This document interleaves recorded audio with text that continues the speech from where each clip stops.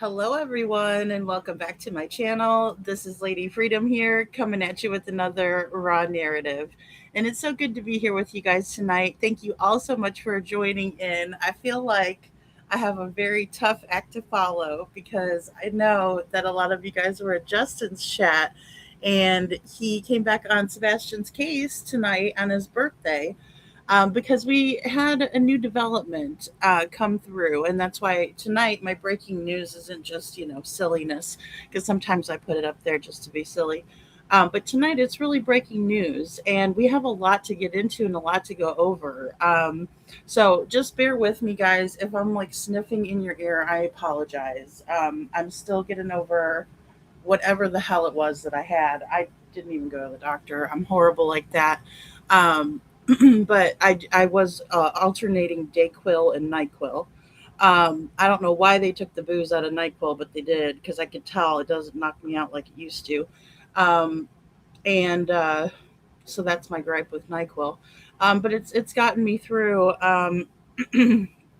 Like I said, I've had throat stuff, throat problems, and I'm probably going to need to take another dose because it'll get better, as I'm taking that stuff. So I guess it's got to be something to that effect. Either way, this is not about me.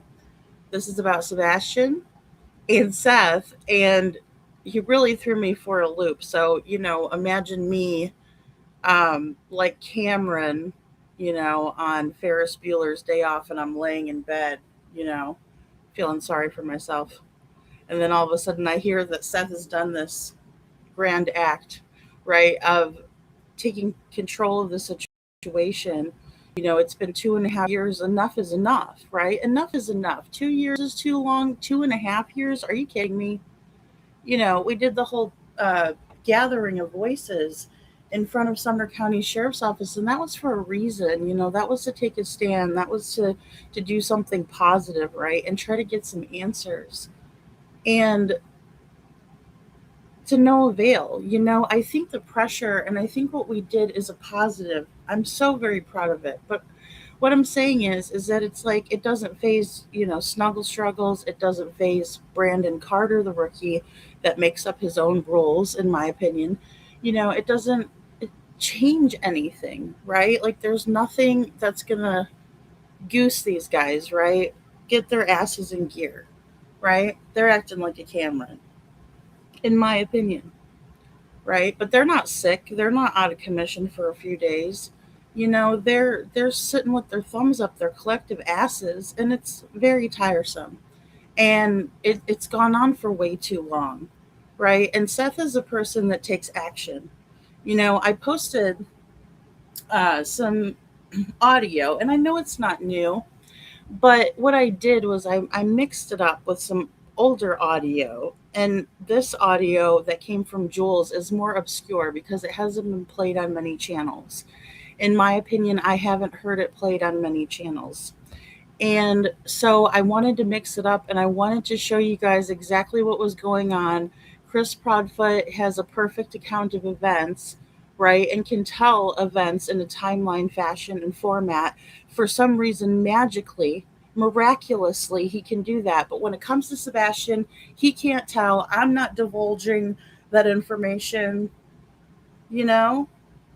What a dick. You're not going to divulge what? Law enforcement told you not to. Excuse me? I don't think so. You're lying. You're lying.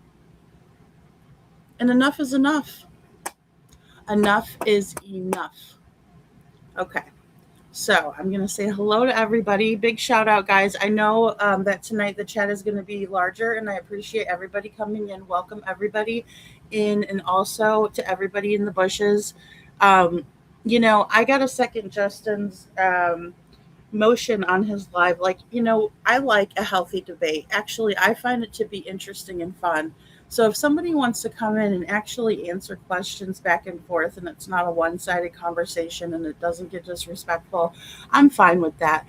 I think that a great many people want Sebastian to be found. I think a great many people want him to come home to his family, whether it be his mom, his dad, or just, in general, right, want him to be found. I think that is very true.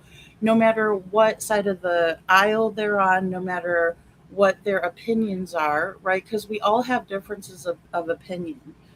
Hey, Lover Girl. And Lover Girl, if you don't mind, I'm going to use you as an example tonight because you're my first person that came in here.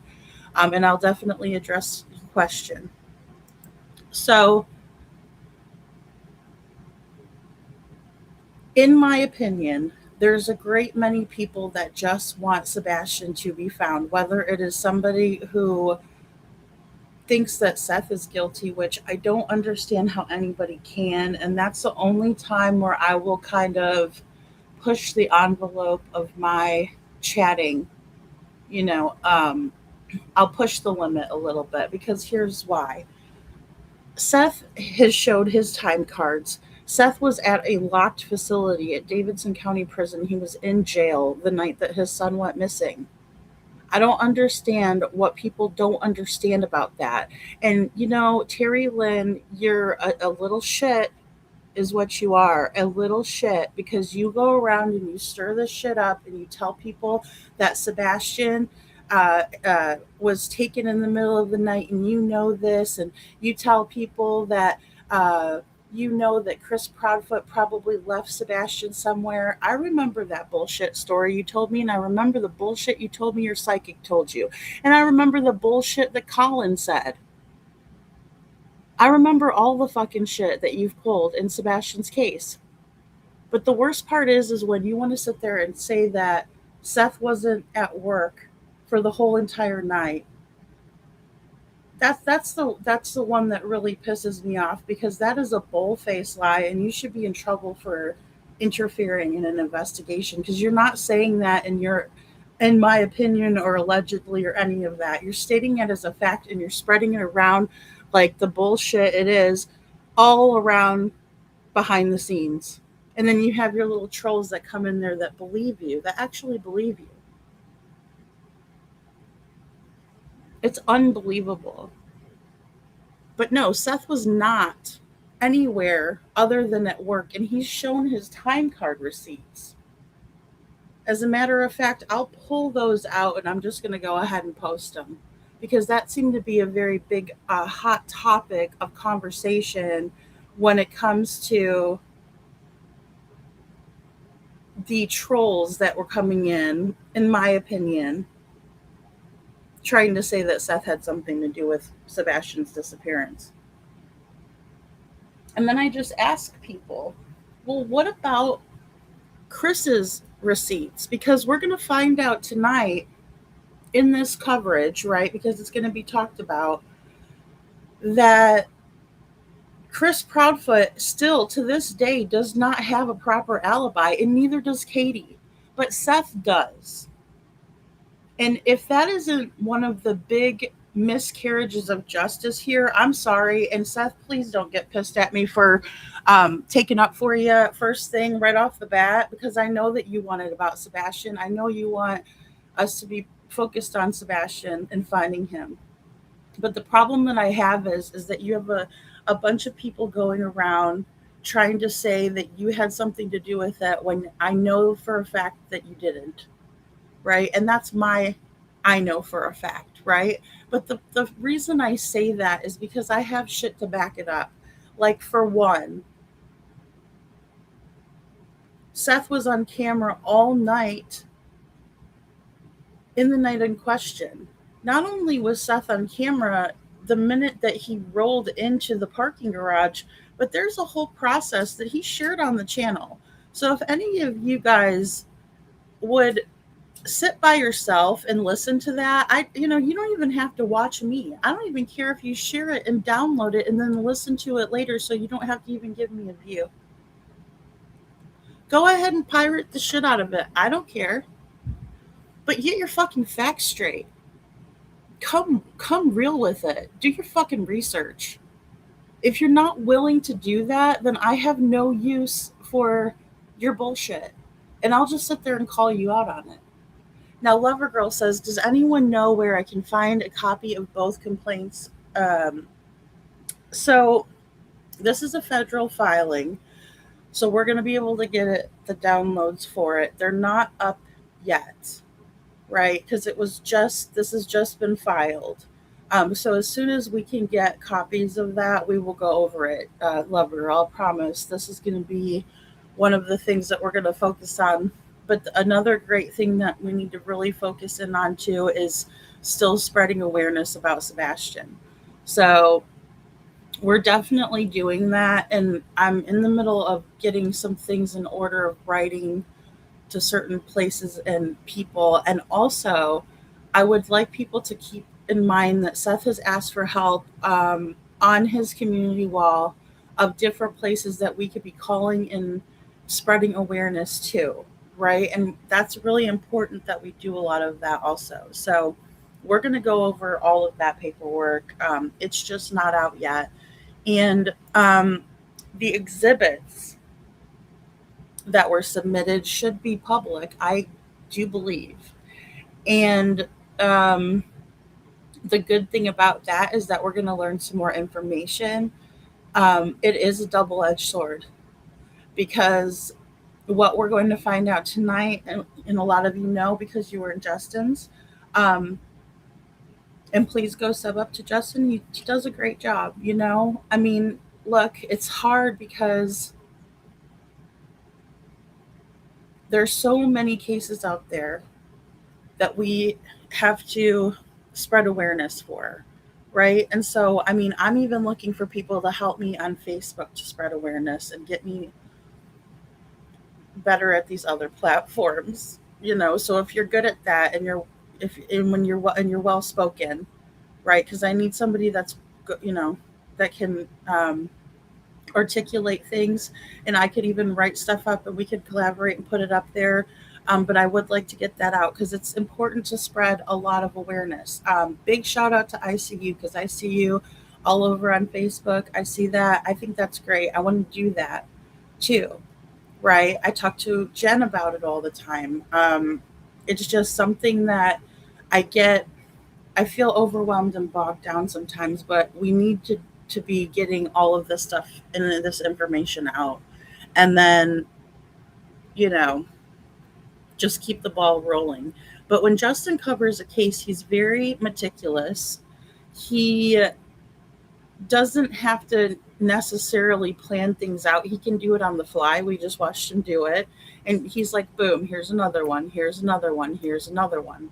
Right. And I love doing that too. I love mixing the interviews up and showing you what they are saying. You can listen to me say, Katie said this, uh, Chris said this person said this, but it's different and it hits different when you hear it from their mouths, not mine. And if you can listen to Chris Proudfoot and you can know what's being alleged in these CPS reports, Sebastian getting hit in the stomach, I felt like I was hit in the stomach. If you guys out there that say that you want him to be found and care for Sebastian, how can you support someone, a pig like Chris Proudfoot, that would hit this child in the stomach? How can you do it and say you're on Team Sebastian? How could you ever do that? And what the fuck is wrong with you? I'm not sorry. I'm really disgusted. I'm absolutely friggin' disgusted. And the more and more I hear, and the more and more that is going to come out, I'm asking you guys to brace yourselves for it because I continue to tell you guys, remember when Seth said that if we knew what happened to Sebastian, we would not sleep at night?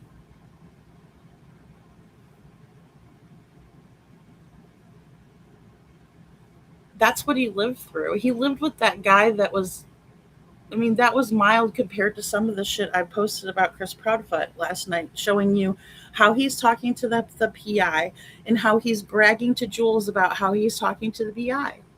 How do you think that he felt getting over on his stepson? Why don't we just think about what Nina has said happened to her children, her son, her daughter, and Faith as a baby? Think about what she said and apply that and apply his attitude. How could you ever stick up for somebody like that unless you're that way too? Are you that way too? Because it's illegal to hit a child. It is illegal to hit a child that has disabilities in the state of Tennessee. There is a tender years policy through the FBI that the FBI should be involved in Sebastian's case. He was 15 years old when he went missing. 15 years old. And he has a rare chromosome deletion, autism, and according to Katie, ADHD, which he may have had ADHD. Okay. I don't know because I'm not his doctor and I'm not his mom. But they didn't care about that when they were looking to put him in schools, were they? They weren't looking for that at all. No, they were not. Thank you, Witchy, for adding Michael Monkey Vaughn. Thank you. And that's the one I think that his mom wants us to post, just so you know, because I did get to do Monkey Monday because I was sick. Um Hello, Marion. Good to see you guys. Thank you, Witchy, too. Thank you, Witchy. I was like, Witchy, tell him I'm still alive. Oh my god. Sandy, so good to see you, Sandy. Thank you. And I do like your background as usual, as per usual. Bo is here. Hey Bo. Hey Rob Beanie. I'm so sorry that your throat's hurting too. Oh my gosh, that's how it started. It was dull and then it went to my ear. It was dull. And now it's back to dull, thank God. I'm like, oh good. So hello, Paige Turner. Good to see you. And Peace, Love, and Jeeps is here. We had a side conversation earlier about Jeeps. Everybody loves Jeeps. They're just fun. So I don't know what somebody was talking about. Well, who likes Jeeps? Who likes Jeeps? I'm like, well, who doesn't? I used to have a blast, and my friend Sonny he had this. His name was Sonny, but he had this big yellow Jeep, and me and my daughter's father and our group, his then Sonny's girlfriend, all of us, would get in that Jeep and ride around acting silly, going mudding. Hey Kiki, good to see you. And Lori, hey Lori. And Sharon Marlowe is here. And Michelle, good to see you. I take betadine when my throat hurts. Oh, okay. I think I may even have some of that. Michelle, I was doing it all. I have cough drops too. But I was fixing tea, and the only thing I didn't do is a hot toddy, which I usually do, but I felt like, I'm telling you, when I felt like crap, I think it was the flu. I think it's the flu. Because I felt like, you know, again, laying in the bed, can't get up, and um but they wouldn't even come out and say hi. Hey love, mama love. And I'm sorry if I'm behind in chat, guys. Emmy Joe, good to see you, Emmy Joe. And Gabby Mist, howdy, Gabby Mist. And hey, Detroit Rock City, good to see you. Oh, goodness, girl, I'm going to be, well, I have no choice because I'm telling you, Cinderella, good to see you. We got way too much to get into. And I hope you guys get to see the latest update that I have, which they haven't decided on the death penalty in the case for Javea. But we're still going to be following her case as well. But again, um, her grandfather came out, and there's a lot of entitlement in that case. Hey, my PTSD, and this is exactly what I said to Seth. Um, I just said I'm really proud of you. I'm really really proud of you. Um, My PTSD says, Seth Rogers, I'm so proud of you. We stand behind you. If you are in here, also know I'll have the squirt gun. You guys, oh my gosh, you guys crack me up. Oh my goodness. I have a super soaker. Okay, so don't. I'm just kidding.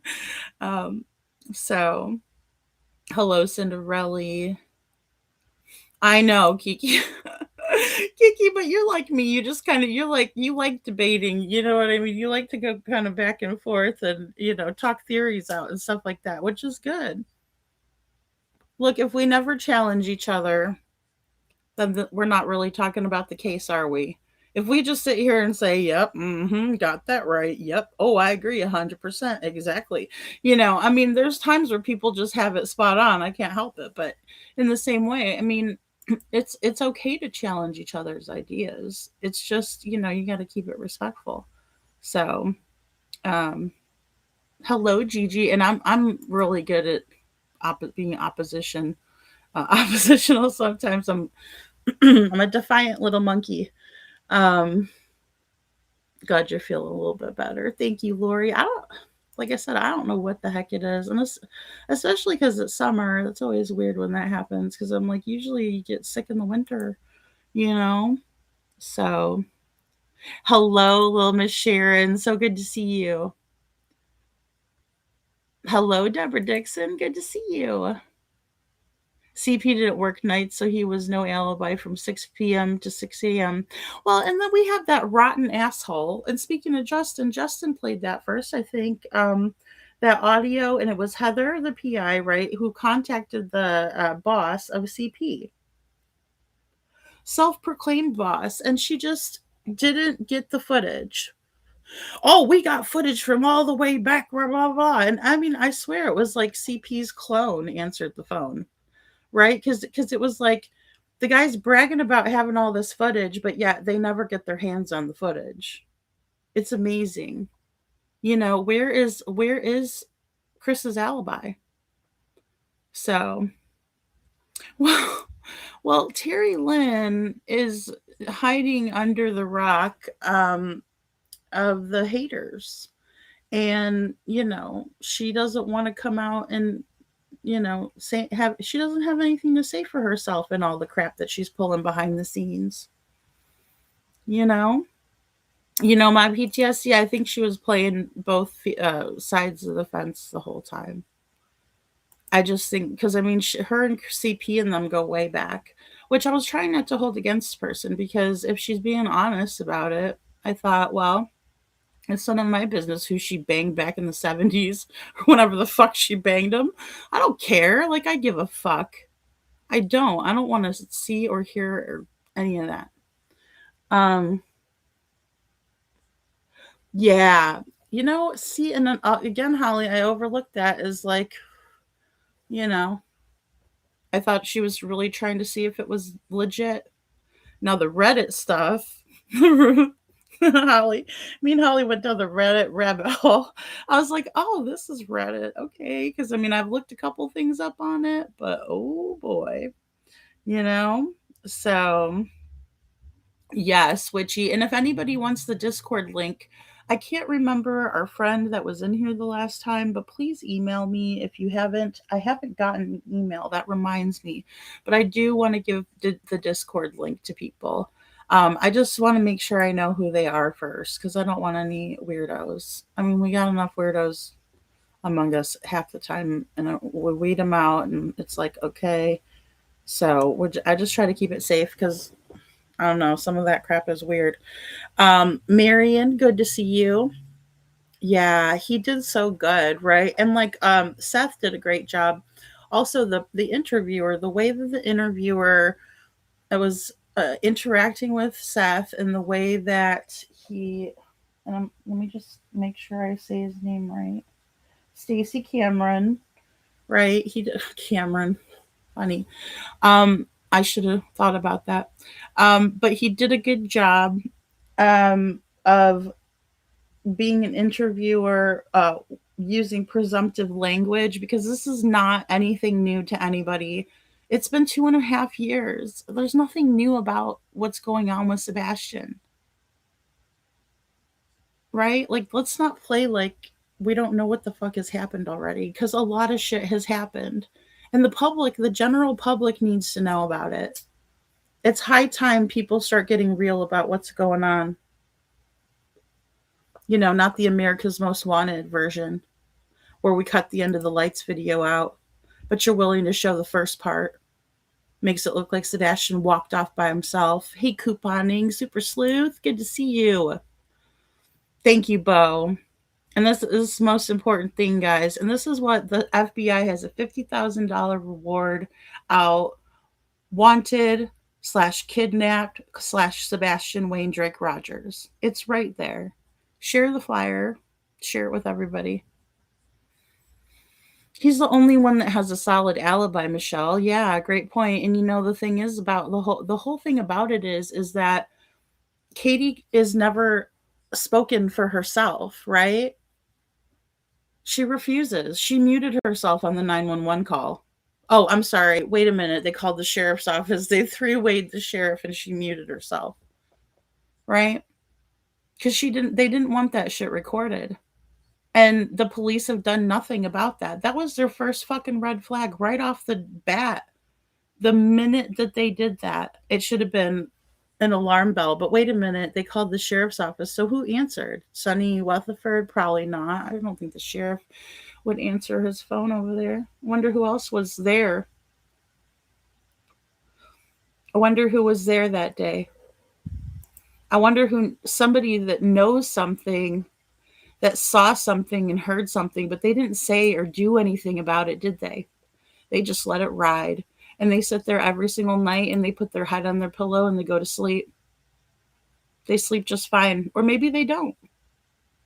Maybe it's gnawing at them and it's been gnawing at them for 2.5 years. Maybe that's it. Has it been gnawing on you? Whoever took that phone call for 2.5 years? Or did Katie and Chris call you and you knew that they were going to call you? How deep does that shit run? I'd really like to know. Hey, Shadow. I would really love to friggin' know. Hey, Claudia. And I'm sorry if I missed anybody, guys. Show Poodles. Hey, Show Poodles. I'm sorry. I'm way behind in chat. So you are perfectly fine to be late. We have not started the main event, which is Seth.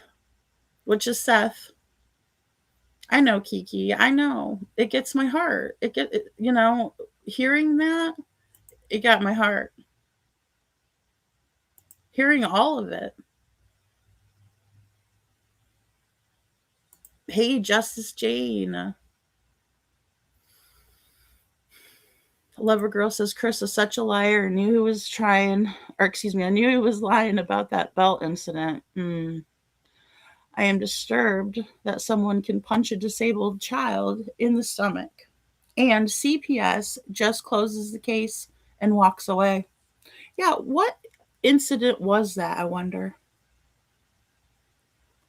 The discovery is going to tell us a lot of information, and it's only going to tell us the information that we are willing to listen to and revisit and really listen to what is being said.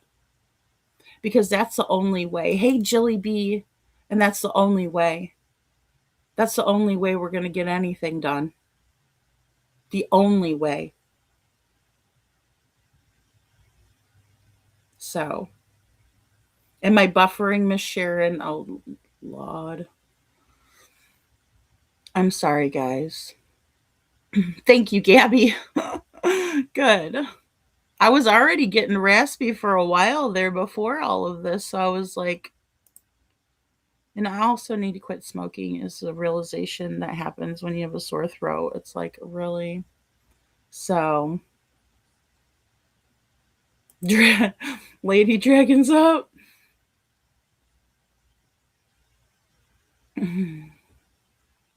No, Claudia, unfortunately, she's not on Team Sebastian, and she never was, unfortunately. In my opinion, it hurt me. It really did hurt my feelings because I thought she was a nice little wacky lady, and it turns out she's just wacky. And that's me being nice.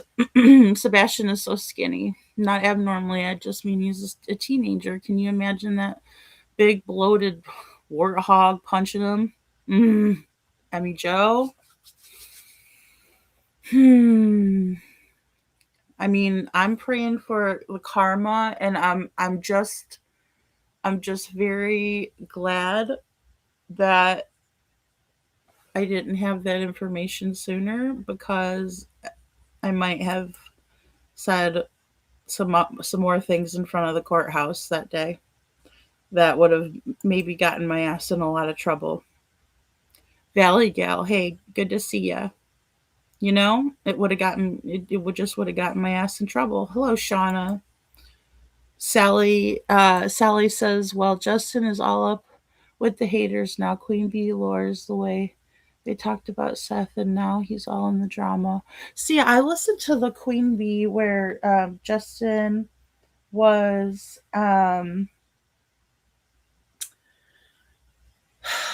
on Queen Bee's panel, but I didn't hear anything bad. I thought he was just kind of smoothing shit over with the weirdos.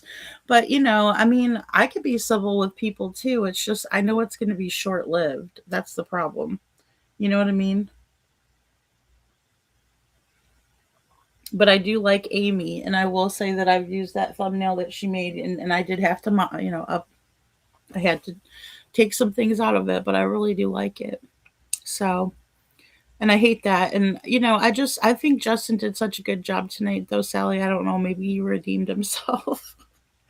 um but I don't know. I just know this case is really hard and it's really toxic. And you know what the thing is as well is that I've struggled because even oh god, I hate to use this person as a reference, but it just made me think again while I was off for a few days. I went and I looked into some other cases like Alexi Treviso. And I haven't looked at her case for a while, but it was another creator that I was following very closely before all of Sebastian's case had happened. And the same goes for like Stephanie and Derek, and the same thing goes for like all of these reputable people that I would follow before Sebastian's case. But the fact of the matter is that Chris Proudfoot and Katie Proudfoot are the reason why I even know what a queen bee is. They're the reason that I even know what a UA is, other than a urine analysis. Excuse me, I'm sorry, but that's what your name is. Um, yeah. So, I mean, it's completely changed everything. And the way that people can think logically and be such a reputable source in the media and even on here. And then they turn around and they disparage a missing child like Sebastian, who got allegedly punched in the stomach by his stepfoot, um, beaten with a belt. And those are the things that we know now. And one of them is what Chris was bragging about doing to him. Did they fail to watch that? Because I know Derek's smarter than that, but he was one of the people on the panel at the America's Most Wanted.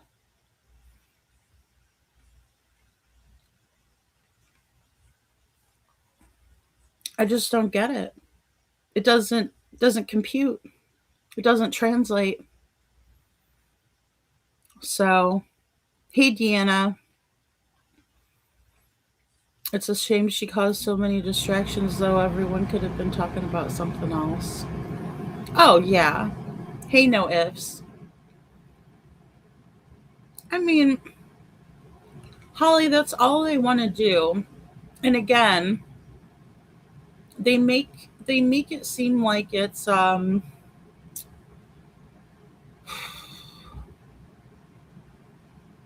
well, I've seen them treat her like total crap over there, and then we're being nice as pie to her, and she's still banging the drum for Proudfoot.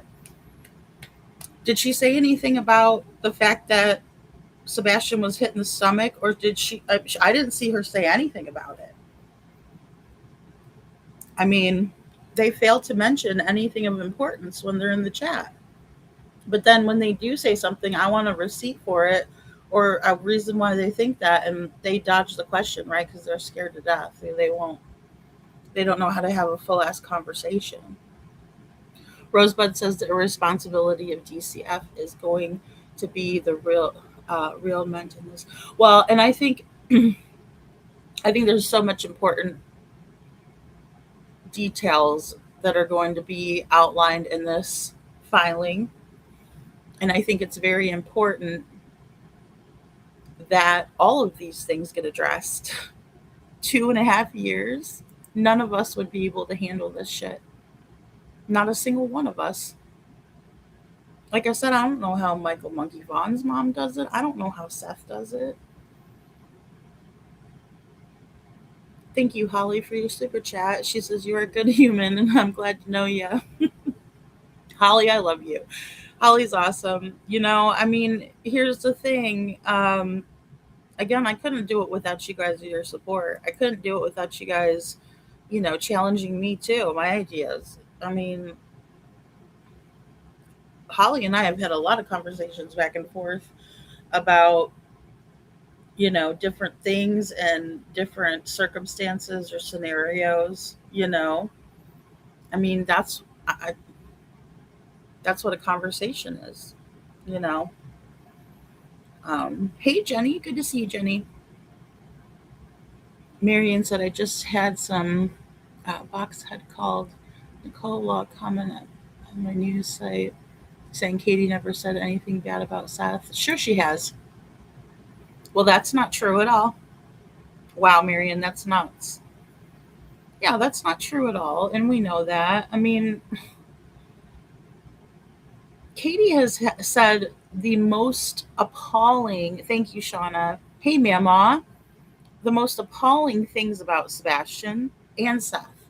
She said, I wouldn't even wish this on my worst enemy. I wouldn't even wish this on Seth. You know?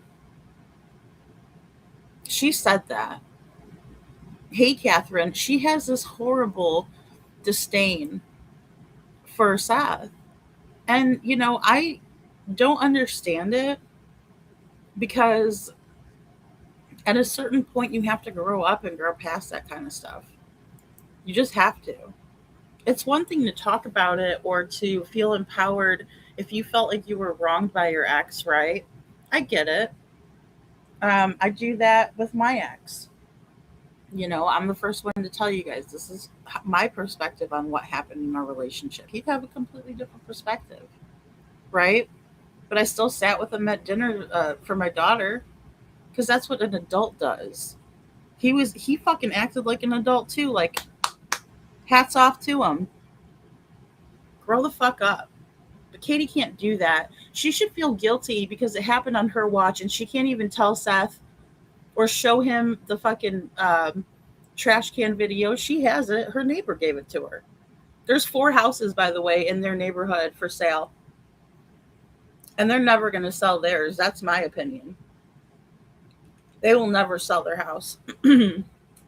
Oh, hell no. It'll be a cold day in hell if they sell that house. They'll probably gift it to their God only knows who, one of their feet relatives. No, they would never give it up.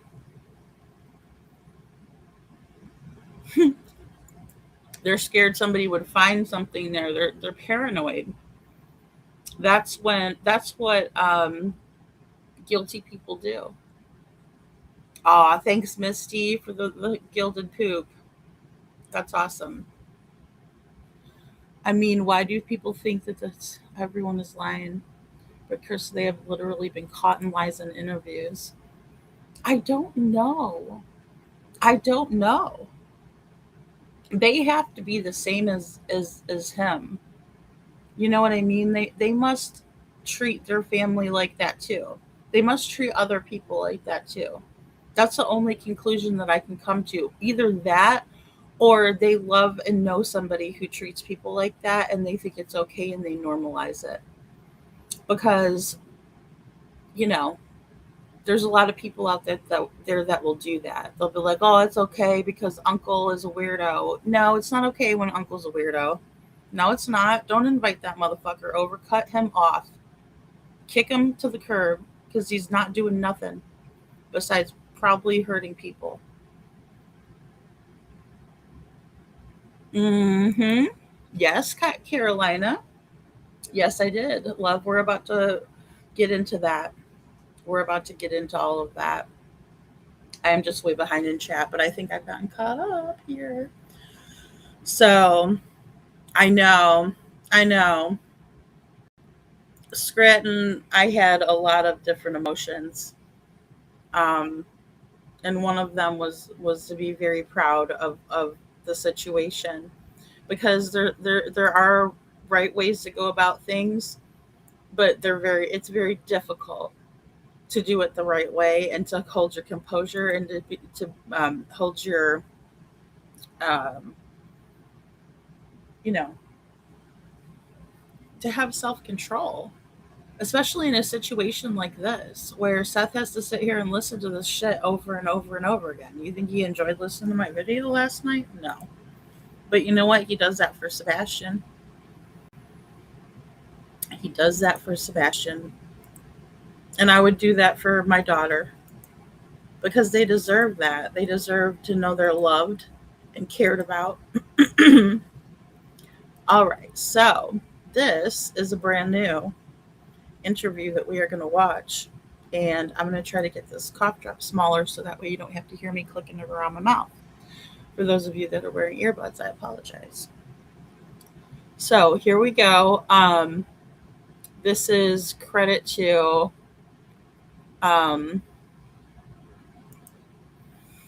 WKRN. I'm just going to say WKRN. All right, here we go.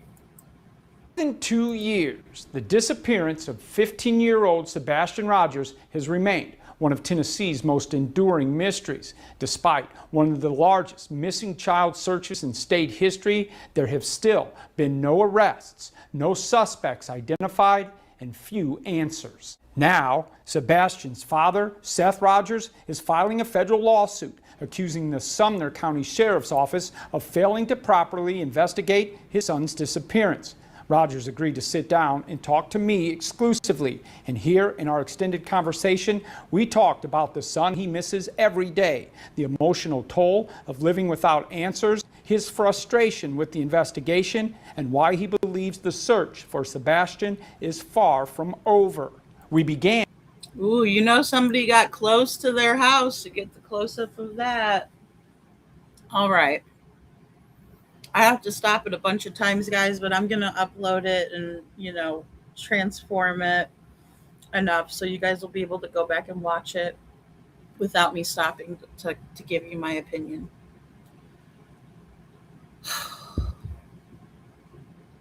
So, we have, Seth is Sebastian's hero.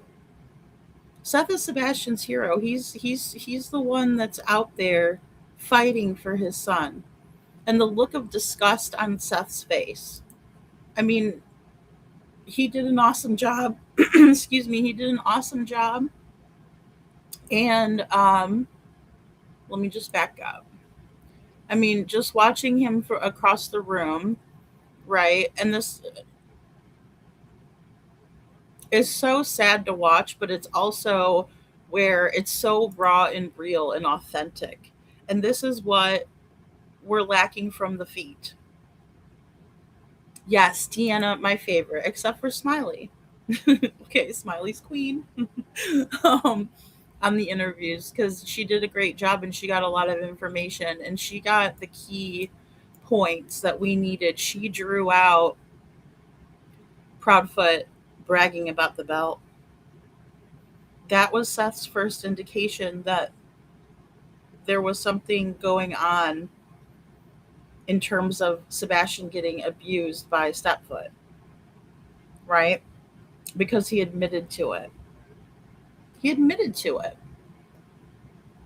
Like the sack of crap he is, he just sat there and bragged about it, right? So, to me exclusively. And here in our extended conversation, we talked about the son he misses every day, the emotional toll of living without answers. Okay, so the emotional toll of living without answers, the emotional toll of living without Sebastian, right? Like, who wouldn't miss seeing Sebastian's cute little face while you're out to eat? That's one of the things my daughter and I love to do is go out to eat together. My mom worked at a restaurant, and so we used to go a lot for breakfast. And we'd go, especially like when she was little, she used to love to get a spinach and feta cheese omelet. And then last time I was there, she made me a spinach omelet. And I'm like, no feta cheese, huh? And she's like, oh, yeah, you know. But I mean, we would go and we would split that because they're like the big ones. Like, one person can't eat the whole thing. This is where Sebastian was out to eat with his dad, and he had a big old burrito in front of him. I mean, those are the moments that you have that you're able to connect and bond, right? We didn't see that at the Texas Roadhouse with Katie. These are the problems in Sebastian's story. Do I think Seth is a perfect parent? Hell no. Do I think I'm a perfect parent? Hell no. You know? But when you look at Katie and she's out there with Sebastian, I want to know what she said to him at the table. I want to know what she said to Sebastian. He's just sitting there like, I don't know. And she's like coming at him across the table and he's like, I don't know. And he's like shaking his head, no. That doesn't look like anything resembling a happy mom and son dinner. I only have a daughter, so I don't know. But I mean, it just doesn't resemble a happy occasion. Not like we were supposed to believe, them just sitting on the same side of the table. Woo, TBI. BS. Deborah Dixon, thank you for a super chat there. Thank you so much. She says this is a pivotal moment in Seth's determination for his son. Thank you, Lady Freedom. Love and hugs. Thank you, Deborah Dixon, so much. And you know, I think you're absolutely right. And the determination is absolutely the word. Dedication. Um, Seth has always been Sebastian's voice. Mama, you did. Oh my goodness. Did you go to the hospital? Oh, Mama. Oh, I'm so sorry to hear that. Oh, I know, Lori. Thank you, Rabini. Oh my goodness. Oh, goodness sakes. Oh, I want to whack him. So I want to whack and kind of get him. Scranton.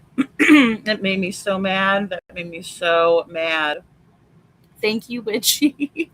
Witchy saves the day. Thank you, Witchy. I was like WSRB 4 9er. Am I calling from a walkie-talkie? All right. I am so proud to say, Sandy. I'm so proud to know a good parent like Seth who is willing to continue on. Making the proper moves, doing the right thing, because we all would like to do the wrong thing when we hear about somebody hurting sweet Sebastian, in my opinion. Of living without answers, his frustration with the investigation, and why he believes the search for Sebastian is far from over. We began with Well, we're never going to stop until he's found. a simple question: how has he managed the weight of the past 2.5 years? People say I'm strong and I got a lot of patience. People say that, but they have no idea. Being strong, I'm not strong. I'm just determined to find my son. Why are women? All right, guys. But I think that Seth is very strong, and I think that he is very resilient, and I think that he is very determined and tenacious, and I like tenacity. I respect the hell out of it. As a matter of fact, I myself am tenacious. And that's what I would always say at a job interview, when they would say, well, what's your best quality? I'm tenacious, The way to right? Because that shows people that you are willing to do what it takes to get things done. That means that you are determined. And what else would you, this is the thing that I have a problem with, is because isn't it instinctual? Like, it's not even the fact that I'm trying to toot Seth's horn over here, but it's just the fact that we don't see it from all of the parents. This is the only parent that we're seeing it from.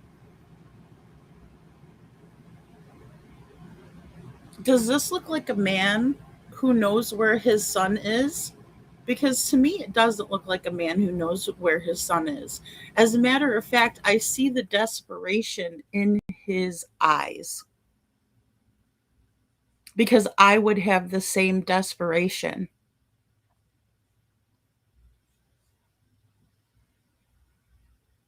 I would be a thorn, a bane, whatever I had to be. The squeaky wheel, hey blue love. I don't care what I had to be. I would never let the situation stay stagnant, and Seth has done everything that he could do.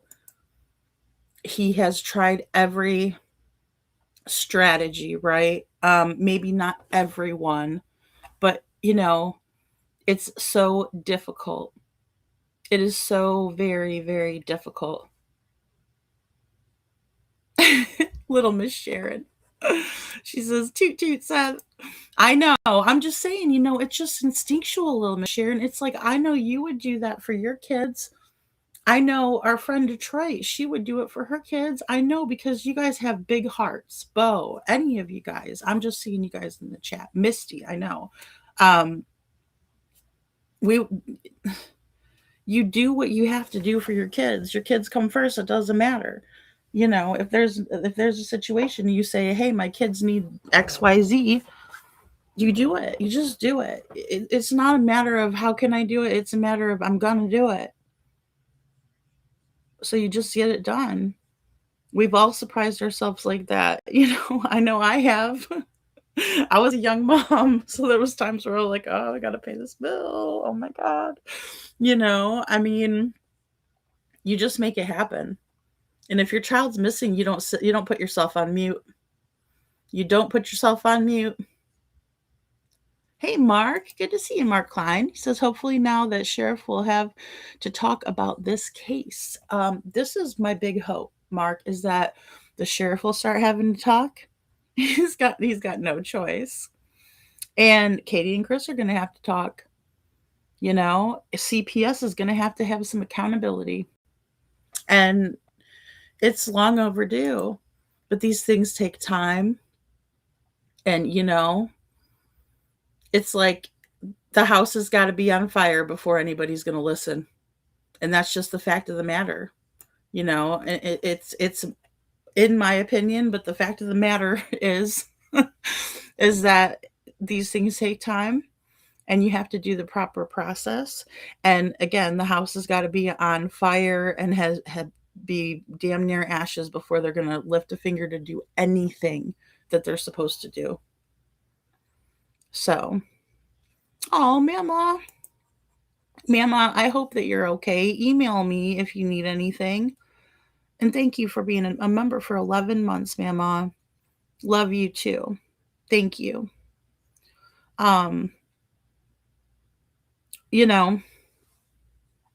So, aw, Mama gifted a membership too. Oh my goodness. Aw. Thank you so much, Mama. Let me get you guys. I forget I have a party back here. Witchy, I was supposed to work on that party when I was drinking my tea the other night, and I did not get that far. It was like by the time it was all said and done, oh boy. Aw, thank you, Mama, so much. And Deborah Dixon got a membership. Woo woo. Oh, and also shout out, because I got a membership in Justin's. I forgot to say that. I meant to say it. Aw, that's so great. Well, welcome to the Dragon Tribe, Deborah. And email me if you would like a link for Discord. If anybody would like a link for Discord, also let me know. So, catch the sheriff on the elevator. Oh my goodness, we were all trying to kind of see where he was that day. I just wanted to ask him, like, what is it to you to keep this? Yeah, I got a couple questions, but Sandy, thank you so much for being a member for 7 months. Thank you so much. Let me grab you a party too. And that is so great. And Sandy says, great job, Seth. Yeah, great job. And also just keep on applying pressure, because nobody thought that this was going to continue on and on like this. Nobody did. You know, nobody did. Oh, and if any of you haters want to send me any emails with your proof or anything, UA, that one's for you. Send it over there. I want to see what you're talking about. I would love to see it. If you're going to do any kind of wacky reenactments, I'd love to have it. And I will give it a fair and honest look over. But if I roast you because it's wacky and cracked out, then don't. That's the only thing. That's the downfall of trying to play off some bullshit. You know what I mean? All right, let's go. The weight of the world that I feel on my shoulders every day, unless you've been in the situation of your child missing and not knowing where he's at, you don't have any clue. Tell me about Sebastian. He's my saving grace. Before him, I was probably heading down the wrong path in life. And then I had a child. It was like God gave me a purpose in life. And he still is. I just gotta find him. From your heart, what do you need? I need my son home. I need my son home.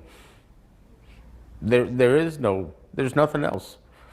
My goal is, from the very beginning, is to find my son. And it will continue to be the goal until he is found. There is no other. February 26th, 2024. How do you learn Sebastian is missing? I got off of work at 7. We're not allowed to have cell phones. When I get to my truck, I got a text message saying 911, so I called the stepfather, and that's when he tells me Sebastian's missing. When you get to Hendersonville, what do you first see? So there's police, and there's like tracking dogs, and there's just a bunch of people walking around in the yard, in and out of the house. All right, guys, that's a major issue. That's a major issue. All of it, right? One, that he gets a text about not saying 911, but they failed to call 911. You know? That's it, Detroit. That is exactly what Katie has done. You don't stick your head in the sand and hope it just goes away. KP, I mean you. What did you do with Sebastian? TikTok. Exactly. And the fact of the matter is that it seems to me that Katie wants to take herself out of an equation when she was the last one with Sebastian, and that doesn't work. That does not work. In Katie's perfect world, it works. In Katie's alternate reality, it works. But in our reality, where we are all at sitting here, it doesn't work. It's never gonna work. Like her muting herself.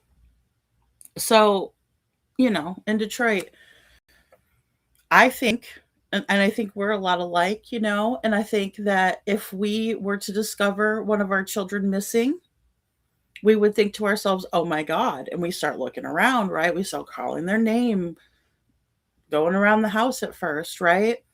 But none of this plays out as if Katie didn't already know about it. It seems very rehearsed and thought out and planned out, in my opinion, because she called too early. And then they deliberately, in my opinion, didn't call 911.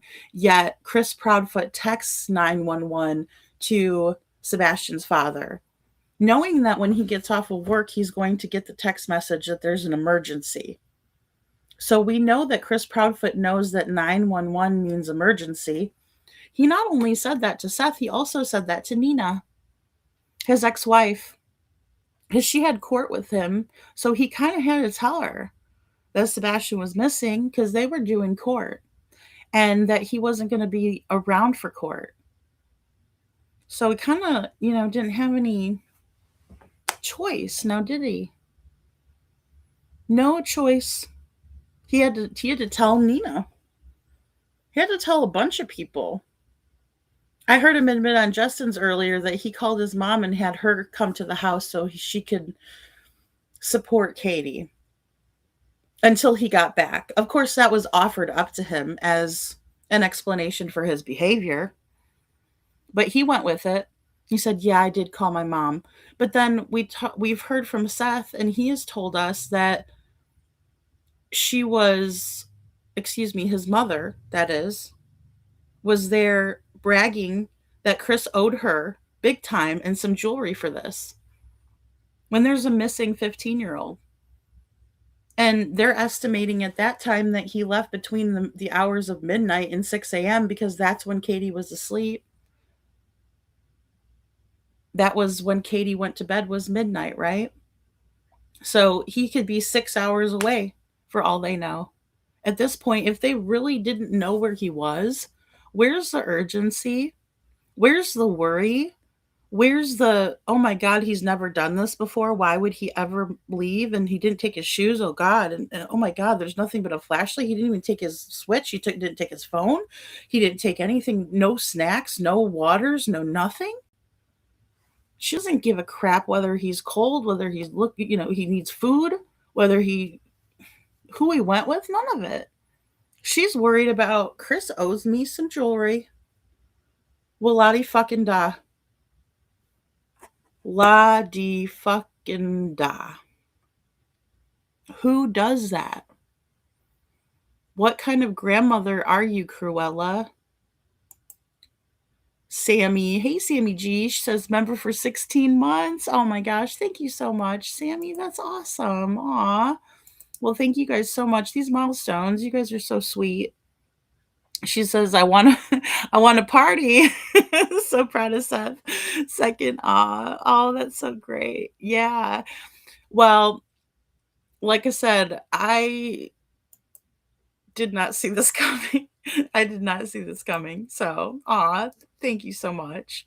Oh, Bama. Oh, Sammy. Oh, cool. Okay. So thank you so much. You're getting 2 parties.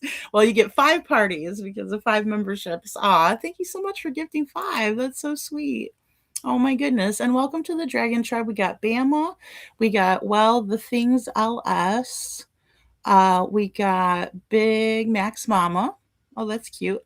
And we got Susie Sneakers.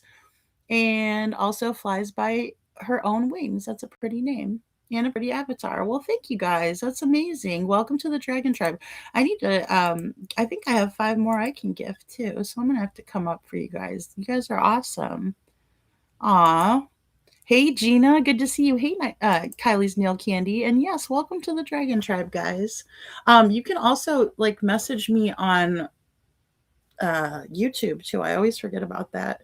So, I do forget about that. Robini says, thank you, Sammy. Thanks, Robini. Hey, Andrea. Good to see you. So, all right, let's watch a little bit more of this. And then I walk into the house and I walk to his room. His room is the first place you go. Yeah. I want to see what his room looks like. Why was that important to you? It's the last place he supposedly was. What's going on in the room states what I need to look for. Did anything seem off? A couple things seemed off. I don't know why, his switch is on the floor plugged into the wall. The closet's a mess. There's things all over the floor. It just didn't seem right. This has been described as the largest search for a missing child. Okay, sorry guys. I didn't realize they were going to transition over, and I'll rewind it too. But so we've heard about some of the things that were off that day too when it came to Sebastian's room. Another thing that really stands out to me is that Sebastian's slides were by the bed. So that's always stuck out to me too. Another thing is the phone that was plugged in on the kitchen island. I have an island in here too. But you can kind of see with their open concept that they have that island. I do like their kitchen. All the houses over there are very nice, by the way. So it's a nice house, and they have that nice island, and then here's Sebastian's phone plugged in. It's also odd, going back to the last time Sebastian was seen publicly at the Texas Roadhouse, that he didn't have his phone, right? So it starts making you think even further back to the night that he went missing, the last time he was seen publicly. Why does a 15-year-old not have his phone? Was he grounded from the phone, right? You might think that, because that would be the only time. And again, I had a daughter, a 15-year-old daughter, but that would have been the only time that her freaking cell phone wouldn't have been glued to her hand, right? I mean, that's just how the kids are with these things. That's how I am. I'm very bad with my cell phone too. And I have 2 phones. I'm over there using all of them and my laptop, right? But that's besides the point. Was he grounded from the phone? Why didn't he have it at the Texas Roadhouse? Why was everything being so limited, even though we know that Sebastian wasn't always limited on these things? You know? Mark says, I would imagine the mom would do type of thing before the father, or both at the same time. Knock, knock, who's there? Not Katie, right? Exactly. Exactly, Mark. Yeah, great point. Her canceling the doctor's appointment, that was odd, right? So she called Friday to cancel a Monday appointment. Did she reschedule it? Was my first question. And maybe that's a stupid question, but I'm like, what the fuck? Hey, Bama. I just now saw you in here. Well, great, great, great. Blue Love says nice cameras all around. They showed them all. Oh my God, they showed them. They showed them all. They showed them all. Yeah, the shit really hit the fan. It really hit the fan. And you know, this is long overdue, but again, there's a process to things, and it was just like, you would have thought by now, something would have broke it, broke by now. I mean, every single time there was some fuck shit that came out, I was like, this is gonna be it, right? Come on, Craddock, really? Carter, what? You guys are really gonna let that shit slide over and over? They're making them look like fools. They're the ones. Why am I pissed off for them? Hey, Kylie Ray. I did get your email. So I'm sorry I didn't get back to you, but I did get your email. So yeah. Bama says, I bet some people are scrambling. I just pictured Mr. Pissy Pants taking a dump in his drawers. He should. He should be. Nobody would ever I couldn't get away with this shit. If this was me, oh no, I wouldn't be like Miss Katie using her different accents and pulling all this fuck shit left and right and center, front and center. Hell no. The way they've put their shit on Front Street and fucking bragged about it. No way. It's unacceptable. It's time to pay the piper. You cannot beat on a child and get away with it. Who do you think you are is the problem. Oh, good. Okay. Yes. Send it to me, Bo.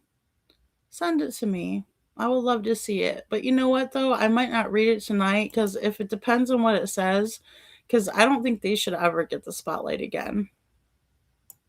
Right? It needs to be taken off of them, because they didn't do what they should have done, what they had the power to do, in my opinion. All right, let's watch. In Tennessee history. Oh, I was supposed to rewind it. Excuse me. I'm sorry. This has been described as the largest search for a missing child in Tennessee history. Did you think a search that big would find at least one clue? Would have been nice. How can you have 7 different agencies and hundreds of people working on stuff and not find any speck of evidence that he was there? People don't just vanish into thin air. No, they don't. The idea Sebastian just... Well, and this is another thing. This is another thing right now. Because people do not vanish. We know that. We check that box off, right? We could say, Nope, that's not part of it. You know, thank you, Bo. Thank you. And I can pull it up on my email actually, because when I'm live, it's easy. It's better to email me if you guys want me to show it too. Um, Thank you. And because I didn't transform this content, I gotta just be careful with fair use and make sure I stop it a lot. And again, I will get some more up with you guys. But yes, like I said, and this is what you expect to see. I'm sorry, I just got completely sidetracked with this, but looking at this man's face, he looks serious. He looks like he's not playing, right? Yes, he is. Nashville, Bama. And he looks like he's there for a serious situation. He's not playing around. He's not Pollyanna Thompson, like, oh my God. No, this is a serious matter. There's a missing child, and he's been missing for 2.5 years. No, they don't. The idea Sebastian just walked away from the home without his phone never made sense to you. No, sir. Yeah, none of it makes sense. Sorry, I think I should have went back a little bit further. Vanish into thin air. No, they don't. Oh, here we go. Sorry, I need to go back just a little bit more than this even. Of evidence that he was there. People don't. So there's no evidence that Sebastian was there. This is a very hard thing because this is where Seth is with this. He doesn't know, neither do we, right? We've talked about it, and there's been several other people that have talked about this, right? Several creators have talked about this because, like, even Jen has 2 maps for Sebastian. She's got one that is a map of him going missing from his home, the missing event, she calls it, right? And then she has the other missing event with Sebastian going missing from his, or from the Texas Roadhouse, excuse me. So she's got 2 maps. And when I looked at the maps, because she had shared these maps with me, and I looked at them a long time ago. I haven't looked at them again, and I should, because I know she updates them. But there's going to be a different outcome and different lines and things, that she's mapping on either map. And I can't explain it like she does. So I'm sorry, but the point is that we don't truly know whether Sebastian went missing from his house that night, if he even made it home, guys. Because we have the police telling us these fucking fairy stories, like the Proudfoots are telling us a fucking fairy story. It's not true. It's not a fucking trash truck. It's not aliens. It's not lights coming from the top of the hill. It's not. They've lied umpteenth times. We don't know if Sebastian took the trash out or if somebody else did. And that is coming from his own father. But that's also coming from people who are presumably on the Proudfoot side and buddies with them and neighbors with them. They're like, we can't tell if that's Sebastian. We can't. Yet Katie is lying about that footage, and she's telling everybody that, and told Heather, the PI, that the FBI cleared that up and they definitely knew it was him. Meaning Sebastian was the one that took the trash out, and the FBI cleared up the video well enough to tell that it was Sebastian. And we know that that's a bull-faced lie because Seth asked the FBI and they said, no, we did not clear up that video. That is a bull-faced lie. Why would Katie lie about something like that? Because if I'm Sebastian's mom, I'm wanting him found. I'm not wanting to play games. I'm not wanting to go on hate channels. I'm not wanting to mess around. I'm wanting him found. Period. End of story. Just vanish into thin air. No, they don't. And that's what they want us to believe, though. They want us to think that Sebastian's a ninja, remember? The best part is no evidence. This is a case that will be studied. The idea Sebastian just walked away from the home without his phone never made sense to you. No, sir. Why not? Well, I mean, just on the surface, if I didn't know Sebastian and I hear that a 15-year-old went missing and he didn't take his cell phone or any money or anything, his Switch, anything, his favorite things, the first thing I'm thinking of is that there's foul play involved. It's just like when I hear a woman leaves without her purse. I'm like, oh, that's, no ma'am. If she always carries a purse, why would she leave without it? So, hey, Jay Vasquez, this interview is called They Failed My Son. Sebastian Rogers' dad sues the sheriff state agency over Tennessee teens disappearance. Because it's not my son. It's not something that I could envision him doing. I've stated this before, that for him to leave that house without his shoes, without a coat, without his backpack, without Legos in his pocket, taking his Switch or grabbing his phone, he would have had to been running. Somebody's in the house and he's trying to get away. All right. So listen to the man. He says he would have had some Legos in his pocket. He would have had his phone. He would have taken his backpack. He would have, and Seth has said this from the very first interview with Pascal. He goes, it's just weird that my son didn't take anything with him, right? I mean, even a little person, like I would even say like a 3 or 4-year-old, as young as, would like take their little things with them, their favorite baby doll, their teddy bear, their blankie, I mean, because it's comfort things that they can't, do without. There's always that favorite dog. There's always that favorite bear. There's always that favorite blanket for a little one, right? And it's age appropriate. So if Sebastian's a 15-year-old young man, then he's going to bring him some things to survive with, things that he can't do without. And for an autistic child, we're looking at a different set of circumstances, because they are all about routines. And if they don't have something, it's like everything stops. Their whole world stops. Right? And again, I know that not everybody is the same. So, and welcome in, guys. Welcome in, everyone. Hey, Barb. Investigators at the home when you arrived inside. Yeah, there was an investigator sitting at the dining room table. Was he talking to anyone? Nope. Was he just sitting there? Just sitting there? Yep. Not looking at anything? Nope. Was the home...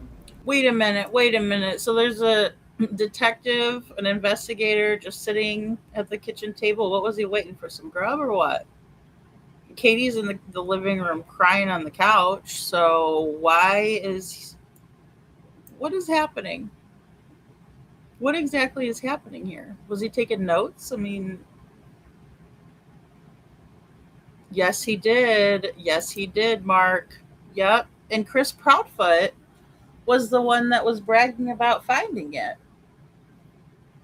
Yep, he sure did. He said Queen Bee's panel, right, that he was looking through his closet and he found money. And I called right away. Yeah, I'm sure you did. Called your buddies. Like that wasn't all set up too. Either that or they absolutely failed to investigate shit. Makes sense when you have this asshole like sitting at the kitchen table with his thumb up his ass, like we're used to seeing him do, and doing nothing. Not a damn thing. Just sitting there. right? Maybe he should have been looking in Sebastian's closet instead of just sitting there. Secured like a crime scene. I walked in and nobody even asked me who I was. You were just free to walk through the home. I was free to walk anywhere. In the first few days, I mean, who doesn't ask a man that comes in, who are you? Right? Shouldn't you be aware of what Sebastian's father, who he is and what he looks like? Shouldn't Katie get up and say, this is my ex-husband, this is Sebastian's father? That's what I would do. You know, the level of respect in this bullshit that Katie pulls is unbelievable. It's like she's not even a fucking human. Because I mean to tell you, that's just a matter of common decency and respect. This is my ex-husband who fathered my child together. Doesn't matter what the fuck I think about him. I might hate his guts. Still her father. How dare you, Katie? You're just sitting over there, oh, blubbering away. Blubber blabbing. What'd you call it on Duchess? Blubber balling. Free balling it. Mayor of Munchkinland was there. That is the weirdest thing, Gina. Oh, wait till you guys see. I was working on the thumbnail today. Didn't quite get it finished up yet. Do you know that he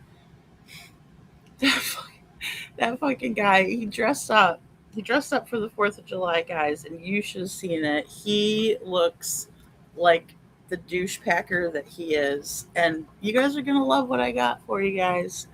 Because yeah, wow. And you know, he was very heavily involved. On day 4, he's there with Susan Nyland of the TBI, public relations crew. She's not even an investigator.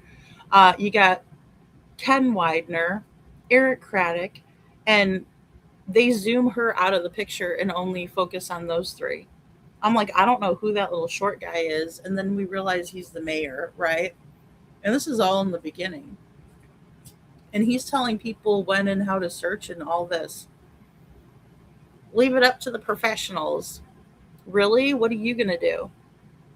Because you look like you need somebody to give you a lift everywhere. Little shorty.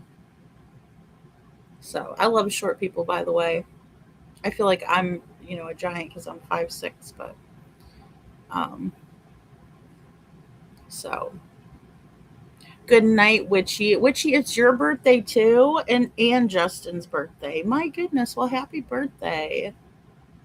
My goodness. Hello, Jilly, good to see you. Jenny says exactly 100% never got up from the table, shook his hand or nothing. What the fuck? I mean, it's because Katie doesn't give him any type of introduction either. That's on her. It's so crazy to me how Katie tries to act like, I don't know. At a certain point, even if you do hate your ex, you got to realize that you're the one that picked him. You loved him at one point, didn't you? Because you wouldn't have had a family. You wouldn't have gotten married to him, would you? I mean, it's ridiculous. She is so fucking immature and emotionally inept. It's not even funny. Blue Love says, if a parent has an open CPS investigation and that kid goes missing, the first thought should be interrogation of those parents. They failed Sebastian, Wayne, Drake, Rogers. Boom. Blue Love. That's it. That is it. So we'll just pin that because that's the truth right there. J4 and chat were very #Team Seth today. Seemed like justice for J4 switched chats and convictions today. Oh, well, that's good. I mean, I don't know. I thought she was going through the change of life. Sammy just, she lost her shit. And I lost respect. So I'm glad. Maybe I don't know what she's going to do with all that cooter shit. She's going to have to take the cooter crap out. I don't know. It seemed to make a lot of people happy. Good night, Kiki. Hey, IML, good to see you. I am feeling better. I am. Yeah, for my kid, I know my PTSD says for my kid, let me say I do whatever. My ex wanted to keep her safe, and if to save her life or find her, I'd probably move in. Well, I mean, you. The thing is you just gotta do it. You have to put your big girl pants on. You know what I'm saying? You cannot just sit there and oh, I'm gonna be myself. No, grow the fuck up. Grow a pair. Miss Navy. Blue Love says there should be a red flag sent to the police in the event that a child goes missing that's in a current investigation. Why didn't the CPS reach out to the police immediately? That's another thing that I don't understand. It's a state agency that was heavily involved with that family from the fall of 2022. That's what we do know until right up into Sebastian's disappearance. So we know that at the very least, when it's been alleged that Sebastian was punched in the stomach by Chris Proudfoot, that had to have been in one of those 4 complaints that was closed, and Sebastian was left there to deal with it. And he didn't know what to do. I know, Mama, I just want Seth to be able to get a good night's sleep for one night at least because he looks exhausted. He looks like he's in the fight of his life, which he is. You know? Why was Katie's boss and workmate at the house installing all new cameras after Sebastian went missing? Yeah, what? Because you smashed the other ones you had before him missing. Kylie Ray, I really think that's what they were looking for at the landfill. And I really think either that or like Miss Sharon was saying the other night in the Discord, she was saying that possibly, Katie had all that shit in her van because it would have all, it would have fit right into all of it. The police, unless they were to check and do their fucking due diligence, like they didn't do, in my opinion, they would have been able to maybe, sniff that out. But you can't figure it out if you don't go digging. You're never going to figure it out if you just sit there with your thumb up your butt at the dining room table. What was he waiting for? Coffee and a fucking donut? Locals need to listen and read the article and court documents. Yes, Gina. Yes, but they won't let us post on the Hip Henderson page. Why? Or sorry, Hip Hendersonville page. How come they won't let us do that, Oh, Crazy Bird. Will you please did you post that in the Discord, hon? Please post that in our mod Discord. We'll get it. I think that'd be a great idea. She says, I have posted on Facebook tomorrow at 12 noon. Let's all pray and have a prayer circle asking God for his help to bring Sebastian home. Please pray with me. What time zone are you in? At 12 noon, because 12 noon might be a little different for everybody. But I think that is a fantastic idea, you know? So I was thinking that Scranton or just taking a picture of Sebastian's room. You don't even think about these things though. Like,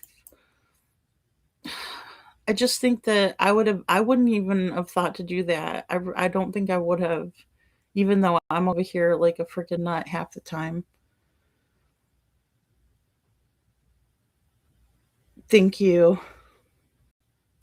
Oh, private Discord, my email's maxed out. Okay, no problem. Thank you. Yeah, and we're also going to go over that audio again. I think the whole fucking world needs to know what kind of an asshole we're dealing with Mr. Foot. So, it's 12. Okay, so you're central then. You must be central. So, cuz it's 1:18 here where I'm at in Florida. Okay. I mean, I can go live at that time too. I can go live at 1 o'clock. Um Mama, you gifted another membership. Thank you. Thank you so much, Mama. You're such a sweetheart. Thank you, honey. Aw. Thank you. Thank you. And welcome to the Dragon Tribe. Who got it? Kylie Ray, welcome to the Dragon Tribe. So, and I'll email you a link because I got to email you back anyway. Oh, yeah, they be spying all the time. Oh, I know. You know how I could tell is because they don't give me a like. When there's disproportionate likes to views, I know that I'm getting some hate watchers, but that's okay. I don't mind if people watch me and they don't like me. I wish they would just listen to me and hear me out. Because I'm not saying anything that doesn't make sense. I'm not sitting up here talking out of my ass. I mean, I have proof and evidence to back all of it up, or I wouldn't say it. I'm not stupid. You know, I don't have any reason to make anything up. They give me enough as it is. You know, yes, get me some Doritos too. I need to get some. I need to get some of those poppin' jalapeno. What are they called? Cheetos. Those things are the shit. Oh my goodness. Yay, Kylie Ray. Thank you, Rob Beanie. All right, let's watch a little bit more.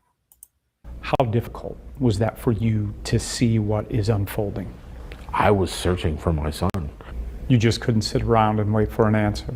I've put over 100,000 miles on my truck, going down any rabbit hole I can find, any tip that happens to come in. Why does that fall on you?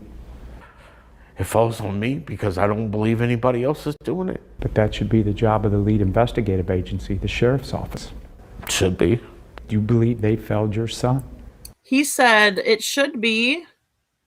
And this guy is being real right here. He's not saying, oh, my whole church body is praying for you. I mean, that's all well and good. And I'm not trying to disparage praying, obviously. But here's the thing. He's being real with it. He's like, look, that's not what you're supposed to be doing as a parent, though. You shouldn't have to ever do this. Seth should never have to do this or deal with this or be in this position. It's like horrible. Aw, great, guys. Thank you for hitting the like button. See, every time I'm an asshole, that's what happens. You guys proving me wrong. Thank you, guys. And thank you, Lori. Thank you for the green hearts, guys. So I like him too, Blue Love. He's taking it seriously, and I mean, it should always have been taken seriously. Nobody should ever feel sorry for the missing parents unless they're in Seth's position. But when your child goes missing from your house and you're not even showing any kind of guilt or like, oh my God, I can't believe he walked out of our house. Why did he leave? Why did he run away from our house? None of it. Katie's not even worried. I believe they have. Do you believe they failed you? I know they have. Because it's 2.5 years and there's no nothing. They won't even do a press conference. And when they did do a press conference, they didn't even have a picture of my son up. I mean, hello, they didn't even have a picture of his son. He's like, could you please? He's wearing a picture of Sebastian on his shirt like he always does. I don't even know that I've seen Seth many times not wearing that shirt, right? I mean, he's worn polo shirts and stuff, and of course to look nice for an interview and things like that. But the fact of the matter is that that's all he's asking for. Could you please do a press conference and put a picture of Sebastian up? Why doesn't Sebastian deserve that? It's Seth's job as a parent, as it's your job, Katie. It's your job too, to stand up for Sebastian and to say, where is he? Where is our son? Where is he at? It's 2.5 years and there's no answers. And you haven't done a press conference since April 2nd of 2024. Why does Seth have to fight this battle by himself? It's not right. It's not okay. Yeah, they're treating him like crap. Totally, Jill. And It's like they don't bat an eyelash. But real people, real caring people like this man who is sitting here and listening and saying, like, I can't even believe this. This is every parent out there should be outraged by this. It's like because they think it's never going to happen to them or their kids are older. And, I mean, that's the thing. But if we're allowing for an injustice here, then we're allowing for it everywhere. Sebastian deserves better than this. How can you not have a picture of the missing child so people know who you're looking for? That does not make sense. At first, did you have faith they would find him? Yeah, I have no faith now. When did that faith begin to fade? When they started not telling me any information. When did you stop waiting for answers and start questioning the investigation? Probably within a month. When they I mean, and I'm sorry to interrupt Seth. He's again, I have to for this fair use, but look. Oh my God. You could see it unfold because Seth is going on there and he's trying to have some sort of faith in law enforcement, what they're telling him, the information that they're giving him, but it's like it doesn't add up. How can you have faith or trust in somebody when their story doesn't add up? You can't. You cannot possibly. Oh, because they're telling me one thing, they're telling me this, they're telling me that. They're putting out these fake ass pictures of Katie and Sebastian happy when they know damn well, or they should have, that the Texas Roadhouse wasn't this fun event for them.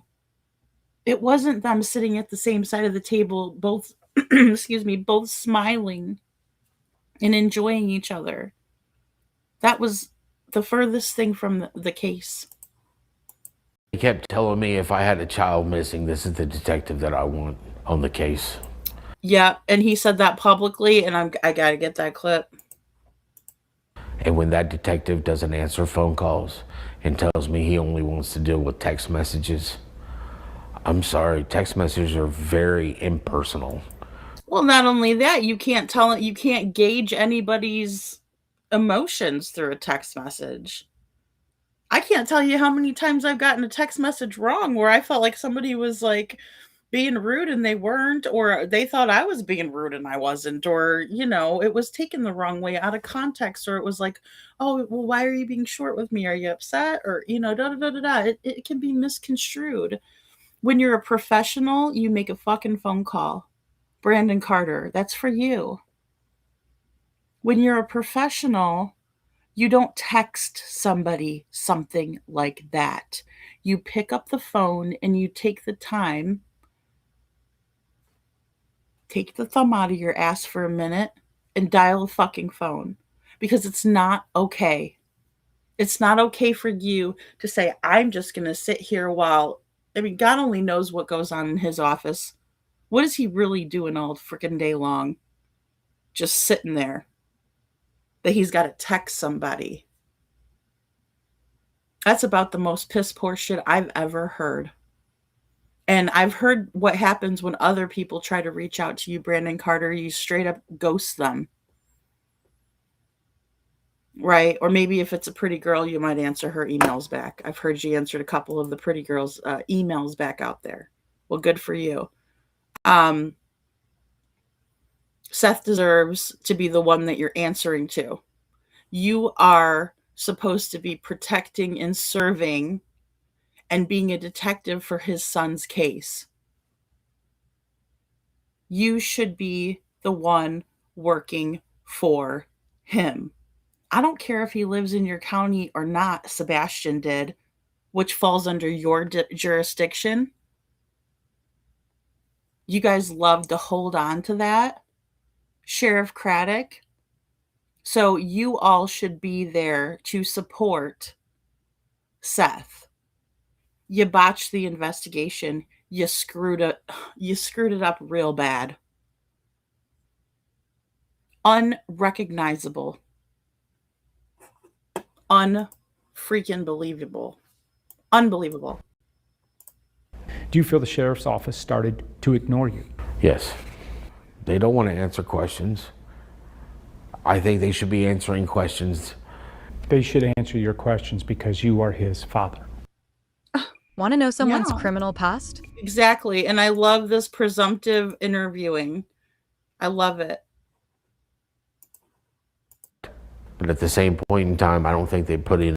His father. Correct. But at the same point in time, I don't think they put any effort in finding my son anymore. Has that silence or lack of communication Says a affected? lot. Do you guys not see the pain on Seth's face when he says that? It's like a disgust and a pain and a disappointment. Because we should all be applauding law enforcement for their efforts when it comes to a missing child's case. We shouldn't have to sit here and Monday morning quarterback and figure out why they're doing such a shit job. In time, I don't think they put any effort in finding my son anymore. Has that I mean, what the hell? silence or lack of communication Says a lot. It says a lot when they won't speak to me. To me, it says that they know that they screwed the pooch. And they did. They know damn well they did. And if they don't, they need to know. Again, pull your head out of the freaking sand or out of your ass or wherever your head's at. Because it definitely isn't in the game of finding Sebastian. You know? The whole interview, little Miss Sharon, it breaks my heart. It breaks my heart. Just listening to Seth's words. But then when you see him talking about it, how are they not willing to help this father? I don't understand it. It makes no sense and it's so disrespectful. It's what's the word? I mean, appalling, yes. But it's like it's just completely unbelievable to think that they're treating Seth this way. Like, for what? For what? What are they gaining out of this? silence let you know in your heart they didn't do their job right? Correct. Since the ground search ended, one press conference, one detective on the case, no reward, 18 months of silence. What does that tell you about how much the sheriff's office cares about your son? Oh, and he says no reward. No reward. The FBI has one. $50,000. They don't care about him at all. In the past, you have said the Sumner County Sheriff's Office should step aside and let the FBI take over this case. Seth had a petition to have the FBI step in. I think that was around 30 days in. I would have to go back and look at it to see the exact date when he started the petition. Why hasn't that happened? My personal opinion is ego. And they don't appreciate that. There shouldn't be ego involved. It should just be urgency. Urgency to find the missing child. Ego should never step in when it comes to a professional job. If there's Why do they act like they have any freaking skin in the game? Why are they acting like they have a dog in the fight? Justice is supposed to be blind. That you're not supposed to pick and choose. It's supposed to be fair. It's supposed to be balanced. What the hell is this that we're witnessing, guys? This is so wrong on so many different levels. It's offensive. That's the word I was looking for earlier. I'm not easily offended. I'm not. And maybe that's why I had a callous hush pup. That's another great word that I was not thinking of, but I was thinking offensive. But I'm usually pretty, it's like, okay. I could laugh a lot of things off, but it's like, wow, it's offensive to think that they're not looking for this young man. Like, it's not even about Seth, right? I mean, again, he's Sebastian's voice, so we're supporting him. I'd never want him to feel like it's all on his shoulders, ever, ever, ever, ever. But callous is a perfect word. Hush pup. It's cruel. It's like it's meaner than mean. It's meaner than mean. And it makes no sense why they would continue on and on. Like, they must have something. And I think what they have, because I don't believe that Eric Craddock was a part of any of this. Maybe he was. I don't think he was, but maybe he was. But that's it, because they screwed the pooch, like, Seth is saying. They messed it all up. They completely screwed it up. And they listened to Chris and Katie. They operated off of one assumption. They let everybody come into the crime scene. They didn't even tape anything off. They never treated it like a crime scene. They just went out there with the Faro cameras and did their business, even though that's what preserves the crime scene, is that little camera they had out there. Faro is what they're called, or it's a brand of it. I think it's kind of like the Stingray, right? Like, it's just a brand. But it's a virtual, that it preserves the crime scene, and then you can go back with virtual goggles and be back in the crime scene. They did some of that. They were focused right in on that common area, by the way. Cough, cough, Chris. They're aware that they failed Sebastian Wade, Drake Rogers. I think that's it too, Blue Love. That's where their dog is. That's the dog in their fight, and they need to put it up, and they need to take the L, and they have to say, you know what, we fucked it up. We really screwed the pooch. But what we're going to do is make it better, and we're going to do everything, and we've learned. This is what goes a long way to admitting and saying we learned a lot, and God, if we'll ever do that again. That's what happens when you grow as a person. And I think Seth has got it flat out, ego maniac. They don't want to admit. Same thing goes for DCS, excuse me. And I'm here to tell you that accountability, it's coming for you. It is coming for you, and it's about to bite that ass. Any way possible, Sebastian is able to see this, you and I speaking. What would you want him to know? I love you, son, and I am looking for you, and I won't stop until I find you. I don't know if he's got a pillow. I don't know if his belly's full. I don't know if he's got clothes.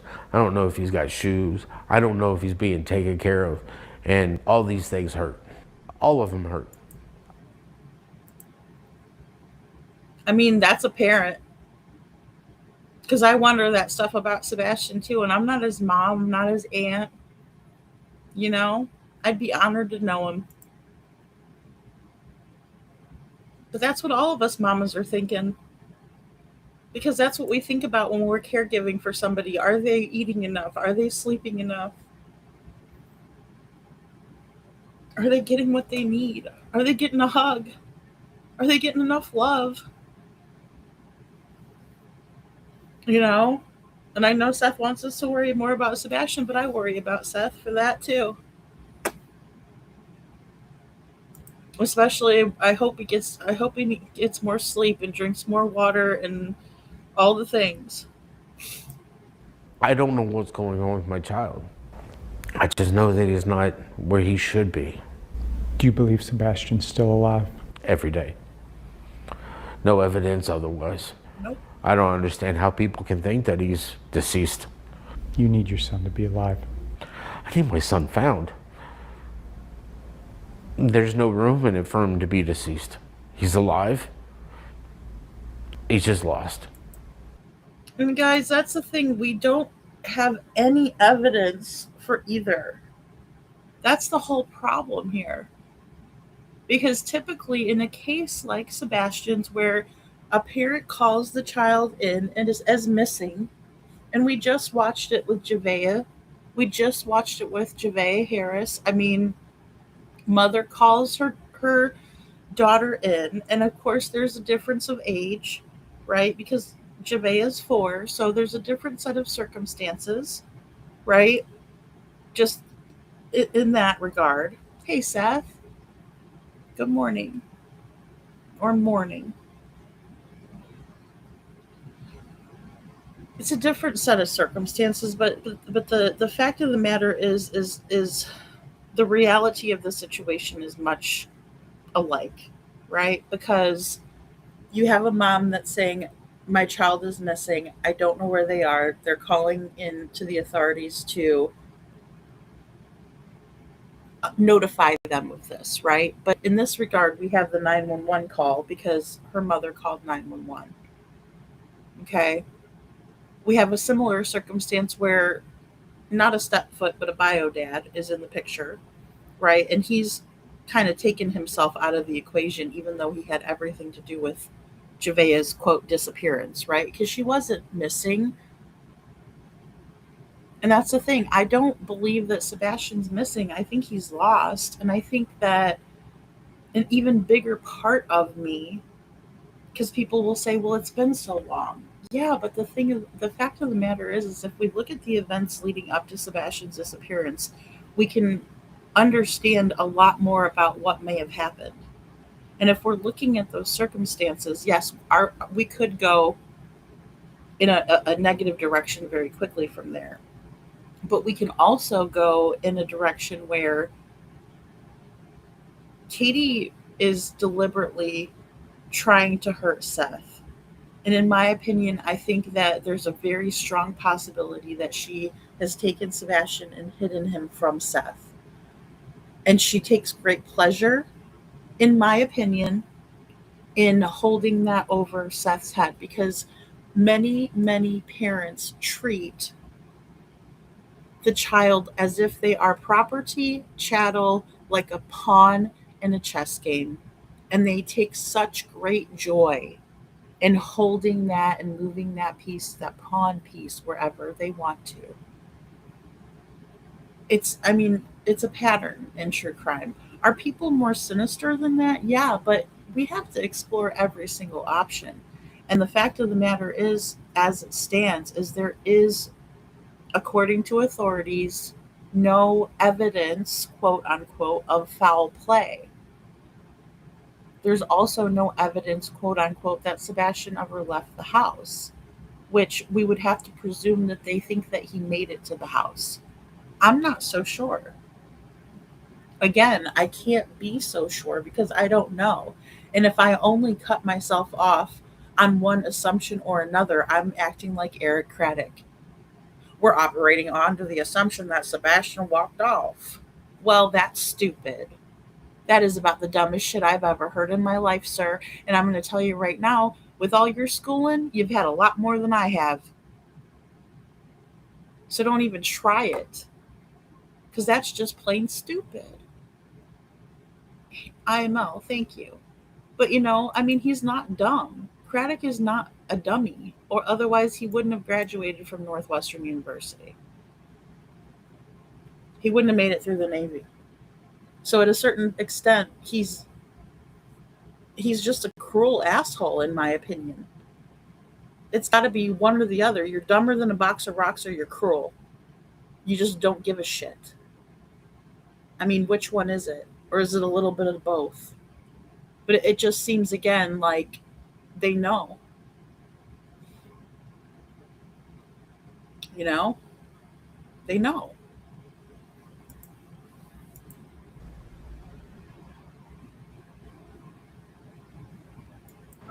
All right, so that was a fantastic interview. I want to go to, because this was just on, so just bear with me here, because that was just on my news feed here.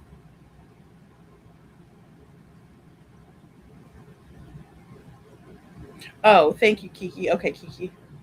Kiki sent me a message. I'll call you tomorrow, Kiki, if you're still in the chat. I think you went to sleep, but I'll give you a ring, girl. Um, let's see here. Let me pull up. Did I email that to myself? I thought I did. Um, okay, let me pull this in. Let me email this to myself. I think I just sent it to my other phone so I could um, email that. Oh, no, I didn't. All right. So great job to Stacey Cameron, WSMV for.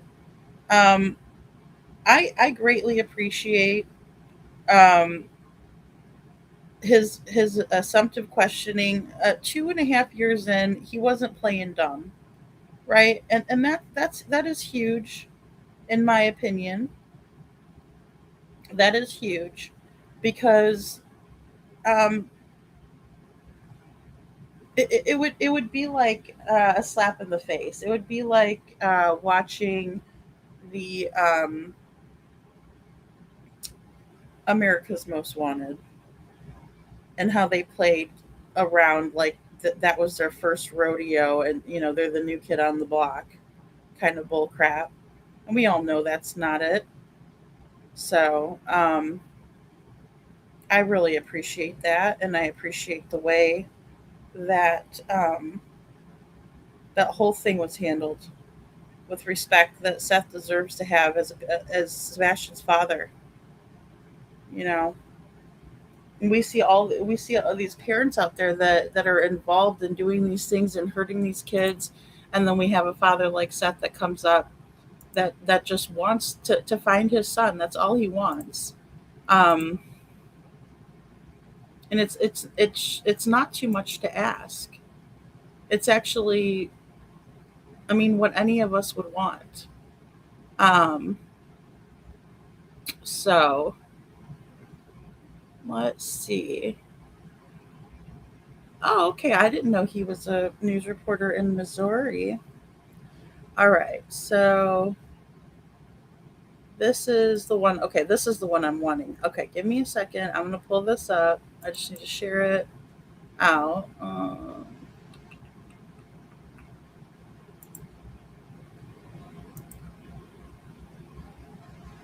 Okay, because there may be a couple of oh, there may be also a couple of articles that I'll want to read you guys. So just bear with me here. I'm just gonna skip this ad. Oh no, this is not it. This isn't the one. All right, hold on.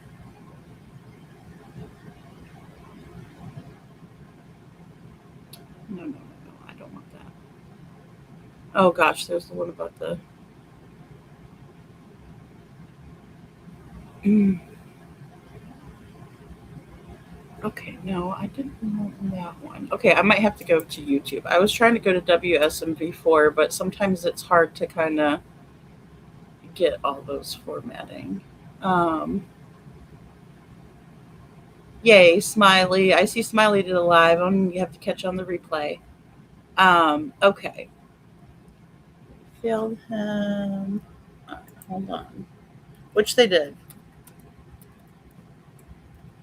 Sebastian. Rogers.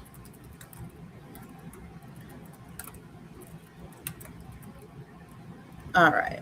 And like I said, as soon as I can get my hands on the actual paperwork, we're going to go ahead and go over that as well. Um, so, one second here, because I know there was another one. You know what? I know Justin played it. I'm just going to play Justin because um,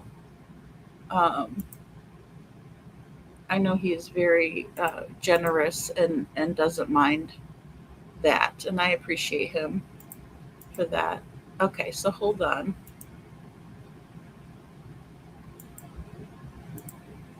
All right.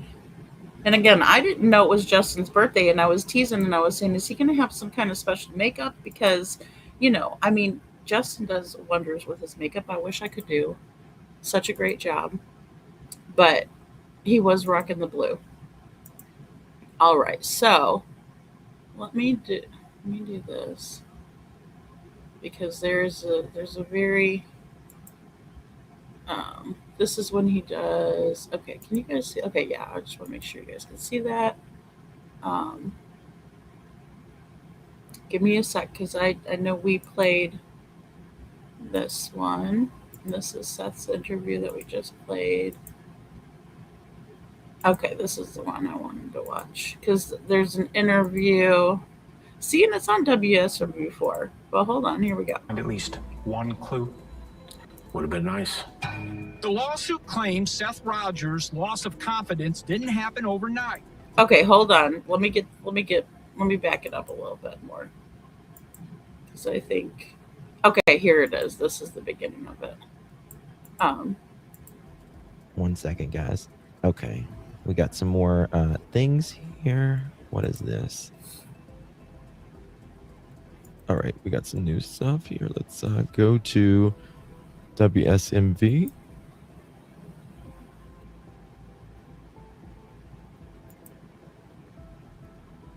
Some breaking news right now, 2.5 years after Sebastian Rogers vanished. His father is taking the Sumner County Sheriff's Office to federal court, claiming the investigation failed his son. 870 days later, Sebastian is still missing, and the question that has haunted Middle Tennessee from the beginning remains the same. What happened to Sebastian? So tonight, just hours after filing suit, Seth Rogers sits down exclusively with WSMV4's Stacey Cameron, saying it's time to ask a second question. Yeah, I mean, there's trust me, the Sumner County and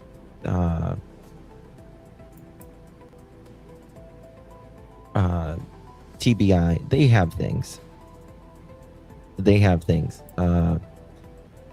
And some of us know that.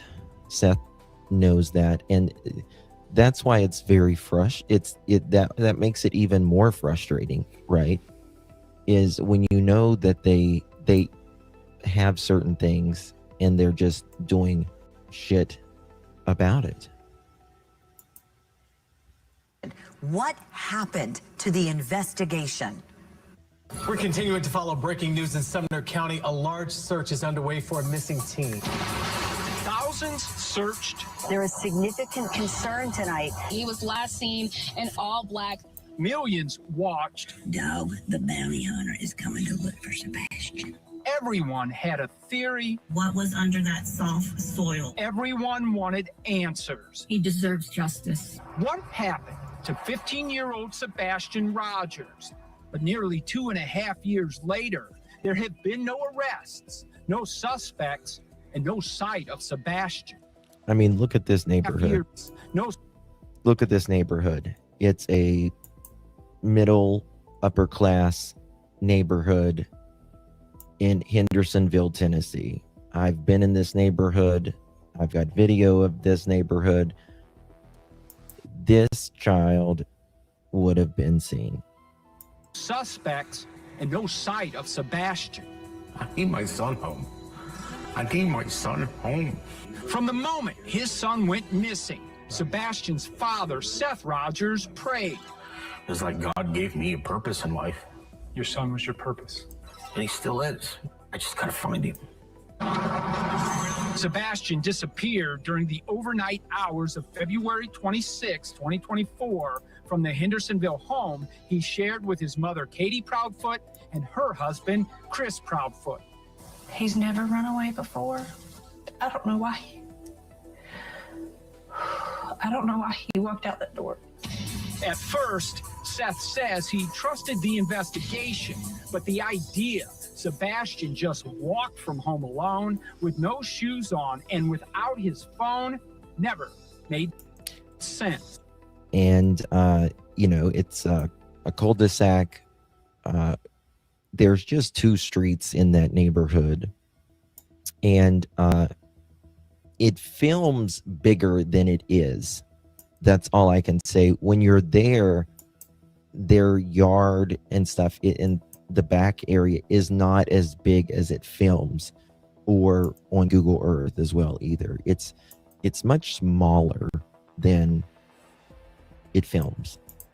Oh my gosh, that is so true. Hey Libra, that is so true. So it's a little tiny neighborhood, right? And like when you see the aerial view, you can really tell that it's just this little neighborhood with little cul-de-sacs, right? And it's just kind of off the beaten path, but it is next to the school and the cemetery and the church and the fire station and things like that, right? I mean, it's not like it's a little neighborhood that's secluded from everything or anything, but it is kind of, has like a private feel to it, right? Because it's just like it seems like it's, if you just at first glance, like the safest little neighborhood that you could think of, right?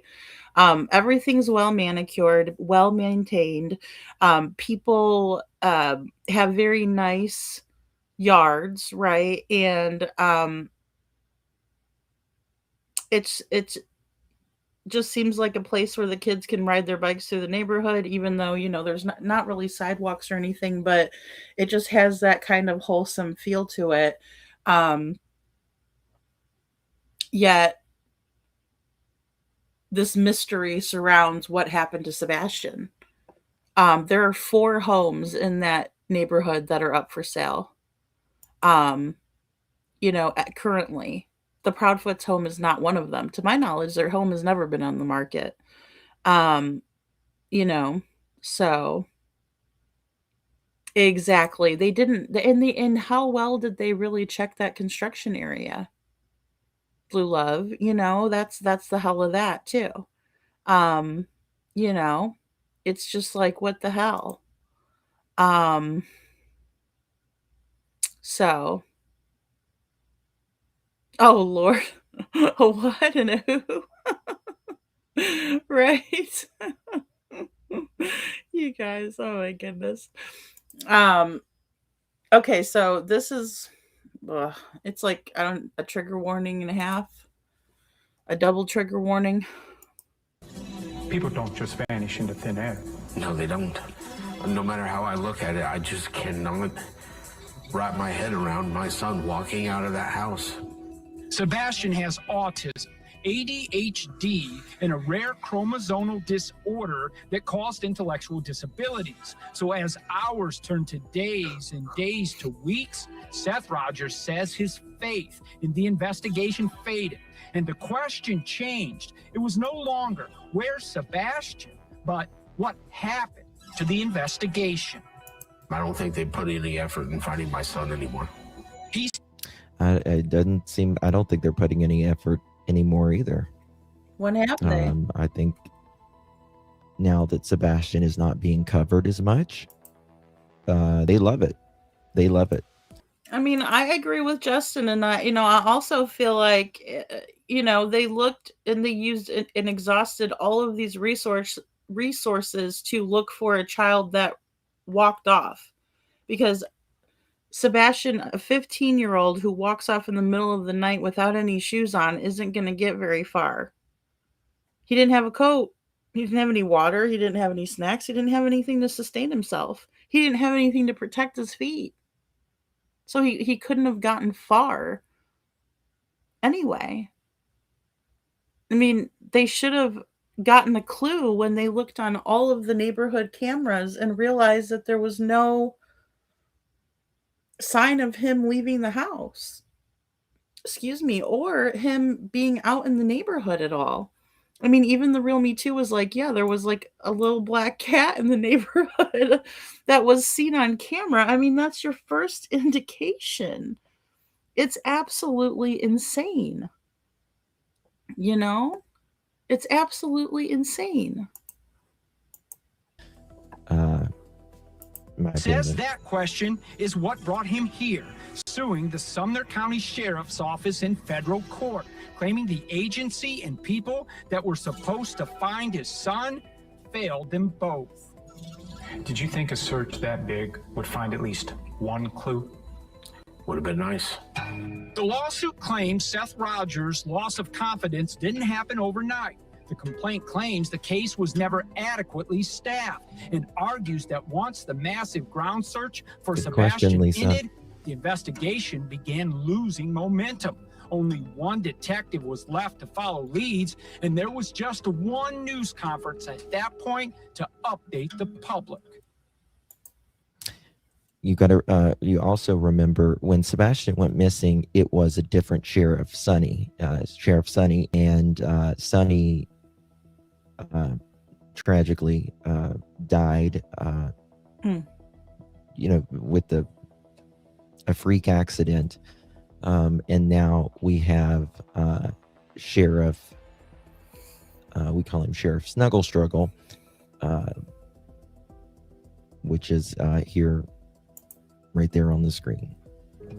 We are exploring every lead that comes in and every tip that comes in. Making it all worse, according to the lawsuit, the sheriff's office stopped communicating with Seth Rogers, and for the past 18 months, there's been a communications blackout.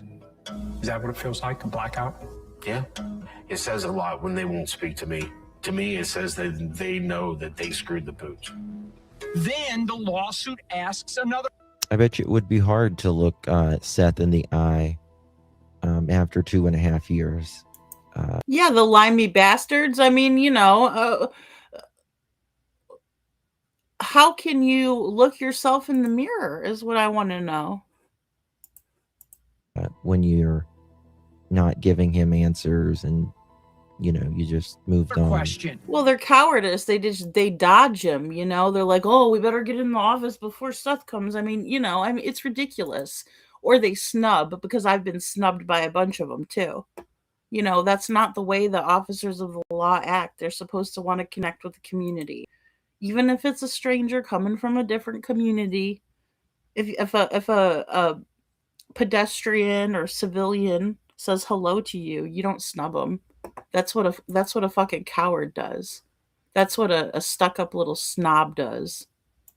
If the investigation lost steam in the early days, what happened during those first critical hours? Because the complaint claims that's where some of its most serious allegations begin. Mm-hmm. And your lawsuit says this investigation, its focus was critically marred from the beginning. It was dead on arrival. This looks to me like an amateur investigation. That's an amateur investigation.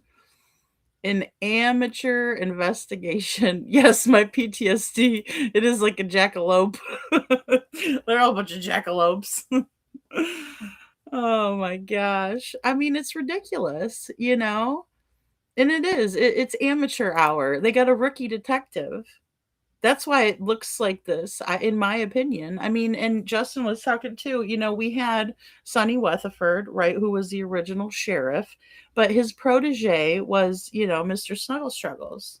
Okay, we got to keep that in mind. I'm not saying that Sonny's a bad guy. He's not here to defend himself, you know? Like I said, I grew up with a guy named Sonny. I've had friends named Sonny. I like the name. Usually guys named Sonny are pretty laid back, pretty cool guys, right? He seems like a good guy. When I heard him talking to the PIs, he seemed like he was checked out and he was ready for the young bucks to take over, right? But he was retiring. And again, we have to keep that in mind. Then we have, I don't know how such a high profile case ended up in the lap of a rookie detective and a rookie sheriff at that, right? Exactly. Seth, boom. Forgot about Snugs. I forgot about his, you know, but he was a detective before. So you would think he would have, you know, this is where I don't understand how these people lose their minds all of a sudden when it comes to Sebastian's case. Any other case wouldn't have turned out like that. You know? Funny how Craddock says they're following all leads, but then puts out a statement, all credible leads. Right. And who's determining the credibility, and how do we decipher that? None of us can. I mean, that's the hardest part, right? Because you can't just poo-poo something and be like, oh, that has nothing to do with it. You don't know, especially when you're sitting there saying you have no evidence. So if you don't have any evidence, then you typically will check things out, right? Because you have no starting or stopping point. That's on them, though. Just because you didn't collect any evidence, I mean, that sounds like a personal problem, right? That sounds like a a problem that you have, Mr. Craddock, Sheriff Craddock now, deputy, was a chief deputy to begin with. I mean, you're the one that was adamant about saying that you were operating off of one assumption. That's where you put your whole fucking foot in your mouth. Didn't your mama ever teach you? We know she never taught you guys manners because you guys showed no manners, right? So we know that you weren't taught manners. But I mean, you went to school for this stuff. So didn't your mama ever teach you that you should never assume either? Because that's you blatantly came out and said that you were making a fucking ass of yourself, sir. I didn't say it, you did. Don't blame me. Seth Rogers' attorney Darren Ritchie. The first allegation centers on the home itself. The lawsuit claims investigators never secured the Proudfoot home as a potential crime scene, allowing reporters and family members inside before it was fully processed. Now, a year after Sebastian went missing, there was a warrant, and they did go in the house. They were allegedly very interested in the cameras inside the home. And, there's things that, and I've talked about it a little bit about the dam and all of that. And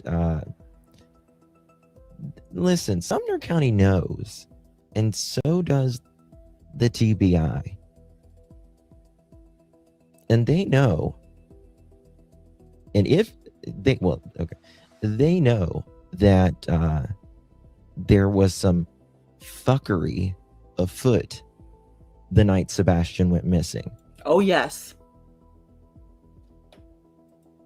That alone from the jump started this on a faulty road. But the lawsuit says there was something else investigators should have been asking about: home security cameras, because according to the suit, they weren't working the day Sebastian disappeared. Do you have evidence that... Now, for those of you that are not familiar with this case, Sebastian's mother worked for a security. He worked for a security company. And home security company. And she was a technician that installed security devices every single day. In homes, right? I mean, because Brink's home security is not like one that installs typically in like an office or a commercial, right, settings, right? They're a home. Brink's home security home is in the name of her fucking job description, for crying out loud. Great. Well done, Justin. I want to come back to this really quick, guys. Afoot the night Sebastian went missing. Because I want to show you guys the house and the cameras that you can now see plainly. That alone from the jump started this on a faulty road. But the lawsuit says there was something else investigators should have been asking about. Boom. Look at right there. There's one. Home security camera. Right there. Not here or here so much, but right here. And there was what an update? There's an update. Oh, they do businesses too, Seth? All right, well, but still, I mean, Brink's home security. And allegedly, according to Chris Proudfoot, that is, but it checked out, right? Because you can hear Katie's boss. The boss came over, right, in order to update these cameras, not install cameras, because they were scared because they were being harassed, as they were saying, right, to Heather PI and yelling at her and screaming at her for trespassing on their property, right? But updating, upgrading, their camera systems, excuse me, upgrading, right? So you take what you originally have and you upgrade it. If I have an iPhone 11 and I go and upgrade it to an iPhone 14, that's an upgrade, right? You're switching them out. So just to put it into perspective. Because according to the suit, Oh, and there's another camera. Look. they weren't working the day Sebastian disappeared. But they weren't working. I wonder why they weren't working. I wonder who may have disabled or would have the knowledge of how to disable that, right? I mean, come on. We shall keep up with the hunt in all aspects. This is never going away until those responsible are indicted. Keep watching CP and KP, pair of assholes. Seth has way more bollocks. Krith, right? Mr. Krith. You're trespassing on my property.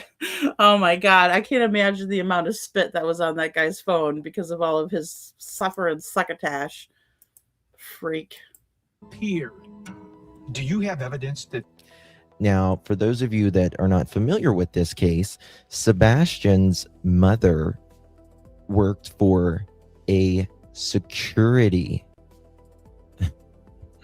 He worked for a security company, and she was a technician that installed security devices every single day. I can't even help myself. Home security, home security.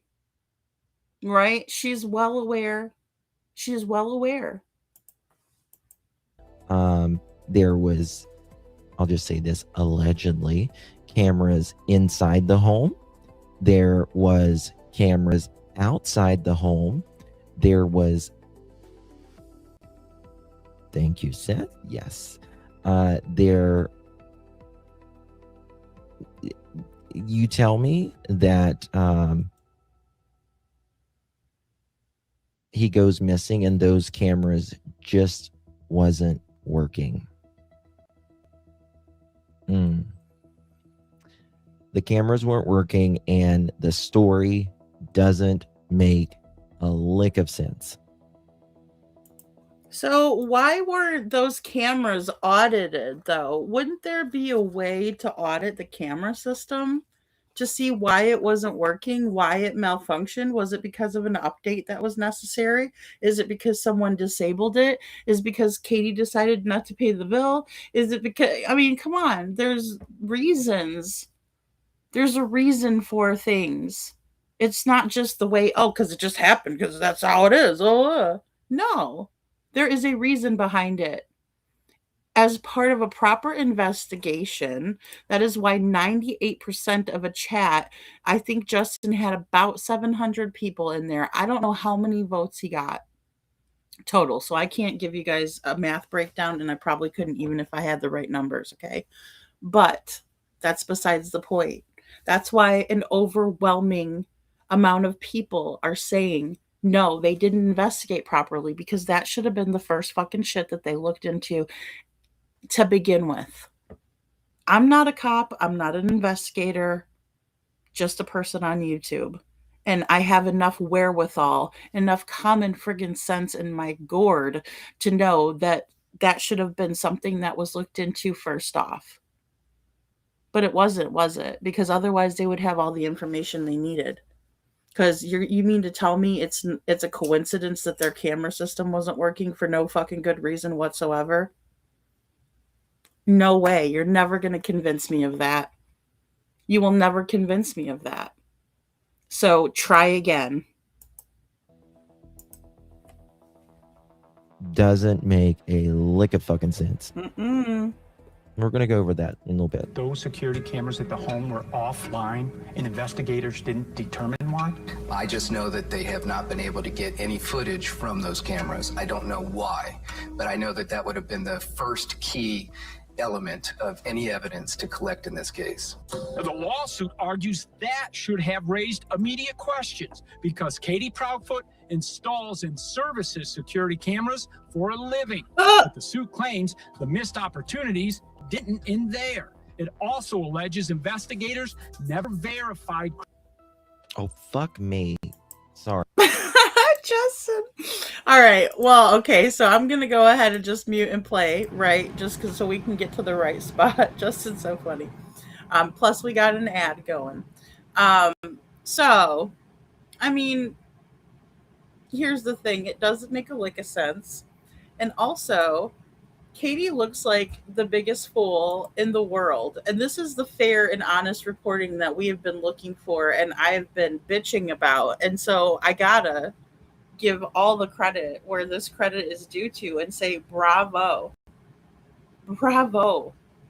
This is so beautiful because we have real, fair, and honest reporting with the two of them jackalopes looking just like they are, like the asses they are. Katie installs the shit for a living. I mean, and then you got this fairy story. No way. There's no way on God's green earth that connects with each other. Just doesn't add up. Sorry, guys. I just exited completely out of it. Don't be sorry, Justin. You're doing great. Sorry about that. I'm so grateful Here we to go. have this. Here we go. Sorry about that. Hey, sense of soul. From the jump, started this on a Attorney Darren Ritchie. The first allegation centers on the home itself. The lawsuit claims investigators never secured the Proudfoot home as a potential crime scene, allowing reporters and family members inside. Sebastian disappeared. Look at the cameras. Do you have evidence that those security cameras at the home were offline and investigators didn't determine why? I just know that they have not been able to get any footage from those cameras. I don't know why, but I know that that would have been the first key element of any evidence to collect in this case. The lawsuit argues that should have raised immediate questions because Katie Proudfoot installs and services security cameras for a living. But the suit claims the missed opportunities didn't end there. It also alleges investigators never verified Chris Proudfoot's alibi that he was 3 hours away when Sebastian disappeared. Right. Never confirmed any of it. Not any of it. So what of that? Where is your alibi, Chris? We've been waiting. We've been waiting 2.5 years. We've listened to you spew all of your bullshit in every which way. Just throwing shit to see if it sticks. So why can't you answer that question after 2.5 years of where you were and what proof do you have of it? There's nothing. And the police have never held you accountable for any of it. It's about high time that they did. What evidence says Chris Proudfoot's alibi wasn't verified? We have looked at the police reports on this matter, and we do not see where they were able to verify his alibi. They may say that the alibi is safe and is accurate, but I don't see the steps that they took to get there. Right, and where's the proof? Where is the proof? Right? Because it's one thing to say, well, we're holding that close. Then why are you holding that close to the vest? That tells me that Chris Proudfoot is your number one person of interest. He is your prime suspect. That's the only reason that you would keep his whereabouts a secret. So do y'all know more than we do? Because I can't argue that you do. Where's the proof? Seth has been put through the ringer.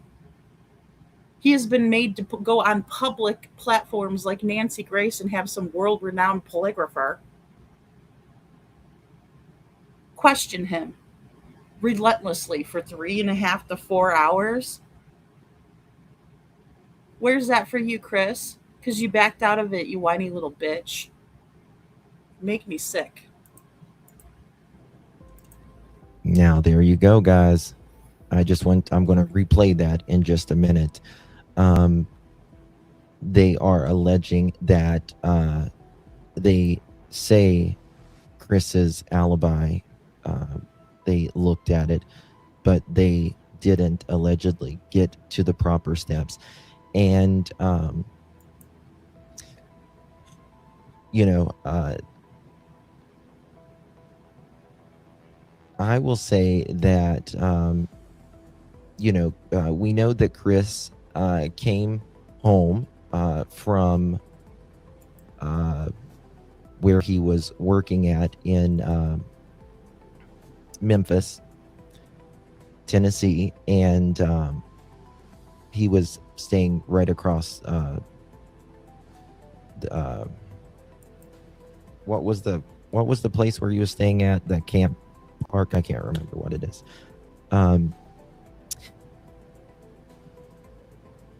And he came home, and then he wasn't even home allegedly 36 hours, and he went back to get his camper that he paid for weeks in advance or months in advance, and that is coming from his mouth.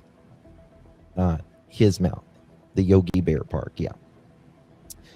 Right, and that's what's so hard because, again, Miss Cluminante, nasty ass Clue, she said when she drove by and she showed herself and Cletus driving by, and you could hear him in the background, right? And they drove past, and Chris Proudfoot's camper wasn't there. So I don't even think it was 3 days because she busted their ass out, right? But that was before she was, a part of the Foot Clan because she finally belonged somewhere. That's the problem with, shit like that, like gangs and stuff like that. They're looking for acceptance, and so they'll do anything to gain it, even hurt people, kill people. They don't care. As long as they get that acceptance, that's all they're looking for, in my opinion. And thank you, Seth, for clarifying. So Tuesday would have been the very next day, the 27th of February 2024, the phones were taken. And Seth recalls that his phone was taken for over 12 hours. 2 well checks to his house in Clarksville because friends and family could not get a hold of me. Well, I mean, and you're out there searching, Thank you, Hush Pup. I mean, chlamydia. Exactly. Dirty toilet. I mean, but she's the one that busted their asses out. And she knows damn well. And that's the problem there too, is she knows damn well. She knows damn well what she's doing. And I broke this information when Chris went back there. He said one thing. He said, well, we went back to get the motorhome. We weren't there. I don't know. We weren't there even, 16, 19 hours. I can't remember. And I did some investigating, and I still absolutely stand on this. He was not alone that night when he went back to get his motorhome. Nope. There was 2 other people that were with him that night.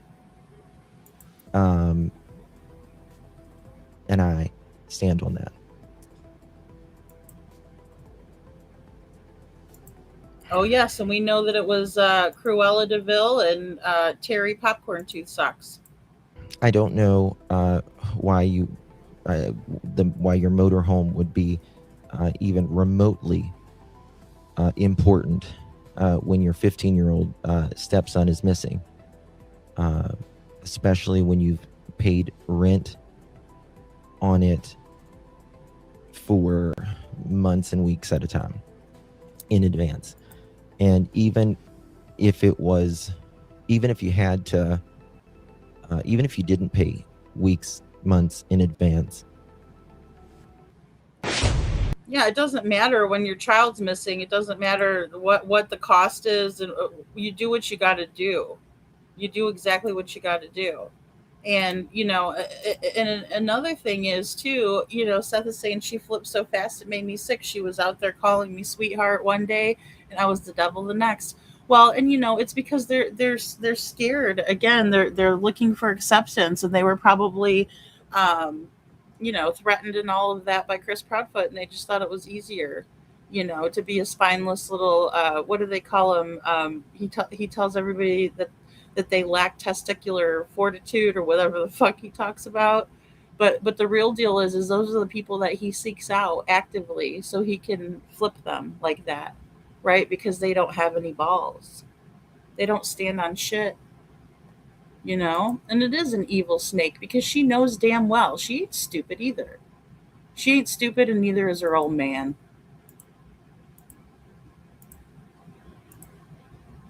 I need to keep my motor home there. My son's missing. I don't need to drive, hours to get there and spend the night and come back. So there's things that more of us know, but I'm just not going to say. But it's fishy. The complaint also describes an alleged tip from a nurse at Sebastian's doctor's office who claimed Katie Proudfoot canceled an appointment just 3 days before Sebastian vanished. All right, guys, canceled Sebastian's doctor appointment just 3 days before Sebastian vanished. And that doctor's appointment was set for a Monday. And Seth and Sandy, you guys are absolutely spot on with that also. Let's not forget that they were getting every single exclusive interview with the Proudfoots. And by exclusive interview, I'm not saying that to show any kind of prestige or any kind of grand gesture or anything of the sort, because all they did was secure a spot on some kind of nasty bullshit that no missing parent would ever sign up to be with someone like Clue and Cletus. Nobody. And they saw them and met them and talked with them. No, they knew exactly what they were doing. They set up a disgusting relationship so that it was a win-win, right? They're not getting paid directly. They're getting paid to have those people on the panel. It's the same thing for Queen Bee. They all know it's a sleazy ass slime ball move. And thank you. You're absolutely correct. You are absolutely correct. Okay, let me play that part again. I forgot. Never verified were offline, and investigators didn't determine why. A faulty road. But the lawsuit says there was something Listen else closely. investigators should have been asking about: home security cameras. Because according to the suit, they weren't working the day Sebastian disappeared. Do you have evidence that those security cameras at the home were offline and investigators didn't determine why? I just know that they have not been able to get any footage from those cameras. I don't know why, but I know that that would have been the first key element of any evidence to collect in this case. Yes, sir, and an audit. The lawsuit argues that should have raised immediate questions because Katie Proudfoot installs and services security cameras for a living. But the suit claims the missed opportunities didn't end there. It also alleges investigators never verified Chris Proudfoot's alibi that he was 3 hours away when Sebastian disappeared. What evidence says Chris Proudfoot's alibi wasn't verified? We have looked at the police reports on this matter, and we do not see where they were able to verify his alibi. They may say that the alibi is safe and is accurate, but I don't see the steps that they took to get there. The complaint also describes an alleged tip from a nurse at Sebastian's doctor's office who claimed Katie Proudfoot canceled an appointment just 3 days before Sebastian vanished. An eyewitness, a nurse, called in a tip and said, look, Katie canceled Sebastian's doctor's appointment just 3 days before he, quote, vanished, right? Again, Katie, you are going to have to be held accountable whether you like it or not. You've yet to be held accountable, Katie. Your time is coming.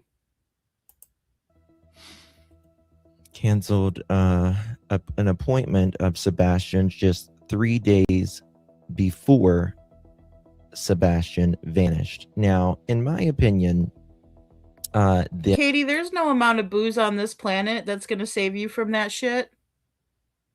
No amount of booze on the planet. So, if you're thinking about getting pickled, let me tell you, sister, it ain't going to help shit. Hush Pup says, yes, absolutely right, lady. If it sickens, it's sickening how people started attacking the only family member showing distress for the missing child. I mean, it's like it's right in everybody's faces and people have ignored it for so long.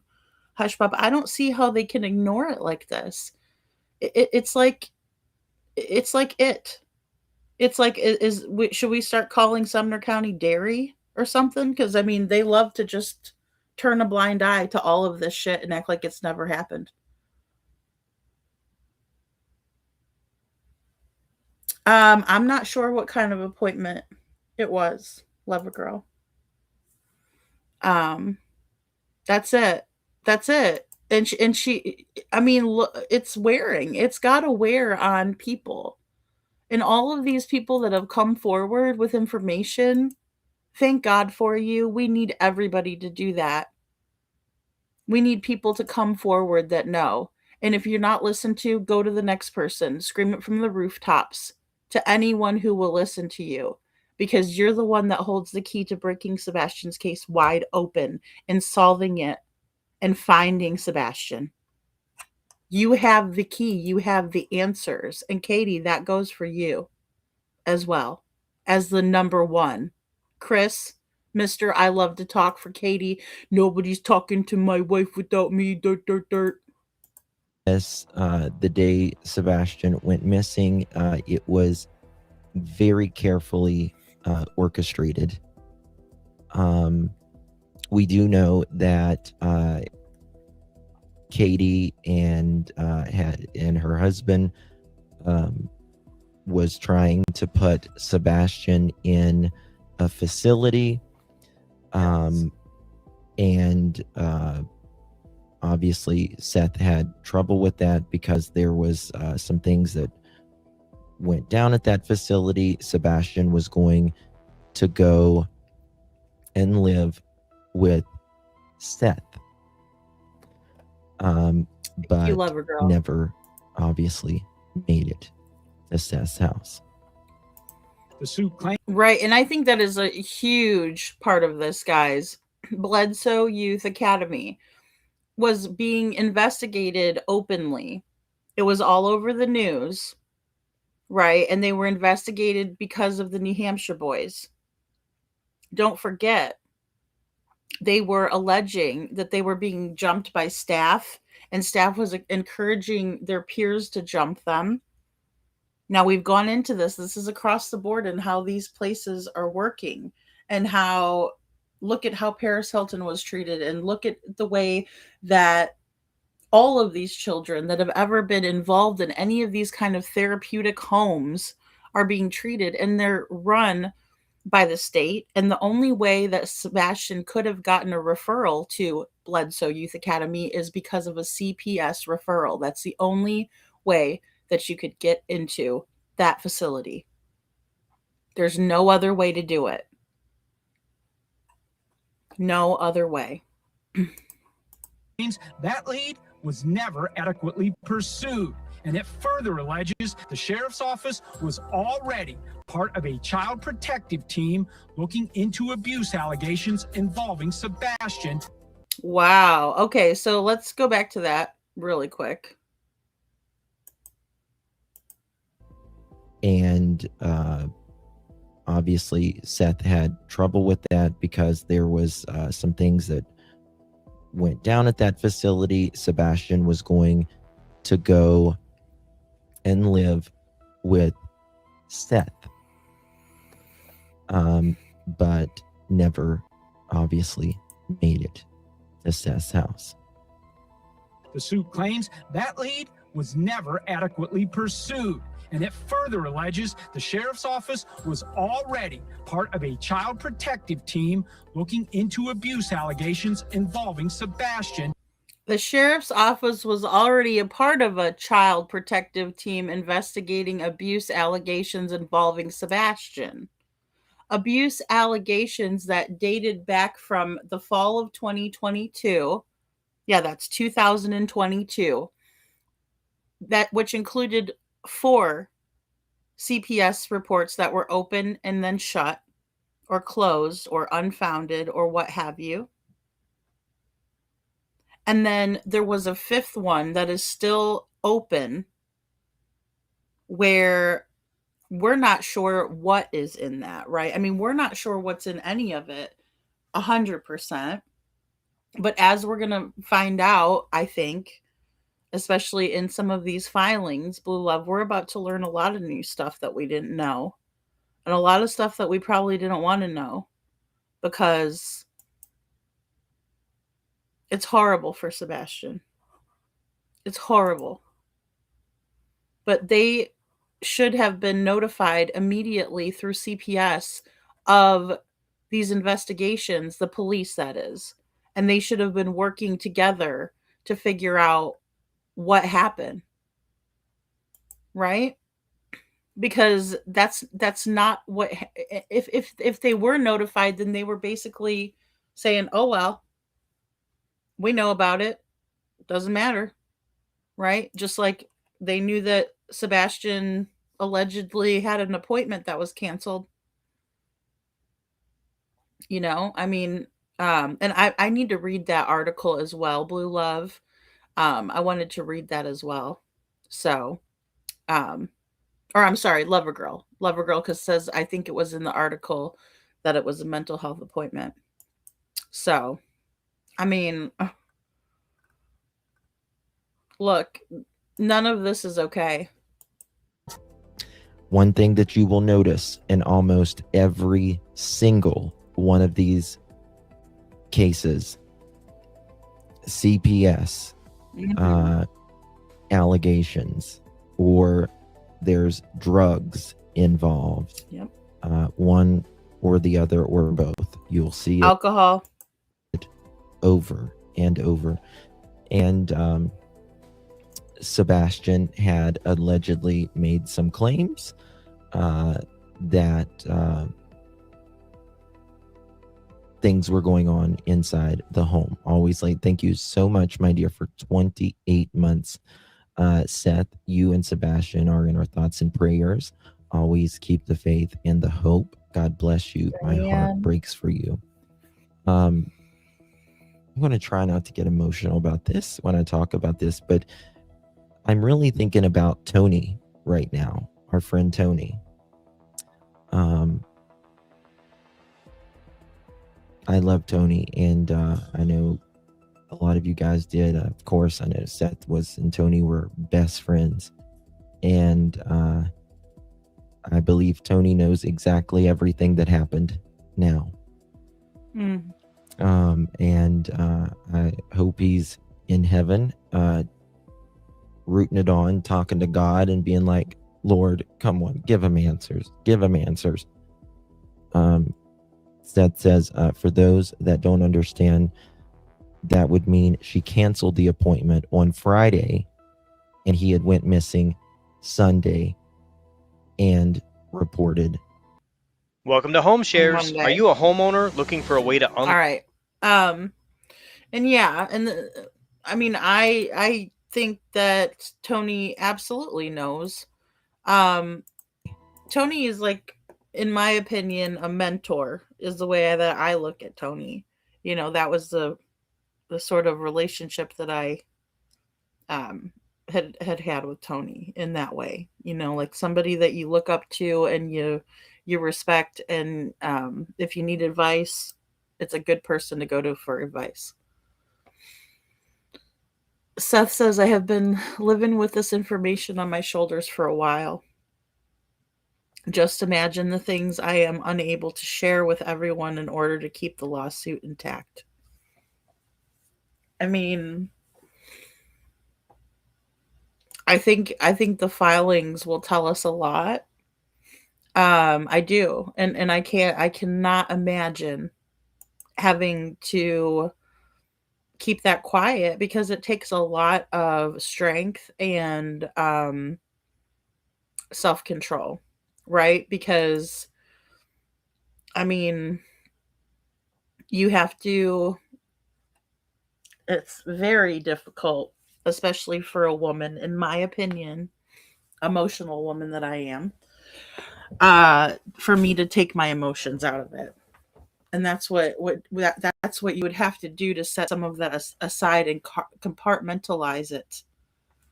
It's like it's got to be one of the hardest things to do, right? Because you just want to scream it from the rooftops and you want to be like, this is what happened. But in order for you to do the right thing, it's imperative. Um, it's imperative for you to keep some things quiet, and that has to be a great burden. Hey, YouTuber. Yeah. I mean, and especially like what's going to be heard, and I know a lot of people have heard it by now. Um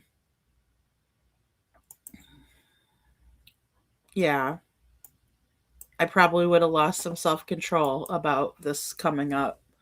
Being in front of that sheriff's office when they know damn well they know damn good and well about this, yet they're okay. No, it's not good enough. It's not right. It's evil.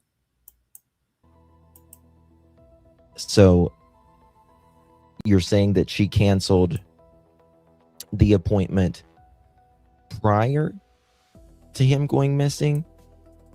For those that don't understand, that would mean she canceled that appointment on Friday, Saturday, and then went missing on Sunday during the night, and then after midnight would be Monday.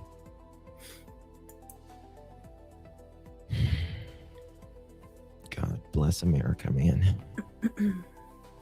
Jen, thank you for 23 months. Appreciate you. Thank you for covering Sebastian. Thank you, Jen. Thank you for 23 months. And thank you for the birthday wishes, baby. Appreciate you Hey, very NordCal. much, Brandy.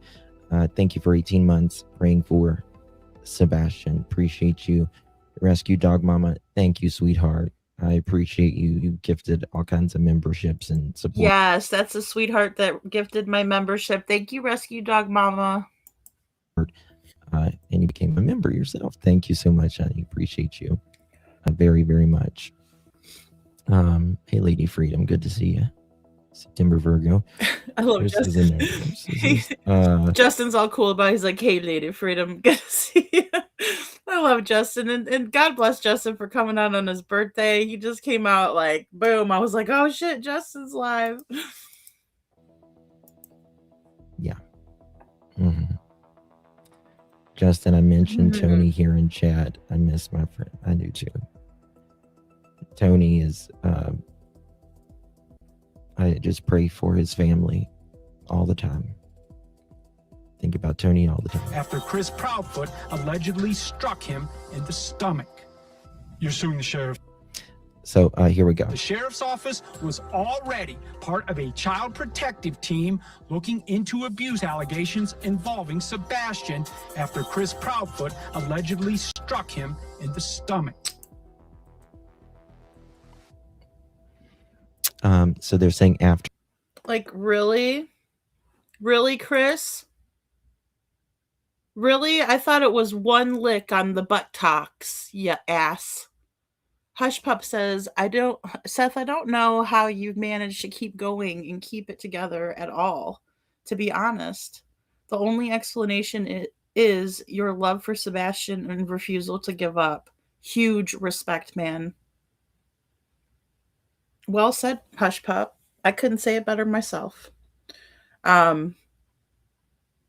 no, it's like you gotta do what you gotta do. And Detroit says, Seth, I can't imagine keeping that all in. That would have me in a silver bracelet, in the silver bracelets for sure. Yeah, me too. I have great respect for how you are handling all of this, sending you prayers and strength. Thank you, Detroit. You know.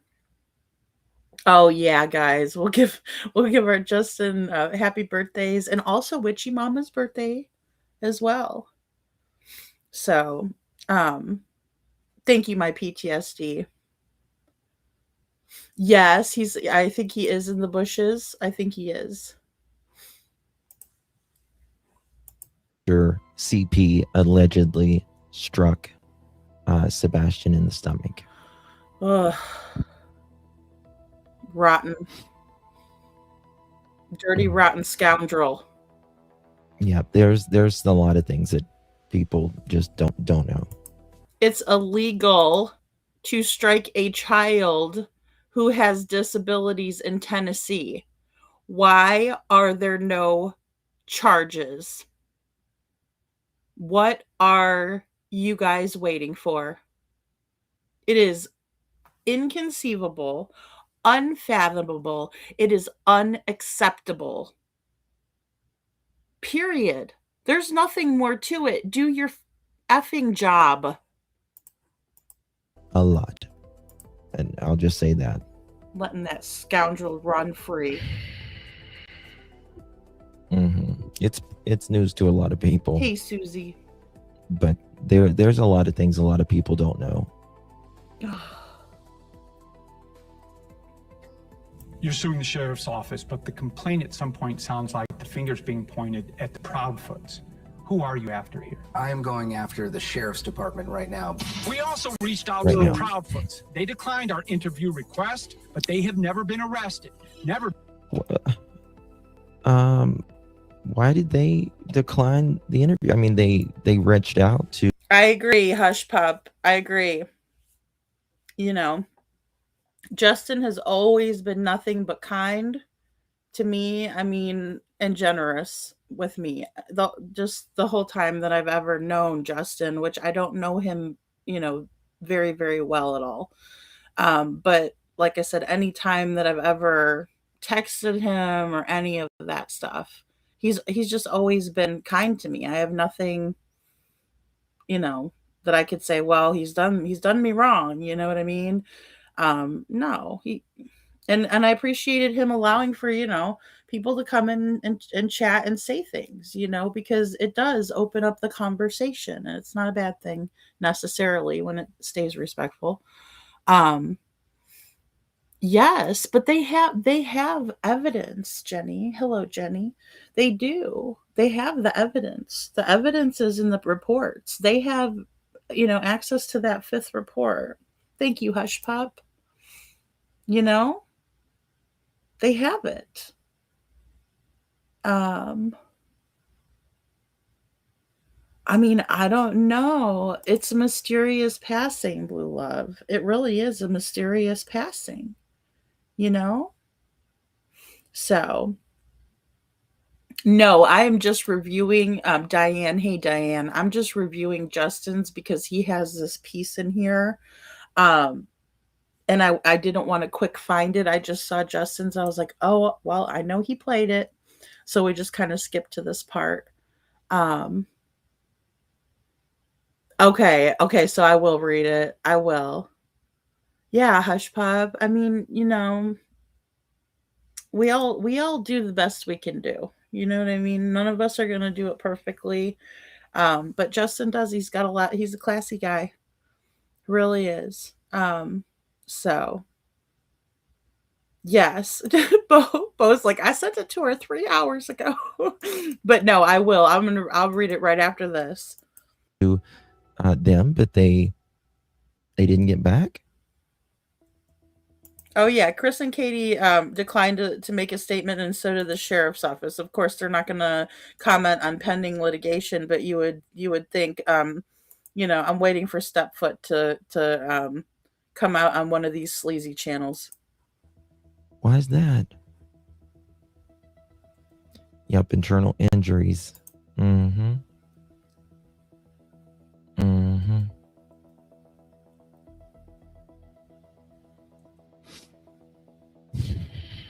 Oh, Detroit. I'm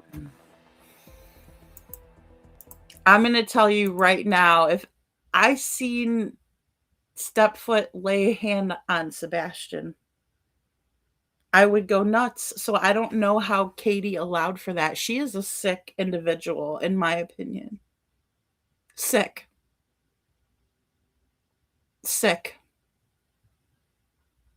I don't know how she stood by and let this POS abuse her son. He would be a dead man, in my opinion. It'd be like on fried green tomatoes, the secret's in the sauce, right? What does Jessica Candy say? She says, dead men tell no tales. Yeah. Yeah. Just shut that guy up real quick. But again, it's allegedly, in my opinion. But I would never stand for it. I would never stand for it.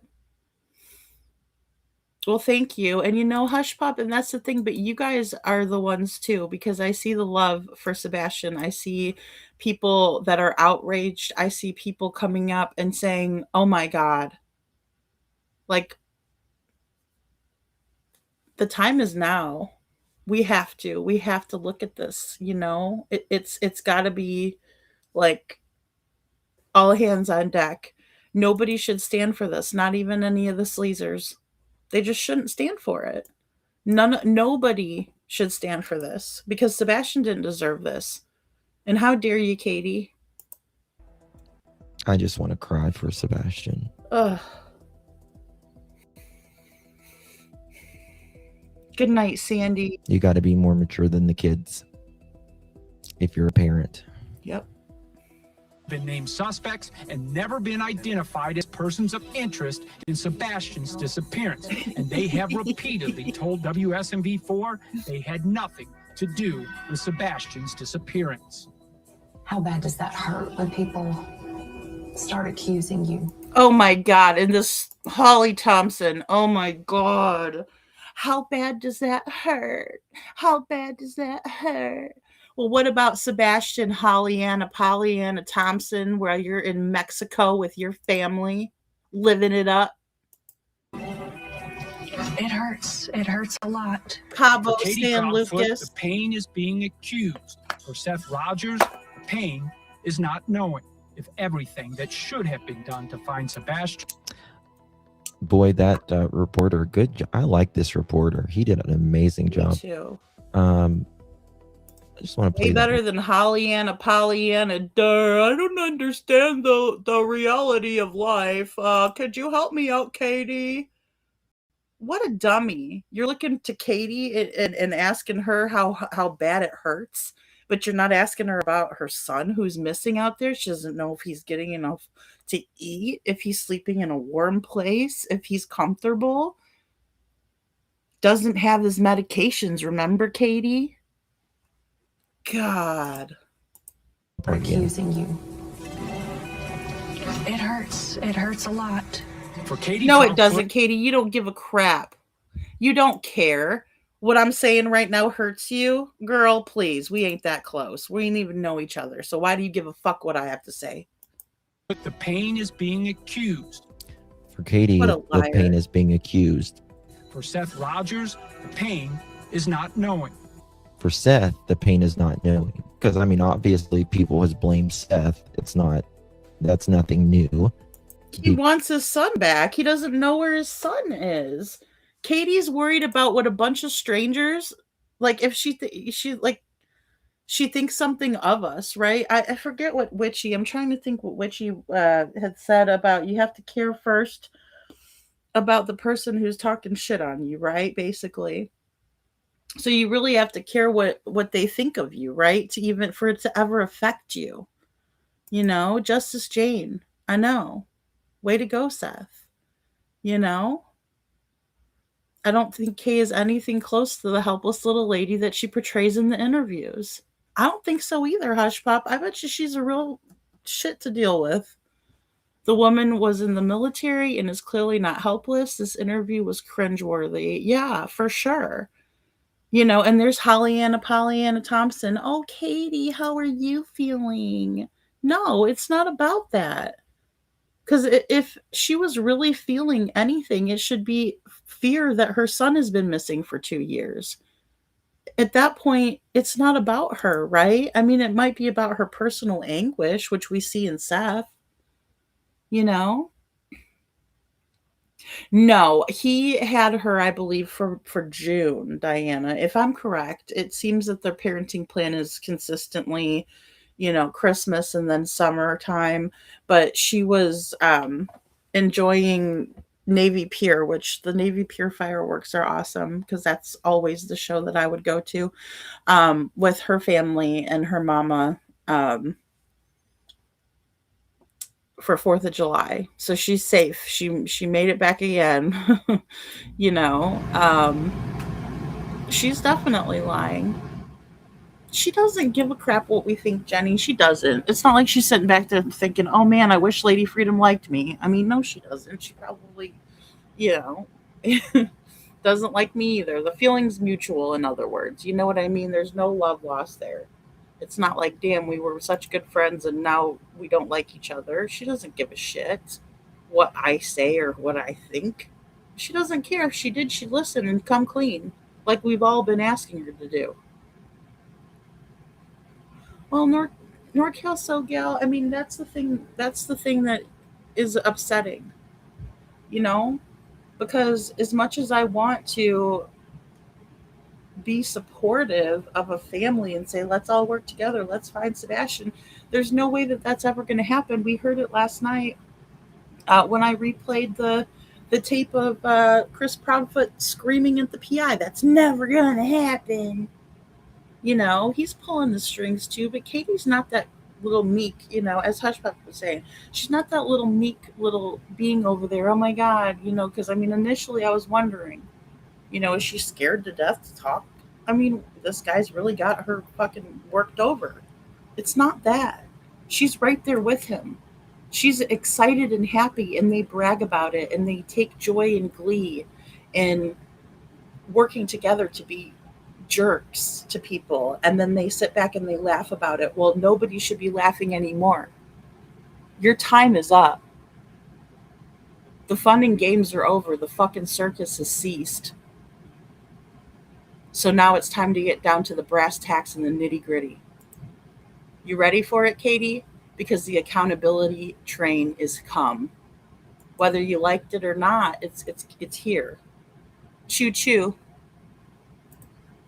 Will blame Seth as well as Katie and Chris, but for Seth, it's not about people blaming him. For Seth, it's just about finding his son. Right, because, and that's another thing about the person who's not guilty, right, is that they're not paranoid that everybody doesn't believe them, right, because they know that they're innocent. No ifs. Hey, no ifs, says the future with Sebastian's law for the innocent. Well, that's another thing. Seth is relentlessly working on these things. Katie has done nothing. And it's not even, you know what? Scratch that. That was wrong. I shouldn't be comparing what everybody's doing. It's not about that. But Seth is out there doing these things. Katie is staying quiet, lawyered up, hiding behind her husband. And she will not come out and address these allegations. And if she does, good for her. I hope she does. But in my opinion, a coward isn't going to come out. We'll see. Maybe she'll just wait. I hope they have I hope they got some more lawyers on retainer, because this is a whole another issue entirely where there will be accountability. This is what the Petitos had to do with the laundries to get any type of accountability whatsoever. And it sucks and it's sad that it has to come to this. But I'm proud as hell of Seth. She doesn't care, Susie, what anybody thinks. I agree. You have to value the person before their opinion has value. Thank you, Seth. Or witchyisms. I knew she told me that the one night. And that's it. That's it. You have to care. Hashtag Pollyanna, Pollyanna. I get so irritated by that woman. She just irks me to no end. KP and CP don't give a F. They're out here running around, living life like nothing's wrong. They deserve nothing but jail cells. And I can't believe that they're able to do it. I can't believe that they've survived out here that long. Really, with no accountability from law enforcement. Law enforcement just lottie fucking da allows it. I mean, what does that say about them? Right. Right, exactly. And her little baby backpack. She's not worried about it because people are threatening her life to the Starbucks and face waxes, right? And her parking in a handicap spot. I mean, that's on her, you know. NorCal, SoCal, says Seth. Good timing on the federal suit. Election season, baby. Yes, yes. That's it. The time is now. Oh, it's so nice. They were on a boat, Mark. I did see. I wasn't going to share anything, but I did see, and I was just glad. I was just thanking the good Lord above that she's safe because I worried about that little girl. She's beautiful. She's beautiful, and she doesn't deserve to be carted around with those monsters. They should never have access to her by themselves like they have, especially because in CPS's jurisdiction, there's still an open report from CPS, DCS, excuse me, that has not been closed in a missing child, and you're allowing for that beautiful little girl to be in their care. You've got to be fucking nuts, in my opinion. I mean, maybe I'm a lunatic. I don't think so, though.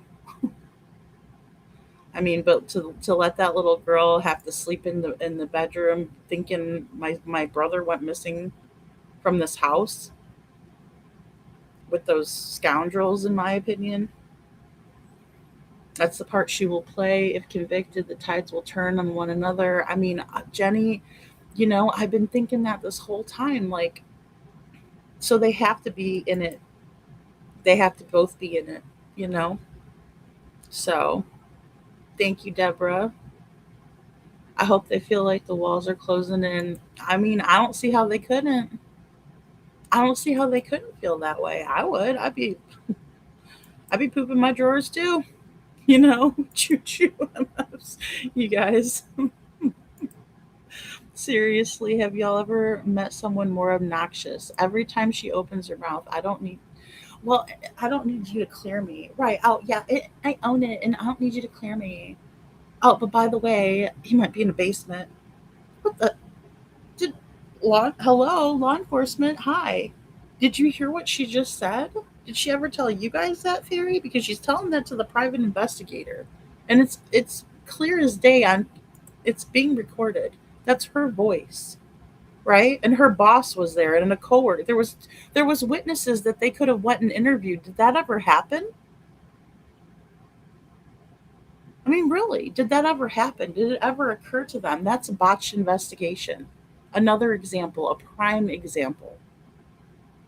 You know, that's right, Susie. Well, and that's the thing. I mean, that's what an innocent person can also say, right? When people say it in front of God and everybody, yeah, God's watching, and He knows. You know. Oh, she loves it, Mark. I think it's an adrenaline rush for her. Seems like KP is playing catch me if you can game.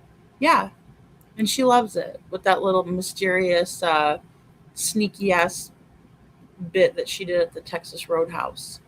You know. Oh, I know. Don't worry. Well, I mean, I've been talking to you, NorCal. I know, girl. I can't with the Lynette Hooker thing because it's like, ugh. But I'm praying that she gets justice. Her situation, like, has the D. Warner, reminds me of D. Warner and stuff. She left home shortly after Sebastian went missing, and that is something nobody will ever convince me is normal as a mother of a missing child. Right. That was a big indication. That was a big red flag. And then she just sat there and blamed everybody else. Well, la, la, I'm being threatened and harassed. They're saying horrible things. Hey, True Crime Unleashed. Thank you for asking. We're doing pretty good, I think. I think this is groundbreaking or bombshell or whatever. Um, is Seth suing for a full blown investigation with FBI or money? Um, Great question, Justice Jane. So in a civil suit, there's compensatory damages, and then there's also punitive damages. So we're gonna get into all of that once we get the paperwork. I want to be able to read it all out, but I'm gonna say that yes, there is 10 million, I believe. Um, is there a donation site to help Seth pay for attorneys? Good question, Barb. I will grab Seth's link for you guys in the chat. And mods, please feel free to drop that as well. I know we got that in the mod chat. Hey, Thomas, good to see you. So, oh, yeah. Oh, yeah. This legal move, yes, will have them floored and shaken to their cores, I imagine. And it's just high time for that accountability, you know? Um, it just, it has to happen, It just really, really has to happen. And we're gonna get a lot of information and accountability, in my opinion. He gives a wooden nickel about that. He just wants answers for his son. Yeah, Mohawk. I'm Chris Collins. And that's the thing. I mean, and that's the way that you get answers, is by making them have to get on the stand, right? And um, and testify. And we've seen Chris and Katie go into court, and we've seen them lie their asses off. So again, we have to be ready and set reasonable expectations for ourselves, for that. But thank you, Bo, for that. But it's going to be a little bit more pressure because you're going to have a lawyer. Seth's lawyer looks like a shark to me, by the way, and they're going to be holding accountability, right? Asking the questions, and they have to answer it. I mean, yes, they can go in there and plead the fifth. Yes, but still, it's not going to fly. CPS is not going to be able to do that. Again, we look at Harmony Montgomery's case, where her mother won a lawsuit against DCS, and DCFS or DCYF or however they call it over there in Manchester. There will be accountability, and that is the hardest part, because even though the principle of the matter matters most, which is Sebastian and finding him, but when it comes to that hitting somebody in the pocket, hitting them where it hurts, yeah, they don't like that, right? So that's part of it. That's part of what needs to happen in order for there to be answers, accountability, and what have you. Exactly.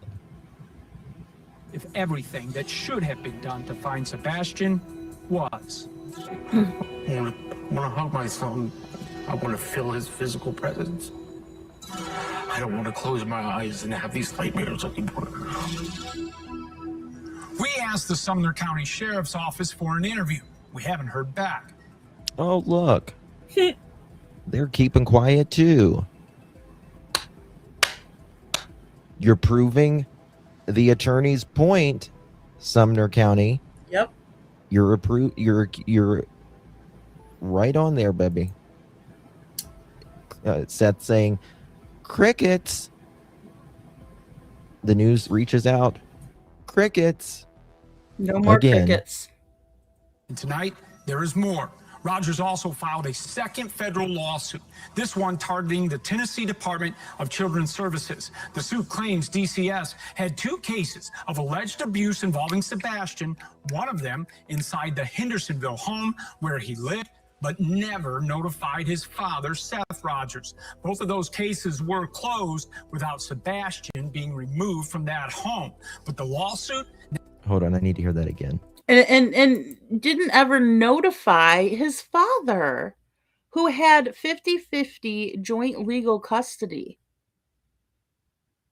Why did they not notify Seth, Sebastian's father?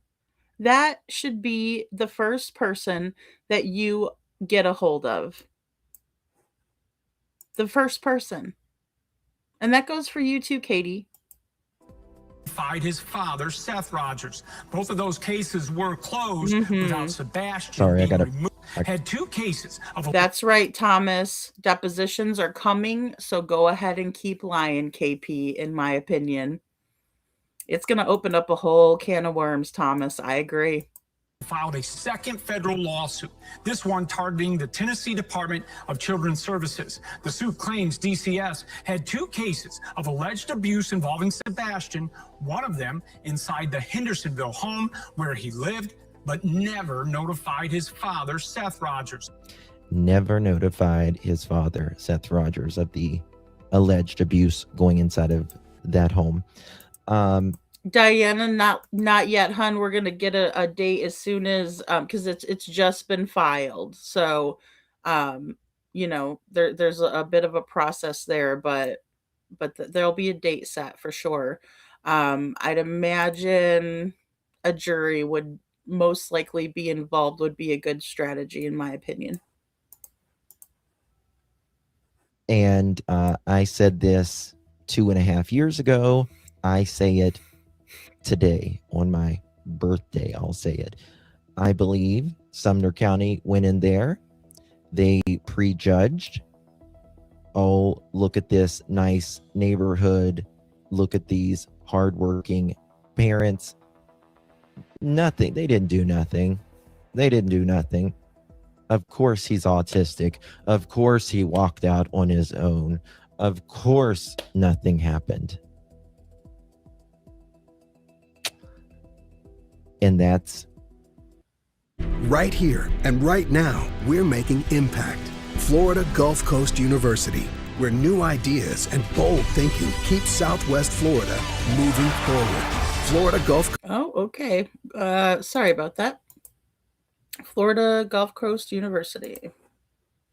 the beginning of the fuck up happened.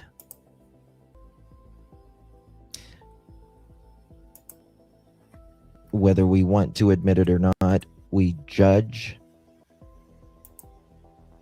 on how a person, where they live like that when they're going in, police do, you know, who they are, if they don't look, you know, strung out or anything like that. It happens. Sorry, it happens every fucking day. Every fucking day. Sure does. And I think that's where it absolutely fucked up. Thank you so much, baby. Appreciate you. Thank No you, doubt Holly. about it. Appreciate you. How many spankings do you owe me? Well, I turned 21 today. I'll see. 21. Most of those cases were closed without Sebastian being removed from that home. But the lawsuit now asks whether that was a mistake and claims DCF failed Sebastian. So my question, thank you, Crafting. My question is, if CPS would have taken Sebastian out of there and placed them with Seth immediately, or if Katie would have just said, you know, after they tried to put him in a facility and just said, I'm at my wit's end. I'm just at my wit's end with Sebastian. I just need you to take him.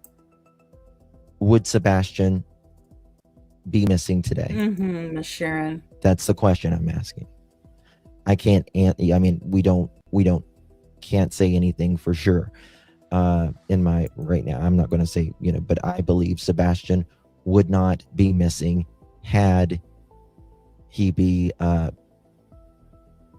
taken out of that home, or if Katie would have just said, I'm at my fucking wit's end. my relationship with my husband is on the rocks right now. I'm stressed. I'm this, I'm that, whatever. Mm-hmm. We'll have more on that suit tomorrow night. For WSMV4, I'm investigative reporter Stacey. And Granger offers professional. Is investigative reporter. I heard his name, Stacy.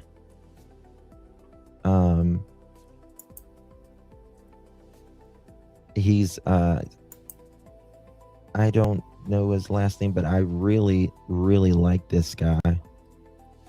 He did a very, very good job. Let me see here. All right, guys. So I'm going to go over to the at night post. So Justice Jane, the way that I understand it, and please correct me if I'm wrong, guys. You know, because I'm always fine with that. Or if you disagree, tell me. You know, I disagree, lady. That's fine.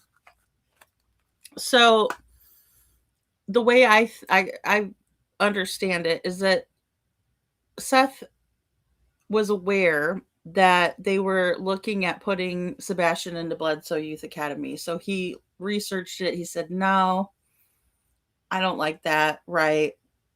I don't think it's a great idea because they're being investigated for abuse allegations, that children have passed away in the facility, that there's all this horrible abuse happening in that facility. And so Katie and Chris came back to Seth and said, all right, well, you look at some places and, you know, that will fit, right? So Seth asked one of the coordinators, right, one of the ladies that specializes in that, for some recommendations. And the recommendations that were sent over were too expensive for them to collectively pay for. But what you have to keep in mind is that Bledsoe Youth Academy is free to the parents. It is paid for by Tennessee Department of Mental Health, and is also owned by a company called Youth Opportunity Investments, right? And many of these places are owned by private entities, right? And they're all in it for financial gain because these children are worth a lot of money in these facilities. And so they failed to tell Seth that Bledsoe Youth Academy was recommended by the state and would be free, right? That's why any other option would have been too expensive, right? Because they would have had to pay for it. You know, think about a reputable school where you would pay room and board for the child, right? You'd have to pay for educational costs. You would have to pay for therapies from actual doctors and therapists. It's not cheap at all. You know, so that's the best of my understanding. So the end goal was really to get Sebastian, you know, into an online program, right, that he was waitlisted for, and he was eventually going to live with Seth after the end of the school year, but it was getting so bad, right? And now we know Proudfoot was, you know, punching Sebastian, hitting him in the stomach, you know, so it was just getting so bad. You know, that we know for sure. And NorCal Sogale, thank you so much for that $4.99 super chat. That's so sweet of you. Thank you. She says, lady, thank you. Prayers for Seth and justice for Sebastian. Yeah, absolutely. Any way we look at it, right? It's justice for Sebastian. I mean, he's been missing like this. What the hell? So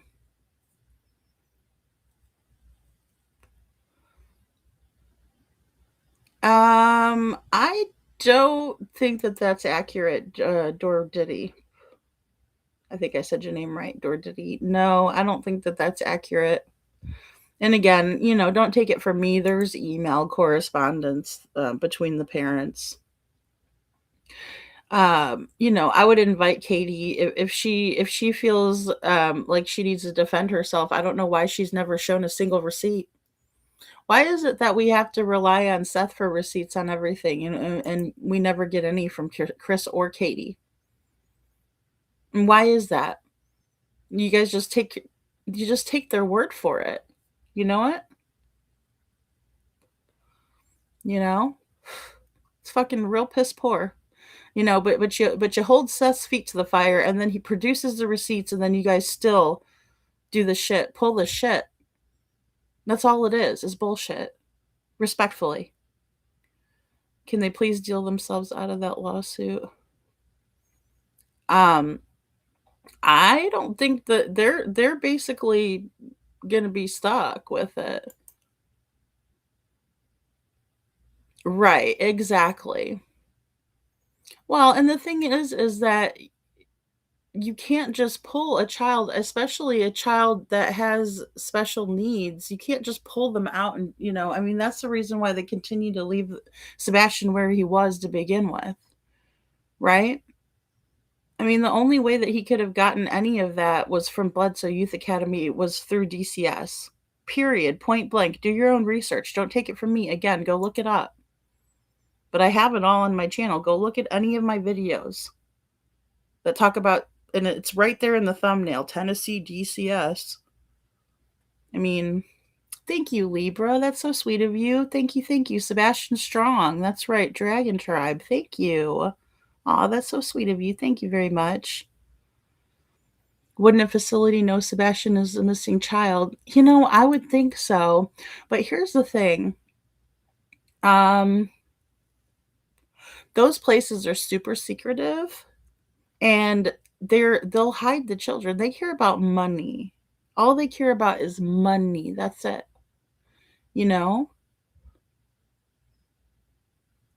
Oh, well, because he's a person whose child is missing, and he has every right to ask questions.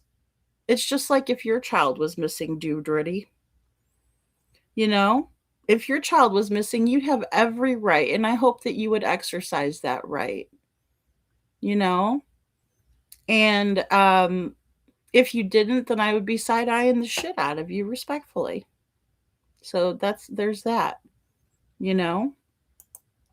What did Justice Jane say? Chris and Katie pissed me off. Me too. They really get my goat. I hope they're happy. Then again, I do think about it as, I really don't give a shit either, because, I don't really care what they think, because, I mean, I don't know them. I'm never going to probably see them or talk to them. You know what I mean? I just would implore Katie to remember that Sebastian loves her, because that's his mom. I would just want to remind Katie that Sebastian loves you as his mother. Why are you doing this to him, Katie? Why are you not fighting for him? Answer me that, at least. But you won't, because you're too much of a coward, and your husband won't let you. Which is the biggest crock of shit I've ever heard.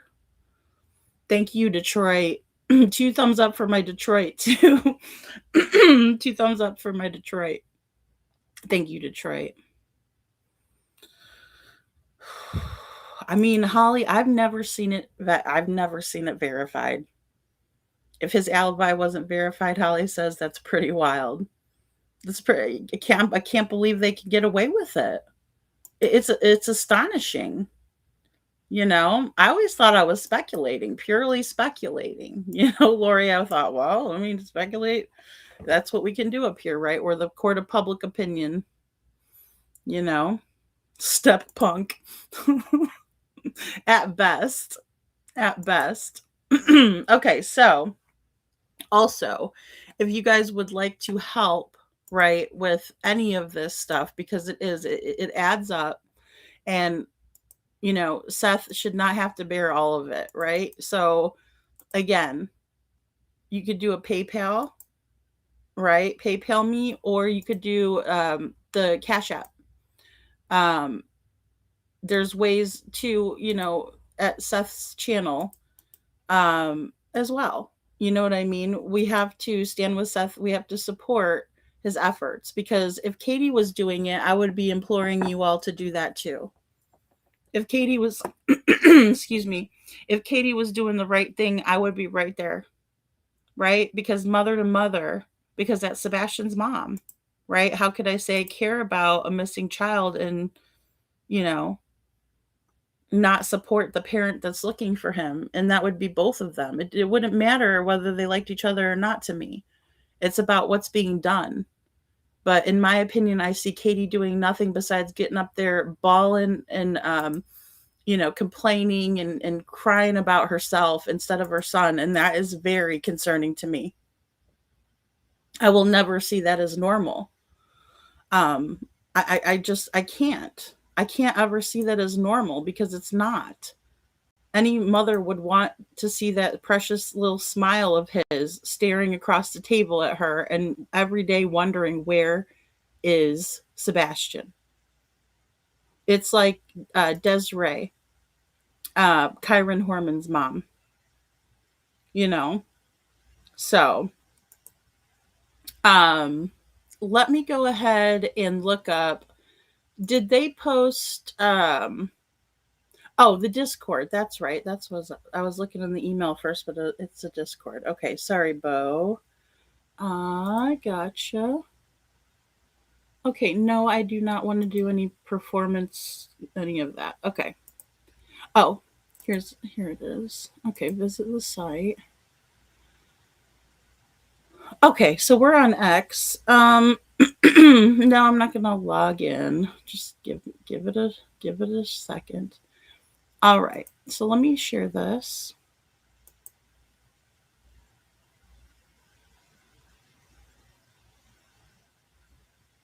I know, and it's understandable to feel,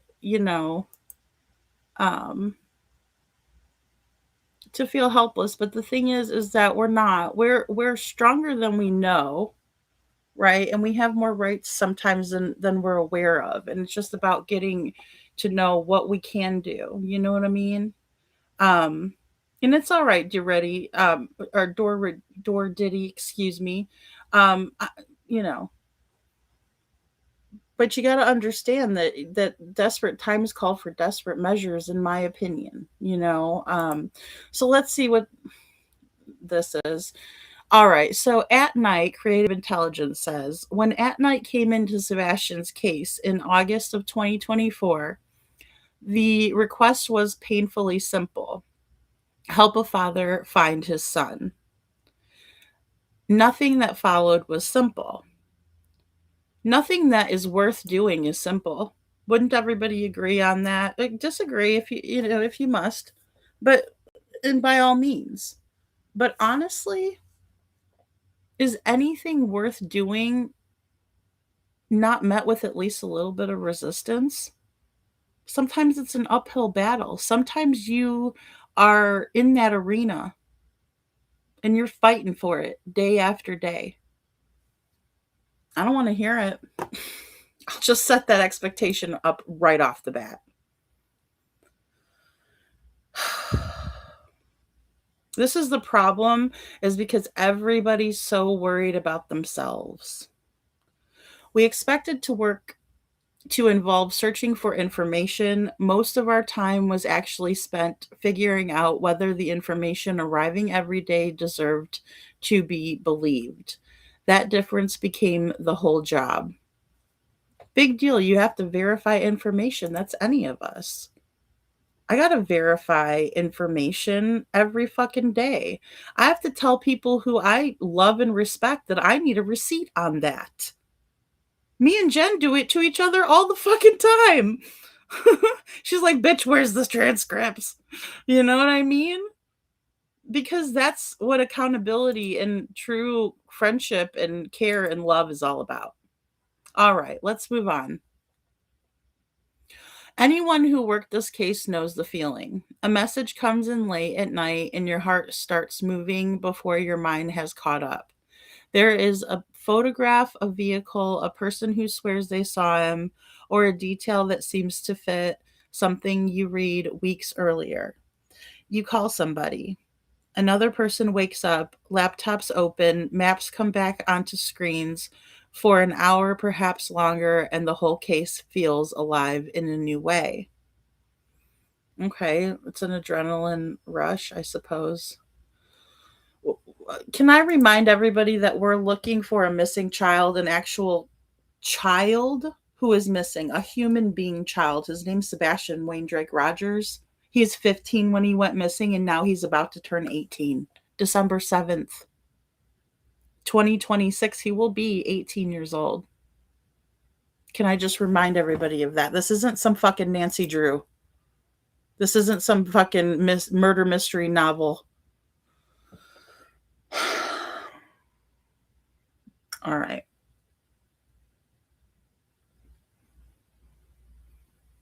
Then you locate the original photograph and discover that it is old. The timestamp is wrong. The vehicle is a different model. The supposed witnesses all heard the story from the same person. What looked like 5 confirmations becomes one unverified statement passed around until nobody remembers where it began. Nobody celebrates when that happens. You make the note, close the lead, and sit there for a minute before opening the next one.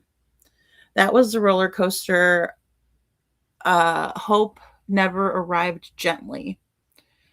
It became crashing through the door, made everybody believe the night might end differently, and sometimes disappeared before sunrise. There were periods when we honestly felt close to something. I can concede that. There was also days when the archive grew by hundreds of files. We understood Sebastian's disappearance no better than we had the day before. That is difficult to explain anyone who has never worked inside a case like this. A person can spend an entire day doing careful, necessary work and finish with nothing except proof that one more possibility did not happen. The public usually saw the arguments, interviews, and personalities surrounding the case. Our view was less dramatic. It was folders full of photographs with no dates, video clips missing the minutes around them, tips that had traveled through several people, maps uncovered in places someone believed had been searched, and thousands upon thousands of messages written by people who ranged from deeply sincere to completely detached from reality. I mean, welcome to a missing persons case, right? Welcome to a high profile case, though. Dog, I mean, come on, dog. Man.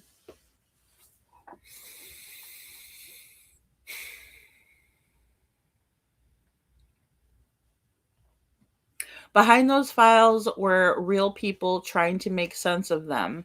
People lost sleep. Families had their evenings interrupted. Food sat untouched besides the computer. Okay, big fucking deal. Where's Sebastian? What about his plate of food? What about his plate?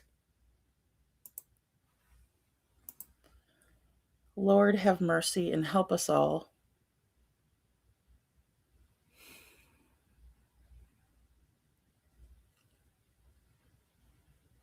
Because somebody would notice one strange word in an old message and send everyone back through material that they thought they had finished months earlier.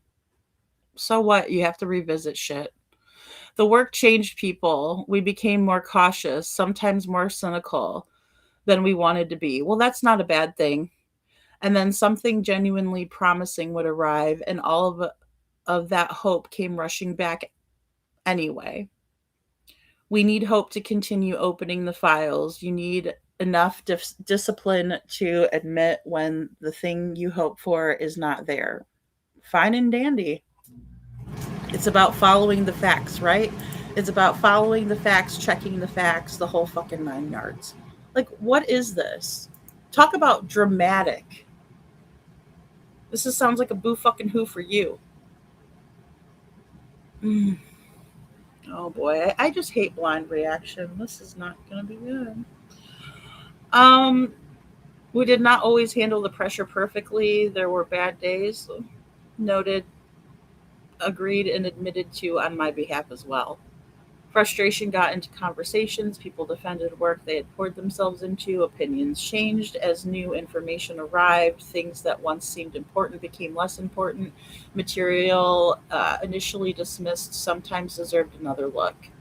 That belongs in the story too. At Night's account of this case should not read as though we floated above it, calm and correct at every turn.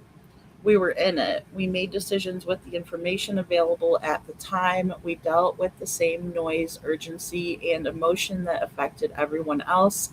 An honest review has to be willing to look at us with the same seriousness that it applies to every other person and institution discussed in the record.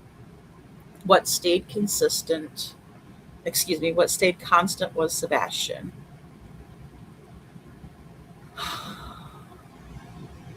At Night begins the final phase of its role in the search for Sebastian Rogers.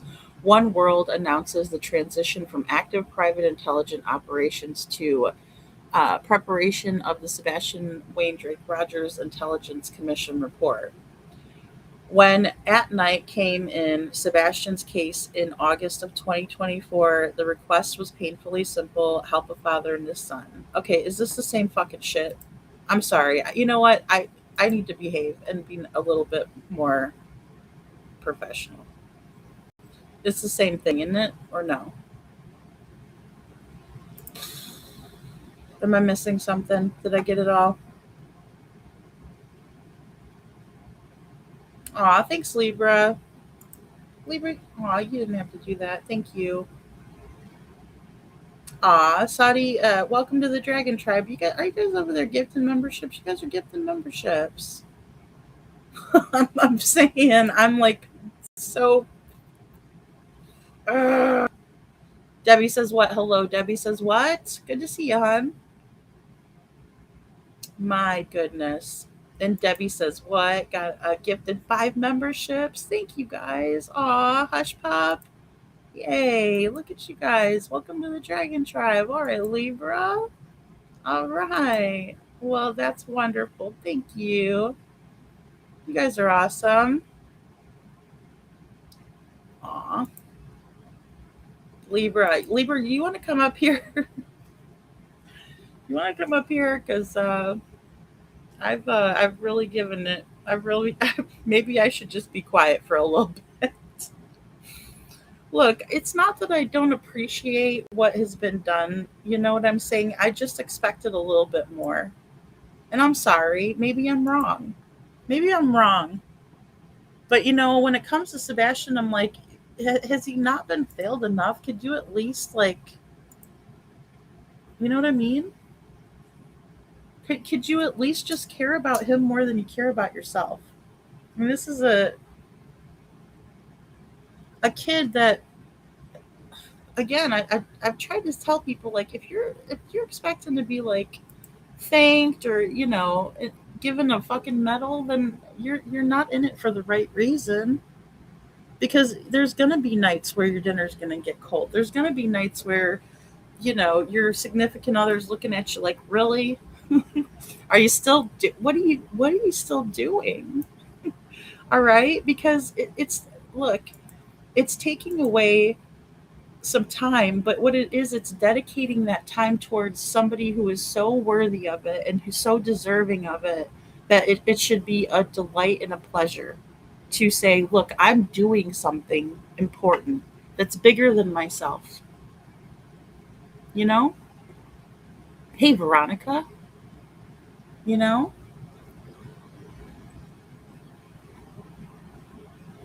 Yeah. I know the Cyruses, Miley's brother, Miley Cyrus. I want to call her Hannah Montana because that's how I know her the best. I bought her whole bedroom suit for my daughter. So get a microwave, but pop that, nuke it, YouTuber. I know, for real, but it doesn't matter because look, the goal is what is always it's like keep your eye on the prize, right? The prize is finding Sebastian. That's when you get the gratification. That's when you're like, oh man, that's the hard work paid off, right? But what about Sebastian and his t-shirt and his big smile saying refuse to quit? Do you not have that ingrained in your brain? I do. Because every time I feel just a little fucking sorry for myself, I remember that. Refuse to quit. I mean, come on, guys. I want to see the final phase. Are they going to share some information? When At Night put out the Texas Roadhouse footage in pieces and how they put it out, I'm not going to say they put it out. You know? They put it out there.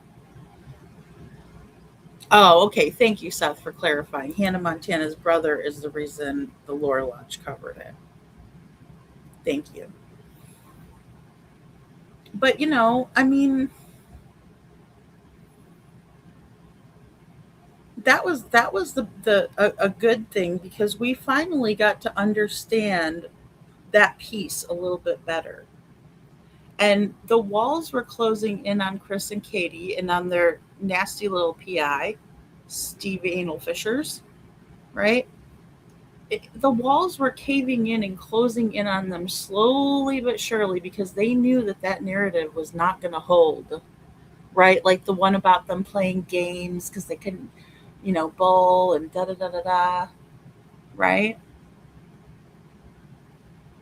They knew that was going to come out. That's why Katie, in my opinion, allegedly flew down to the Texas Roadhouse with Steve Fishers and said, oh, you can't be showing that. I want that footage right now. I own it. I own it. In her most entitled little way that she has. Sans the cute little Southern Belle bullshit. We actually got a window into what was happening. Now, we can't know for sure what was being said. We can't know for sure. Well, it's funny because I saw Doug the Bounty Hunter and he was on Bunny XO. Thanks, Seth. Yeah, Bunny XO did an interview that I've yet to watch with Doug the Bounty Hunter. Now, why would these big name celebrities, and no shade at Bunny, I like her. She did a couple really great interviews. I watched one with Teresa Caputo. I freaking died. I love her. Teresa Caputo, that is. For those of you that don't know, that's the Long Island medium. But I was scrolling through and I saw her interview with Doug, and I just can't bring myself to watch it because I don't want to hate anybody. Okay, I don't. But you mean to tell me that you couldn't show up over at the gathering? You couldn't show up over at the Proudfoots and knock on their door? I mean, if little Heather Cohen was willing to do it, why couldn't you? And then there's all of this nonsense. Oh, Lori, she's just like, she's amazing. She's one of the most amazing people, most fascinating, interesting, lovely people, So, yeah, I do too. And I think that I think they're nice people, and this is why I can't understand where there's this major disconnect. I can't understand it because I'm like, hey, Jelly Roll, help this kid. Bunny, help this kid, right? Any of these celebrities. I'm wanting to write to Paris and be like, hey, I'm not for sure, but we have a missing child that was wanting to be placed in some of these places that you're talking about. How many missing children are actually in these facilities? And we don't know. I mean, that's a really good question, in my opinion. And if anything, it'll check mark a box for us. It'll say, not that, or yes, that. I know I can't, I can't not say it anymore, you know? Or Nick Embarrassed. I used that one earlier too, Libra. I was like, oh yeah. But Justin calls him bare ass. So I was like, that's a good one too. Um, yeah, if my grandchild was missing, I wouldn't be in the RV driving 500 miles for work. No. No, no, nobody would be acting this way. None of them came out and spoke about Sebastian or pled for his safe return or any of that. None of those heartless assholes did it. Not a single one of them. That's a huge red flag. And as a matter of fact, they would accost people in the street, you know? Now, I didn't get accosted by one of the feet, but I did get accosted by one of their nasty ass neighbors. Let me see your phone. You better erase that from your phone. No, ma'am. I'm not stupid and I know my rights. I'm not an idiot. Did my curiosity get me a little bit? Yeah, I was filming the damn ditch. So what? It's a public ditch. The city maintains it. You guys don't pay for it. So put your ass, where it belongs. Stay in your own lane. It's a big crock of crap. Oh, sure thing, Libra. Thank you. Oh, you didn't have to super chat. You did not have to super chat me. Thank you.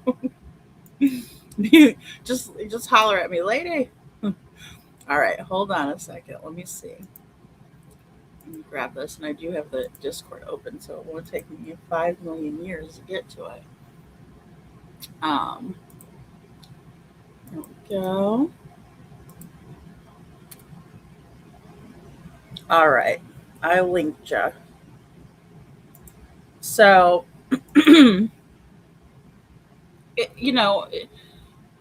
fact of the matter is we have Sebastian Wayne Drake Rogers. He has been missing for 2.5 years. We have a beautiful little Javea who was missing for not even a week. They had full confessions. They had an area of interest. They did their due diligence and they were able to find her. How come they could not do that? How come they could not do that? How come they refused to do that in Sebastian's case? Because that is just the bare minimum. The bare minimum is questioning the parents. The bare minimum is not allowing for the people who reported the child missing to dictate the investigation, or anyone for that matter. I shouldn't be dictating their investigation either. I feel like a half of an asshole for doing it because I am not law enforcement. But we're left with no choice in this situation because it's 2.5 years and nothing has been done. You know? It's ridiculous. You know? Yeah, I mean, I don't know him that well, and I just started watching Bunny because I was gonna support her through the divorce. If I'm being honest. So I love you, Bo. Good night. So I mean, I know we're gonna have a lot of differences of opinion, and that's okay. Because and they're they seem open to that kind of stuff too. They're you know, go to church to find him. There has to be some hidden messages in that comment. Barb, I can't disagree. I think that we've finally found a baseline for Proudfoot. And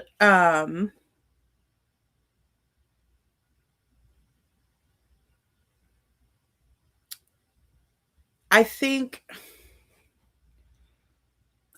that if we look at the conversation that he had with Jules, and when we see the recorded version, he was being truthful with Jules on many aspects of what transpired the day before when Heather showed up to their property, when they weren't home and she walked around the property allegedly, to what happened on the day that Katie and Chris were having the boss and the coworker from Brink's Home Security over to upgrade their system. Libra. Yes. Well, thank you. So I think she will too. She's a strong woman. You know what I mean? But I want strong women like her to be like, let's go. And it's not about hating anybody. I don't hate Dog. I don't hate Dog at all. I don't hate Nick. I don't hate any of them. But what I don't like is the behaviors. I don't like any of the taking advantage of the situation like I feel that's happening. And if I feel that happening, I'm going to bring it up. I'm not just going to be afraid to say it like, oh boy, I hope they're not upset. Because at the end of the day, I'm not worried about upsetting anybody. I'm worried about let's find Sebastian. Where is he? How can we find him? What can we do to help the situation? How can we help take some of the pressure off of Seth and let him know, look, you're not doing this alone, even though it is a lonely road, right? And even though there's things that you can't share with us, and even though there's things that you maybe wish to tell us, but it's more strategic not to, right? Or it's just not something that needs to be shared. There are things in this world, that maybe shouldn't be shared. I get it. Oh, here's Libra. Hold on a second here. Hey, Libra, welcome up.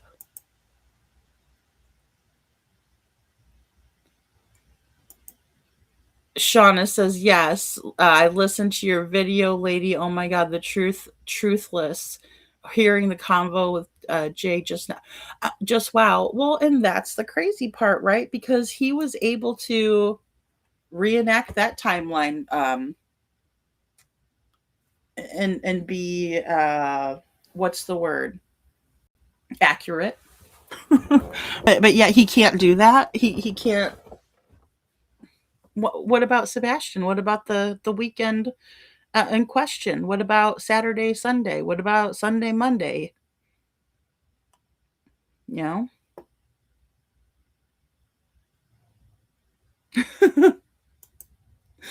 Miss Sharon says I can see right through Jelly Roll all the way from Australia. He's so blind. I know. I'm telling you, if I had a lady like Bunny, I wouldn't cheat. I know he cheated. Damn cheater. Hey, Libra.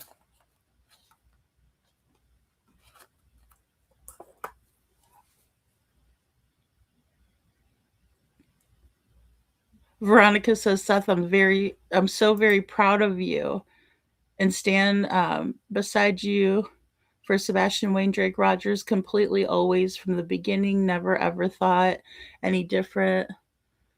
Like I said, I'm a ride or die for you too. Aw, let's ride out. Aw, thanks, Veronica.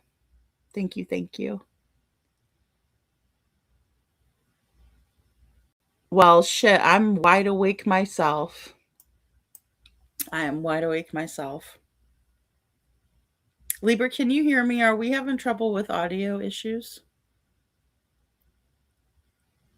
Or are you just waiting for me to be quiet so you could talk?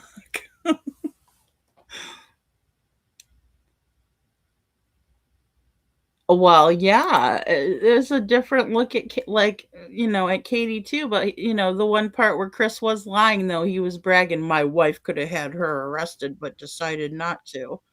Well, yeah, because at the end of it she was asking the lady for help, wasn't she? Check 1 2. Is that better? There it goes. Ah, there you go. Yes. You sound Yeah, good. I had to reset up everything. As you Oh, know. good. I just want to, what I said when you couldn't hear me and I thought you could. I was hearing myself through the mic, but it wasn't set up on Restream is what we're using now. Yeah, of course that's Sebastian's dad.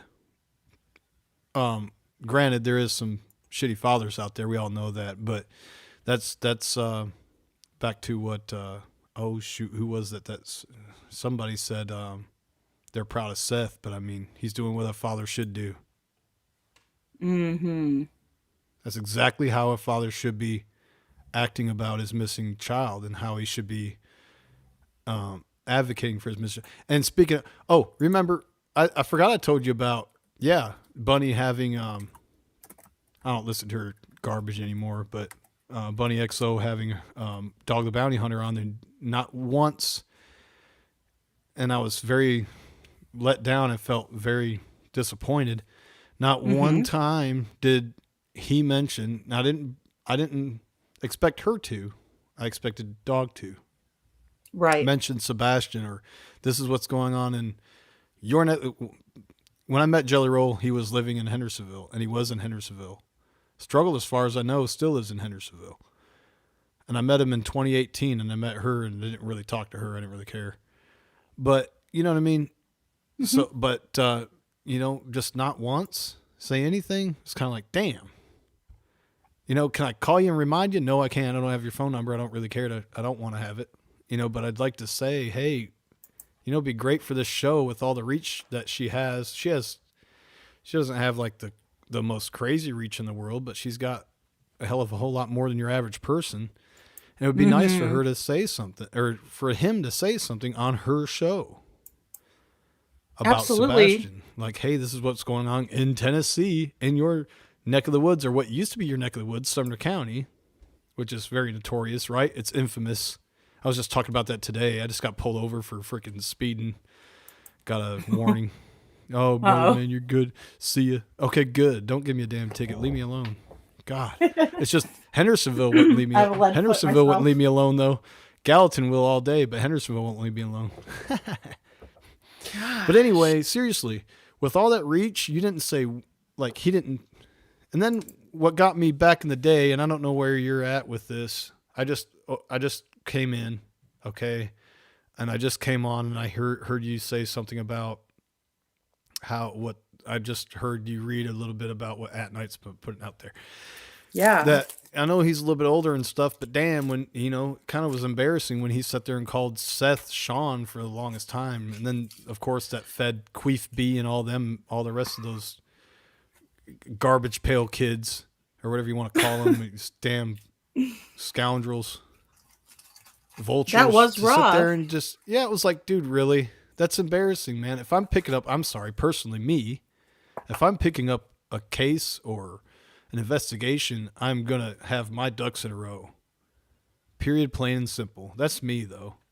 And sorry for picking on you, dog, but, you kind of let me down, bud, because, I just really had faith that they would not let this thing go, and now they're talking, like, in my opinion, Jen coughing the diaper, dead on the vine type crap, dude. If you care about Sebastian, it's never going to be dead on the vine. Hey, Shauna, it's never going to be dead on the vine, so to speak. What a stupid ass comment, by the way, in my opinion. Oh, I know. I'm not going to say in my opinion. I'm not afraid of you suing me. What a stupid ass fucking comment to make. The title of Bunny's interview was Life After Beth. And I'm like, yeah, Beth is rolling in her grave, in my opinion, because the Beth that I know from the TV show, I mean, we all have our personas, right? Our public personas and whatnot. But Beth would be there for Sebastian. She would be like fighting for him, in my opinion, of what I've seen of Beth. So that's another reason I couldn't watch it. Yeah. Because then I would be in the comments. It's Hollywood clowns. That's what they are to me. They done went Hollywood. If it wasn't for Bunny XO, in my opinion, Jelly Roll wouldn't be anything. And I remember watching his 10-minute freestyle back in the day when I used to go to Antioch and hang out and bar hop and all that crap back in the day. And somebody's like, check out my homeboy Jelly Roll. And there's this fat guy with a bald head trying to be, chin strap beard and everything else, trying to rap. And I was actually kind of like, yeah, he's not too bad for a little freestyle, whatever. And then when then fast forward to 2018, this is all the way back from 2009 to 2018, whatever it was. And then I'm like, he's still doing music? What? I remember that name from way back. This guy named Worm, he used to rap with, that passed away of like an overdose, a guy named Worm. It looked like a worm. That's why his nickname was Worm. And a bunch of criminals anyway. And, but anyway, fast forward to 2018, and he's going to a little rock venue I worked in and worked the door. And that's where I saw somebody that was a spitting image of Chrissy Pissy Poopy Pee Bloody Pants having a fit about something so dumb, and in that same bar. But anyway, Oh, where was I going pool with this? thing. Yeah. No, I know Yeah. what you're talking about. Mm-hmm. I can totally see that. Insecure little boy. That's why you treat people like crap. That's why you're Chrissy Pissy, well known as. Did you make up that nickname there, Ladybug, or whatever you know? Not Ladybug. Well, I think it was collaborative. Well, the thing is that he just acts like a big man baby. He's a whiny little. He's a whiny tit. Is what he is. He's a whiny tit little. You know what baby. my mom would call? Needs mommy's suckle of her zipple. I can see a monkey right now sucking on a damn bottle of milk. That's Chrissy Pissy. Hey, my, hey. And then he gets real nasty if you don't give him what he wants, Yeah. Real violent. He thinks he looks like a pit bull. It's kind of like a Veruca Salt, like from, that naughty little girl from the Willy Wonka movie, like, give it to me now. Marsha. Like a Marsha. It's just so jealous. Yeah. Can't understand why everything isn't handed to you on a fucking silver platter, that type of entitlement. Saying. Yeah, that's what I was saying. Sorry, while I'm on track remembering what I was getting to there, is that ever since, Jelly Ho and his little ex-prostitute wife, whatever, they don't went Hollywood on everybody. I used to like his old stuff. I started liking the guy. I think he was down to earth when I met him. He was nice to me. But the thing is, you don't want Hollywood. You won a couple Grammys, so the bar is low, apparently, for that. You're a Grand Ole Opry member before one of these guys. He's huge in country music. I can't remember his name now. It's like, I can't remember who it is, but I looked it up, and I was like, oh, God, that is a legend, And he got in there before that person, and it's just like, oh, yeah, the world's gone downhill. But, yeah, so when you went Hollywood on everybody, then you just, you lost weight, and then y'all were an open relationship. Now she says she's going to have an IVF. She's going to have your baby anyway. She's going to have your baby anyway, in her words. I didn't watch that whole episode. That was strange. Stupid show. Yeah, it's just stupid. That's a sign of abuse, in my opinion, that we know she's been abused. But I'm just saying, that's out there. She has a book coming out. All of a sudden, they're getting divorced. And he sits there and goes, the internet's a liar, at a concert. And you're like, dude, here you go with your publicity stunts. Y'all just make me sick. I'm just so freaking tired of it. I'm tired of the fake. Now you're fake. You're freaking Hollywood. Hollywood, you're fake. Shut the hell up. I don't want to hear anything you got to say.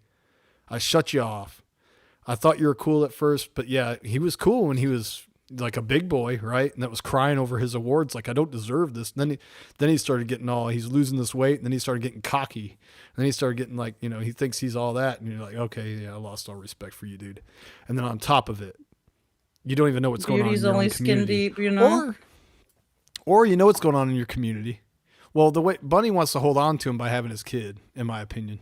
But I'm going to stop talking about them. I'm not trying to give them any more anything, even though I'm not anything. I'm just saying. Why waste our time on them, right? But my main thing is this. You got all this reach and everything else. Why not know what's going on in your community and spread it and spread the awareness and help and financially help or with your voice. If you can't financially or if you don't want to financially, I don't care. You're not obligated to do nothing. But please, I'd say please. I mean, hell, Taylor Swift does a better job than at that. She at least acts like, she at least puts something out there for her community in Hendersonville, like just to be like, at least, I don't know if she's real or not with it, but at least act like you're nice, These people are just they're like out of the loop. They just don't care. They're selfish, in my opinion. Oh, definitely. So, you know what I mean? It's like they can't see past their own asses. And that's what got me more into this than... And I love music and everything. Don't get me wrong, but yeah, never been a fan of Sean I.C. though. I was of his old stuff. And even Bunny admitted she doesn't even like his crap. And I'll just say crap. She said I don't like my husband's music. Well, what kind of person is that? Maybe you are. I would never admit that openly. I'd be like, his music's great. He's the best How embarrassing. ever. Like, you know what I mean? I'm so Don't get him on. sorry. I didn't mean to lie. Now I'm gonna I'm gonna down a whole bottle of pills. Forget about my life. That's my husband, yeah, way out of his league. Yeah, you seen her without makeup, by the way? You would probably puke yourself. Really? I would get. Oh, dude, you see her without her I don't makeup like and all that myself stuff. without makeup on either, though. I'm like, I'm gonna Oh, you look put great. makeup I've on if seen I'm you. gonna go public. Oh, shut up. I'm gonna be putting that dark lipstick on. You know what I mean? my special Whatever. blend. That's just you that's know? the nature of. I mean, women are just gonna be self-conscious because y'all are very. Some of it can be the way you're raised too. That and I talked to a therapist that said this is kind of growing up as a girl or a young lady. You want things to be just right, and it's kind of got to be like princess in a way. Some women, Yeah. some not. But you know what I mean. Like the ones that Sure. are grown up in a good home, so to speak. Well, that's and- my mother. She's like, Patricia, you need to put makeup on. You know what I Girls mean? don't Like, fart. Girls in don't fart. They public. fluff. Girls don't fart. They They or was fluff. it? I think it was fluff that somebody said one. I laughed so hard. But yeah, girls don't fart. They don't. But no. But anyway, I got that out of my system. Now I'm done. I'm not going to talk about those people anymore. They don't matter. What matters No, is I'm glad that Sebastian. I like needs the to come home. perspective, though. I respect your opinion, and we're all going to have a different thing to bring to the table. For sure.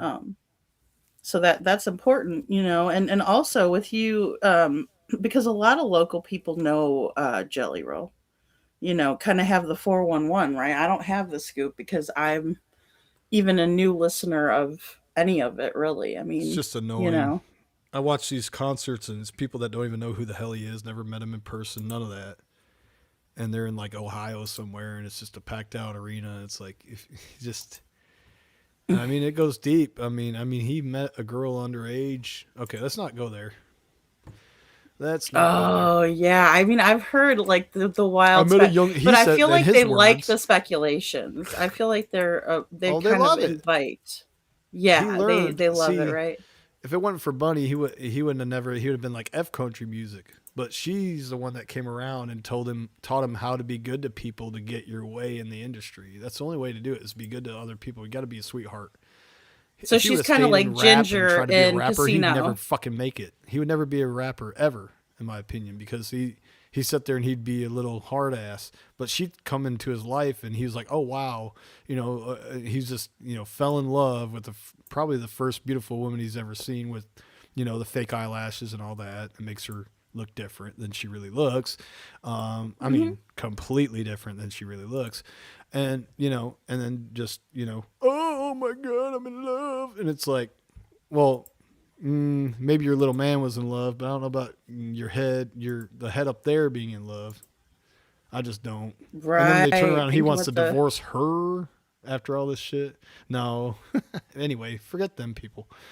Where are we at here? That doesn't make a whole heck of a lot of sense to me, anyway. It's stupid. It's just stupid. They both screw other people. They don't care if they do. And she was kissing some guy in his bar that he sold. It don't even matter. It's the bar that they own. Oh, I whatever. saw that In guy. his I was like, name. oh, he's cute. And he's like a He's cuter than Jelly 24-year-old. Roll. And she's freaking almost opposite age. She's 46 and he's 24.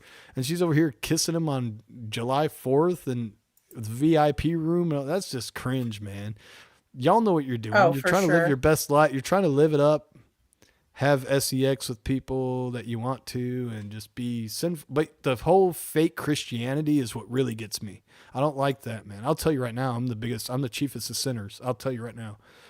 But I'm not going to turn around and sit here and act like, oh, thank you, Jesus, Lord and God, and then turn around and be like screwing around with other different people. God knows how many Yeah. STDs out there. That's just disgusting, man. Just got to stop.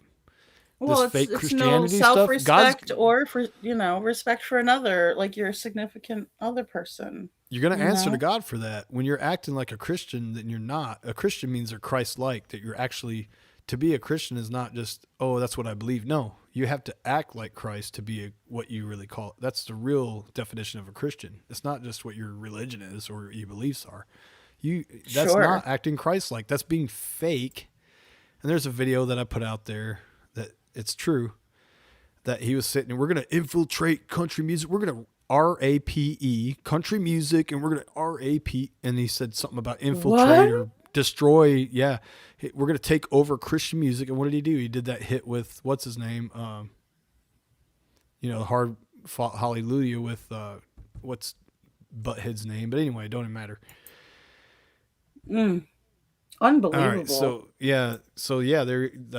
that's what's going on, and he said it was going to happen. And somebody's sitting there recording him on their phone, and it's out there now. Just look it up on YouTube. But yeah, it's out there. So just quit being fake. You should have said something about Sebastian when you got a big voice, and you don't. Oh my God! How could you not when you're sitting in?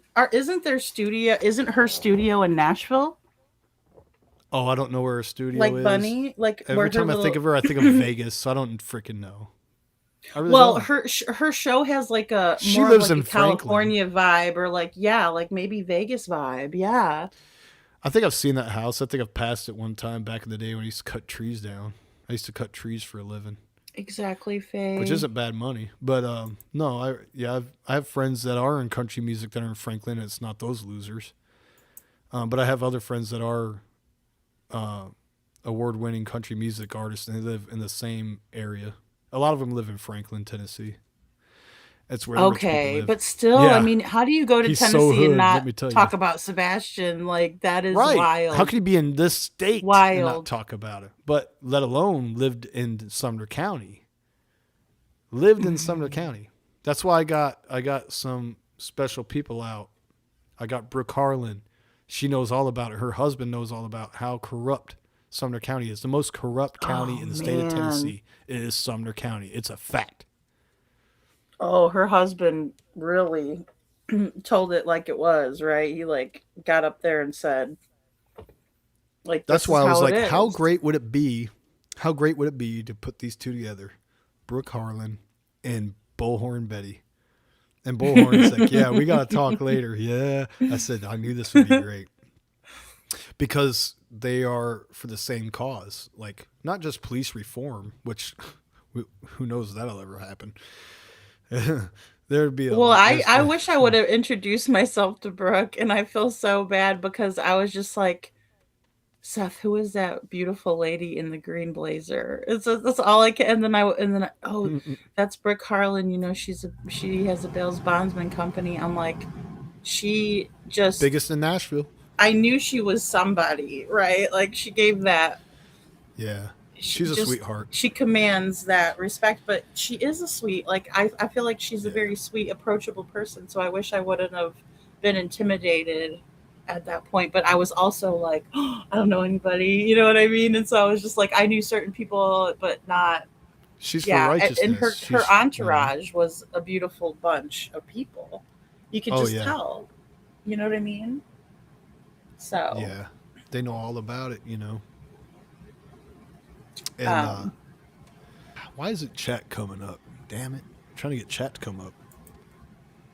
I mean, that's it, Holly. Holly says, I really thought that Dog would collaborate with Brooke about this case, and I was pretty upset that he didn't. What a disappointment, right? Because, I mean, hello. Like, I'm sorry. Nobody did everything perfect in this case. That's including myself.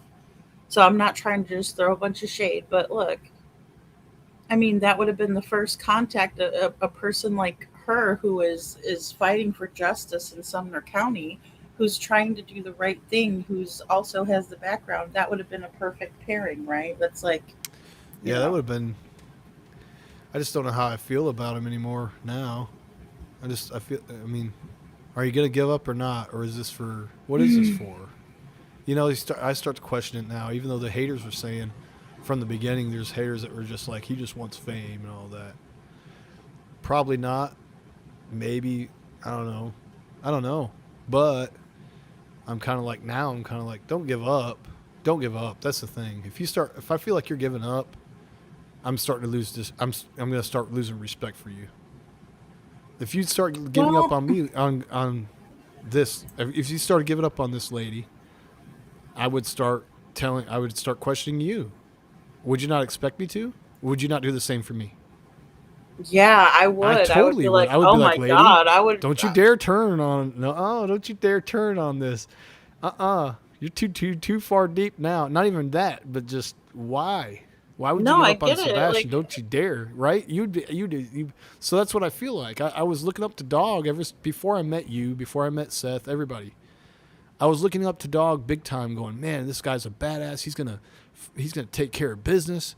And then what are you doing now? Exactly. Now you're like Jen Coffindaffer. You're all even worse because Jen Coffindaffer is just whatever. She just talks. She doesn't anybody.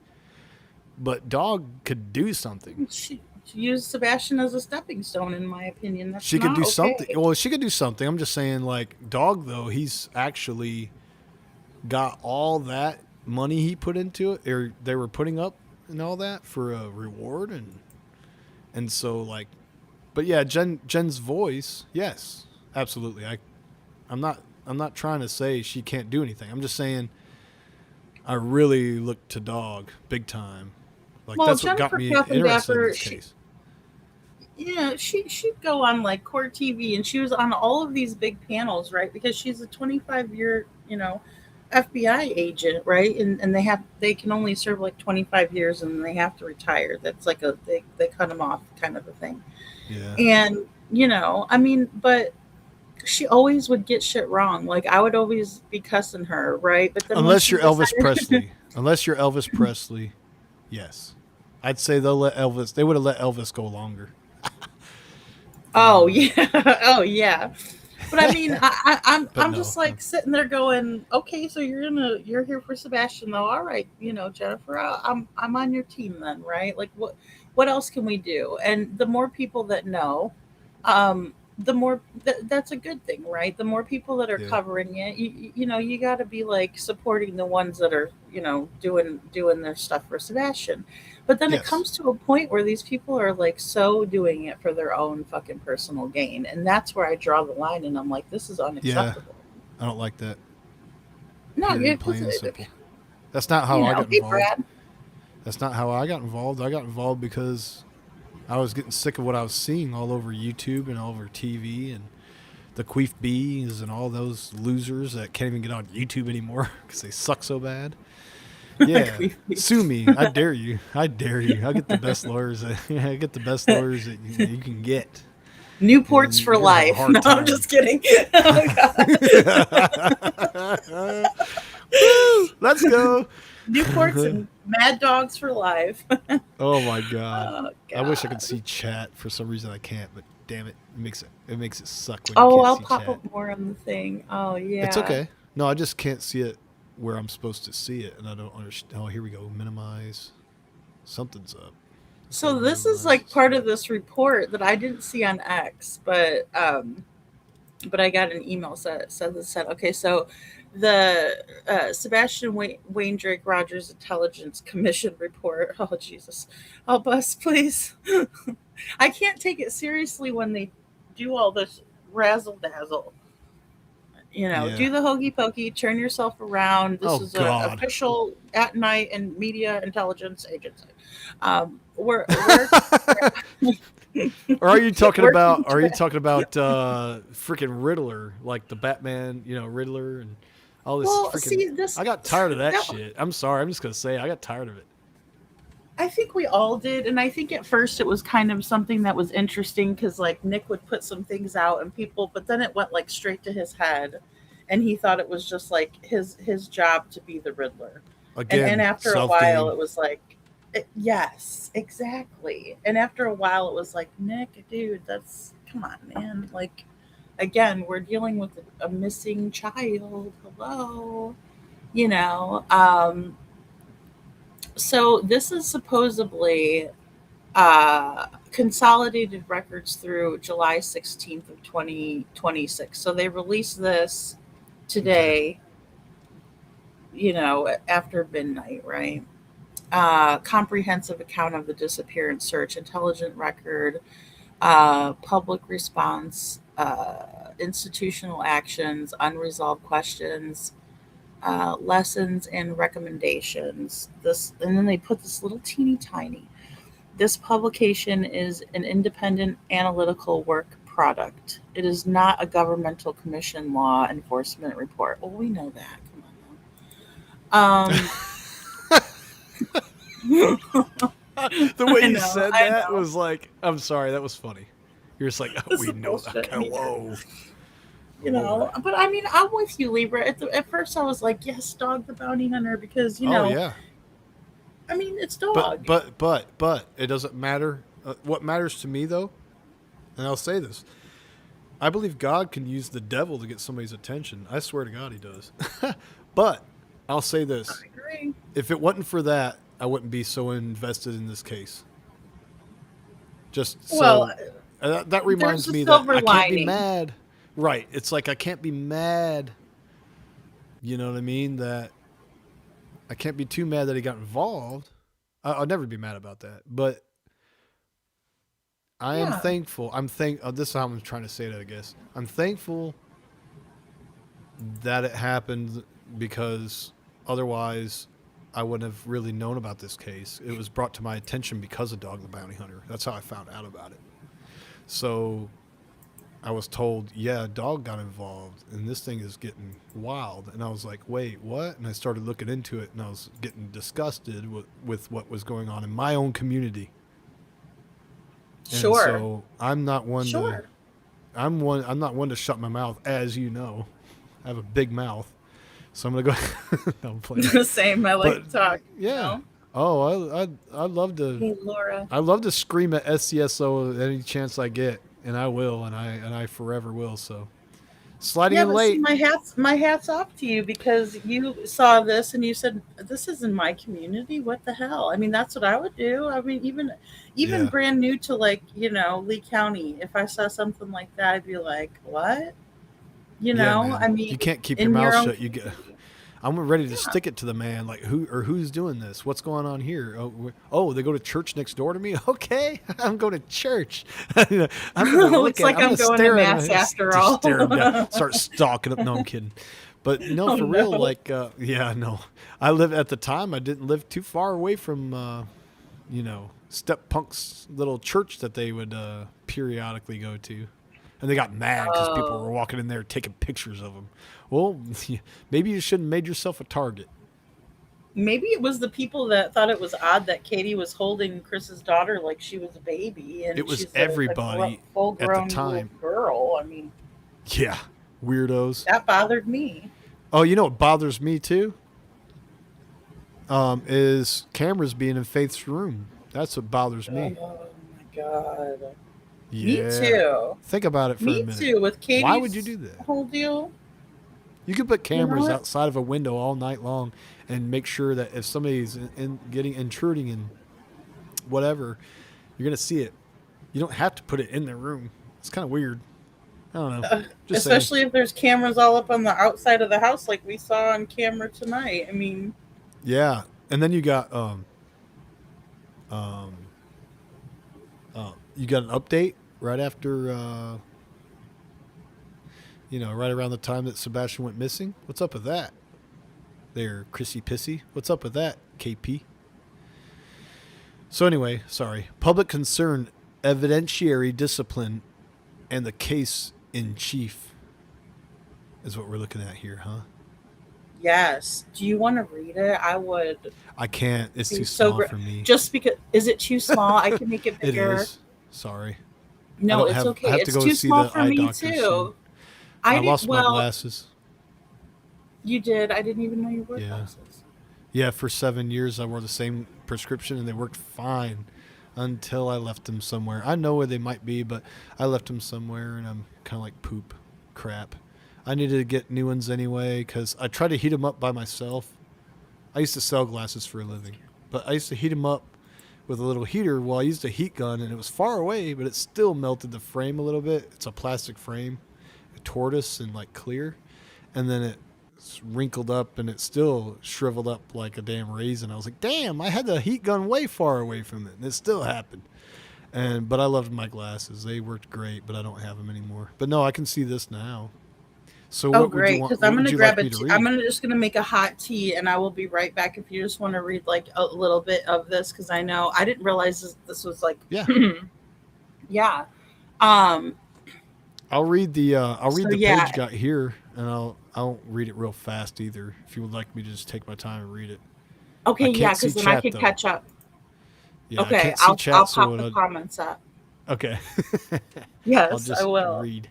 See, that's why I covered us up too, because I was like, I bet you we're not going to be able to see this. I don't know why they make it so. I mean, it's like Teeny tiny tiny. Tinkerbell. What the hell? Yes, exactly. So, all right, I'll be right back. No worries. All right. The disappearance of a child demands urgency. It does not permit certainty unsupported by evidence. Societies confronted by the disappearance of a child are periodically overtaken by conditions in which grief, fear, suspicion, and the demand for immediate answers begin to move faster than the evidence. The circumstances of the disappearance are reduced to fixed narratives. Individuals are assigned simplified roles. Disputed assertions acquire the appearance of fact through repetition, and public judgment develops long before the underlying record has been assembled, authenticated, and tested.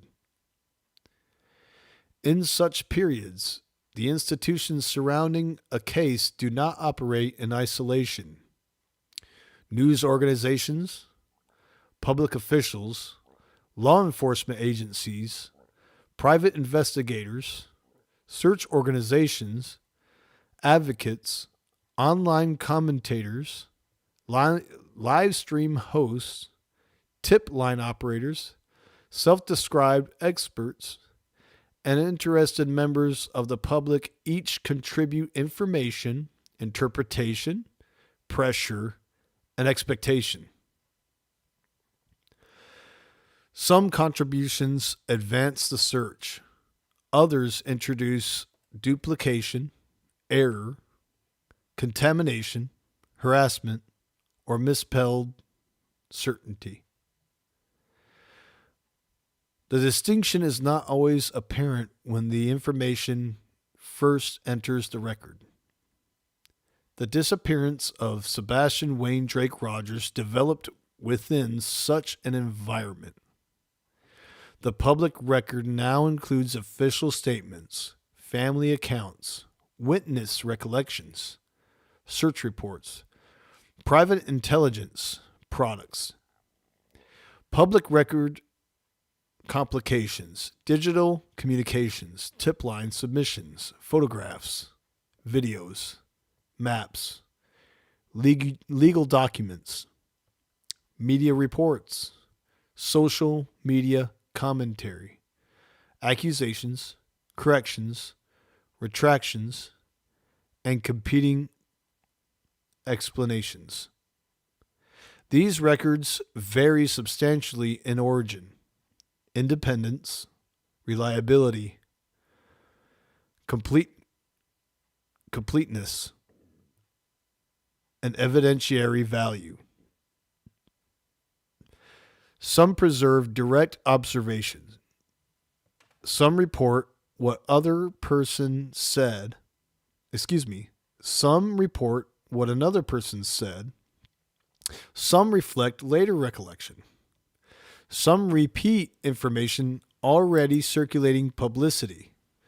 Some contain analytical judgments. Some contain allegations that have never been substantiated. Some refer to evidence that is not available for independent review. Others document only that a communication occurred, not that its contents were accurate or acted upon. The volume of information does not resolve these distinctions. A claim repeated by 100 derivative sources remains one originating claim. A location described as searched is not necessarily a location conclusively cleared. A message recorded by a tip line platform is not necessarily a substantive tip. A tip is not necessarily a lead. A lead is not evidence. Evidence is not proof. An unresolved inconsistency is not automatically deception. Institutional silence is not proof of concealment. Investigative attention directed toward a person is not proof of wrongdoing. The danger runs in both directions. Public alarm can elevate weak or inflammatory material beyond its proper weight. It can also cause responsible reviewers to dismiss credible information merely because it emerged from a contaminated or controversial environment. The Commission must therefore guard against credulity and reflexive skepticism. I'm like, I can hear you coming back. No, English, I almost please. said, Can we speak? Shauna, you better stop commenting because I won't be able to read the last line. It started covering up the last line. But no, the Commission must therefore guard against credulity. Wow, what a word I've never used. Rarely used. No, Credulity times Wasn't 10. that used in that movie Dutch, where he picks up the kid and they go on a road trip? And Peter it's the Piper Al Bundy. picked a frickin' pepper, picked a prick in his nose. God. But yeah, we got it, babe. You know what I'm saying? Ugh. So how's your hot Ridiculous. tea? Is it good? What kind of tea you drinking? Man. What's up? I am drinking just regular Lipton. Oh yeah, real tea with raw Oh, honey yeah. though. Yeah, Oh, because raw- I'm honey's I'm good trying for to be you. good. Yeah, You know, I saw it's honey at Kroger. It was like helping. hot honey. Hot honey can be kind of good, but I like a little bit of I honey love on hot a honey. biscuit. A little bit of honey on a biscuit with some butter. Believe it or not, maybe because I'm northern. I don't know, but No, it's very good. oh, it's so good for you. It's honey is a superfood. It's so good for you. I think it's But a yeah. natural antibiotic too. It is. It's really good for everything. Your immune system. And then I put a And- cough yeah. drop in there too. Like I just put that in the bottom. Like there you go. Oh shoot, Boom, bitch. No. You're like me. You're like the way I was. I grew up. It was like integrative medicine. It was like we'll do natural stuff, but we'll mix a little bit of drugs in here too. Like or not drugs, but over the counter OTC. Okay, people. Chill Like out, Granny chill out. Clampett, I make an Oh, elixir. Libra's a drug addict now because he said we mix drugs. Shut the hell up! I didn't say anything yet. Jeez, no, Everybody for real. calm down. Calm down. I know I like to burn a little. You know, it's like I know. Anyway, for real though, yeah, we'd sometimes. What do we do? I remember my mom used to give me some. Like if I got sick, I'd get the dextromethorphan or whatever. You get the cough syrup, you know, OTC. And, Yes. Vicks. Vicks was something. Oh, my mom. If I put it loved under to my do nose, that. it'll make my nose run. So I don't like it for that. But I'll put it on my chest, and it helps me breathe at night when I Yes. sleep. Yeah, I'm a Vicks guy. Oh my! I know menthol's exactly. so My good for mom you. would put it on the bottom of our feet too, and she would get like, Oh, and, yeah. I don't like my That feet works. touched and all. She would come over there and be like, "Let me see your feet," but it always worked. It did work, but I hated it, and like you said, did not want it under my, like above, right, or excuse me, below my nose, But my mom would be like, "Here," and just slap a bunch on there, like, oh god. I remember mom. You Yeah. gotta love your mama. I love it when mom would give Mhm. me but it worked. Mom's always right. It was like cherry flavored cough medicine or whatever. I remember getting cough medicine. It was like syrup, but they made it for kids so you can handle it, and you just off a spoon, not in the stupid cup, but all that stuff. A spoon. I just remember that vividly. Oh, the But spoon, it helped. exactly. Now It they just give made you you a feel shot better. glass with it. Yeah, it's shot glass is so weird. It's like, oh, it's too much at one time. But the spoon was like, okay. And then Mama would pour a little bit more on the spoon, give you another one, and then you feel that against your lip. And, okay. Yes, and why did they take the booze out of the NyQuil? They took the booze out of the NyQuil. Yeah, now it sucks so bad. I'm like, because I'll tell you put some why. whiskey in it or something. God. Oh God, no. You know? Because Help us. Well, what kids would do, I know this for a fact. They would run up in the drugstore and they would get hallucinations off of cough medicine. Robotrippin. I've heard of that. Robitussin, stuff like that. Anything the that has Tussin. Yeah, Chris Rock and the Tussin. I love his stand up when he does that. It's crazy. He's like, because they that couldn't, Tussin. if they didn't have anybody to contribute and they didn't have any, they would buy that, and so you can only sell. We said, start having to ID people for buying, kids for buying lighters. It got so ridiculous. I mean, because it's like, well, you got getting a lighter for? You're 16. You're not supposed to be smoking. So what are you doing, kid? It's just like the way that some retail stores are. But yeah, I read this whole. Yeah, so basically what is this? Like a bunch of mumbo jumbo about how their report is like, basically it's just all alleged in their opinion. It's kind of what they've gathered, through their public evidence concern gathering. Oh, here we go. Analyst of the obligation to establish provenance. There we go. Perfect. Now just scroll up a little bit. Can you see? I'll try to read this last.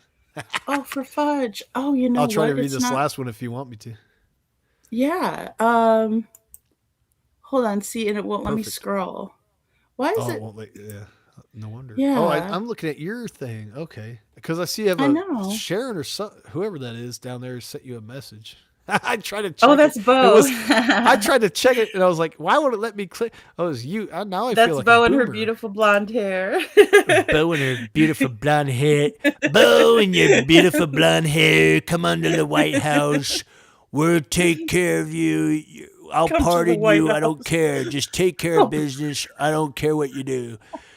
Please bring Sebastian Rogers home. His dad needs him home, says somebody you clicked off. You know what's funny that you say that, Libra, because wasn't Trump supposed to be coming out and talking about Sebastian or doing something? Not pardoning him, obviously. We don't need that. What? But yeah, he was For what? supposed He to didn't come do out. anything. He was supposed to come out and like fight for the FBI to come. I mean, no, he'll do it for exactly Nancy Guthrie. Guthrie, whatever her name is. I don't even know who it was until that happened. Oddly enough. Yeah, because it's Hollywood. I don't know. But you're going to send the FBI for that real quick, right? Let's get on that. And they still didn't find anything out, right? Did they even get... I mean, I wrote a letter to freaking Cash Patel. I DM'd him. I mean, he's supposed to be I think the freaking cartel was involved with that, to be honest with you. Right there on the freaking border. Oh, New Mexico and Arizona are very cartelish areas. You have to be careful. Man, they're right there by the border. Yes. I have a friend that lives in New Mexico, and he invited me to go ride four-wheelers. And he said, you better strap up. I said, well, I got plenty. He said, well, you better strap up because... the cartels will come and rob you and everything, and you have to make sure that you have a gun. And I was okay. But if I come, I never did go out there. But if I did, I'd be ready. And that's what he warned me about. He said cartels will come up and rob you, kidnap you, whatever. So you better strap up if you're going to ride four-wheelers. But it's fun. Go through the desert. Super chat. Shauna, hello. People. Go ahead, lady. Read that. Read it. Hold on. Let's get Shauna a party. Thank you, Shauna.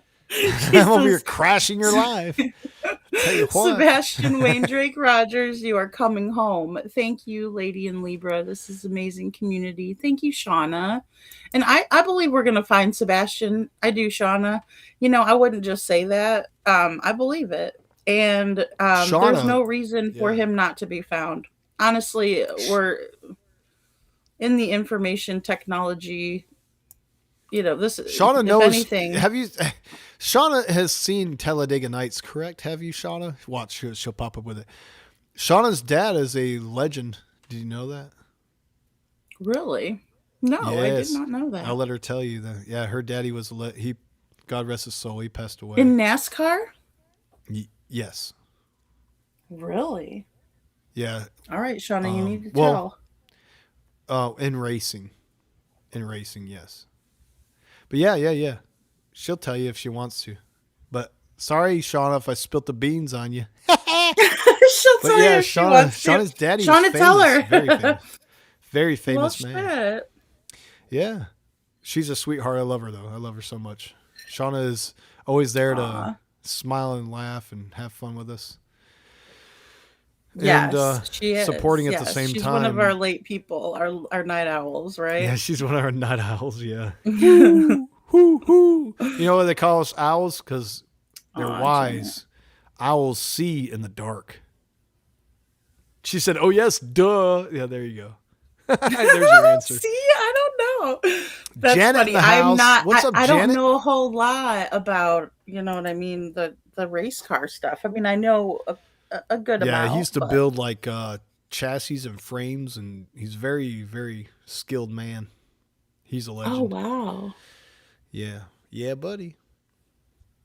So basically, this last part is just saying the central obligation remains unchanged. Sebastian's missing, but no matter what kind of efforts they've put forth, they can't. They don't have any information to find him, and he's yet still missing. I mean,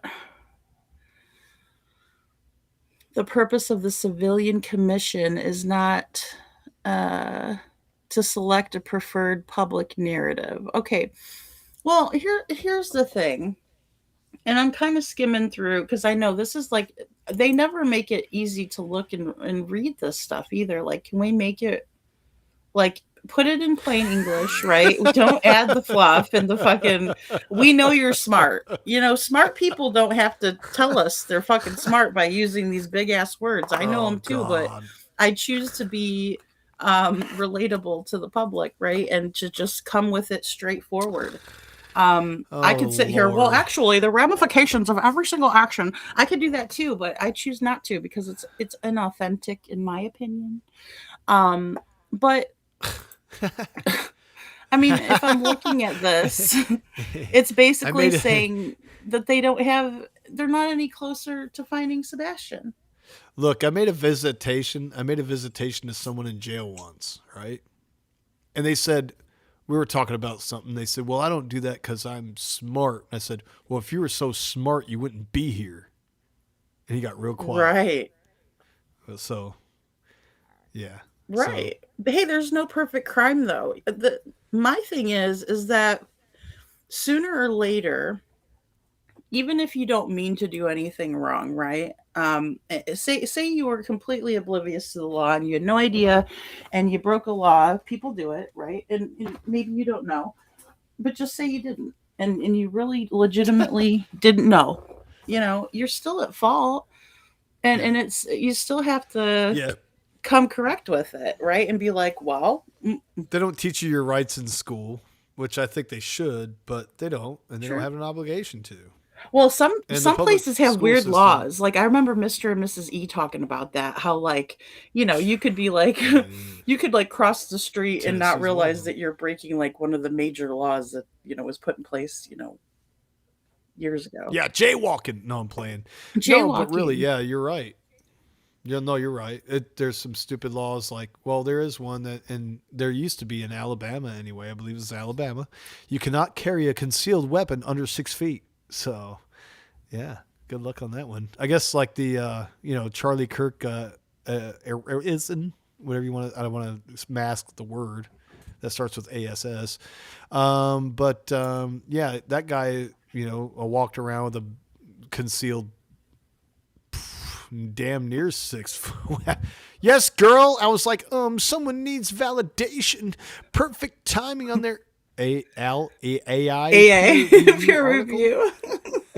So extra. Well, I think this document probably was written courtesy of ChatGPT or some kind of what do they call it? I don't even know. Yeah, because it sounds too damn smart to be a human. Let me tell you, I read it and I was like, I feel kind of cool reading this, even though I can't read it halfway without stopping and I'm trying to read. You know, I feel like an idiot. But You did good. I was here yeah, for most I was like, of it. they didn't freaking. Nobody wrote this shit. What is Abraham Lincoln still alive? Apparently, because somebody did a really good job here. Thank you so much, Abraham Lincoln, for writing this. You know, a proclamation.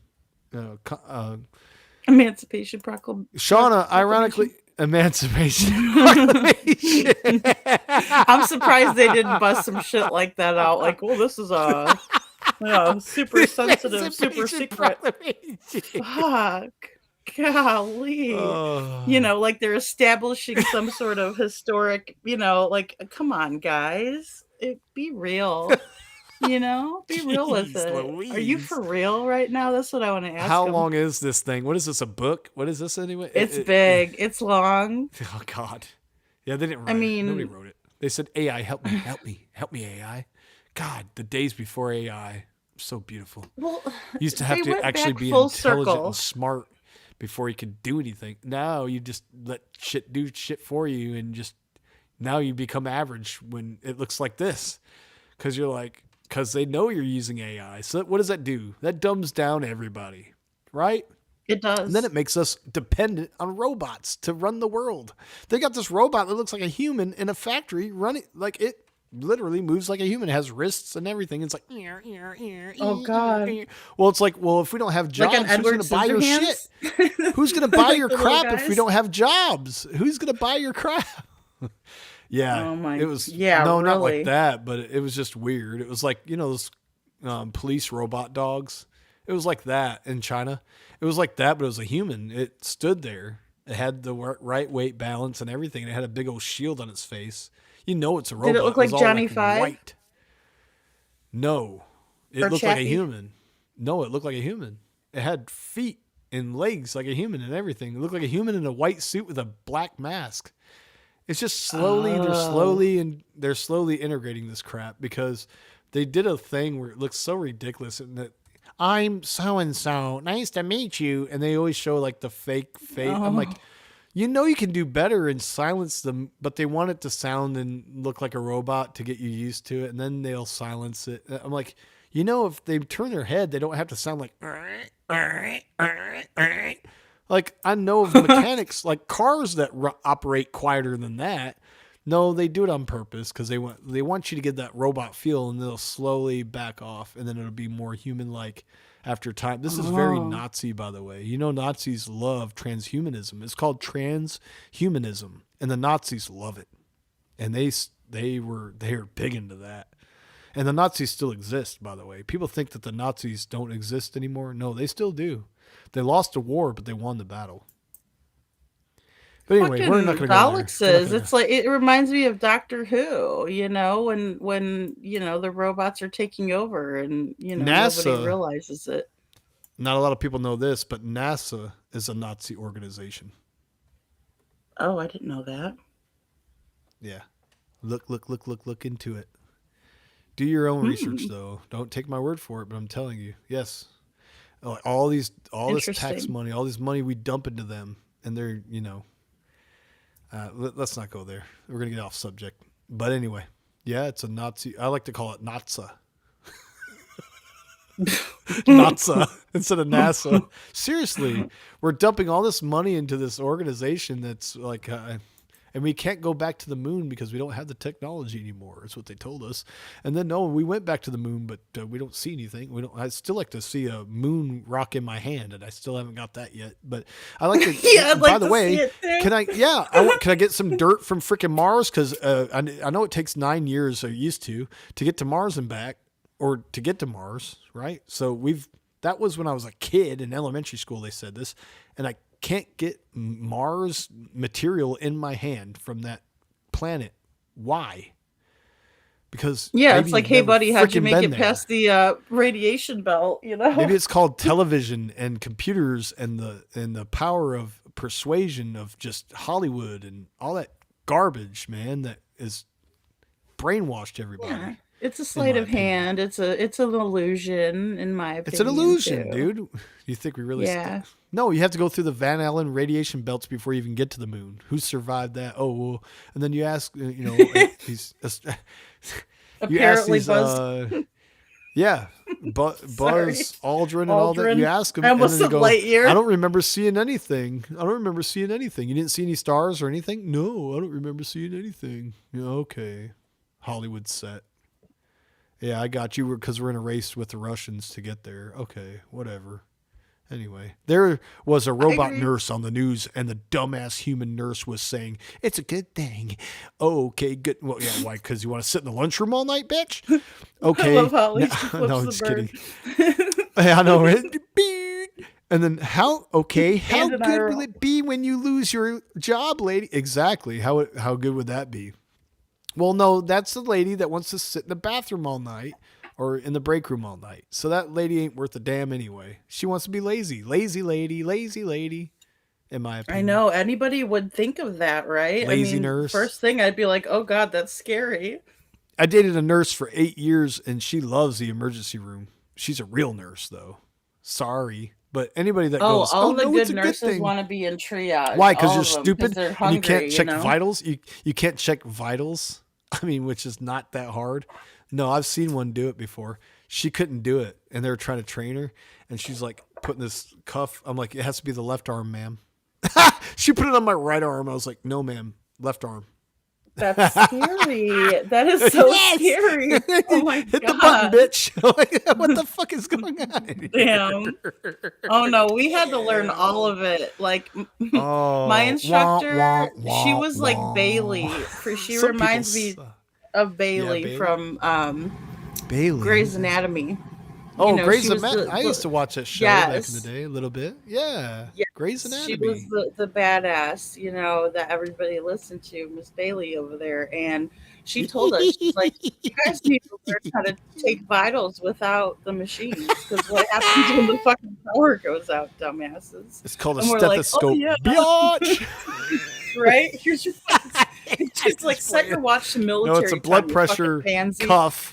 You know? They want to use these digital blood pressure cuffs, and it's like, man, God, I can do that to myself. Here, give it to me. I can do it to myself better than you can. Just give it to me later. Libra, you got the wrong arm. Hate to break it to you. Yes, it has to be the left arm, not the right arm. Golly, my heart's on the left. I don't know, but my heart's on the left side. Last time I checked, one person was born with it on the right side.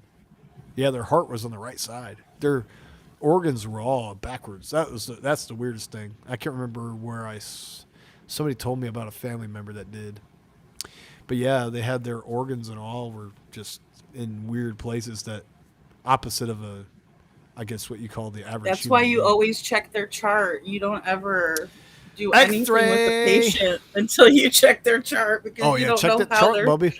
you Yeah, don't know how that shit's because you got to shock that heart. You got to take that IED and put it on the other side and do it the other way. You got to right. think about that too. No, See, if you don't know exactly. that person laying on the ground, if they have their heart is on the right side, and you put that, well, it might work. What if they have a do not resuscitate and you resuscitate their ass? That's how you get in big ass trouble. What a stupid They didn't tattoo. want to come back. Oh yeah, Okay, yeah. you Some brought people them get back. Some people get a tattoo of that on their chest, and I'm like, oh, it's so sad, dude. Like you're just done with life. Like, don't bring me back. That's so crazy. That's so crazy. I know. Well, sometimes it is just a part of their, personal preferences or measures. Because I mean, I seriously wouldn't want to be brought back if I knew I'd be like a vegetable or something. Like let me go to the Lord. Lady, I mean, it's in God's timing, but let people try to save you. I don't care if you're brain dead, lady. I'll be by your bedside. I'll be in the hospital. you'll be over there hanging with You me. know it. Well, thank you. I'm not kidding. Hey, I I'm got not you kidding. too.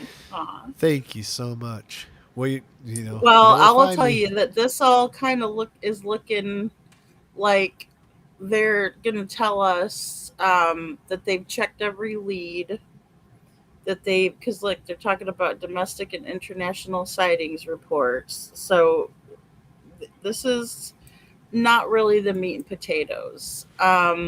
Now I read this, or maybe not. Okay, so this is a little different. Hold on. Okay.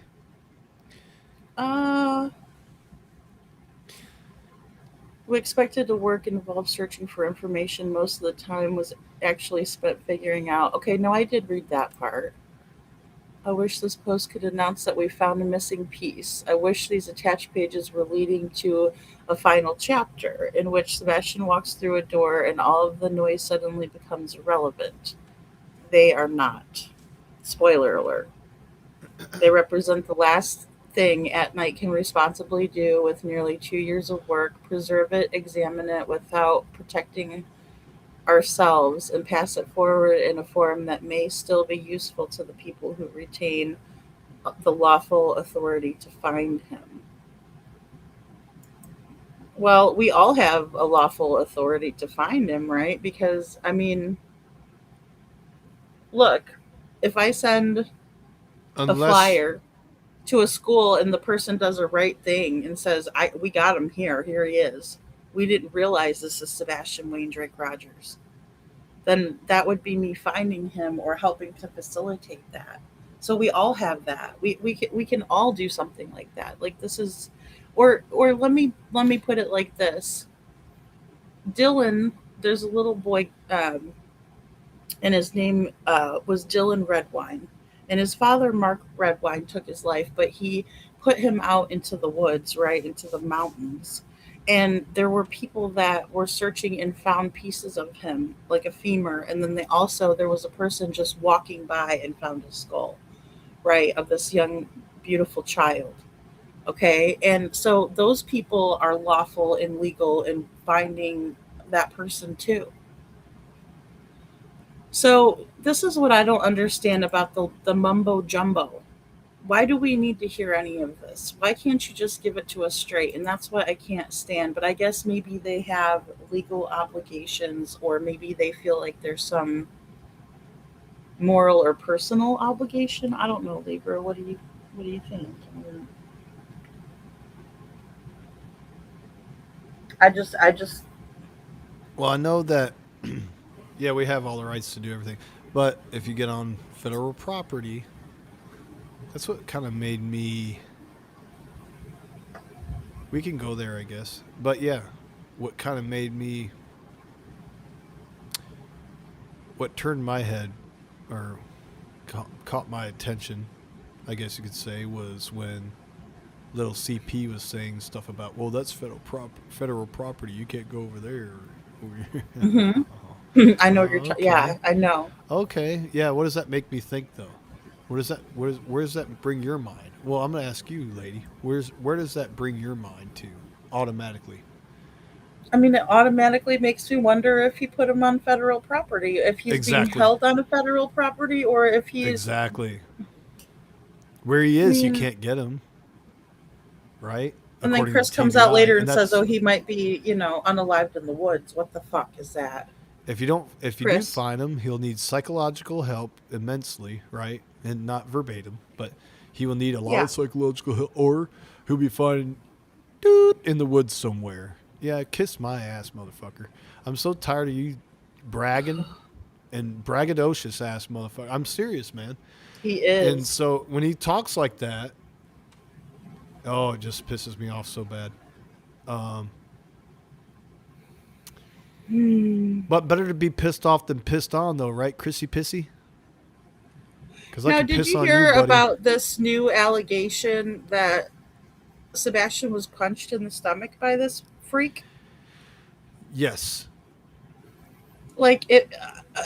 If I would have absolutely. known that going into the gathering, I might not have behaved as well as I did. But that to me is just like a saving grace of the situation, because here's the thing: when we try to do something like that for Sebastian, when we did successfully do something like that for Sebastian, it needs to be about him, like as if he's watching us, right, somewhere, knowing that he's loved and supported and being looked for. But it just really fucking pisses me off when I hear that asshole put hands on that kid. He had no business whatsoever putting hands on Sebastian, ever, never, ever, ever, ever, ever. And it strikes a like Oh, cord fucking for sure. Frankenstein. You know what I'm saying? Yes, Like cord. Like I get hit by lightning. Pisses me off. I've talked about this before, but back in the day when I was kind of YouTube surfing over this whole thing when it first happened, and I ran into Queef B's channel. Didn't know who it was. I thought it was a transvestite, or I didn't know what it was that I was hearing because I heard. Hey,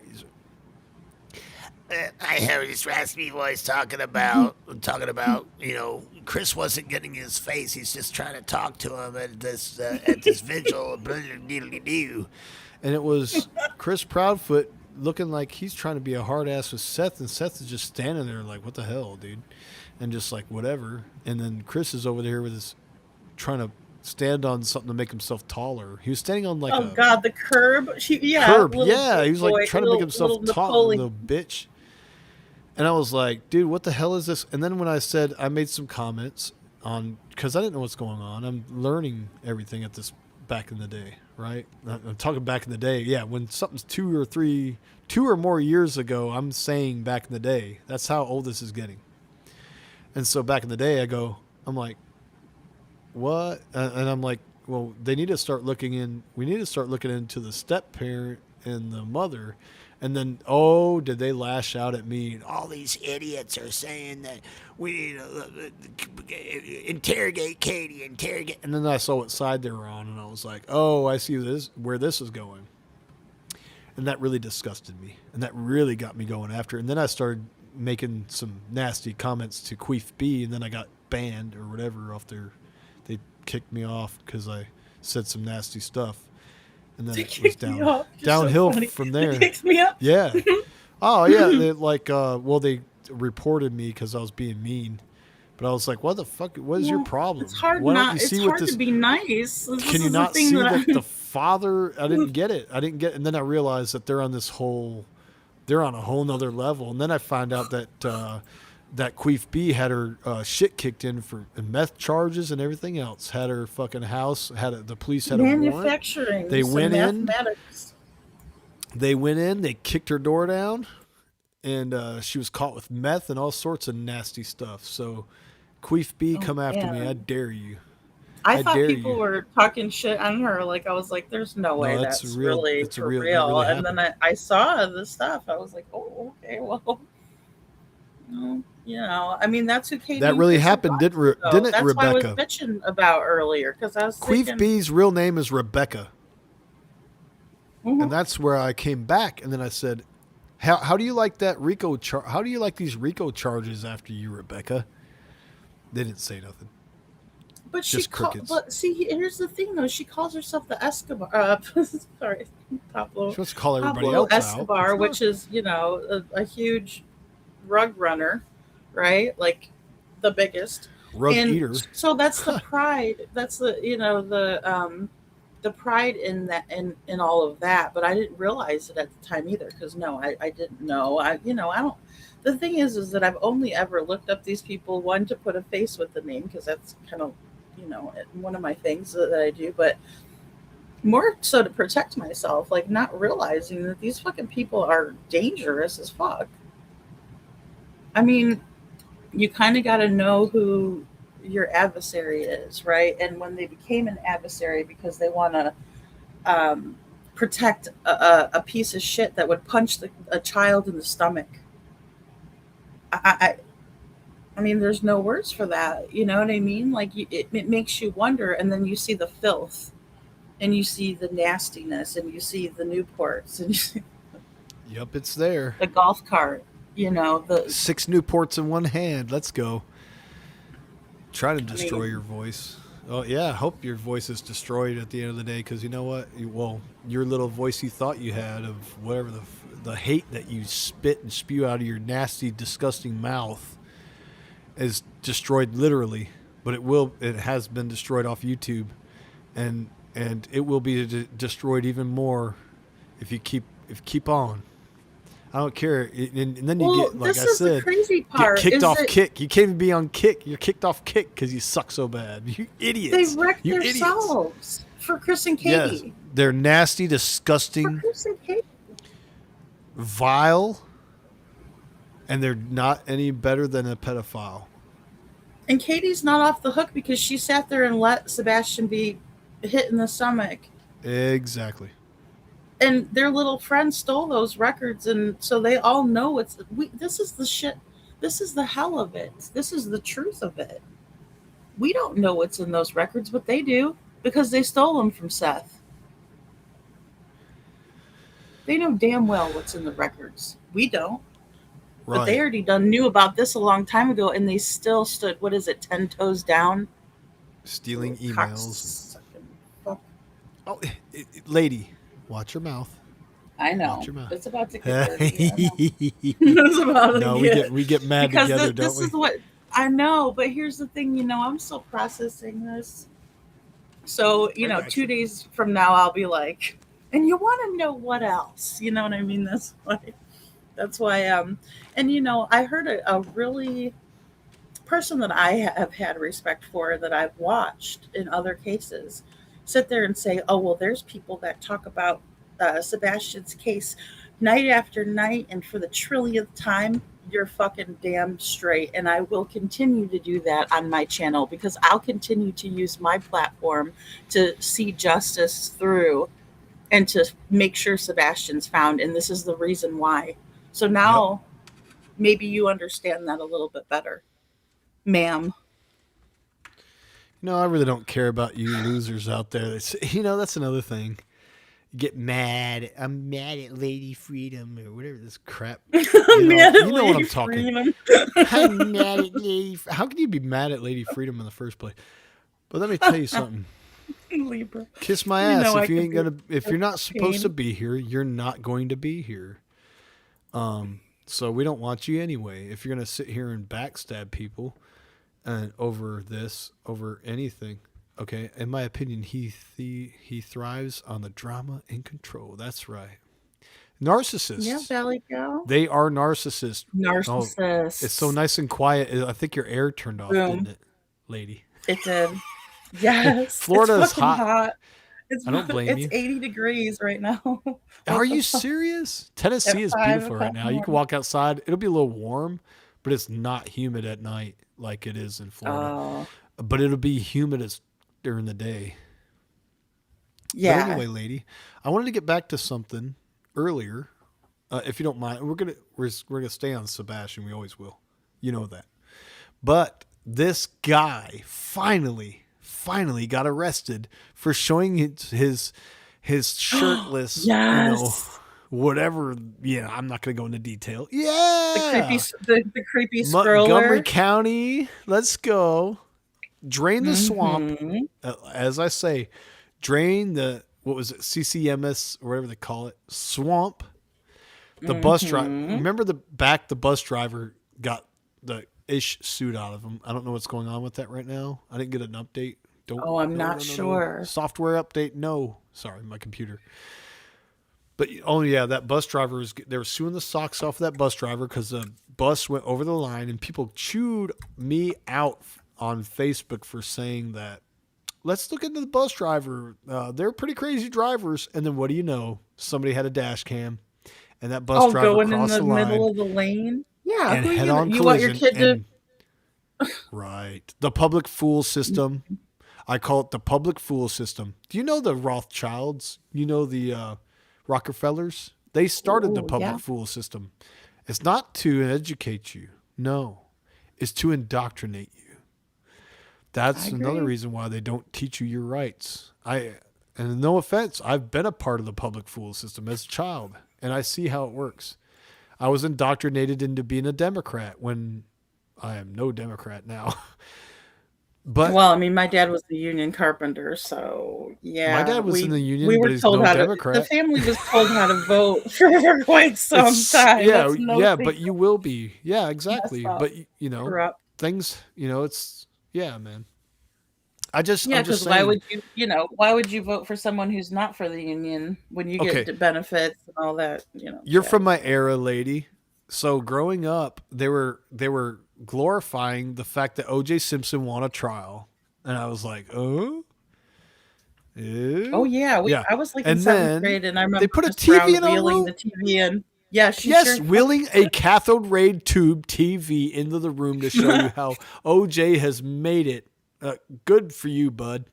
And then they did it for Bill Clinton. They kept pushing Bill Clinton, pushing Bill Clinton, pushing Bill Clinton, Bill Clinton, Bill Clinton, Bill Clinton. And like, so who are you going to vote for? They wanted us to know. They wanted to know from us as kids who we were going to vote for in the future. So we did a mock. I thought it was real. I thought it was really voting. They said, who are you going to vote for? Yes, a mock, and they call them the polls. It's not an election. And even if it's a quote unquote election, what is a poll to you? It's just to see what idiot you want the most. That's all a poll is. A poll is who likes this more than that. Okay, so the head of the two wings, the right and the left, goes, okay, we know which one to, literally PULL now off the POLLS, right? The polls. A poll is a vote. That's just to see what you like more or not. So why do you call voting polls, right? It's not a poll. It's not an actual vote. It's the poll. We just want to see what idiot you like the most. And so you picked Bush. You picked a big idiot. And then now you picked Obama. You picked a big idiot again. And then now you pick, right? So that's why they call them the polls. We just want to see. So we did as a kid. I voted for, I was like, well, Bill Clinton seems like a nice guy. I don't know nothing about him. Right? And so I voted for Bill Clinton, I think. He seems like a nice guy. He seems like a nice guy. I don't know. Yeah, they don't, it's like He's the guy that knows how to get what he wants. No, I'm just we talked about this, Making a Murderer, Stephen Avery. And then you find out he was Stephen Avery. And then before you even told me this, I knew about this. Candace Owens' version of it. I don't like her. Dude. I'll just say she did. She's right. She it was timing. And I can't stand her, but it's timing and everything else. Yeah, it was brainwashing. Yeah, the guy abused animals as a young man and as a kid and abused women and just a piece of shit.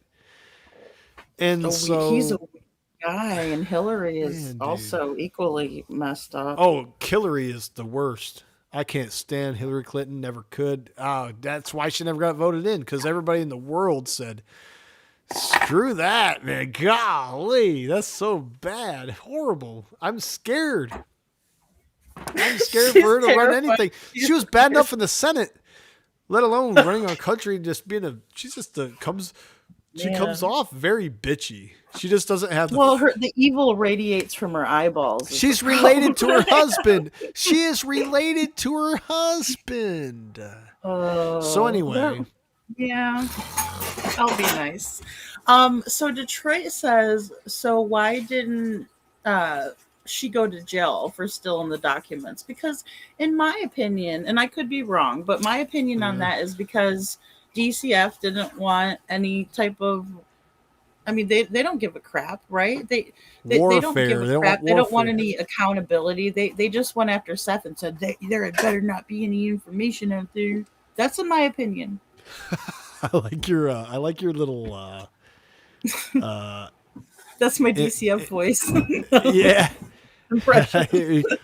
That's how everybody at DCS talks, by the way. Witchy Mama, where you at, by the way? Witchy Mama, where you at? It's Witchy Mama's birthday yesterday. Oh, is it? Today? Yes. So we have to tell her happy birthday, but no, seriously, she is did she go here? To sleep. No, she went to sleep. Poop. I know. Well, okay, check this out. Witchy Mama sent me, and this was ages ago, but now I finally looked at it right yesterday because I'm so fucking out of here. Yesterday, I looked at it. Witchy Mama sent me how CPS was started in Tennessee, and is that not frightening to you? Have you seen it, lady? Do you want me to send you a link?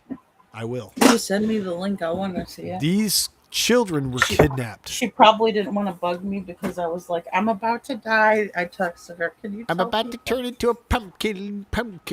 This is Halloween. This is Halloween. Halloween. Do, do, do, do, do. I love that fact that I was born in October. I was like, oh my God. Dude, I am proud to be born in October because I love Nightmare Before Christmas.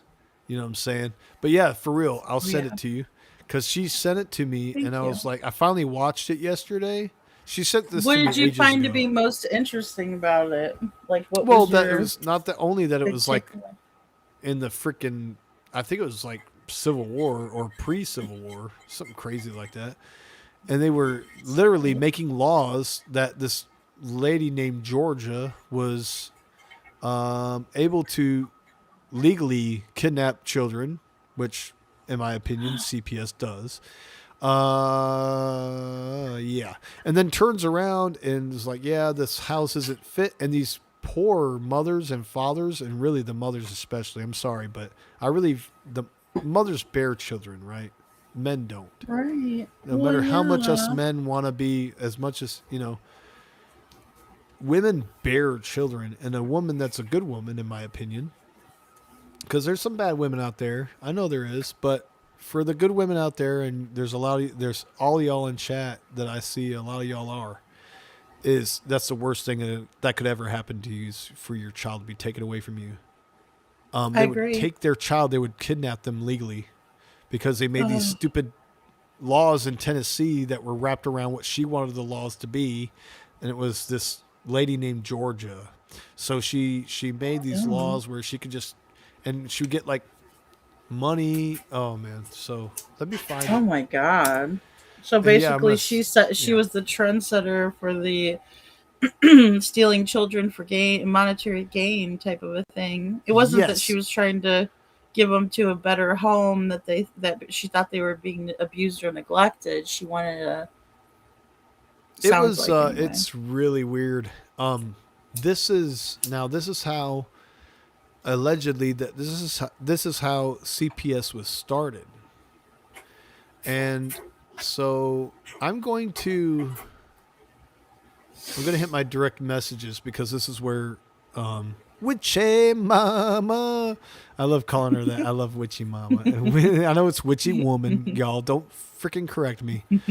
Children kept That's what you disappearing. sound. Okay, they found who was taking them, and let me send you the link. And how do you want me to send this to you? On the chat? Oh, I can't do that. It won't work. Okay, look up. You could Discord it to me. I could pull it. Well, and I can pull it from Yes, my email perfect. too. Yes, I'll just copy the link. So Rosebud is saying that a comment spoken from the other side has already been said about the money amount regarding the civil suit as to it being some sort of benefit. I literally almost threw my phone when I heard that.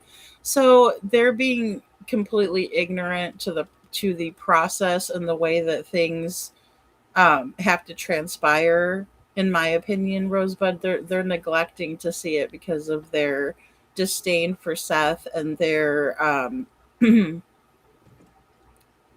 polishing of the turds that Katie and Chris are. I mean, How because much that's can all. you polish a turd? You know what I'm saying? I mean, you're gonna pretty soon. You just have to flush that bitch down the toilet. Oh shit! I like that, lady. Thank you. No, sorry. Go ahead. I didn't mean to interrupt. I know but I that's love terrible. that. It's Flush gross. that I bitch know. down I'm the sorry, toilet. but That's how you take care of it. Drain the swamp. Drain the swamp. drain the swamp. Drain That's the right. swamp. How can I you just don't take wanna up for say- somebody that would hit Sebastian in the stomach? Is that an area that anybody That thinks means is that a you're good just as idea? guilty, in my opinion. You're just as guilty. You're a piece of shit. Okay, that doesn't need to exist on this earth. I mean, if I you- know if you Chris really has a big agree- round if your belly that buddies- sits on his in the front. Maybe that's what he considers a buttocks because his I call them ass the seems to be cronies. on his stomach. Chris Proudfoot and his cronies. I got a problem with that. They are the cronies. That's Crabby They're trees with cronies. crabs in them. Does that have to do with Oh. anything? Yeah. Yeah, I know I where you mean, went to school. I know don't where know you're if at. he's made any statements. No, he hasn't. He doesn't have the balls to talk to me. I found that out real quick.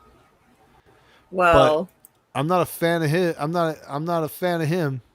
that situation on the 4th was creepy.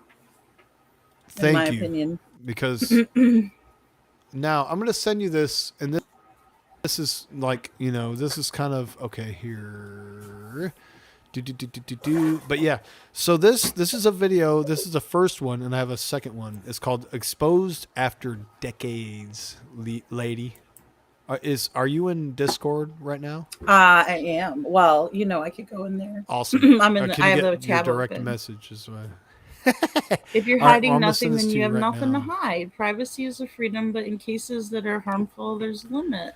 Well, and the thing is that I mean, you just at this point, what's to lose besides getting the information out there about Sebastian, too? Hey, Nisi Marie, good to see you, hon. Hey, Peggy.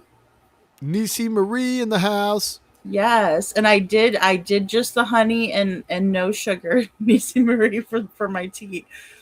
She told me only honey, don't put any sugar, and I was like, I won't. But I don't like my Yeah, tea real honey's the sweet or real sugar anything. anyway. Yeah, like if I get a McDonald's sweet tea, I'm getting water with it so I can water it down because I can't do the. I usually will do a half and half and be a real pain in the ass at a restaurant.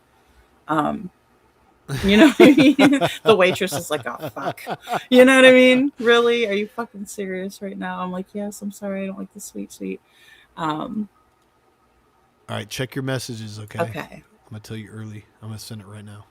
But this is really cool. If you want to watch it together, I think it'd be awesome. All right. Because cool. This is how CPS was started, okay? In the state of Tennessee. Shauna says she's worked for CPS. I didn't know that. Shauna, I'm learning new stuff today. Shauna, what the? I'm learning new stuff. So Shauna, I told you to not tell nobody. Can you hear me right now? My mic says it's off. No, I can hear you perfectly. Hello? Yeah, you sound great. Okay, thank you. I was looking at the Discord. Oh, okay. Now that I see the thumbnail, maybe Witchy actually did send this to me. I'm ADHD, by the way, so don't mind me. But yeah, look at let's play it if you want to. Okay. Please. Yeah. Is it because okay, it's exposed. This is Witchy, and credits go to Witchy Mama for this video. And Witchy Mama, I hope you watch this tomorrow when you wake up, Mama. Yeah. Oh, Witchy Mama,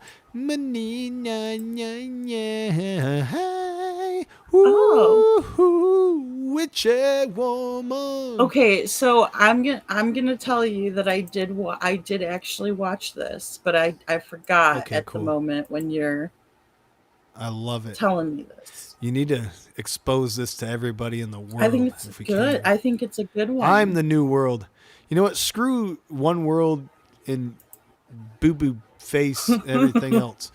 And mullets. We'll definitely go over it. I just feel like. But this is the new world. I feel like there'll be some nuggets we're going to have to take. You know what I mean? We're going to have to take it apart. We're going to have to. Oh, let's break it off. Let's do it right now. Let's break it apart. Well, I mean, because I know that they're going to put some pieces in there that maybe we didn't know. I mean, I'm being optimistic. Oh, okay, yeah.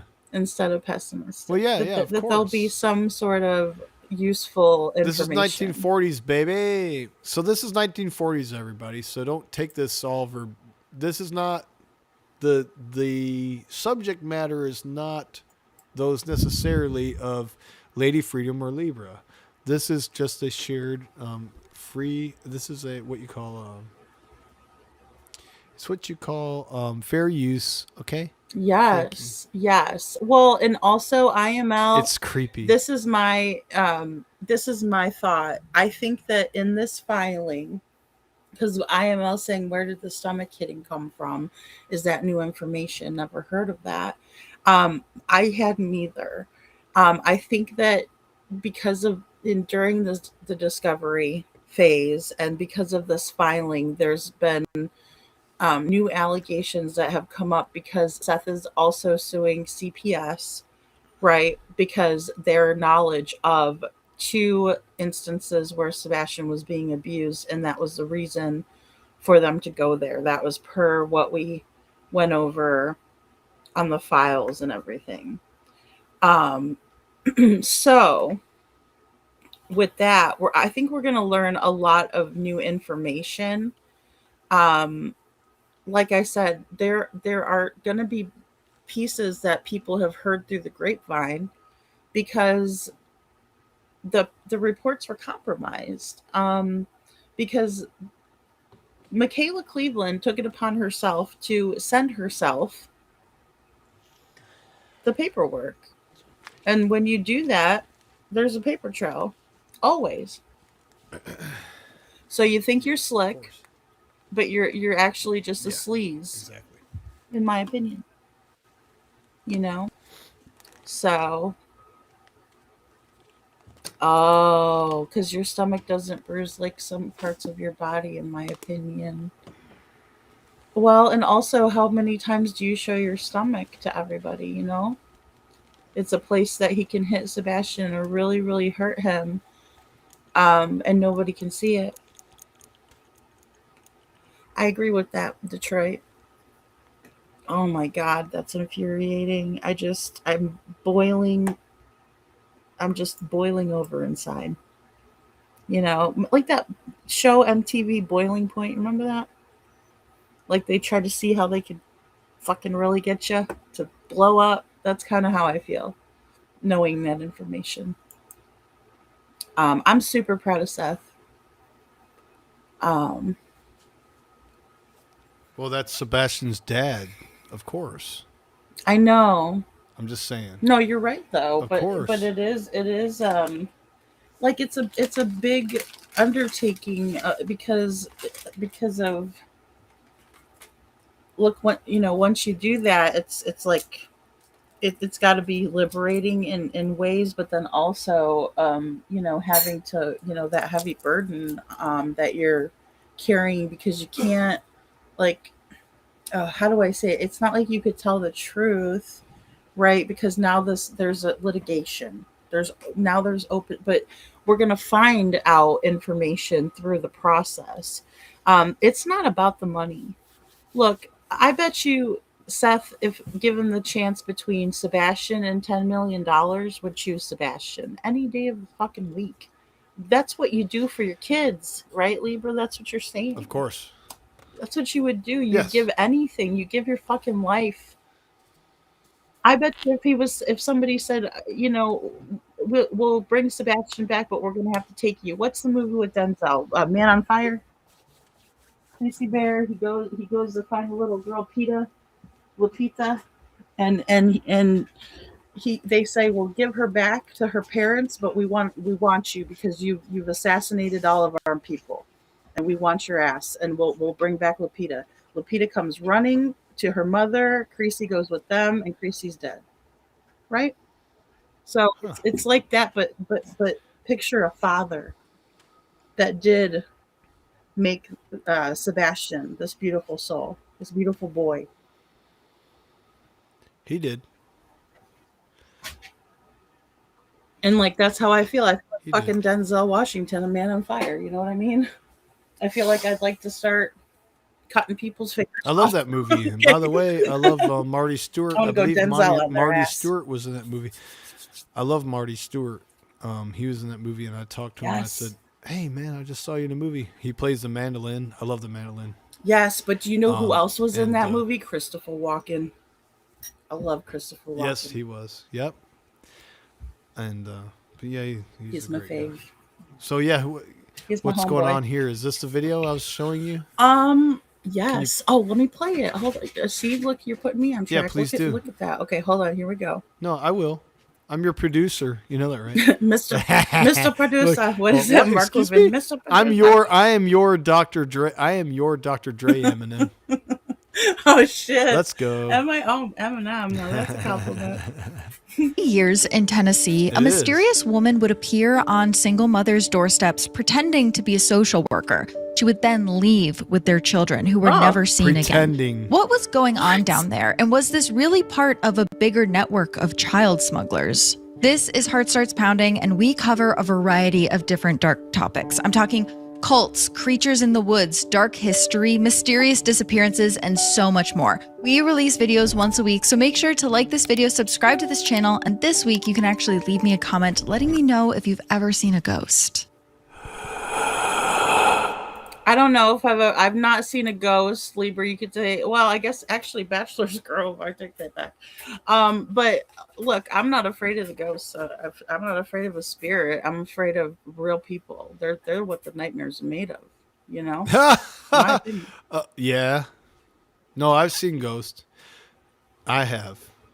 But yes, what's more scary to me is the potential of these freaking physical human beings, and stuff is kind of creeps me out more than ghosts. I kind of accept like it. Like I know you're apparition gonna or be. something like that. Well, every time I've seen one, I knew I was going to their territory, so I knew I knew what I was dealing with. I didn't have to, so I knew I'm ready. I'm expecting you. But if you're a human being and you're robbing me in my house, I'm not expecting you. So think about that for a minute. But yeah, spirits. Oh, right. I don't dabble with it. I don't play with it.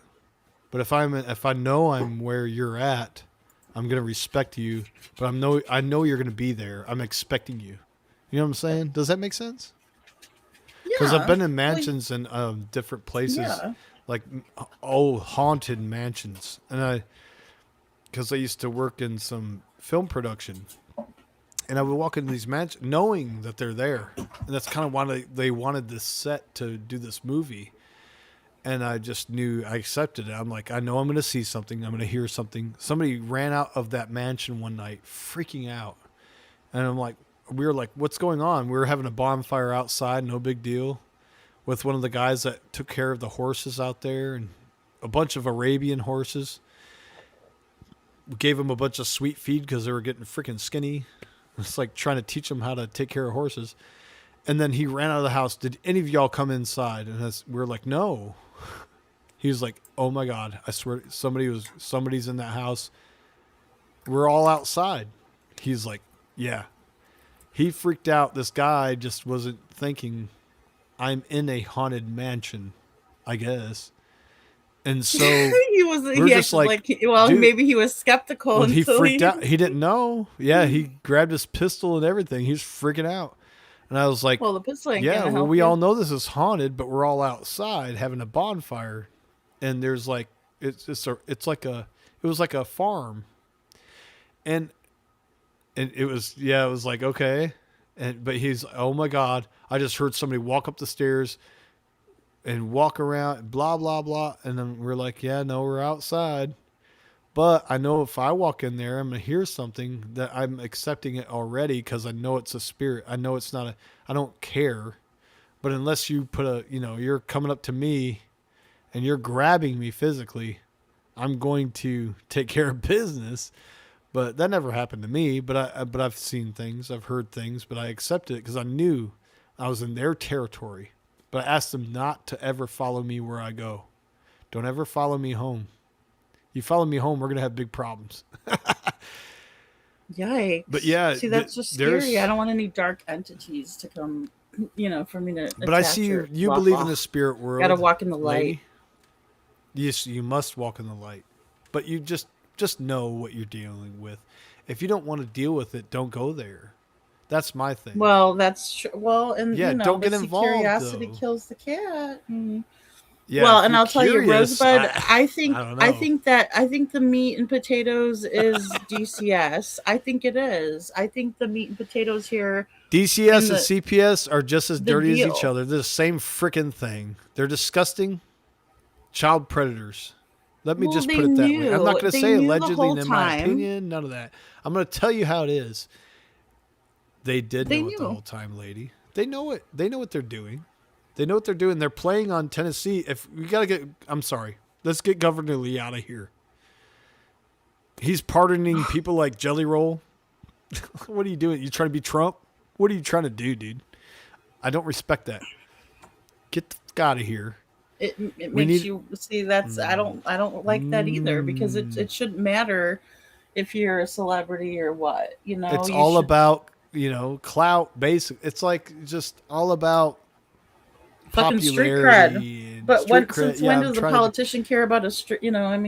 He's supposed to be for the regular. Since when does the politicians here care about the children? But then again, they don't. They don't. When have they proved that to you? When have they proven to you in Sumner County that they really care about our kids? Well, I should say children because kids are actually baby goats. And children are not baby goats. They're humans.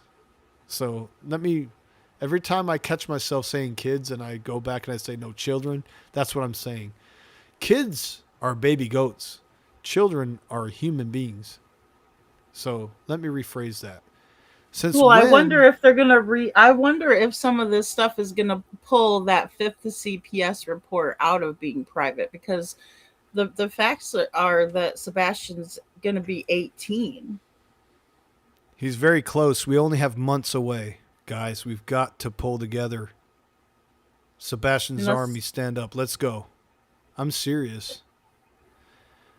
This is What do you think? where we're at What do with you things. So they can't continue. He's not a juvenile after 18. In my he's opinion, an they adult. The step fucks have planned this shit out a while ago, and they're not laughing right now. I know that, but they're speculating. But we're not giving up. We're not giving up. So There's can you play Witchy this? Mama. Hey, Witchy Mama! When did you wake up, Witchy Mama? Sorry, I don't mean to scream, but damn it, I'm so happy you're here. Witchy Mama.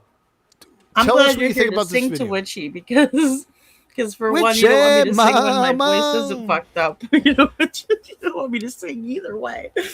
Oh my god. Witchy Mama.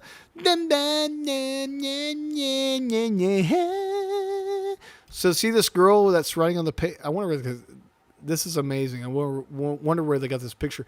It looks like a little cock, or like a freaking whatever that is at the top of the bottom of the stairs. It's like a. I think it's very chicken or Ozzy something. Osbourne. I like that looks whole very- setup. I'd like to. I do. I hope turn this the kid was camper into okay. that. I'm just I'm worried just about the children. Okay, I want 3 wishes. What's that? What's that, Detroit? Detroit, stand up! Look, I'm a Detroit, soldier. you are granted. Just consider them granted. What are they? Never was a thug, just infatuated with guns, and never was a gangster until I graduated. Going and got a rap of a feeling, the rap been concealing. Took the image of a thug, kept shit appealing within, stick up my neck for respect. If it meant life or death, Well, hi, never lived busy to regret mama. what I said. If you're me, people just want to see if it's true, if it's you. Coming Oh, in you late. could Good get morning. those if Go, they're Seth. available, That's right. Seth? Fireworks, I'm not trying to cuss. I'm really not. Like how you said, mother. Seth is hiding in the freaking bush. Seth, you and your damn binoculars, sir. But yeah, so can you play the next part of this video if you don't mind? I love Yes. it. Let's go. Keep me on Please track do. because I'm over here. Libra I'm was highly giving you distracted. credit for showing the on videos cough he's saying on it. cough medicine also. Cough. It's when your heart starts pounding.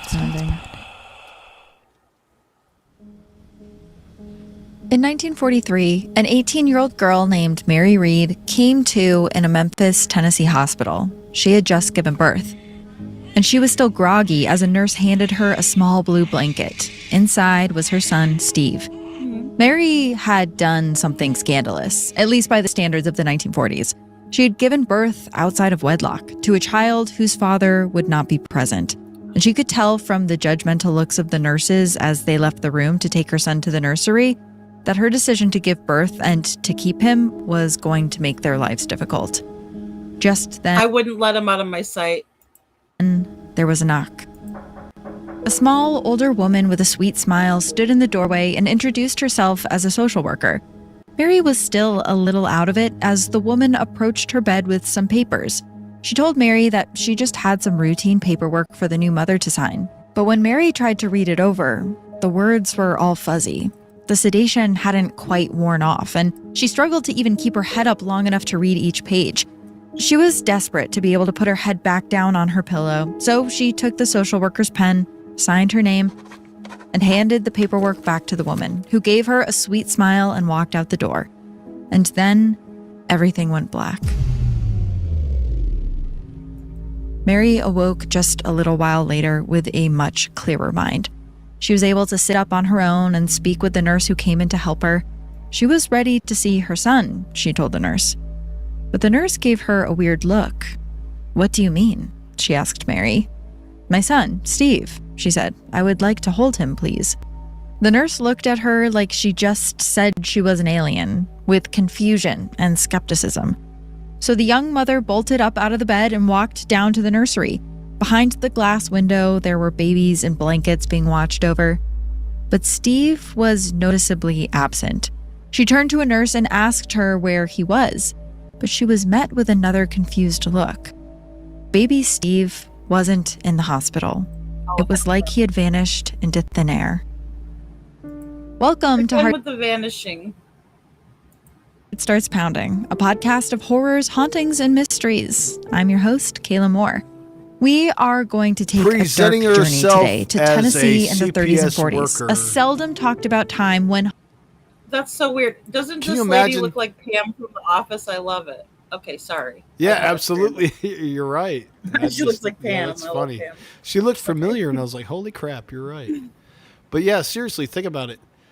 Presenting themselves as another entity. So, presenting herself as a CPS worker, not reporter. By the way, Channel 5 News in Nashville, shame on you. You suck. I hate you. I freaking I hate had to you. give some love I'm so tired of your shit. I'm so tired of News Channel 5. And this is another thing. Whenever you catch somebody that's supposed to be somebody's, usually it's like the physical ed teacher, but no, when it's a teacher, like the freaking science teacher or the whoever it is showing nude pics to these kids, saying they had inappropriate. Yep. Excuse me, saying inappropriate relations.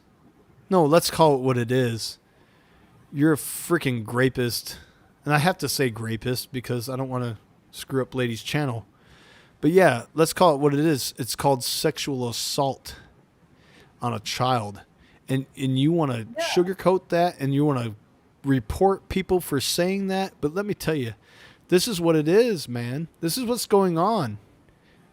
And the longer that we let these people control our lives and tell us that what to say and what not to say, and the longer that this thing's going to get worse and worse and worse and worse. And then you're going to find out one day, and I hope not, I pray not, that your kids never come back to you, or your children, not kids. Kids are baby goats. I hope that your children never come back to you as an adult and say, damn, this happened. And I was too afraid to tell you. Even hearing the story right here, I can't even imagine somebody just stealing somebody's baby, just snatching them out of it. You just have the baby and they snap. I wouldn't let that little baby out of my sight. And this is what I didn't let my daughter go to the nursery. I kept her with me. The power they had. Imagine, this is like going back in time, creepy shit. The power they had of saying, of presenting themselves. They weren't a CPS worker. They presented themselves as a CPS worker. Do you see where I'm coming from? It sounds like that lady needs to be tackled at the hospital by security. You know what I'm saying? Security. I hate that. I don't like stolen valor, man. That's what it is. Stolen valor. And I think we have some stolen valor in Sebastian's army, in my opinion, as well. No, not in my opinion. We, for a fact, have stolen valor from Sebastian's army. Do you not agree, lady? I know that. Well, I know there's traitors that they would say they were Sebastian's army all day long, and they turn around and they're not. And I don't like that either. But we'll talk about that later. There's no place for it. Don't you freaking act like you're for it and you're not. Don't turn around and backstabbing. You can't. Okay, in the state of Tennessee, you cannot shoot somebody in the back. But I feel like that's happened to me a few times. I feel like it's happened to you a few times. But there's no repercussions for that unless it's physical. But look, I've been shot and stabbed in the back. I don't care, dude.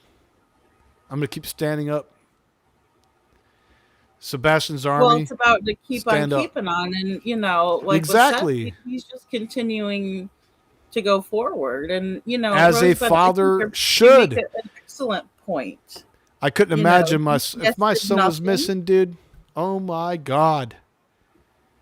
Oh, I have to give it. Okay, this is where I give Seth a commendment, is for not hurting anybody over this physically. Yeah. Oh, sure.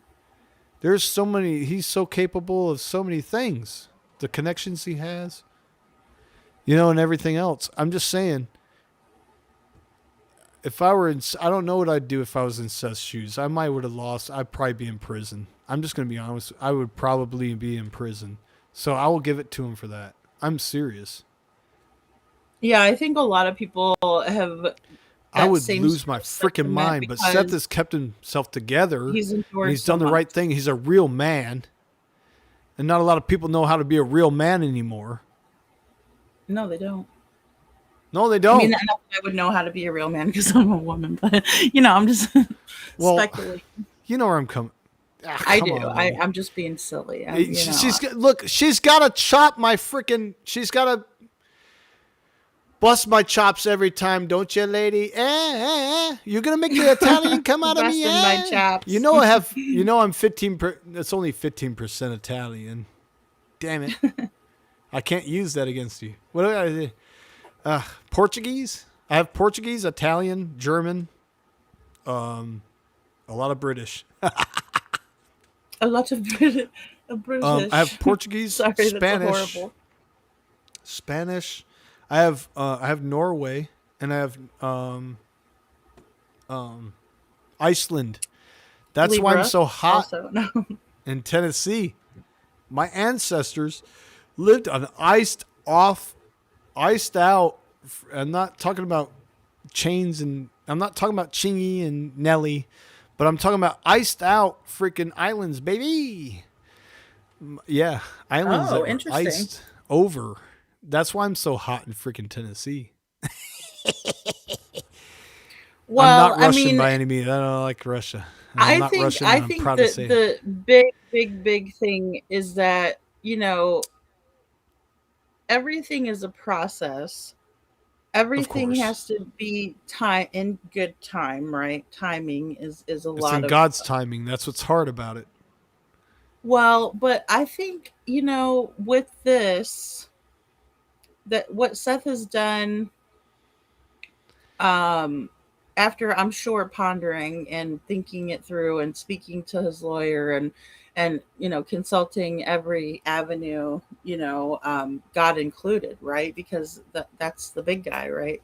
That we should be most concerned with. But I mean, the fact that he's done this and the accountability that's going to come from it, like Rosebud saying, with the federal and civil suit, Sebastian turning 18, the attorney general is going to have to look at this, and it's very it is very serious, and it's very well timed because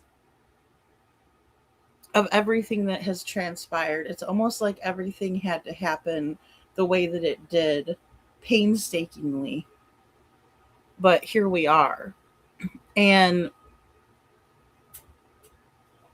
I think that this is where we're going to see the accountability come in, because we've seen it happen in other cases, and those cases are always going to set precedents for other cases. Anybody that's worth their their bar, their law degree, any of that shit, I think would maybe understand, maybe as a layperson, where I'm coming from.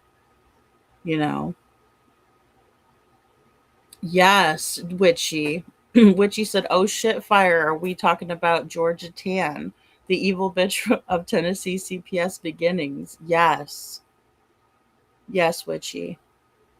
And thank you, IML. Thank you guys for the floating jewels. Aw, I wish I could show them up on the screen. You know.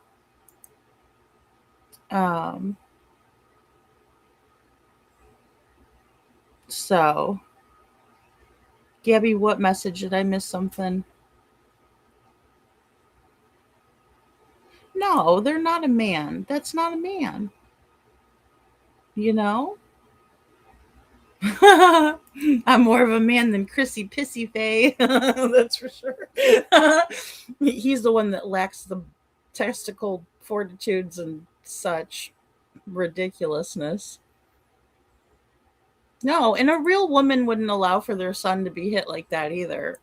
He has no business putting hands on Sebastian. Katie, this is my plea to Katie tonight. How could you let him do that to him? To Sebastian? How could you do that and then sit up on Nancy Grace or lying about doing work? Come on, Katie. Get with the gosh dang program. Little Miss Sharon, thank you so much for gifting a Lady Freedom's Raw Narratives membership. And look who got it. Miss Busy Mama. Oh my goodness. All right, I'm going to drop you guys 5 more. Let me play this too.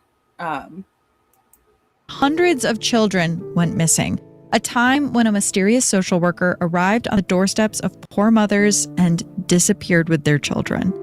Now, I just want to preface this by saying this episode is dark. I was even getting emotional just reading over the case file and research here in the Rogue Detecting Society headquarters.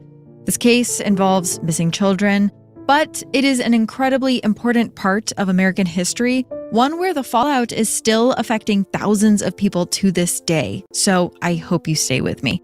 And before we jump in, I actually want to tell you about a new show I'm starting called Clues.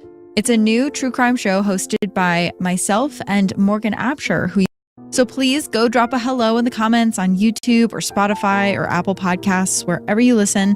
I would love to hear from you. Okay, this is a big one. It's an important one. It's a very eerie one, and I want to get back into it. Mary was confused and devastated after she realized her son wasn't in the hospital nursery. But no one there seemed to know or care about what happened to her baby. The hospital staff felt like it wasn't really their problem. As an unmarried mother, they viewed Mary as pathetic at best, and at worst, a contemptible, immoral drag on society. No one wanted to help her. Mary was on her own. But Mary was smart. She knew that her son's disappearance had to have something to do with that paperwork she signed. At the time, she wasn't aware of it, but while she was still under the influence of heavy drugs, Mary had actually signed to terminate her parental rights and made her son technically a ward of the state. Her parental rights termination paperwork came from a place called the Tennessee Children's Home Society, a state agency responsible for child welfare. That's probably where the social worker worked. Maybe this was a huge misunderstanding, she hoped. She ended up going to the organization's headquarters in Midtown Memphis, and there she found this massive 3-story mansion with pillars framing a large porch and an intricate terracotta roof. It was in a residential neighborhood in a really nice part of town, a lot nicer than where Mary lived on her own. That day, she wore her best dress and shoes. She knew that if she was going to get anywhere, that if people were going to take her seriously, she needed to make a good impression. Being a poor single mother was really not going to help her case. Inside the building, there were fireplaces at either end, flanked by sofas and chairs where a few other people, mostly well-dressed couples, were sitting. The whole place was styled in pastel blue and pink. A beaded lamp by the window cast a kaleidoscopic array of sparkling light onto the floors and wall. It was supposed to be warm and inviting. For Mary, this was one of the worst days of her life. It's fine, she reassured herself. This was a mistake. They must have thought I was someone else when they had me sign the paperwork. I just need to explain what's happening. But as Mary was sitting there, she made eye contact with another single woman in an outdated dress. She too had this panicked look on her face, and the employees were also ignoring her every time she tried to catch their attention. Mary couldn't help but notice how similar they looked, how out of place they both seemed inside of this otherwise inviting and luxurious building. We don't know this particular woman's name, but we have a pretty good idea of her story. Let's call her Teresa. Like Mary, this woman would also have been a new mother, and like Mary, she would have come to this building to search for her child. Teresa had recently brought her new baby home to an empty house. Okay, sorry. I wanted to play this. I was trying to get to like her story, I wanted to keep it a little bit, in context. But Gabby gifted Melissa. I know it's hard to see it, but Melissa, welcome to the Dragon Tribe. But thank you, Libra. Thank you for thanking people also, and then also welcome to all the members. IML, Metal Mama, Sassy Southerner. I love that avatar, beautiful girl. And Riv finds Sebastian. Yes, I also know that person too. Lucy Day, welcome to the Dragon Tribe, guys, and thank you, Gabby. Thank you, guys. You guys are amazing. Um, awesome. Thank you, Little Miss Sharon. Yes, of course. Those are the ones that they give me too to give out to you guys. So this is terrifying to any mama to hear this. Um, Very interesting, the story and how it's allegedly transpired. It was just the two of them. The child's father was an older man who was married and had other children. He had told Teresa he was going to leave his family for her and the baby, but he never did. And he stopped returning her phone calls once the baby was born. So Teresa was learning to be a parent all on her own. She was trying to hold, soothe, feed, burp, and change this tiny, demanding infant. The crying was relentless. She never knew what the baby wanted, and her body still hurt from just giving birth. She also hadn't slept in weeks, and on top of that, she had no idea how she was going to afford this child without help from the father. She had to pay for the laundry, for food, for electricity, water, rent. But how could she ever return to work? She was truly fighting for her life as is. At some point through this haze of fatigue and piercing infant screams, there was a knock at the door. For Teresa, it was probably frightening. She couldn't really imagine who it would be except her landlord looking for the rent. She slowly opened the door and was surprised when she found a smartly dressed, gray-haired woman on the doorstep. The woman didn't seem annoyed by the sound of the angry baby inside or disgusted by Teresa's haggard appearance. Instead, she smiled reassuringly. The woman introduced herself as a social worker. She said it was her job to help out women just like Teresa. She understood how... Yikes, that is so that is so creepy. So this lady is struggling, right? She's a single mama struggling to take care of her baby, and in comes this seemingly nice, caring person to quote unquote help. I mean, okay, this is very creepy. difficult this situation was. No one should have to recover from birth and look after a newborn all on their own. It was too much for one person. Teresa deserved a chance to rest. The woman said that the city actually offered services for women in this position, and she could take the baby just for a few days while the new mother got back on her feet. Free of charge, of course. Yikes, too good to be Teresa, this woman was like an angel from heaven. She could have cried from relief and gratitude.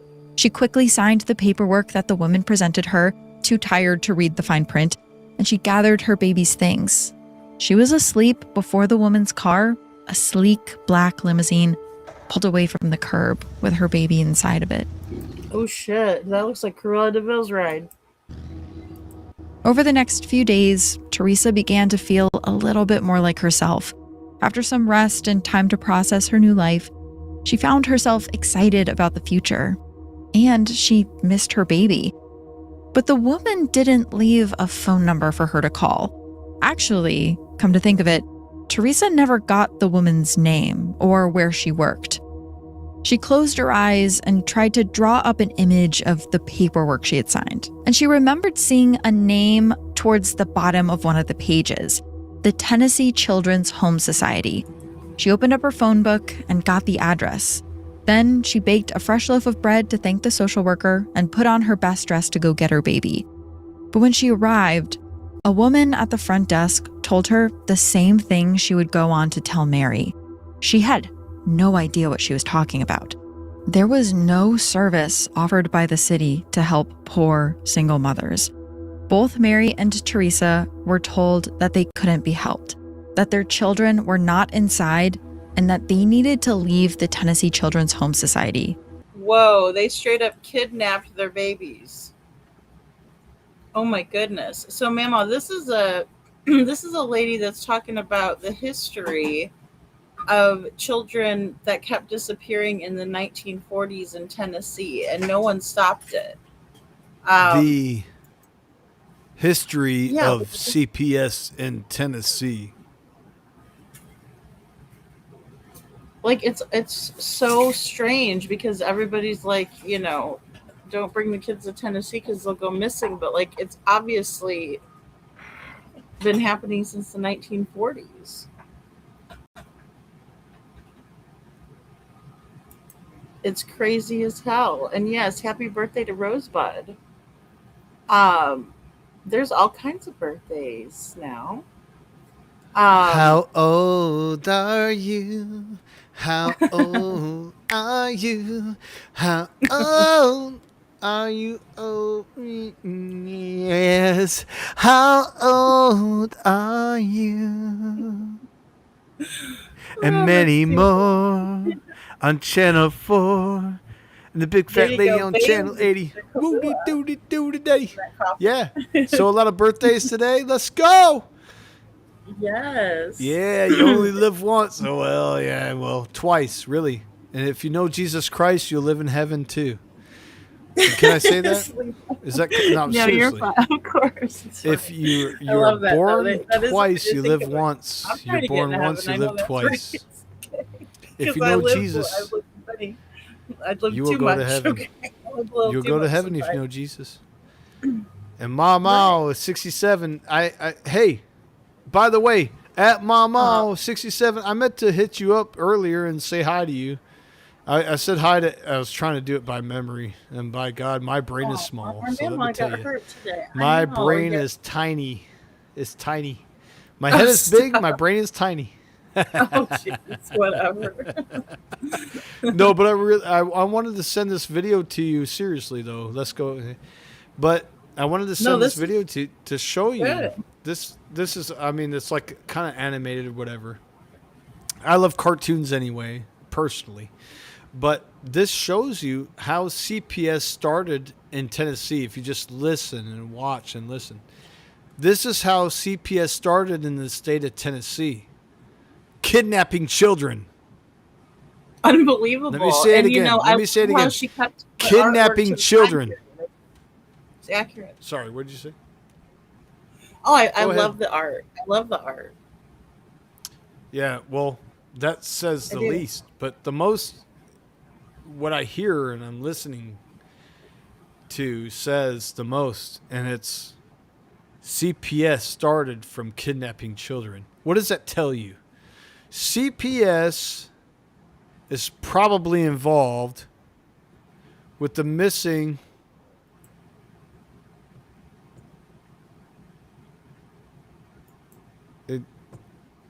I love cancers. Yes.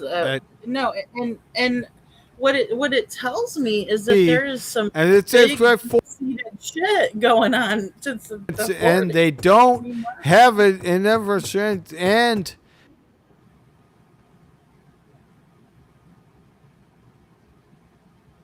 I know, Witchy. I know. I would have made you a video. I need to make a video for all of our beautiful. Well, and my daughter's was also had a birthday. She did too. They're cancer. I love cancers. So,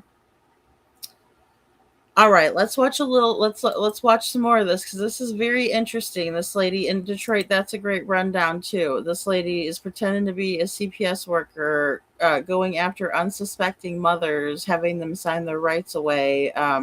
Coming to them as, like the village, like we were talking about how it takes a village and, let's be kind to each other. Let's, hold the baby for mom while she takes a nap or, take care for the baby and let mom, regroup herself so she doesn't, do something harmful or what have you. And this lady was masquerading as that person when really she's stealing babies. After all, they were both poor, single mothers. What kind of life could they have given those children anyways?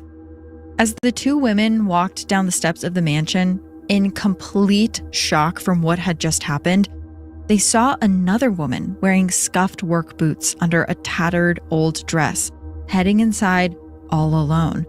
She had dark circles under her eyes as if she had been up for days. They suspected they knew exactly why she was there and what was about to happen to her. How many other women in Memphis had lost their children? Across town, a 6-year-old girl named Nelda Sue was playing in her yard with her siblings, a twin sister, her 3-year-old brother, her 4-year-old middle sister, and their baby sister. The 5 kids played in the tall grass without a care in the world. They hadn't heard about the strange social worker who had taken children in the area. But that's when Nelda saw a long black limousine turn onto her street. There had never been a limo in this neighborhood, so the kids ogled at it for a moment. Then it parked right in front of their home. The driver's side door popped open, and out walked a short, stout woman with neatly cropped gray hair. She approached the children who are watching with their mouths open. "Hi, children. Do you want to go for a ride?" she asked. Of course they did.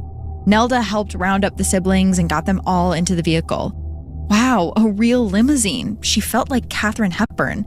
She couldn't wait to tell her mother about this later. Nelda turned around and watched as her home faded from view as the car drove off. That would be the last time that she ever saw that house.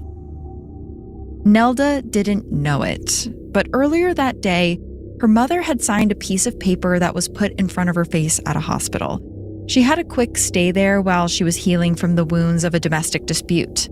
And while she was there, a woman, claiming to be a social worker, came into her room and approached her, saying that she had a way to help her children. She said that if the woman just signed some papers, the children could be placed into foster care with the Tennessee Children's Home Society for just a few days until she was well. And just like all of the other mothers, she signed the paperwork without giving it a second thought. The social worker seemed so nice, and the mother was so desperate for her children to have a place to stay while she couldn't take care of them. But when she was healed, she went to the Tennessee Children's Home Society headquarters, and again, just like all of those other women, she was told by a receptionist that they had no idea what the mother was talking about. Oh my gosh. Could you imagine? Again. Oh gosh. And this is why, people would side-eye help. What's the ulterior motive? What's the deal? Aw, Valley, that's awesome. Aw, and Detroit, happy anniversary to you. That's beautiful. And what were well, and see, this is what I'm, it's building up to it, Faye, because I'm wondering the same thing, I remember this now. I do.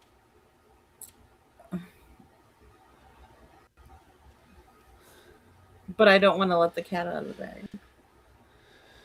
But I don't know. What do you think? Because I know you know about it, Libra, obviously, but what do you think?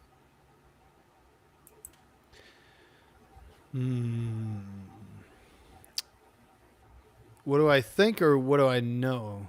What do I think? Like, what do you think thus far? I should say. Sorry. No, you're fine.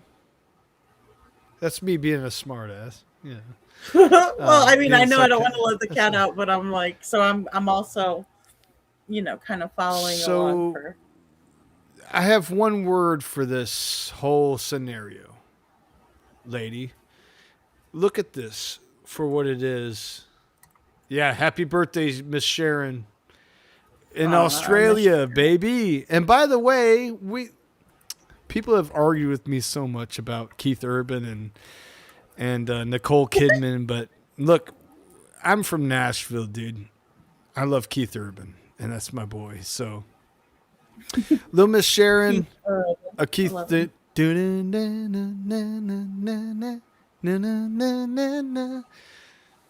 It was you. But anyway, back to this, what we're talking about, and I'm ADHD, so can you redirect me what we're talking about? I'm Yeah, sorry, my no, I brain was is just confused. like, this is scary. And then, like, all these moms are like, okay, sure, doing the selfless thing, right, would be to do what's best for your baby at that time, knowing that you can't provide. And this rich lady comes in her coupe de ville, right, Oh, or whatever oh, it no, no, is. no. Lady, here goes to one word. Are you ready? It's one word. Do you know what that one word is, lady? No, tell me. It's deception. It's called one word. Write this down. Put it in your notes. Tattoo it on your arm. I don't give a. It's called Don't forget it. deception. Seriously, it's called It's super deception. deceptive. Oh my God. Or It's like play off of your yes, heart and your soul and what you want to do the best for your baby. Like, that's to me is what this yeah. this is not Sparta. This is deception. So now people And they found believe, in the human trusted that they race. can come back and get their baby. Exactly. Lady, you get it. Thank you very much. No matter how Yeah. dark it is, no matter how scary it is, humans have found over centuries and centuries of time that you can deceive other humans with simple rules. But I don't really necessarily agree with that and with those rules. I don't like that. I'm not a fan of it. I don't. I don't like it. But you see it right here, hon. Look, Yeah. I can get in the gate if I just. What is this? So weird. But it's a mansion in the background. But I feel like these are my dreams. I've had a lot of dreams lately. I had dreams. I have a lot of dreams. My brain is upside down. And Seth will tell you that my brain is upside down and it's been shot through. But seriously, so you look at this mansion. Look at the high. Can you look at the top there? See that hole? That round thing? Hold on. Oh, it's like one of So those little Sunny sit there. windows. It's like a, I forget what they're called. It's an attic.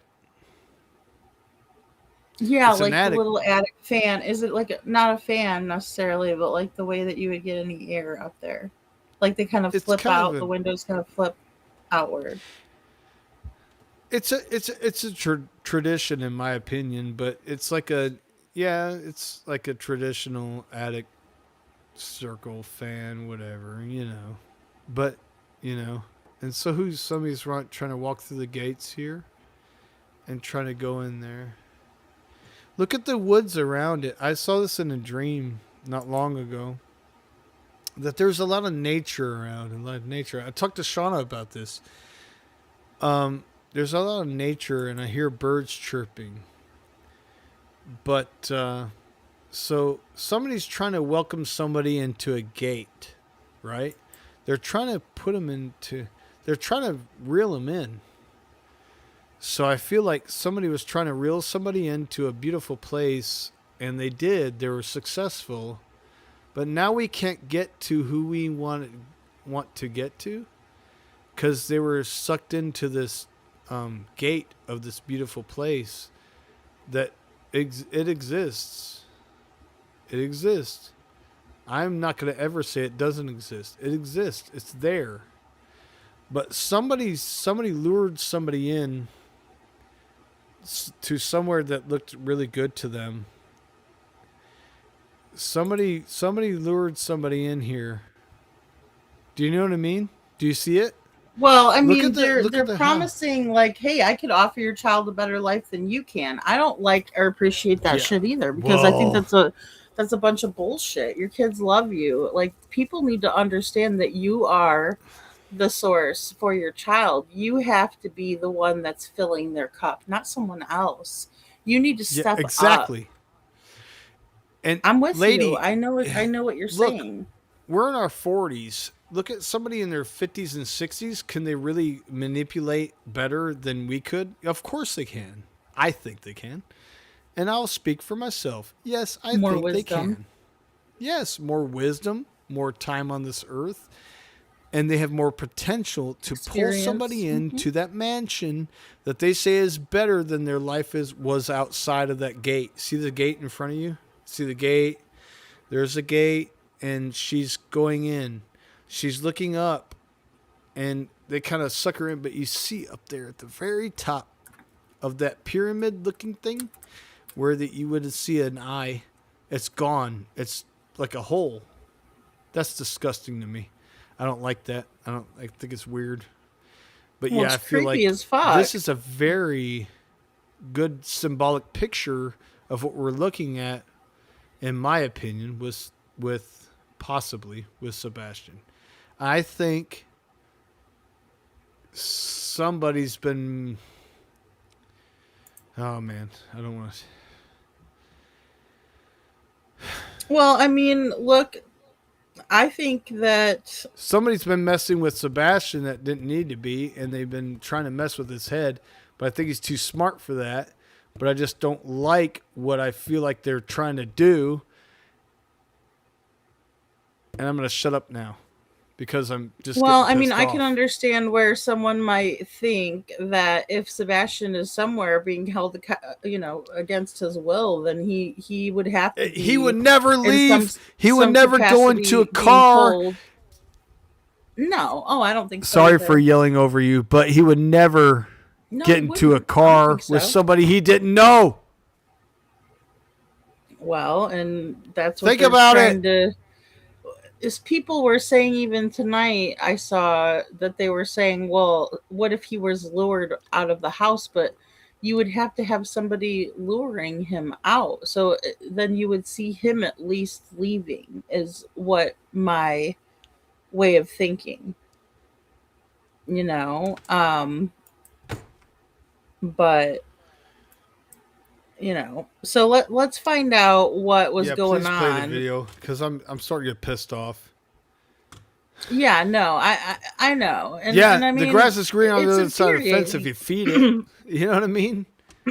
Damn, well, dude. It's yeah, it's one of those things too. You just never. You might think it's a better situation, but it could be like way worse than anything. Her children were not there, and eventually she was asked to leave. But what was she going to do?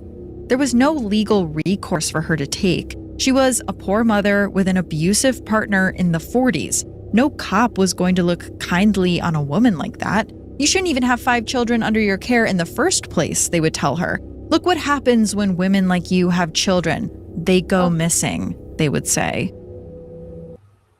Here are 65 AI tools you have. That's a shaming and blaming if I've ever seen it. All right, sorry guys, there we go. Other option, she stood outside of the TCHS building for days, her nose pressed to the fence surrounding the building, hoping to catch just a glimpse of one of her children. She could see that there were kids in the building through the second-story windows, and she wondered if any of them were there under similar circumstances. One day, while she was waiting by the fence, she saw her middle daughter walking outside of the building with one of the women who worked there. She started banging on the fence and screaming, "Open the gate! Open the gate! There's been a mistake!" She was so close to her daughter. If only she could get in, she could just go grab her. But no one came to let her in, and the fence was too high for her to climb. Instead, the receptionist led her daughter back into the building. That was the last time she ever saw any of her children. The next time she came to the building, they were gone. It was becoming clear that someone was preying on vulnerable mothers in Tennessee. Now, it's never been easy to be a single mother. Historically, it was considered immoral and offensive. Communities shunned single moms, but they still expected them to somehow survive on their own. Many states, including Tennessee, passed laws in the 18th century forcing single mothers to raise their children or face jail time. Things were a little bit better in the 30s and 40s, but single mothers still carried the same stigma of indecency. Their families often hid them away from their communities in so-called, quote, maternity homes. where they waited out their pregnancies and had their births in secret. And Or a convent. sometimes they would hope to pass their babies off as another relative's or perhaps even a sibling. Either that or their child would just have a special category on their birth certificate that read illegitimate. But that is what was so Or they're called a bastard. confusing about what was happening to these poor mothers. That's what Mary and Teresa and so many other women like them couldn't understand. Their kids were basically rubber stamped as undesirable at birth. So why was someone taking them? Well, while a few women ran into each other in the lobby of the TCHS building, the epicenter for all of these strange disappearances, in general, they weren't really talking to each other, and they didn't realize how big of a widespread problem this had become. But some women around Tennessee were starting to piece together maybe why their specific children were being targeted, like in the case of Alma Sipple. Alma was exhausted. Her 10-month-old baby, Irma, had not slept very well over the past several days. She had a really bad cold, and it just kept getting worse. But Alma didn't have enough money to bring Irma to a doctor, so all she could really do was worry. Even when a cough or a sniffle didn't wake her baby, it still startled Alma out of bed to go check on her. The next day, when baby Irma was finally napping and Alma was trying to get some shut-eye herself, there was a sharp knock at the door that startled both of them awake. That's strange, Alma thought. She wasn't expecting anyone. Annoyed, she scooped up the fussy baby and opened the door. Squinting into the light, there was a woman she didn't recognize on the doorstep. The woman smiled at Alma, gray-haired and conservatively dressed. She told Alma she was a social worker who was there to help her sick child. Behind her, parked on the street, was a long, raven black limousine. The stranger asked if she could come in and look the baby over, free of charge, of course. Alma was honestly grateful to have another set of eyes on Irma, so she welcomed the woman straight in.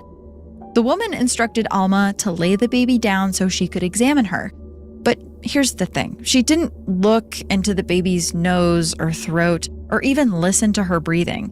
Instead, she felt the texture of Irma's blonde, straight hair. She checked the color of her eyes, a cool, icy blue. Alma couldn't help but feel like the woman was inspecting how her baby looked, rather than what could be making the baby sick. And after that odd exam, she declared Irma dangerously ill and said she needed to be taken to a hospital immediately. Alma was taken aback by this. Yes, she had been concerned about the baby, but she hadn't felt like her life was at risk. She admitted to the social worker that she didn't have any money to pay for a doctor, and the old woman understood. She said she was willing to do Alma a special favor. She said she could forge some paperwork in order to identify Irma as her ward, and that way, the state would pay for her care. All of this would happen free of charge. Oh, okay. All of it free of charge, and the state pays. I mean, that still rings true to this day. You know, that's what we're seeing when we see the federal government looking into this kind of stuff as well, which is very interesting because we haven't come as far as we think from the 40s, obviously. And that's not, just in Tennessee. That's all over the United States. And it really makes you wonder how many of these little private rinky-dink organizations were doing dirt, God only knows how far back. It's unbelievable, Mama. It's unbelievable.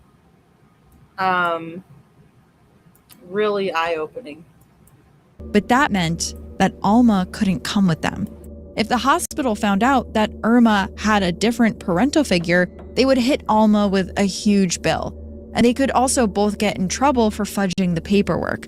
So the social worker said she could bring the baby to the hospital, get her the treatment she needed, and then Alma could pick her up in a few days. Alma was hesitant to give up her baby, But Irma cried and coughed in the social worker's arms, and she didn't seem to be getting any better. The thought crossed Alma's mind that what if she gave up this chance to get her baby to a doctor when she really needed it? The social worker pressed Alma. She knew how hard it could be to accept help, but she needed to do what was best for her child. Alma couldn't really argue with that, so she said, Well, what mom wouldn't? Her baby needs medical attention.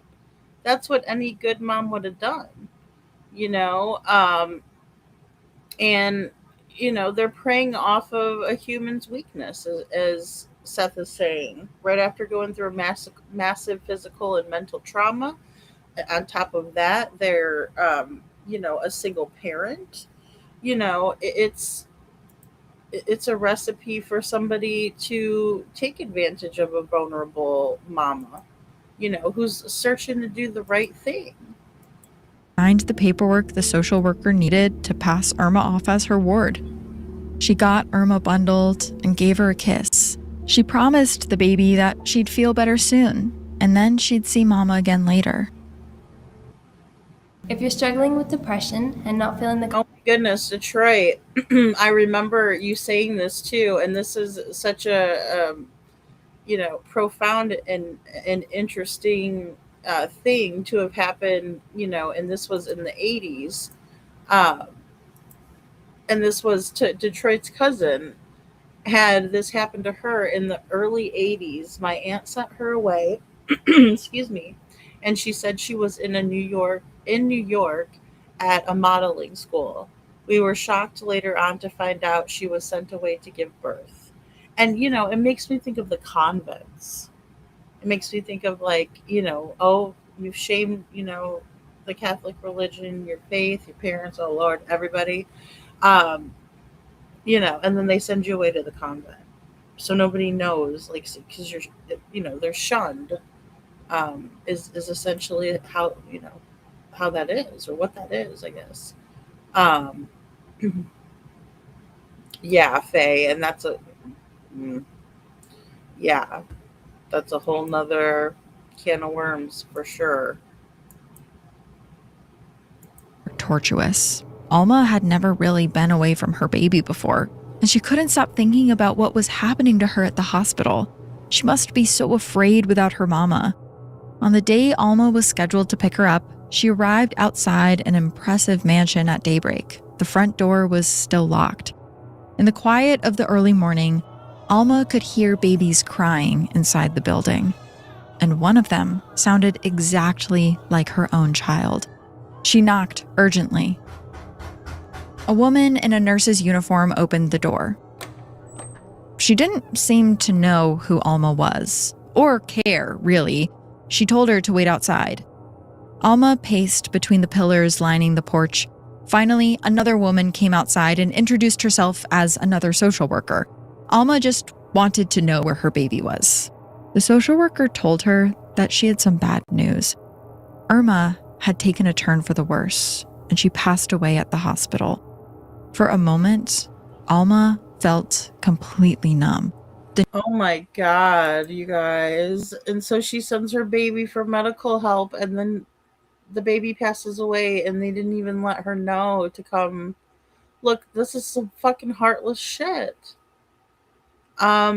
Detroit, they forced her to give up her baby, and it messed her up for life. Oh, Detroit. She found her daughter years ago, and she didn't want anything to do with her. It broke her heart in a million pieces. Of course it would. Because that's your baby, right? I mean, and then you're missing out on everything. Oh, my goodness. There's nothing right about it. And when it comes to stealing a baby, and they knew damn well what they were going to do, but here they are time and time again with these children. News was shocking, but then she heard the babies crying from upstairs again, and she swore one of them sounded just like Irma. She knew that you know your babies cry. that cry. She had listened to it every night.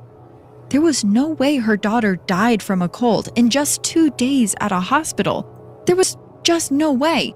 Alma demanded to speak to the woman who brought Irma to the hospital, the stout gray-haired woman. She needed to speak to the doctors who treated her as well. She demanded to see the records. But the social worker slammed the door in her face. Alma waited a few minutes, but now she wasn't feeling so patient. She banged on the door over and over, but no one answered. Instead, a man came up to the porch and he told her to leave. Alma told him she was just there to get her baby and she would be gone. But he didn't care. He took her arm and he forced her down the steps and warned her to never come back. Damn. But Alma didn't listen. She didn't believe that Irma was dead, and she wouldn't believe it until she got some proof. She didn't know why, but for some reason, that woman with the gray hair wanted Irma, and Alma was not about to just let her have her baby. She returned to the mansion again and again, each time insisting on some sort of information about Irma. Eventually, the staff grew so familiar with her, they stopped her from entering the building as soon as they saw her. And every time she was forced out of that mansion, Alma would hear the babies crying upstairs, and she would swear that one of those voices belonged to her daughter. She kept thinking about the strange social worker that showed up to her house to inspect her baby, how she didn't really care about how sick her child was. Instead, she just seemed to care about how her child looked. And Alma wondered if that could possibly hold a clue as to why her baby was taken from her. She didn't know it, but across town, another woman, Grace Gribble, got another clue as to why this might be happening to their children. Grace was a widow and a mother of 6 children, aged 3 to 10. She kept her head above water however she could, and that included accepting government assistance. The family had regular in-home visits from a social worker named Sarah Sems.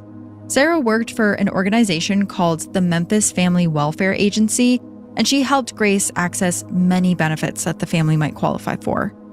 On one particular day, Sarah arrived with another woman named Helen. Grace assumed that this was just another member of the Memphis Family Welfare Agency, and so she welcomed both of the women into her home. This time, Sarah presented Grace with paperwork she said would help her children access health care.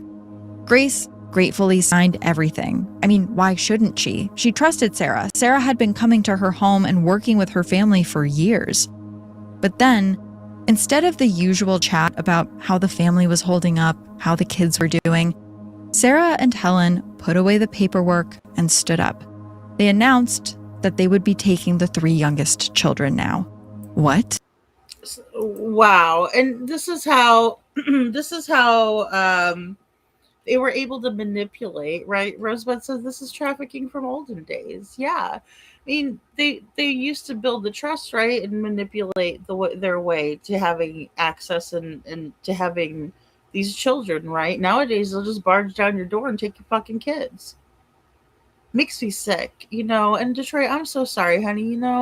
Should never feel ashamed for having a baby. It might not be the best timing. It might be out of wedlock. I had my daughter out of wedlock. So, the reason I'm laughing is I'm thinking about, that Everybody Loves Raymond, and I was watching an episode and it was cracking me up because, Marie's wanting her to be a good girl, right? And comparing her to either way, I'm not going to get into it, but it just made me think of Everybody Loves Raymond. And it's just, look, here's the thing. Nobody's perfect. And radical Christian is a big difference, right? Especially when people want to be so harsh and judgy when none of us are perfect, right? And a human life, in my opinion, is valuable, comes from God, should never be something to be ashamed of. It's horrible shame and what religious expectations can place on people, because then also it brings people away from religion, and that's not a good thing, in my opinion. Hey, Black Hawk Magnum. Seth, did LE gain access to any travel video from where Chris worked to the home that day, Fox or on the LPRs? That's a good question. Um, Apparently, the police didn't want to check the license plate readers, from what I can recall from what Seth has said, to not to answer it for him, but um, it was like they made it out to be like too much work, right? In my opinion. And then um I just don't know that they checked anything like thoroughly. I feel like some of the things that they normally would have checked, like for one, the cameras. Um the camera system that was being upgraded, right, by Katie's boss and her coworker and Katie when the PI showed up. And I did play that interaction again, because I think it's valid. And again, that was also from At Night that they released that as well. Um, so with that being said, um, I I I in my opinion feel like they had to have looked at some sort of logs, or done some sort of, they could have done an audit somehow, of their camera system, right? I mean, what was Katie's boss doing there, helping her fuck shit up further? Or did the police gather, because they said they couldn't gather any information from the camera systems, but why not? um this is a real, in my opinion, miscarriage of justice, that we're going to continue to see things spill out and over into Sebastian's case, right? Like, what we think we know is not even going to be the half of what we know, what we thought we knew. The amount, I mean, if we think about Chris Proudfoot and his big meaty pig hand coming at Sebastian, hitting him in the stomach.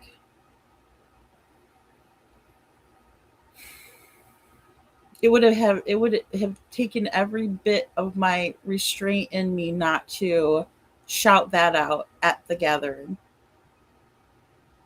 I would really have to fucking check myself, because that to me is utterly disgusting. And law enforcement knows about it. DCS knows about it. And not a damn thing was done. Like Rosebud was saying earlier, not a damn thing was done. And it's supposed to be hunky dory okay? No way in hell will it ever be okay. His big pig hand, little Miss Sharon, that friggin' pig hand of his coming after Sebastian. Because look at his nasty ass fingers. I mean, I showed them close up and I zoomed in on him, and when he's over there, that was him in court, you guys. He's all leaning and laying on the pew. Where did he learn fucking manners from? You don't just lay up on the fucking pew at a courthouse. You dress appropriately and you sit up straight and mind your fucking P's and Q's, proud foot, piggy fucking foot, pig foots and pig hands. It makes me sick. Seth, have you ever checked the boys' ranches in Utah? There are so many. Hey, Leslie and Billy. I love your avatar. That's beautiful. Um, there's so many. It's crazy. Most are in small towns. Nobody even knows how many boys are there and where they are. Some government. Well, and you're exactly right. Mormon, yep. And some are private ran. And like some of them are like the Latter Day Saints and stuff. Like a lot, some of them are cultists. See, Yes, Leslie, that's what's really tough about that. And I'll also let Seth answer some of that. Um, to aw, I love Leos. Um, so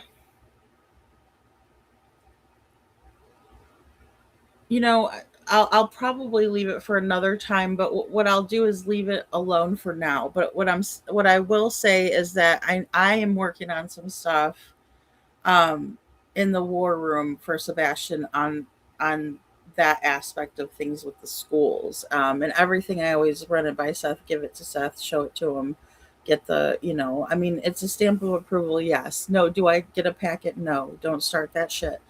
But here's the thing, you know, you have to work with the families to help find the kids, right? You just have to. Look at Tamara and I. We put our differences aside to try to help find Devlin. You know what I mean? When she posted an update, I'm going to post it on my page. Why wouldn't I? We want to bring him home, right? I mean, it's not really about us or what our fucking feelings are or our emotions or me and her butting heads over certain topics, which we've been good. I need to reach out to Tamara. I like to see her smile and I've been liking her posts and stuff, but I haven't texted her and I apologize. But look, you're gonna work with the families. It doesn't matter. Hash out your differences to begin with and you won't have to fucking do it later. How's that? Mr. Proudfoot, I'm brash, I'm respectful. No, you're not. If you're brash and respectful, do it up front and then get over it. Get off your bullshit and start telling the truth because we all know. Look, when this shit comes out, this shit's hit the fan, right? But it's going to continue to hit the fan because there's going to get shit that's going to keep getting thrown at the fucking fan and it's just going to hit the fan. Get it? And it's just going to go everywhere. So, I mean, this is the tip of the iceberg, folks. I do not know anything for sure. This is me foreseeing, foreshadowing, right? That I feel like shit is going to hit the fan. Literally hit the fan. Because this is a long time coming and this is one thing that people have to understand about what is really going on here is that this process had to happen. Every fucking thing that Seth has done this entire time has culminated up to what he is doing right now. And it should be taken with the utmost seriousness because the shit hath hitteth the fan ith, right? And the lady doth protest too much. Put it this way, they're cooked. Sayonara, suckers. Rosebud says back in the day, if you were married but childless, you were looked at as not worthy person. And I feel like some of that is still transferring over because I can tell you there's a lot of ladies out there that would love to have a baby, but they're older. Geriatric pregnancy is very dangerous for mom and baby. And why can't a single mom take a baby? We don't have enough foster parents, but we snub our asses to ladies who are older and who have if they can take care of themselves and show that they could take care of a baby financially and otherwise, then why can't they have a baby? As Libra told us earlier, which I love that he's telling us, and I think he turned into a pumpkin, by the way. I just realized that's awful. I'm sorry. um I'm on the soapbox, right? And I'm like, not even paying attention. But it just the thing is that it's so upsetting that Sebastian had to endure, and we all have speculated all the time, right? Every day, maybe a thought might cross our mind, like, I wonder what Sebastian had to go through. Because when you hear Mr. Foot, good morning, Shauna. When you hear Mr. Foot, Step Foot, Nasty Foot, Poop Foot, open his big fat mouth and run it about a little boy who's missing, you kind of figure out that it wasn't really a great time for Sebastian. Do I have to remind everybody of what was said on Terry Lynn's panel? Now, agree, disagree, whatever. Indifferent to her.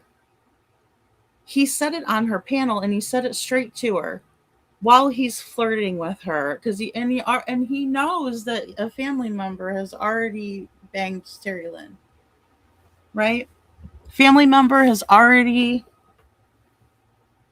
did the deed, and his married ass with a whole missing child is over there trying to bang Terry Lynn.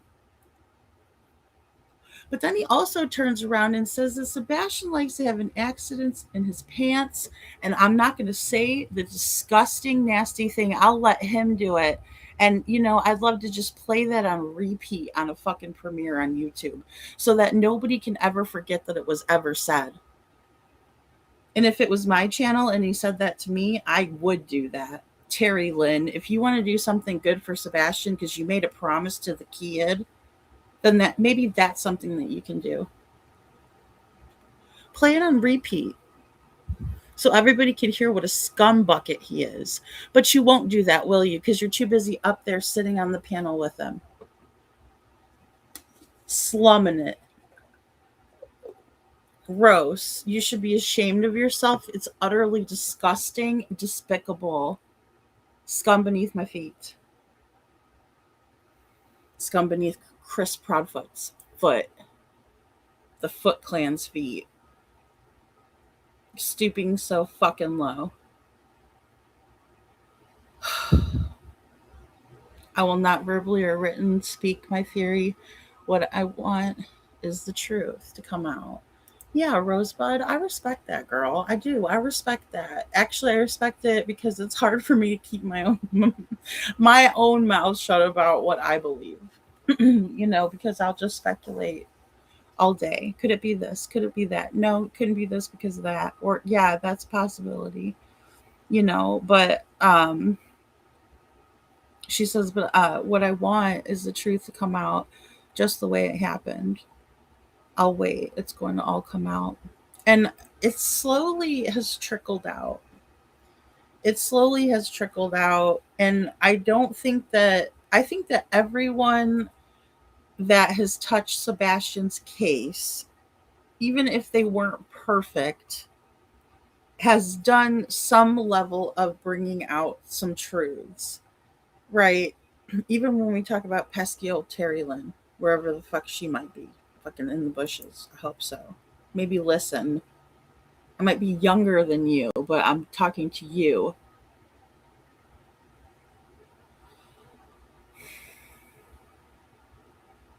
I mean, how are you sitting next to the man that did that? This is what I don't understand. I never will.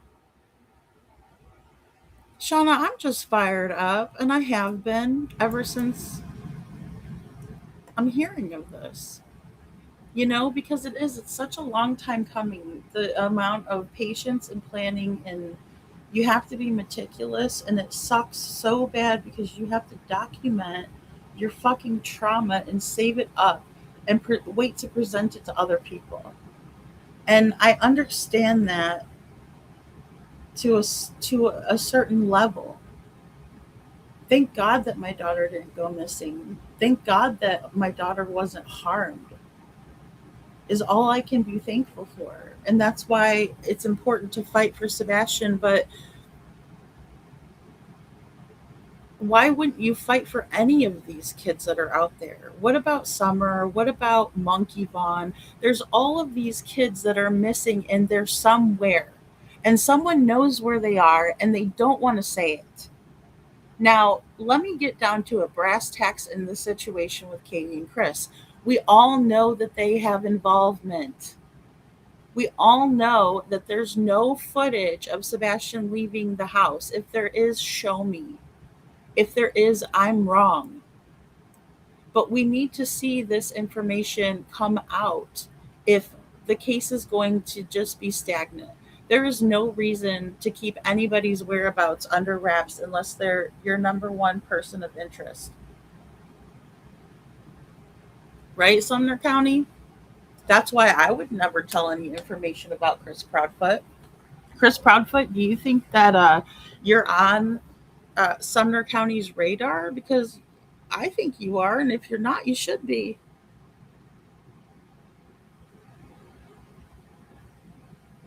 Oh yeah, she's got to. She's in the hate channels. She's over there in the B's and the and the T's and the B Tims and all the shims and all that. Oh yeah, she's right there. She is right there in the drama. She's right there with the drama reels, the drama, and it's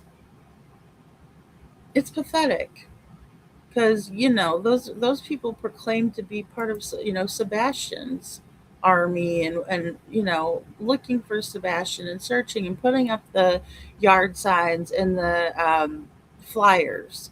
I mean, she filmed herself doing it, so I can't say she didn't do it. She did it. But the fact of the matter is that she either buckled under the pressure or she was playing both sides to begin with, and she was getting information and a lot of fucking money. I mean, I used to give Terry. I gave Terry Lynn my last $2 one day. You know what I mean? Because that's like she's just good at manipulating people out of money. She told everybody in the 90-day community she's blind. Blackhawk Magnum says sometimes people will place a mattress in the garage to conceal that sheets and bedspread are missing from the bed. Did LE check if the bed sheets and covers were still in the home from the daughter's bed? I think that is a great question. I think that they should have checked that, and if they didn't, they should have. See, that's the thing. We don't know what they have done because they went in the house, and Seth was saying earlier that the one detective was just sitting at the kitchen table. It's like they all knew what was going on. Places, please. And then Cruella just can't help herself. She prides herself on being evil. She says she's going to hell and she's got a special place saved and all this shit weird crap. I'm not going to misquote her. I'll let her. We'll find the screenshot. I'll read it to you. She's posted all kinds of crazy fucking shit. You see her in court. She's taking Seth to court with Texana Fernandez and Chris Proudfoot for having a vigil for Sebastian, a rescue ride for him. This is what he's dealt with. The pain, the suffering. Him being the last one to know about things that are pertinent that every parent would want to know. How many people out there would say that they didn't want to know what was going on with their kid? Oh, I don't mind if CPS is involved over at my ex's house. It's all good. Right? You're co-parenting with someone and you think, let's just take it there. You're co-parenting with someone and you don't care that the CPS is at the house? I've literally never heard of that ever. But the thing is that it's the same old story, the same old song and dance with CPS. The circumstances are going to be different. Sometimes they're the same and you see the recurring. But it doesn't really matter. They dropped the ball. They screwed the pooch and they don't want to be held accountable. Just like when Harmony Montgomery was handed over to her father, Adam. And then he sat there and beat her so badly that she didn't make it. He hit her too hard one time, he said. He really hurt her that time. Even though before he was bashing her around the house, making her clean the toilet with her toothbrush. He's a real sick fuck that does that to a beautiful little kid. I mean, when is it going to stop? It's not just Tennessee, but lately there's been a lot that is being exposed in Tennessee. Again, we have the scroller, right? We're going to call him the creepy scroller. If you didn't watch my video earlier, that beautiful little girl, she tells her story. Brave. Her father comes out and speaks. Her mother and father come out and speak. That's what we need. We need people to support their kids and the family members. When your children come to you and they tell you that they have been traumatized or somebody has hurt them, you do everything you can to help them with everything within your power to do. Look, there's some things that we can't change. There's some things that we can't go back and fix, even though we want to. We're mommy trying to put a band-aid on something. We're mommy trying to fix the boo-boo. It's not that easy. In some circumstances, this is happening to many people, like our friend Detroit. That's why you guys coming out and telling stories, it's important. Because it's not just an isolated incident from the 1940s. I love this art, by the way. This artwork, this whole video is great. I hate to cut it off.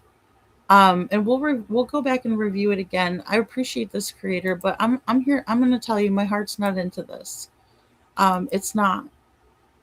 Where my heart is what has happened to Sebastian specifically. Sorry, if I didn't say it like that, it wasn't going to come out. Again, cough medicine. I want to talk about Sebastian specifically. I want to talk about Katie Proudfoot specifically. I want to talk about Chris Proudfoot specifically. Because I am not going to let the doctor's appointment fall by the wayside, fall to the bottom of the feed, Katie. I'm not going to. I'm not going to let it fall to the bottom of the feed, Katie. So you had an appointment for Sebastian. Now, mother to mother, when you have an appointment, you typically will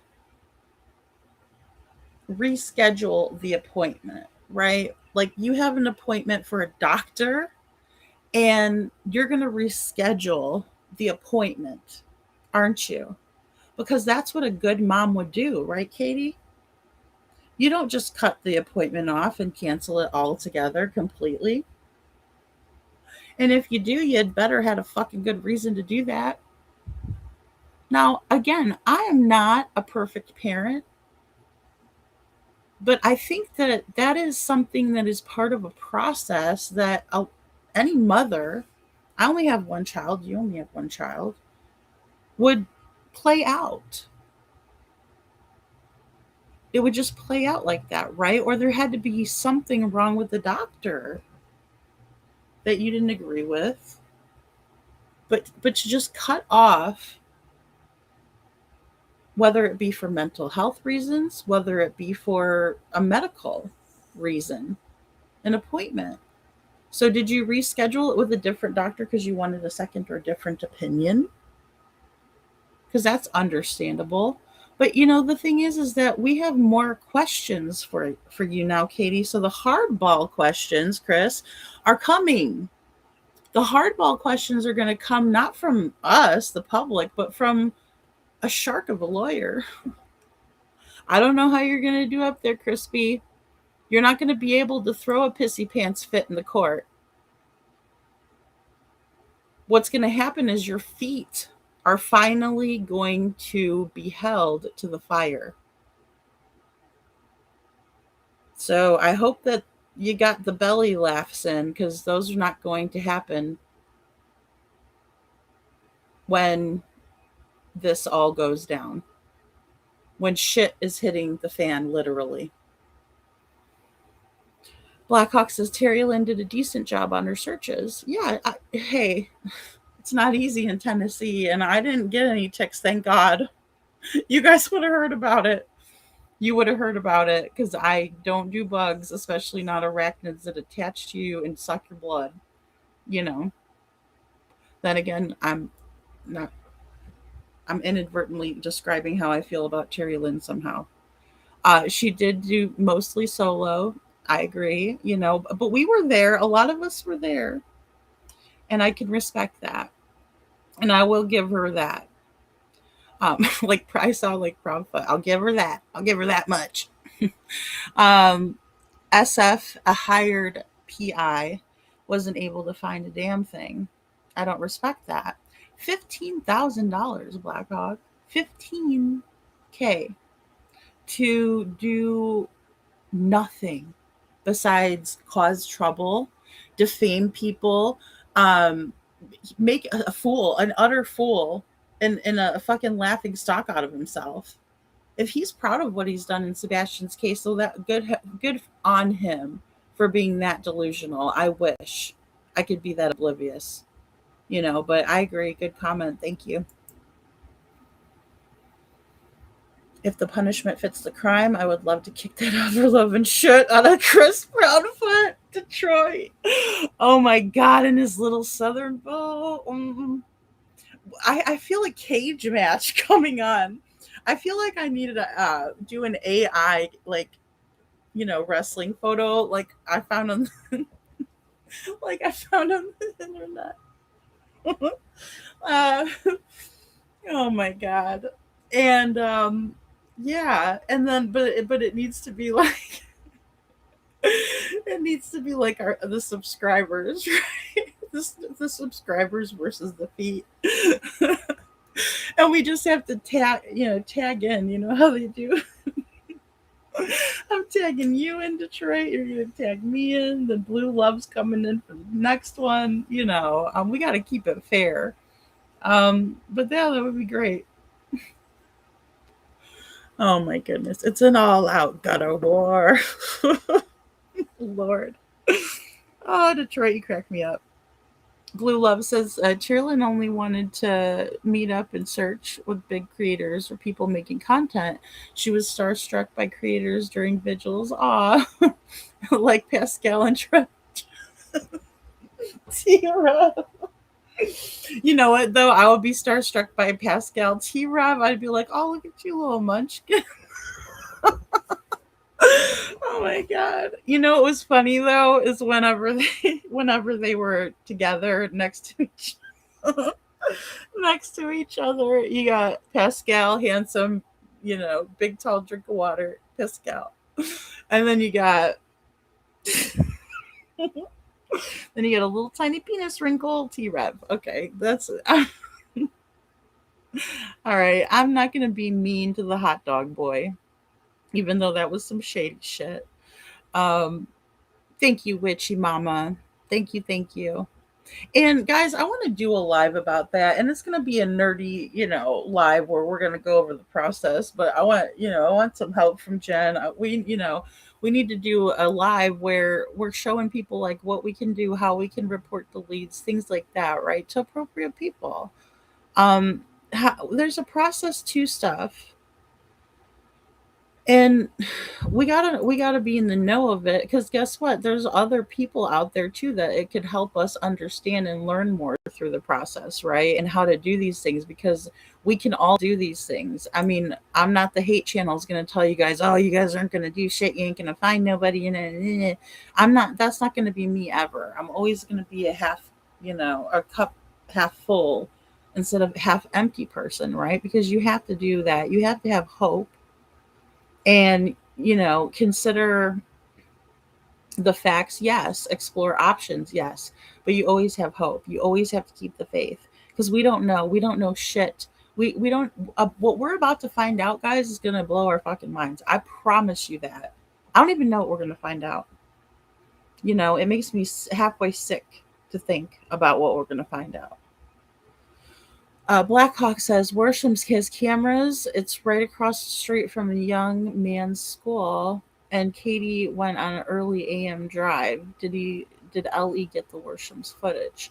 So they better have, but what was alleged was that Worsham's did not turn over the footage to LE, and it was I believe they said it was taped over.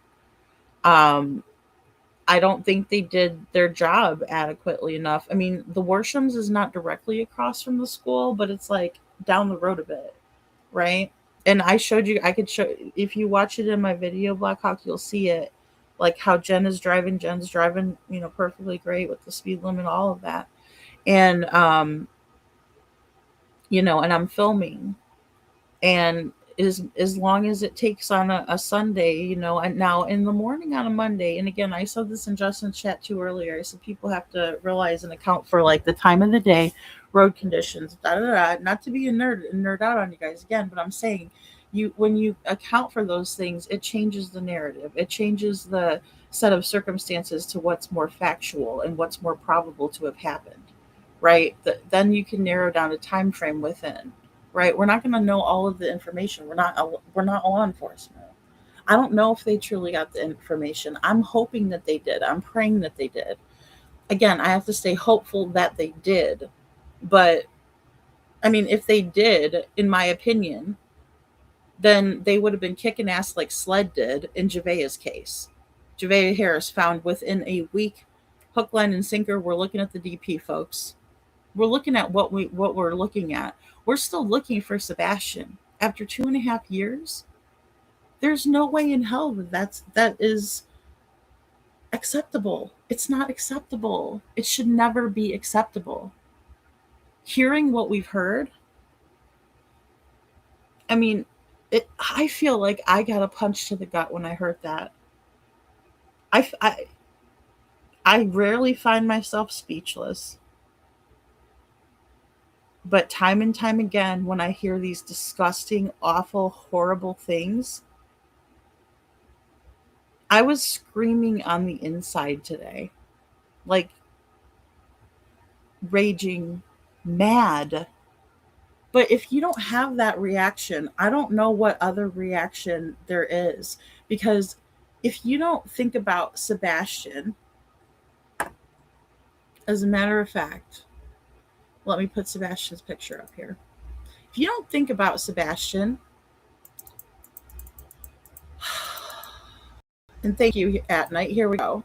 This is what should have been always posted, and should always be posted. In my opinion, Eric Craddock is wrong. And that might sound crazy because I'm not law enforcement, but he's a sheriff.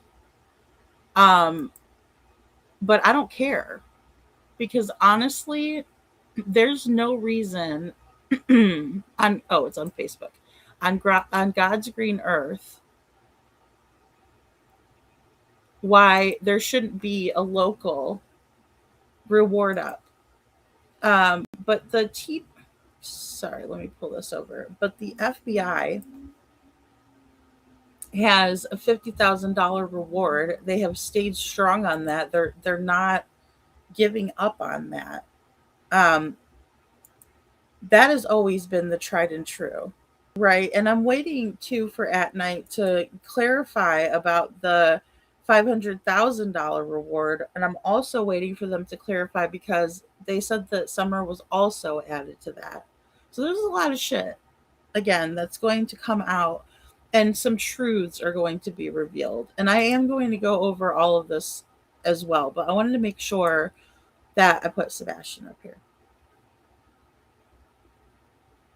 And in my opinion, Eric Craddock saying to put up that old rickety ass shit from the TBI, raggedy ass shit that doesn't even say the right information, doesn't have updated photos. National Center for Missing and Exploited Children, can we please get a age progression photo of Sebastian after the 2-year mark that he deserves? Is that too much to ask? Because I don't think it is. Good morning, Gina. It's a great day in Sumner County today, girl. Well, I would imagine it would be like Robin Williams. Good morning, Vietnam.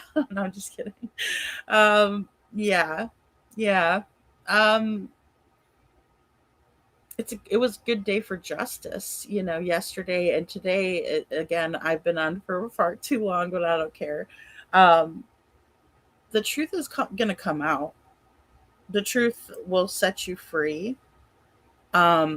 Anybody that was afraid before, I would urge you to have some rejuvenated energy and come with it. Like, if you know information, or if you've already told information but you don't feel like it was heard or it fell on deaf ears, I would ask you to please put the tip in again.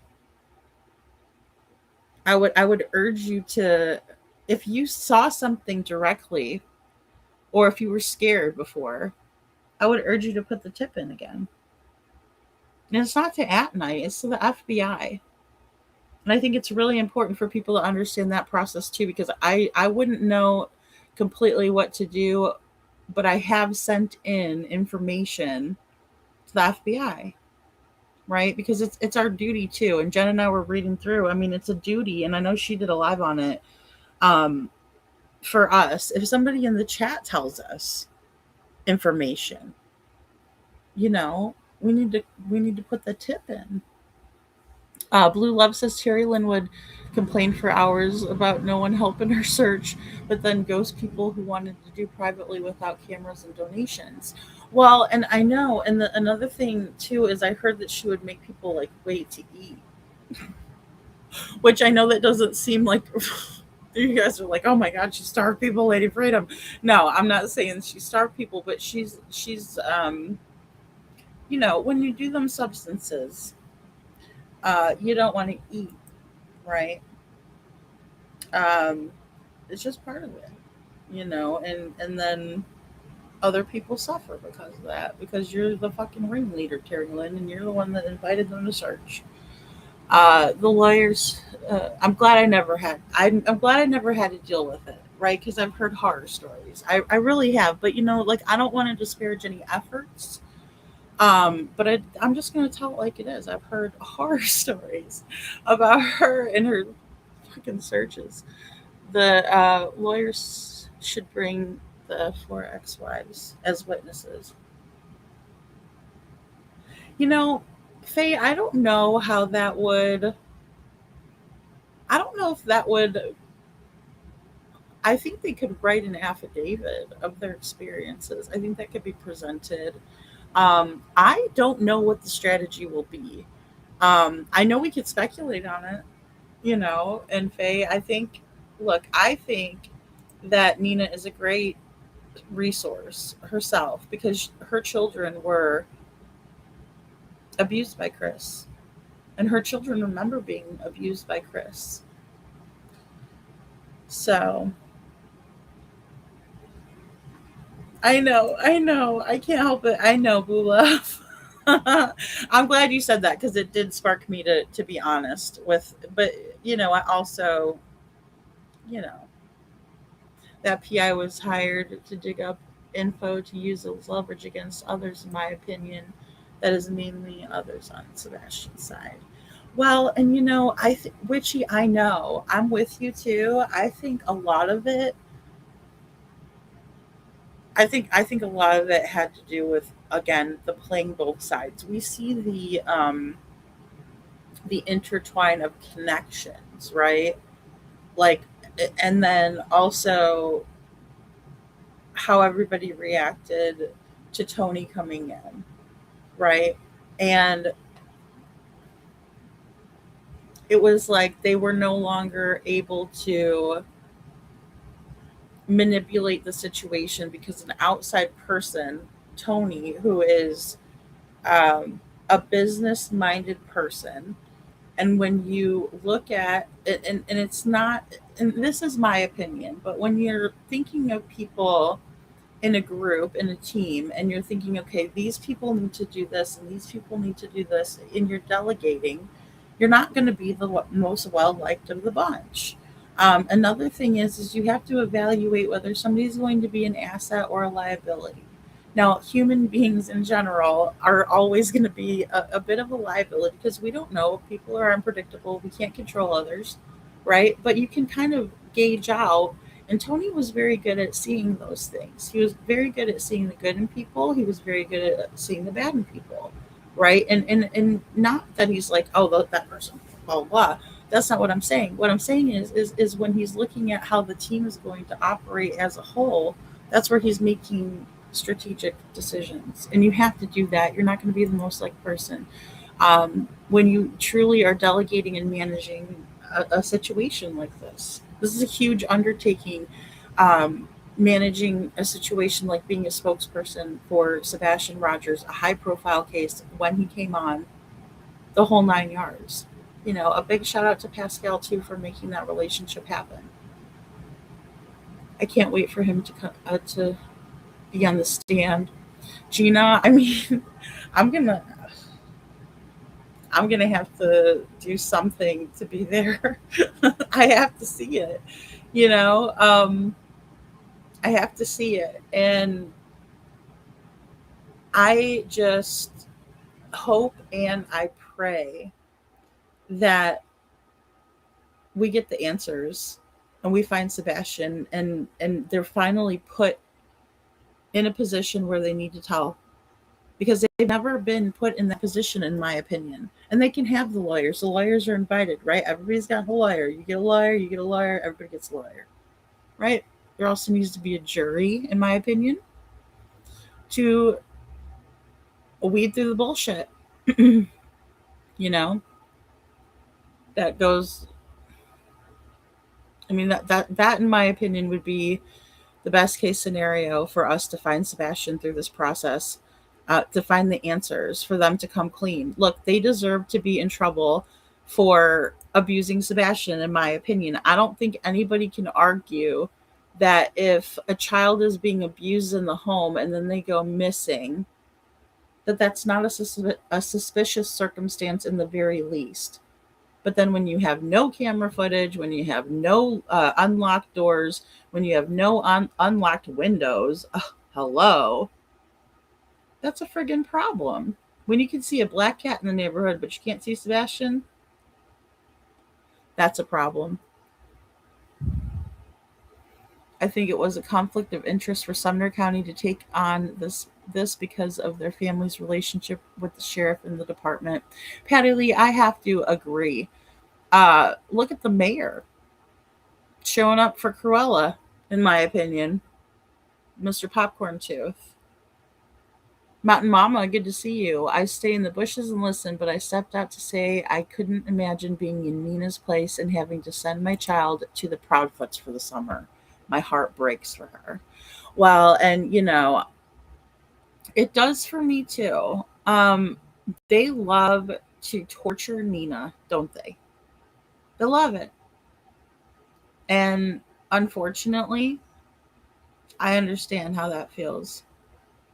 It's not pretty. It's utterly disgusting. And to the level that Nina is going through it, I do not know. Right? When she has to send Faith over to, I mean, again, think of co-parenting with someone who already has a missing child and an active CPS report open, and you have to send your baby there. I don't care if she's 14, she's still your baby, right? You're sending your child there. I mean, that's like a fucking horror movie. That's like a plot for a horror film. But it's real life. It's what's really happening. But I will tell you, again, um, I won't show you guys because it's not my place to do that.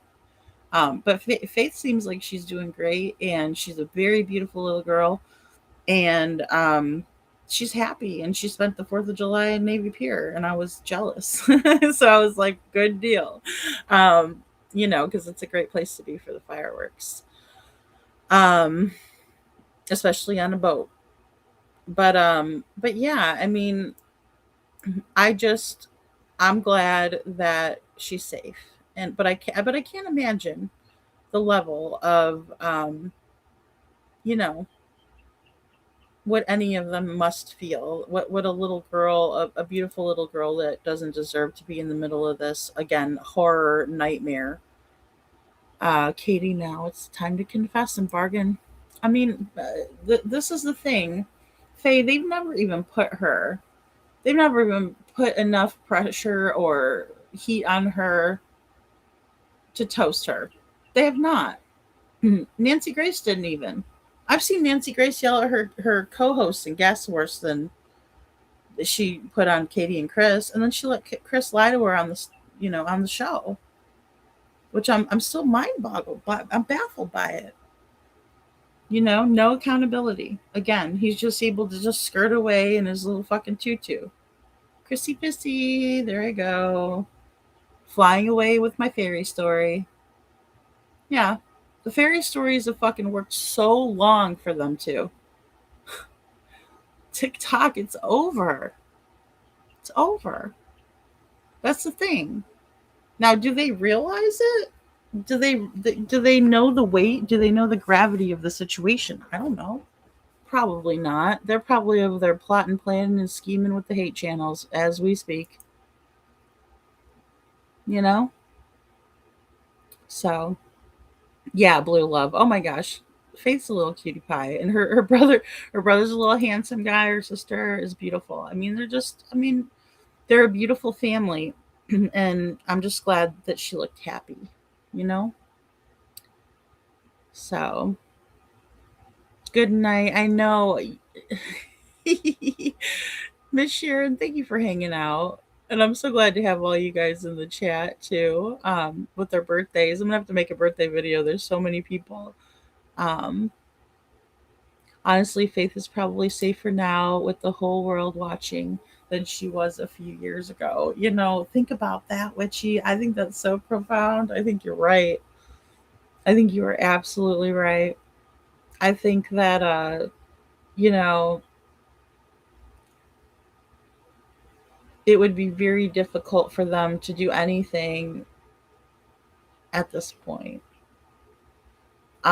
Because again, we're continuing to put the pressure on, and this pressure that is going to come from, and it's not even so much pressure. It's a lot of fucking pressure, but it's not so much that pressure. It's also the fact that again, they're going to be held to the fire. Their feet are held to the fire, which means like you're going to talk now.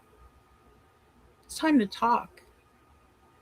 It's time not to be on this hate channel, not to be up there talking like you. Oh, you best not come to Tennessee. Best not come for that gathering of voices. I wouldn't. Whatever the bullshit he was talking about. And Katie over there playing like, no, that shit is not gonna fly. It is not gonna fly. So it doesn't matter how red you turn, Katie. Shit's not gonna fly. And this new stuff, the doctor's appointment. I mean, the hitting Sebastian in the stomach. I mean, Sebastian on this flyer says, "Go." I wish I could make like a poll, but I don't even want to guesstimate Chrissy Pissy Pants' weight. By the time of Sebastian's disappearance, how much you reckon that boy weighed at the time of Sebastian's quote disappearance? Because it says on this flyer that Sebastian weighs 120 pounds, and on the previous flyers he weighed as low as 113 pounds. Fun fact, Katie, and your fucking spaghetti pancakes. Not letting him eat another roll at the dinner table. A growing boy, don't let him eat another roll. He didn't have an overweight issue, Katie. But you damn near slapped that roll out of his hand. He weighs 120 pounds, guys. Maybe 113 pounds. I don't know which is most accurate. But for the sake of this conversation, we'll go off of what the FBI has on the flyer. So he weighs 120 pounds. How much do we think that Sebastian had to take of Mr. Proudfoot's pig hands, balling up his fist and punching him in the stomach or hitting him in the stomach? I don't care. Either way. How much do you think Chris Proudfoot weighed at that time? Because to me, he looked like he was pretty hefty. The Holly Thompson interview, of course, they made him look a lot better than he did. But when we see Mr. pig hands, throwing hands at Sebastian at 120 pounds versus what, 250, 300? No, I'm not going to be conservative. We'll just say a 300-pound grown baby, man baby with a fucking baby curl, thinking he can throw hands on Sebastian. First of all, who the fuck do you think you are?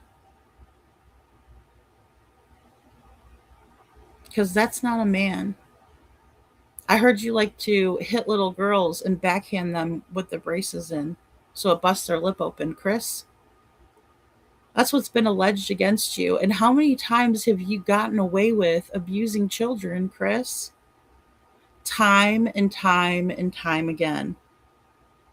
Not this time. It hurts my stomach to even imagine it, Blue Love. Like I said, I feel like I've gotten punched in the stomach. I mean, it's a very sensitive area, and you can do damage to somebody like that. You can cause internal bleeding like that. Did he ever think of that in his fucking caveman brain of his? 120 pounds. 120 pounds and 5'5". But you know what would be better for me to show you is what Sebastian looked like at the time of his disappearance at the Texas Roadhouse, like him walking around, him in action, right? So let's pull up that, because when we look at the foot, here, I'll just show you guys the foot right here, the step foot, and that would be the Holly Thompson interview would be the most. No, let me give you the Chronicles of Olivia Chris, right? That is right after Sebastian was reported missing, within a month. And Chris would be like, "Oh, well, I was putting the meat on the mashed potatoes when." No, Chris, this is going to be what your weight is, because it wasn't that much different, and I'll just say that. So we're going to go with Chronicles of Olivia Chris. So, no, not Narnia.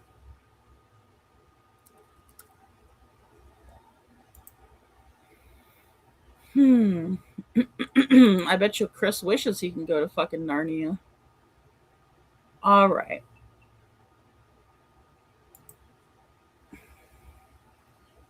So, well, usually it pops right up because I've watched it so many times. But Chronicles of Olivia, the camera angle is more kind of a straightforward angle, and you can see the two of these very well. So let's go here.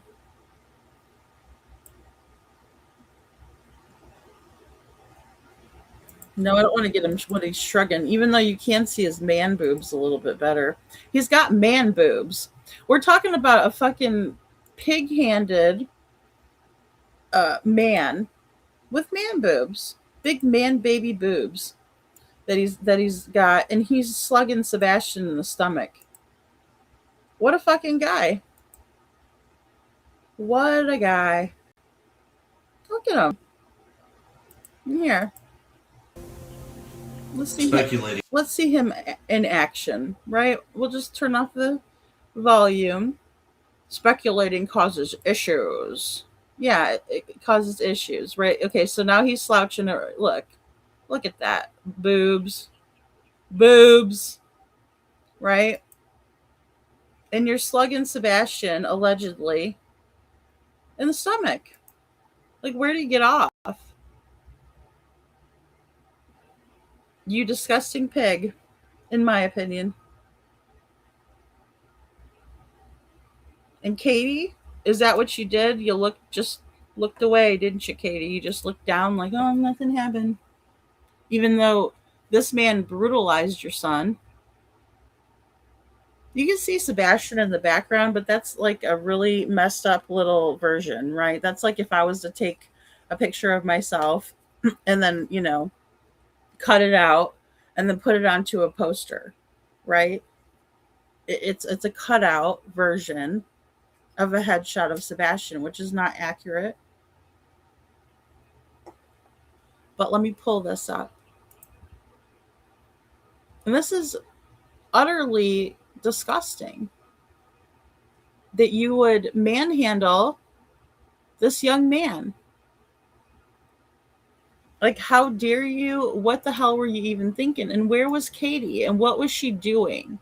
Because I heard that Katie likes to throw punches, and I heard that she doesn't really give a fuck. She's indiscriminate with swinging on people, in my opinion. I can't say I'm not the same, right? We'll just put that out there, right? So I'm no better or worse than you, Katie. But here's the point of the matter. You're allowing for this big galoot of yours, this big old galoot, to manhandle your son. It is the most disgusting thing I can imagine.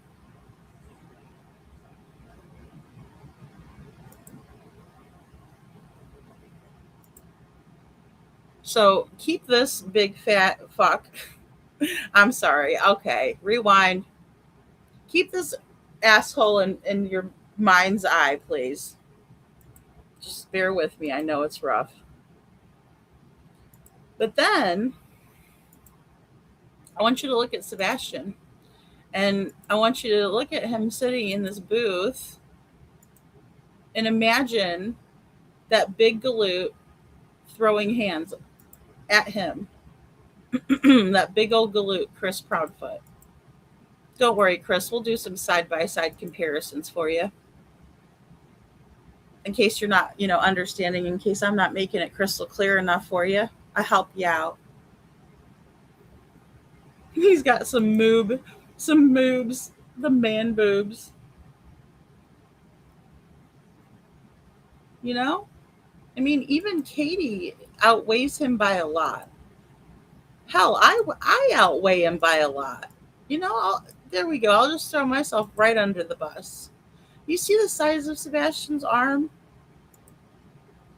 He is about 113 to 120 pounds.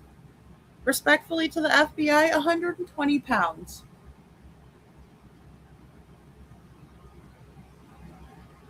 And that big old galoot is over there putting his hands on Sebastian, taking his belt off, hitting him with the belt. He admitted to that. Think of all the things, if law enforcement did their job, that they would have him admitting to. Did you fail to get the interview with Chris where he admitted to hitting Sebastian with a belt? Sumner County Sheriff's Office, Brandon Carter. Because you were the one that was overseeing the case right away, if not immediately. And it was like they just gave it to you. Here you go, buddy. You did a good job on a traffic stop or two, so here you go. Seems very haphazard and sloppy. Fucking slop. Gina says, wonder what that jerk sheriff that flipped us off thinks. Yeah.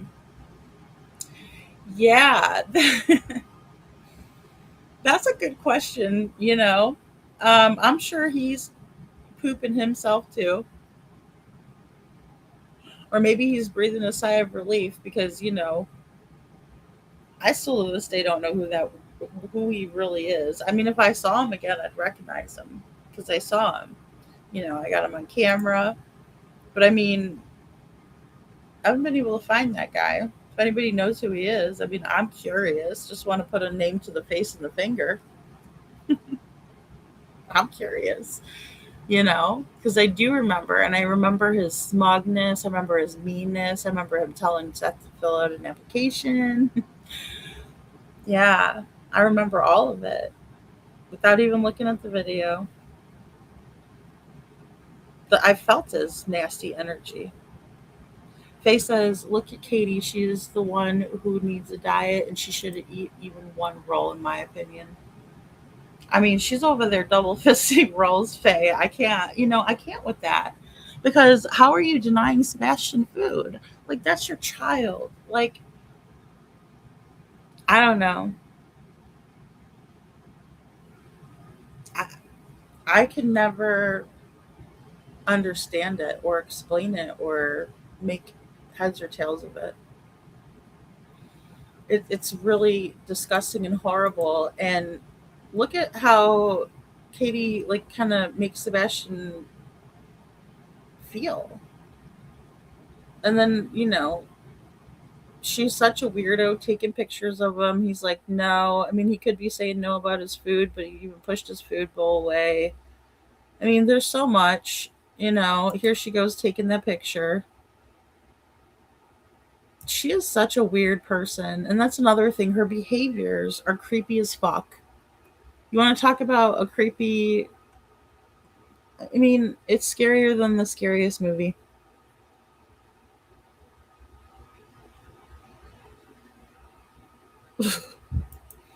Well, and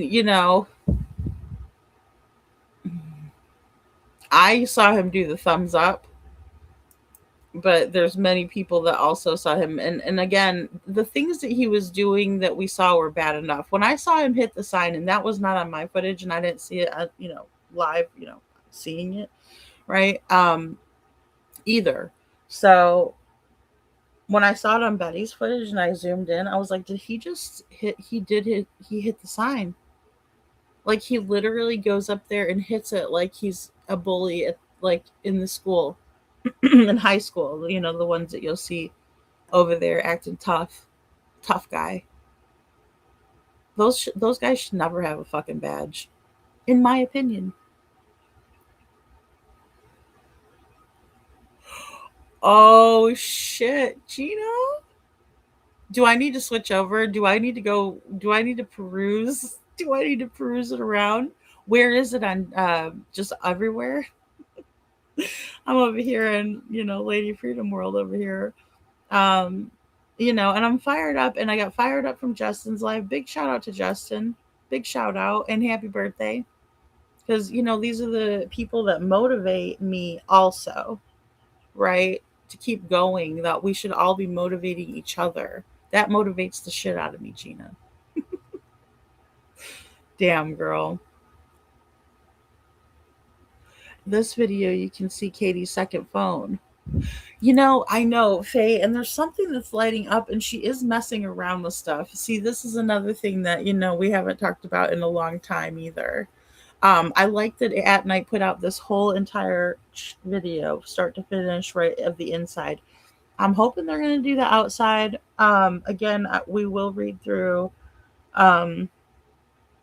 Look, there's people that come into our lives for a season, for a reason. We have to take the good with the bad. Every situation we have to. Sometimes we have no choice, but it is what it is. I don't always like that.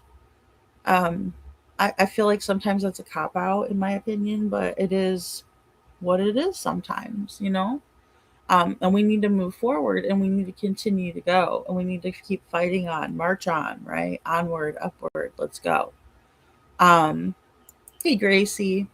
Lady, gotta love you for shooting from the hip and speaking the truth. You have been the absolute best advocate for Sebastian. Oh, well, I don't know about that, Gracie, but thank you.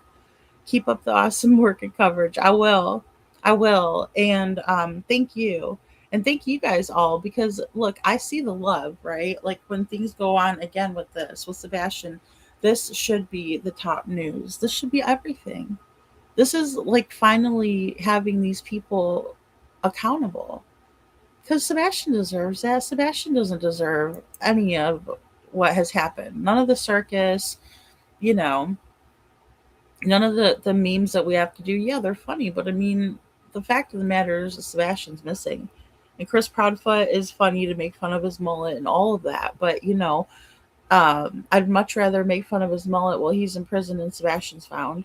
So, we got to move forward on that, like quick, fast, and in a hurry. Like, we need to be doing that. But again, this whole process, everything that's culminated to what's to come has had to happen, right? Because we have to have all this documentation of instances over and over and over and over again of Seth and Katie saying things, inconsistencies, all of that.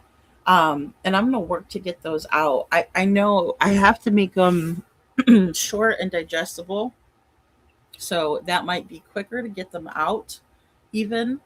Um, it's hard for me to do that. I always like keeping that context, right? But I also think that we can do it to where if we take what one instance of what they said, okay, here's another instance, and the next one, and the next one. That's going to be key to building out from their statements, their own statements. And that's what a lot of that polished turds, I know, like I said, that series, right? But that's what was happening.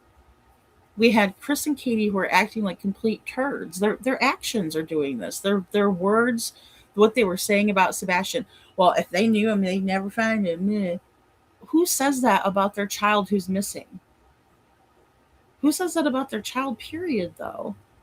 I mean, yeah, we sometimes we don't like what our children are doing. Again, the behaviors. It's not about the person, it's about the behavior, right? Should be, because none of us are perfect. But you're going to sit there and talk about Sebastian. He's a well-behaved kid, is what I see. And I'm sorry, I keep pausing it. He's a well-behaved kid. He's sitting there having dinner with his mom. I don't see an issue. He gets up and uses the bathroom like a regular person would. But then they want to tell us that Sebastian is this, Sebastian's that, Sebastian used the bathroom in his pants, he loves it. Stupid. Stupidity, ignorance, victim blaming, blaming Sebastian. I bet your drawers weren't clean today, Chrissy. Oh, look at that booty. That looks like, never mind, that's not nice of me. Wow, these ads are getting a little bit too close for comfort. All right. Sorry about that. I don't know what that was. We're talking about a couple of buttholes. Thank you, Gina. WSMV4. Perfect. Oh, look at Veronica. Veronica, welcome to the Dragon Tribe. Little Miss Sharon, thank you. Thank you so much. Let me get your party going. Aw, thank you. You are awesome, Little Miss Sharon. And all of you guys are awesome for being here and listening and also commenting and letting me know what you guys think. CP and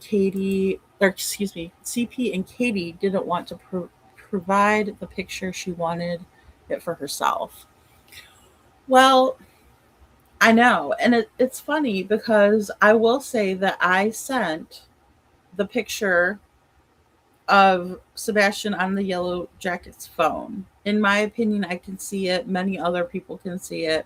I did send that over to everyone, right? Like TBI. I didn't send it to Sumner County because I don't think they care. I mean, I just don't.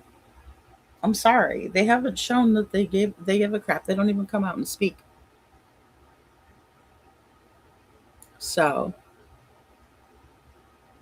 yeah, Veronica, he did a great job. He did. You know? So, yay, Miss Sharon did. Veronica, I'm sorry, and I'm probably behind in chat. Okay, so let me look up WSMV4, but I just want to show you guys who Chris Proudfoot was beaten on. Again, in case we forgot, but this is Sebastian when he went missing. Right? This is Katie getting on to him. Again. You know, as if he's getting in trouble.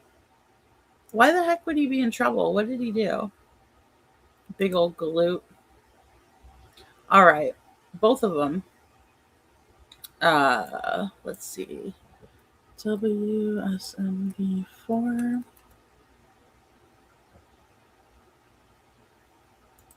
Well, yeah, I know I'm subscribed. Okay, I just want to check to see what they got on the YouTube here. Oh, here we go.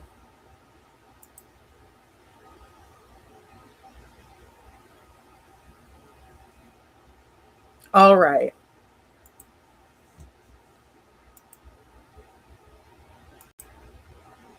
Let me just go ahead and take this down. And again, I just can't imagine It's sickening. And Katie, why?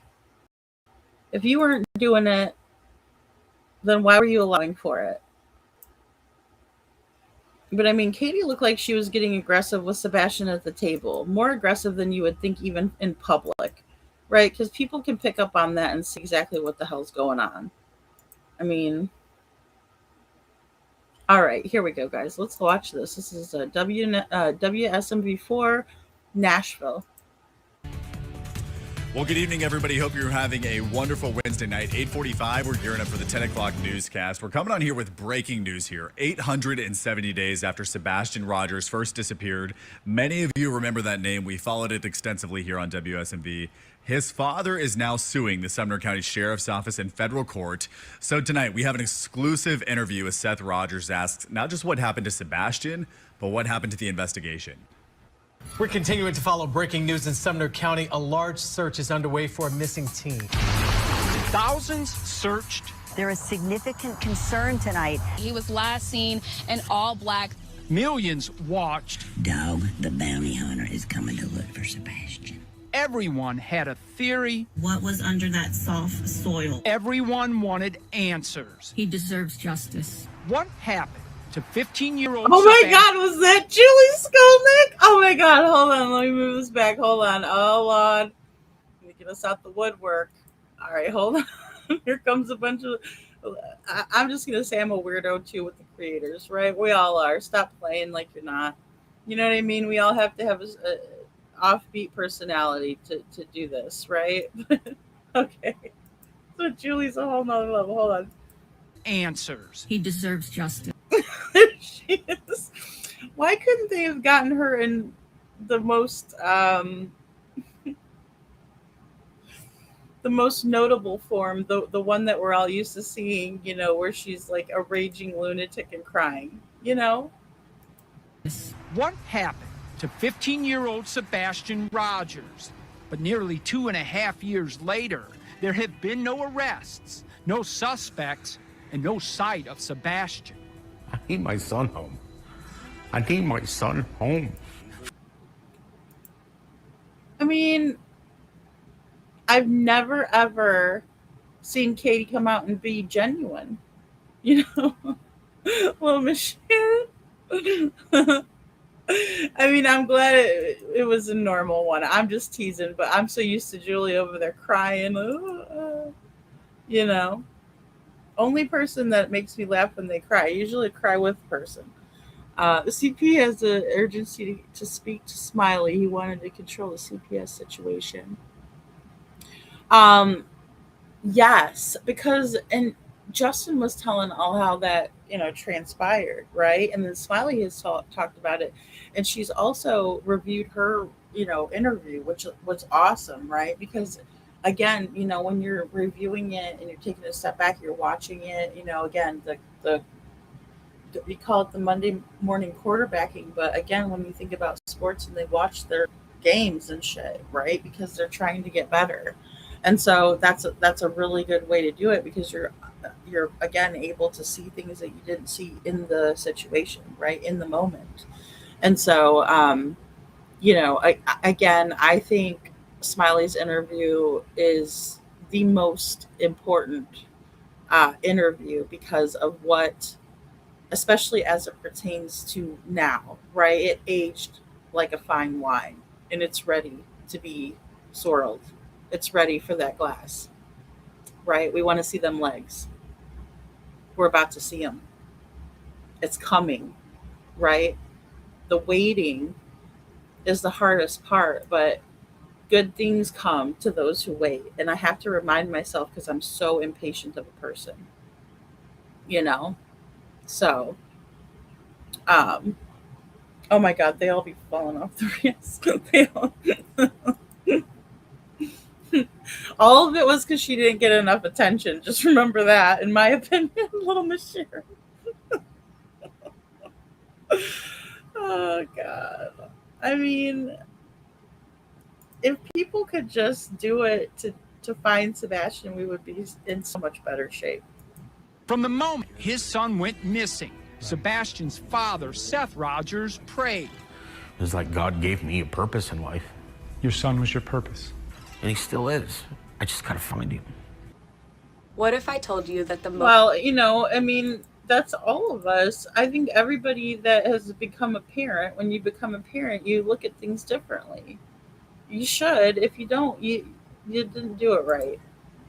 You squandered a blessing. You obviously didn't realize what you had, what you were given. Sebastian disappeared during the overnight hours of February 26, 2024, from the Hendersonville home he shared with his mother, Katie Proudfoot, and her husband, Chris Proudfoot. He's never run away before. I don't know why.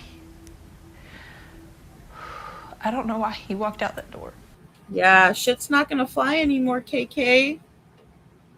The shit's not gonna fly. It's straight up into the fan. Splattered right on that redness. So I don't know what you're going to do, but that shit is not going to fly, girl. You're crazy if you think. You are absolutely off your rocker if you think that this shit is going to fly, Katie.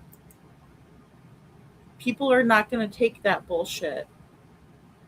It doesn't matter which accent you pick. At first, Seth says he trusted the investigation, but the idea Sebastian just walked from home alone with no shoes on and without his phone never made sense. People don't just vanish into thin air. No, they don't. No matter how I look at it, I just cannot wrap my head around my son walking out of that house.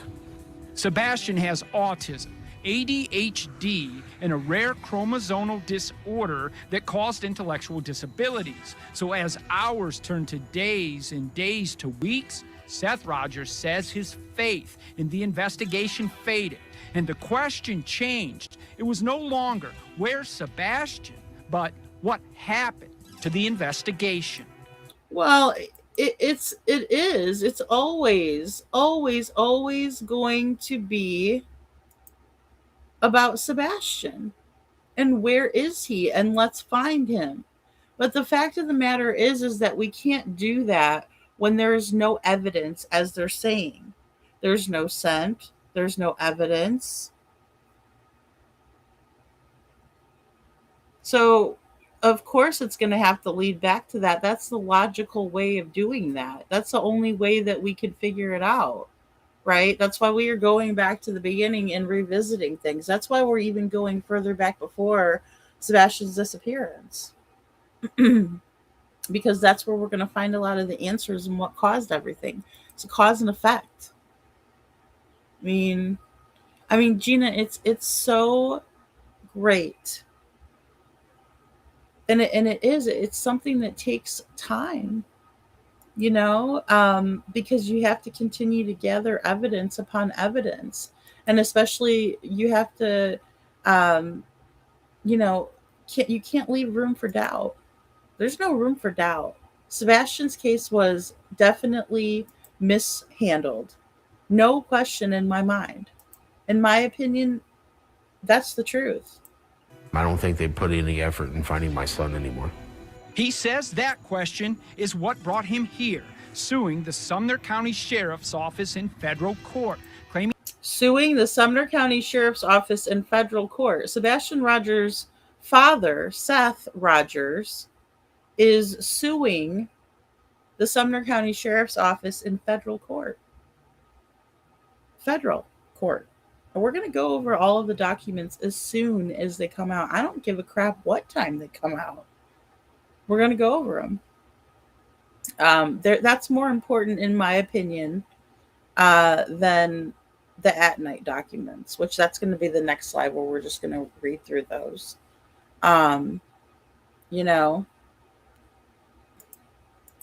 the agency and people that were supposed to find his son failed them both. Right, so the people agency, the ones that hold jurisdiction, the ones who did the initial investigation, failed Sebastian and failed his father. There's no question about that. You don't get to snub and be rude to and forget your manners around a person who is missing his son and who wants to find him and who is searching for answers. You don't get to do that. That's not what you are there for. And you guys know that. I'm not telling you anything that you don't already know. Protect and serve. Very self-explanatory. You don't need me for that. Hey, Mark. Mark says these two know how to mess up a good thing. Complete idiots. I agree. They do. You know? They're not trying to work with anybody. They're never trying to work with anybody. Gina says Sumner County Sheriff's Office was already investigating CP before Sebastian disappeared. Well, I would hope they would have been because, I mean, I don't know. Look, I think they should have been. I think they should have been. So, Gracie says the KK and CP and investigators, etc., had time to do what's right. I'm over the moon happy Seth filed lawsuits.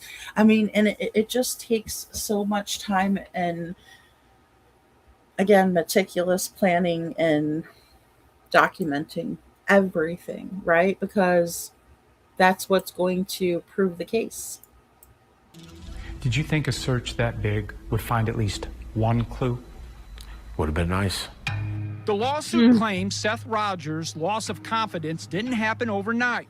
The complaint claims the case was never adequately staffed and argues that once the massive ground search for Sebastian ended, the investigation began losing momentum.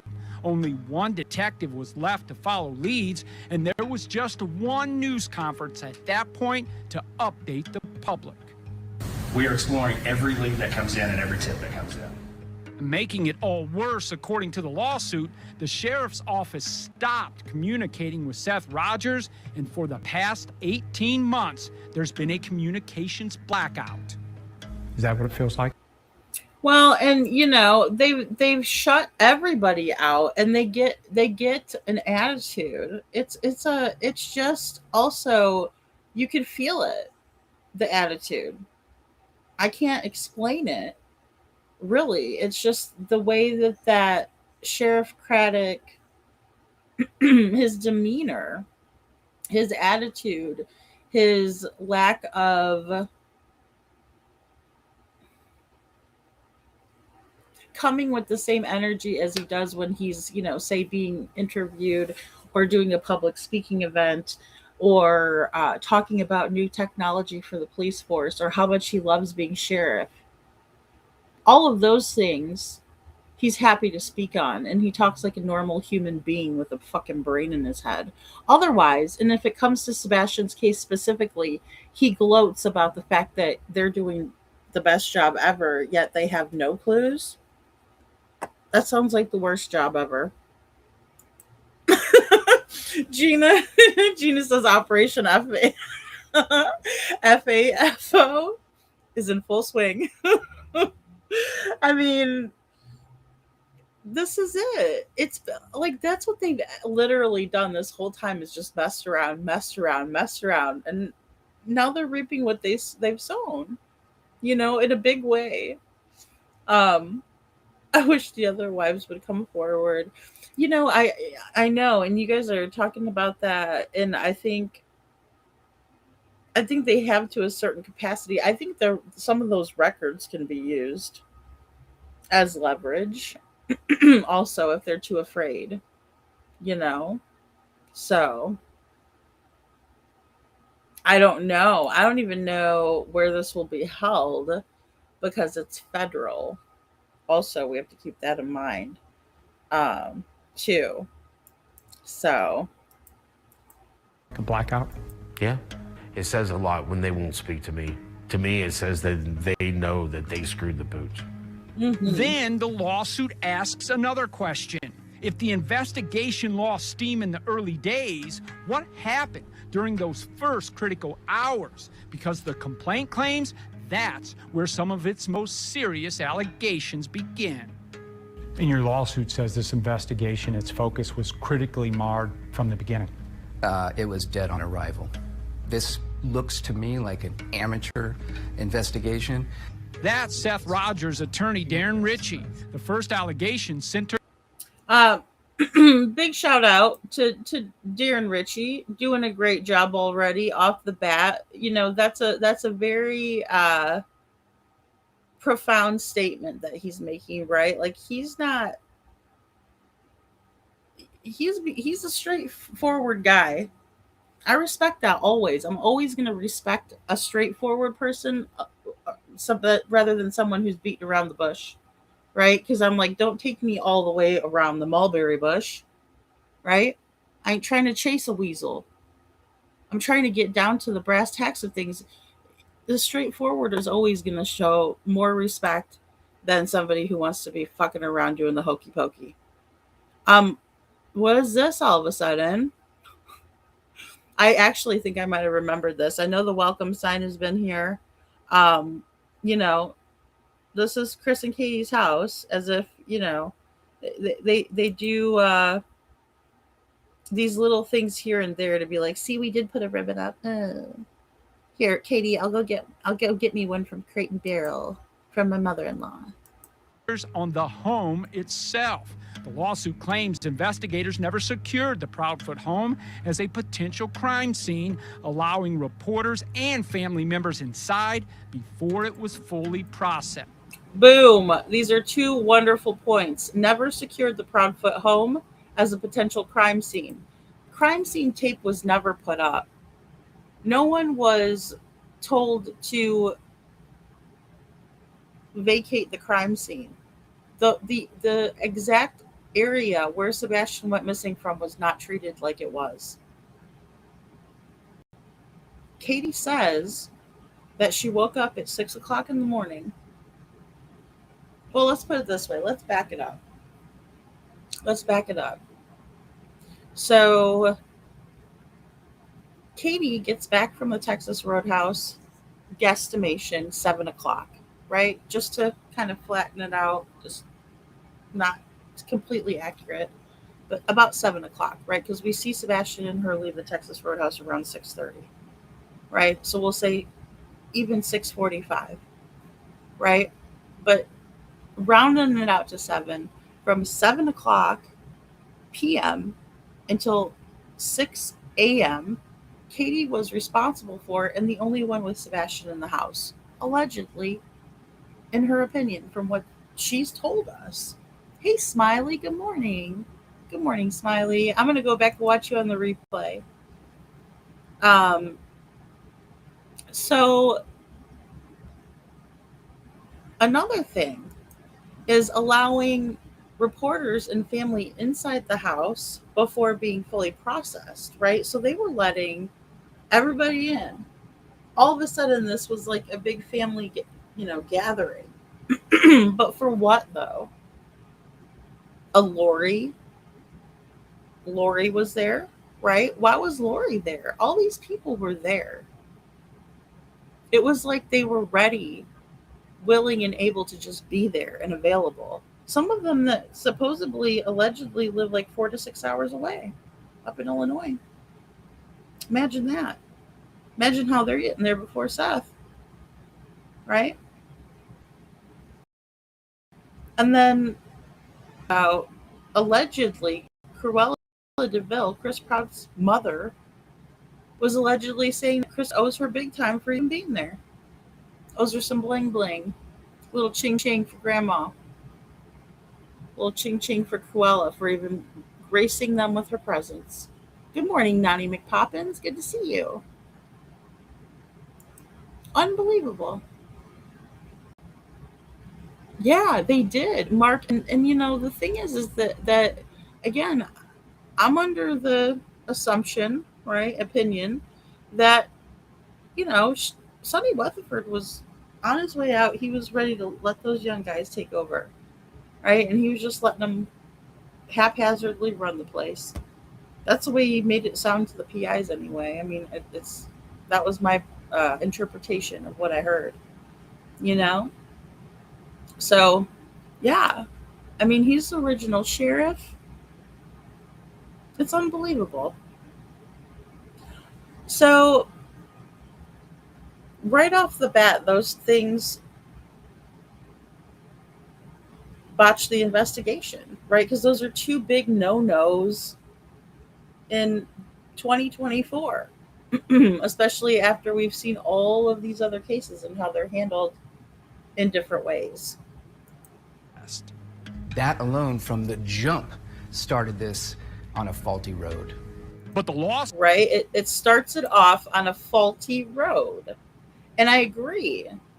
I agree with what he's saying here because it has tainted the investigation at the very least. But as we are sitting here 2.5 years later, that's why we haven't advanced, because they screwed it up to begin with. It's not that hard to take,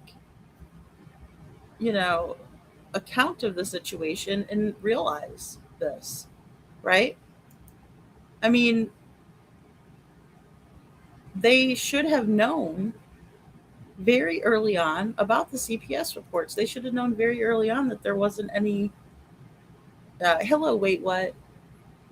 Sign or sent or anything, no clues, nothing of Sebastian.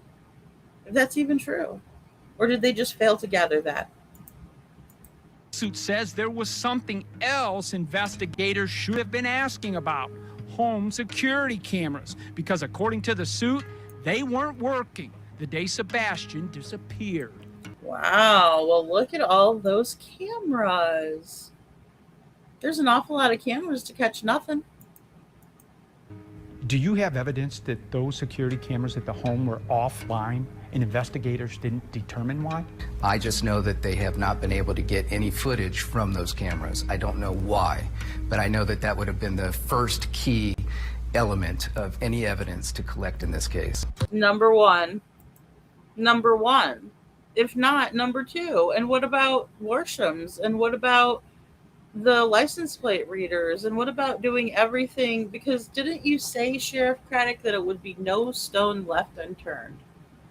Right? Or did you just get up there and lie straight up to our faces? Because it seems that that's what you did. I mean, yeah, you can look in a search area, radius, around the house as the starting off point, right? But you realize very quickly that Sebastian could have gotten far without shoes on, right? Are you just stubborn as hell and saying, oh, he had to have had shoes on? What leads you to believe that? Because both of his parents are saying that's one consistency that they've said, was that his shoes were accounted for, right? That Seth knew of what shoes he had.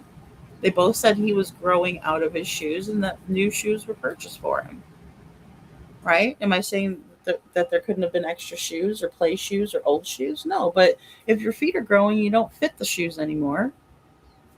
You don't fit the shoes. The shoe doesn't fit. Can't wear it. Okay, I don't know. Jeez. The lawsuit argues that should have raised immediate questions because Katie Proudfoot installs and services security cameras for a living. But the suit claims the missed opportunities didn't end there. It also alleges investigators never verified Chris Proudfoot's alibi that he was 3 hours away when Sebastian disappeared. Oh, look at that little boy. All right, so never verified. Investigators. Why would the investigators never verify this? Because this is another thing that, again, why would Seth have faith in them? Why would he? I don't. This makes me lose faith. If what's being alleged is true, the investigators never verified Chris Proudfoot's alibi, and I mean, I have to agree. It's always been something that we've all speculated on, but we would have to agree, right, that a lot of us have been like, well, what about Chris? Because, again, Seth has showed us his receipts. This smiley. One of my favorite lines of yours. You say, if the shoe fits. This time the shoe doesn't fit, so you can't wear it.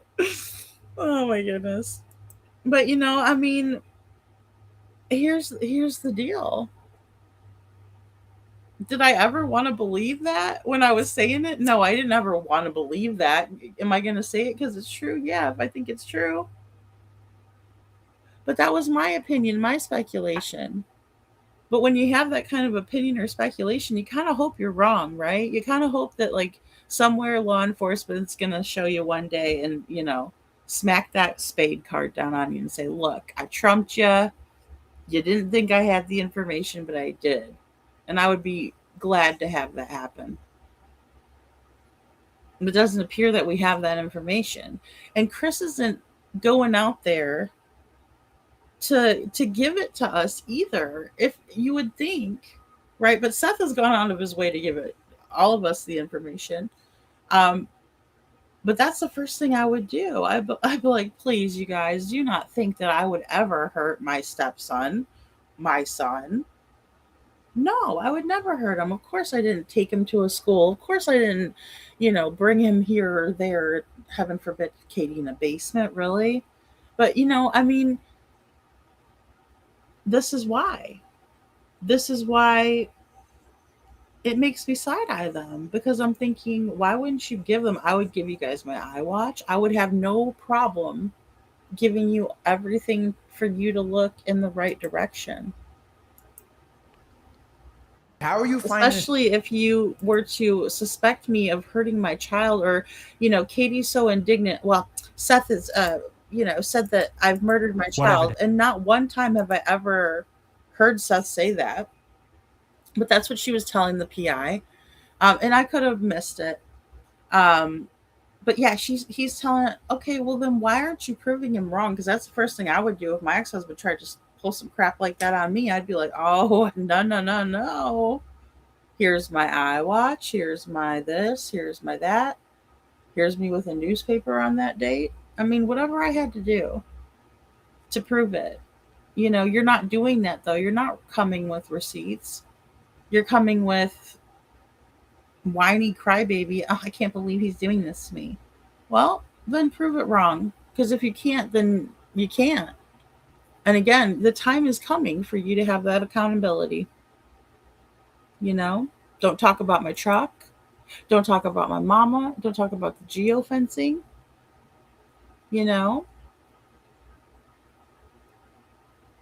Yeah, my PTSD. All of the different stories and bragging will lead to a definite good trip up for them all. Well, and the statements that they've said previously, I think, are going to hold a lot of weight, especially when they get up here and they're so aggressive that we believe what they're saying. And I'm a straight shooter, and I tell the truth, and I don't half-ass nothing, says Chris Proudfoot, when I haven't seen him full-ass anything. Except for, geofencing got his truck there and they didn't do anything about it. Well, and that's the thing. All of that data should be called into question. Any data that they have, any evidence that they have. And that's the beautiful thing about this as we see it unfold. Again, I'm trying to brace myself. So I'm going to brace you guys too, because I just feel like it's a really, really dark road we're about to go down. And if these people and these reporters that are doing a fine job on this, I mean, this is the most professional I've seen throughout Sebastian's case. And again, I want to make sure that I get this gentleman's name correct. Stacey Cameron.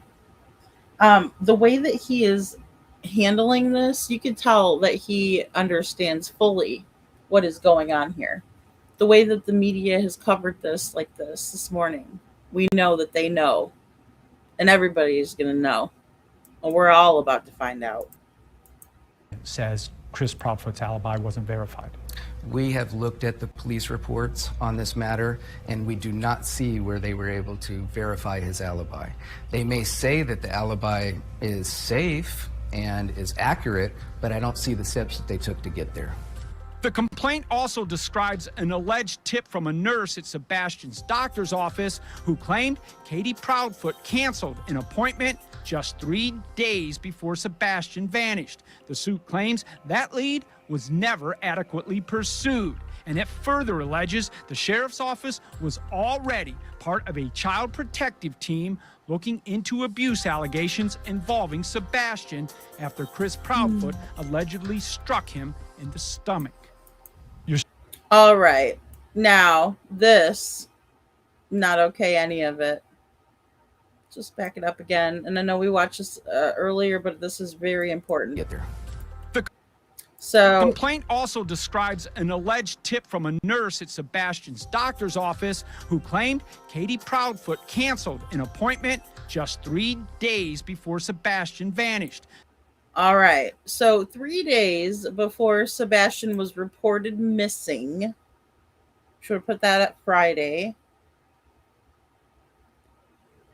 Allegedly, there was a nurse that came forward and said, I have a tip that I think is important, and I think it's important too. And all of the tips, even if you don't think that they're important, should be told, in my opinion, because we don't know what's important here and what's not. There's been a lot of crap that's needed to be sifted through and re-sifted through and revisited and gone over again.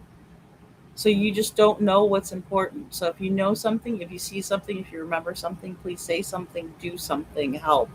Help find Sebastian. Don't wait any longer. But this nurse had come forward and said that Katie allegedly canceled Sebastian's doctor appointment on Friday, an appointment that was scheduled for Monday, when he went missing, when he was reported, missing by Katie. I know, Faye. I know. Part 2 is this evening. Fantastic. Gina, I can't wait. I cannot wait. This is what's in the complaint. I don't know what her excuse for canceling is, Mark. And, again, as a mom, we would reschedule, right? I mean, what was the doctor's appointment for? It says mental health. So that's an important one. I mean, if it's a medical, it's important. If it's any doctor's appointment, unless it was because he was sick, but then he got better, right? But I mean, usually these appointments are scheduled in advance, especially that type of appointment. Why would she just up and cancel it? And then we look at the interaction at the Texas Roadhouse, and it looks like she was telling Sebastian that he was going somewhere. So, already investigating. See? I think I know what you're saying now, Gina. Yes. But nobody was doing anything with this. The suit claims that lead was never adequately pursued, and that lead was never adequately pursued. Further alleges the sheriff's office was already part of a child protective team looking into abuse allegations involving Sebastian. All right, so I want to read this again. The sheriff's office was already a part of a child protective team investigating abuse allegations involving Sebastian. How could you do it, Chris and Katie, allowing it? After Chris Proudfoot allegedly struck Sebastian in the stomach. So again, that's why earlier I'm saying how many ways he could have struck this child. Why would you do that, Chris? You're real dirty like that, right? You just strike him in the belly so nobody knows.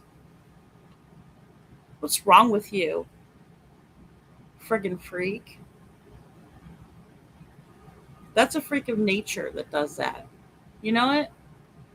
And what's even stranger to me and more freakish of nature, that a mother would allow for something like that to happen, because you'd have to hit me in the fucking... Okay, never mind. This is where I get irate. This is where it really sucks. Office, but and it's like, Where's your answer for that, Chris? You're going to be held accountable, sir. Best believe it. In the stomach. You're in the sheriff's office, but the complaint at some point sounds like the finger's being pointed at the Proudfoots. Who are you after here? I am going after the sheriff's department right now. We also reached out. All right. Wow. I'm going after the sheriff's department now. Right? So this is part of it. Sheriff's department. Here we go. And imagine this big old galoot. Look at how big he was, guys, at the time of Sebastian's disappearance. Big old foot, big old step foot, thinking he's going to come in there. And then Katie, spare me. Katie, I've given you a lot of grace. I've given you a lot of, like, you know, maybe you didn't have anything. No, if you're allowing for this, that means you witnessed it. That means you saw it. You knew about it. You dealt with it. You stayed with it. You're not the woman that doesn't have a good paying job that couldn't just have left, Katie. And as far as I know, you had planned on leaving. And as far as I know, Chris's boss, if that's who he really was, said that Chris was planning on leaving you. So whatever it was, I wasn't there. I don't know. But you let it go on. Why are you allowing for this dude to put his big pig sausage fingers on Sebastian anywhere? Strike him in the belly? What?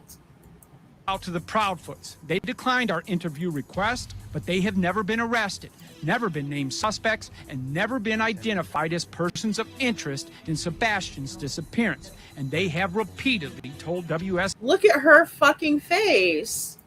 What is so cute and scrumdiddlyumptious about these two, Pollyanna Thompson? Look at her, dude, for real. This lady, I can't with her, you guys. You know it.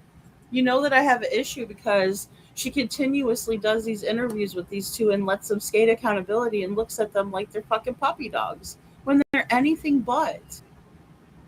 When they're anything but. You know, I hate the action too, Alyssa. I do. I hate that action because they're not allowing. Django hates it too. Because she's not only allowing it, but she's continuing it to let it happen. Because if it's going to happen once, it's going to continue to happen. Over and over and over and over again. I'm going to look that up in the article, Detroit, because there's also an article that came out as well. You know? I mean, hey Scranton, I love how she stays. I love how he says that KP is an alarm installer. CP no verifiable alibi. I mean, look, it's a home installation tech for brings home security. I mean, I thought it was mental health, Mark, too. Yeah. Hey, Nanny to One. Go Seth is right. And thanks, Mark. Go Seth is right. Hold them all accountable and find Sebastian. The time is now. You know, what would be really beautiful if they just come clean. The smart thing to do would be to come clean. How much longer are they going to be able to put on this dog and pony show, right? And Holly just thinks it's the cutest thing she ever did see. In V4, they had nothing to do with Sebastian's disappearance. How bad does that hurt when people start accusing you? It hurts. It hurts a lot. Hey, Katie. Did it hurt worse than that strike to the belly? Or how about when Chris took his belt off and belted Sebastian with it? Does it hurt more than that, Katie? Because that is just unacceptable to me. I can't. I'm not going to let that happen and you just skate by like that. I'm not Pollyanna. I don't think it's cute. I think you need to be held accountable. You talk about how much something hurts and you don't even know where your kid is, Katie. That makes absolutely no fucking sense on God's green earth, Katie. It makes no sense. You know? Smiley, I just... It has to happen. Sebastian deserves way better than this. This has gone on for so friggin' long. You know? I mean, in your interview, you got him to talking and you got him to admitting. And I mean, think of what the police officers could have done if they even tried. Because Chris was just like ready to tell everybody, like, you know how I'm a good parent. I like to bag up a bunch of shit of Sebastian's, tell him to take it to the curb. I mean, that's how stupid he is. Thank God, right? But it's about bragging about it. He's proud of himself. He thinks he is doing good, you know? And we were all appalled. I was so appalled. Like, I couldn't believe what was happening. And I'm like, oh, they're going to get him. They got him right there. They got everything that he just said. They got him. Sumner County completely ignored it, in my opinion.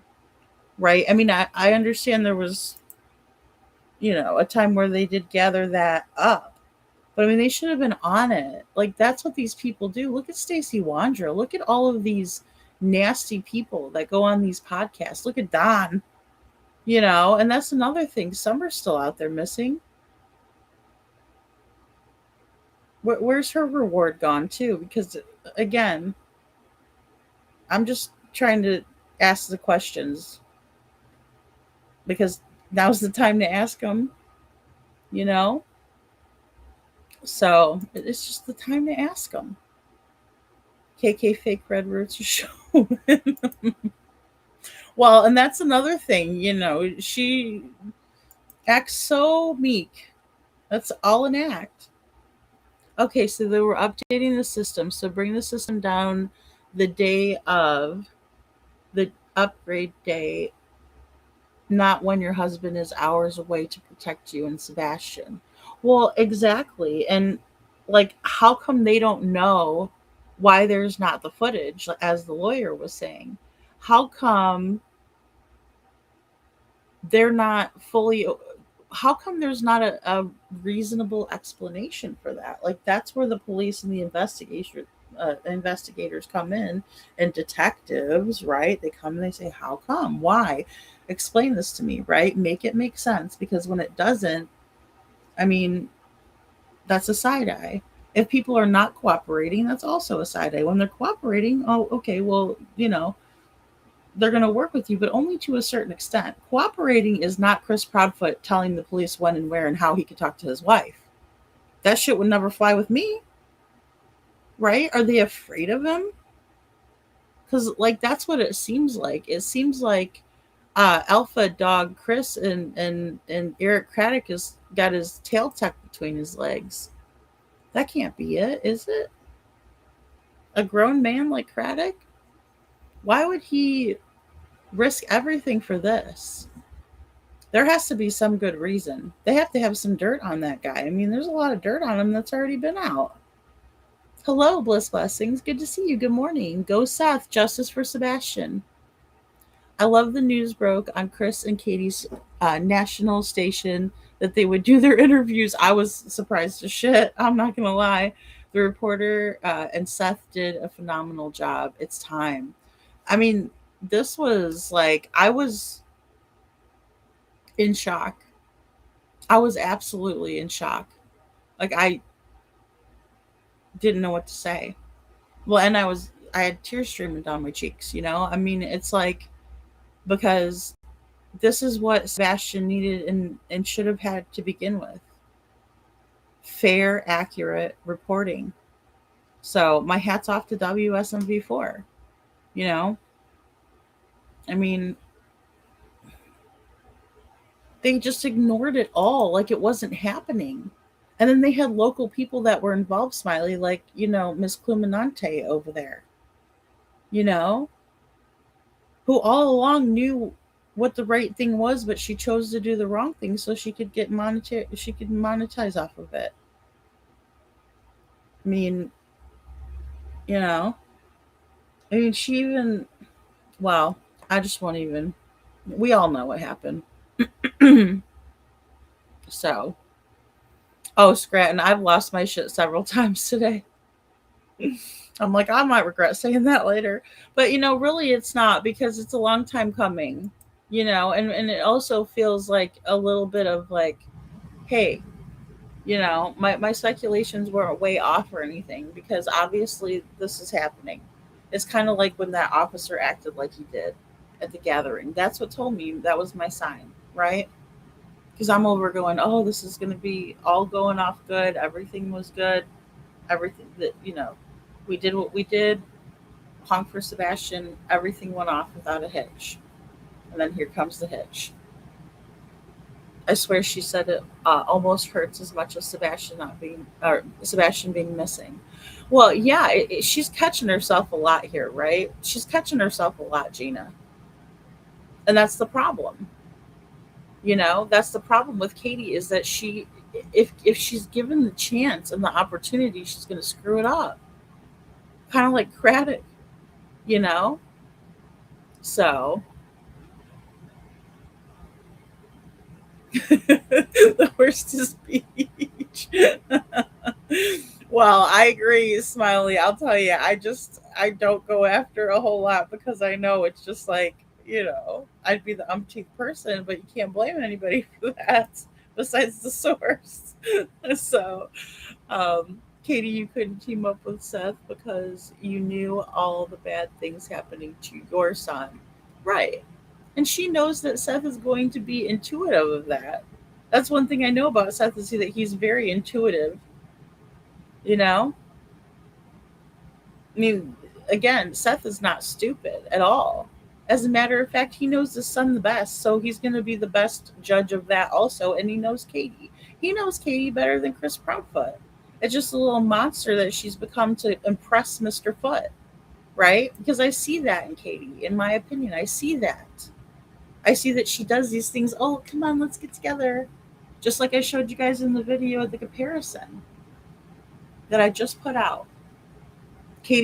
Chris was bragging to Jules and saying, yeah, it's just like any other time, right? Katie, flip your phone around. Ooh, Katie, this is going to be it. That's their fucking date night, man. They're deranged. They're fucking deranged lunatics, in my opinion. Nobody finds that to be sexy or cute or endearing or any of it besides these two weirdos and some others I've known. For Katie Proudfoot, the pain is being accused. For Seth Oh, the pain is being accused. Too fucking bad, Katie. Deal with it. Because you know what? The accusations are it's what a logical person is going to think back to and go right back to you. Tell us what happened to Sebastian. Tell Seth. Come clean. Rogers, the pain is not knowing if everything that should have been done to find Sebastian was. I want to hug my son. I want to feel his physical presence. I don't want to close my eyes and have these nightmares anymore. Seth says, I want to hug my son. I don't want to have to close my eyes and have these nightmares anymore, guys. Because Seth knows what's in the reports. And now he's obviously going to have to relive it when he's telling the story, when he's advocating for Sebastian.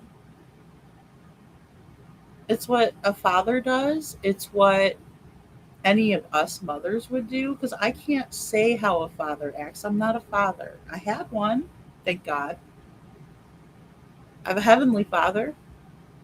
But I'm a female.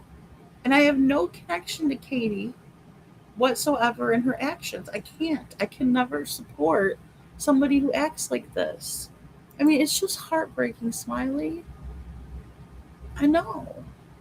It's the worst feeling ever, because as bad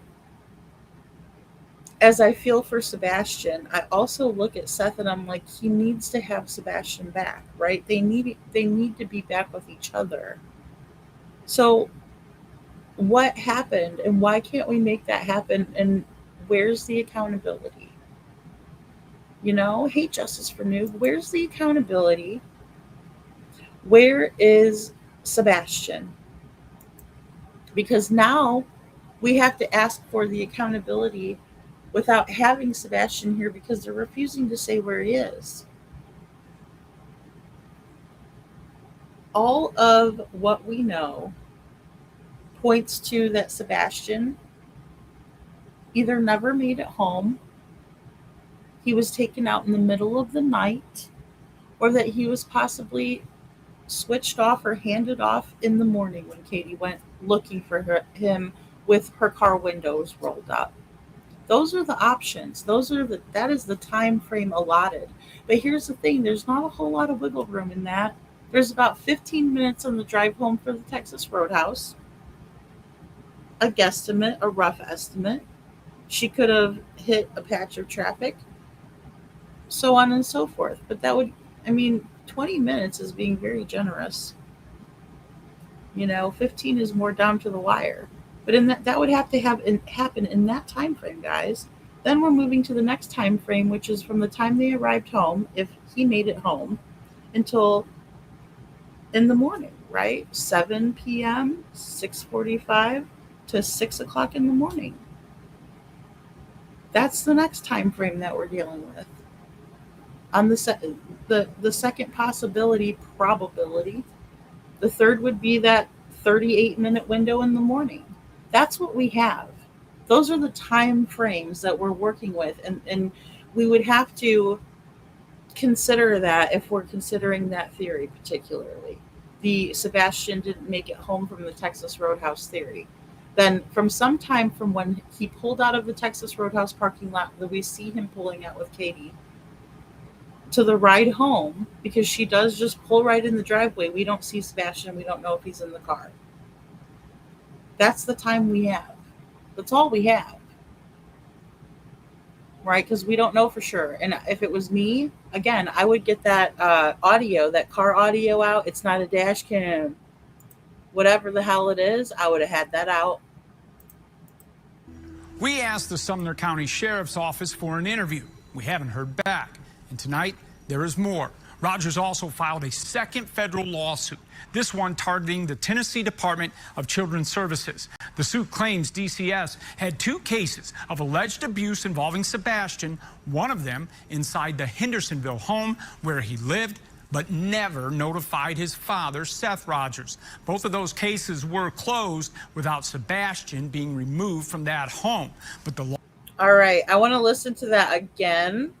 So here are there's 2 cases of abuse that's being alleged that has happened according to the CPS documents, right? That there was 2 known.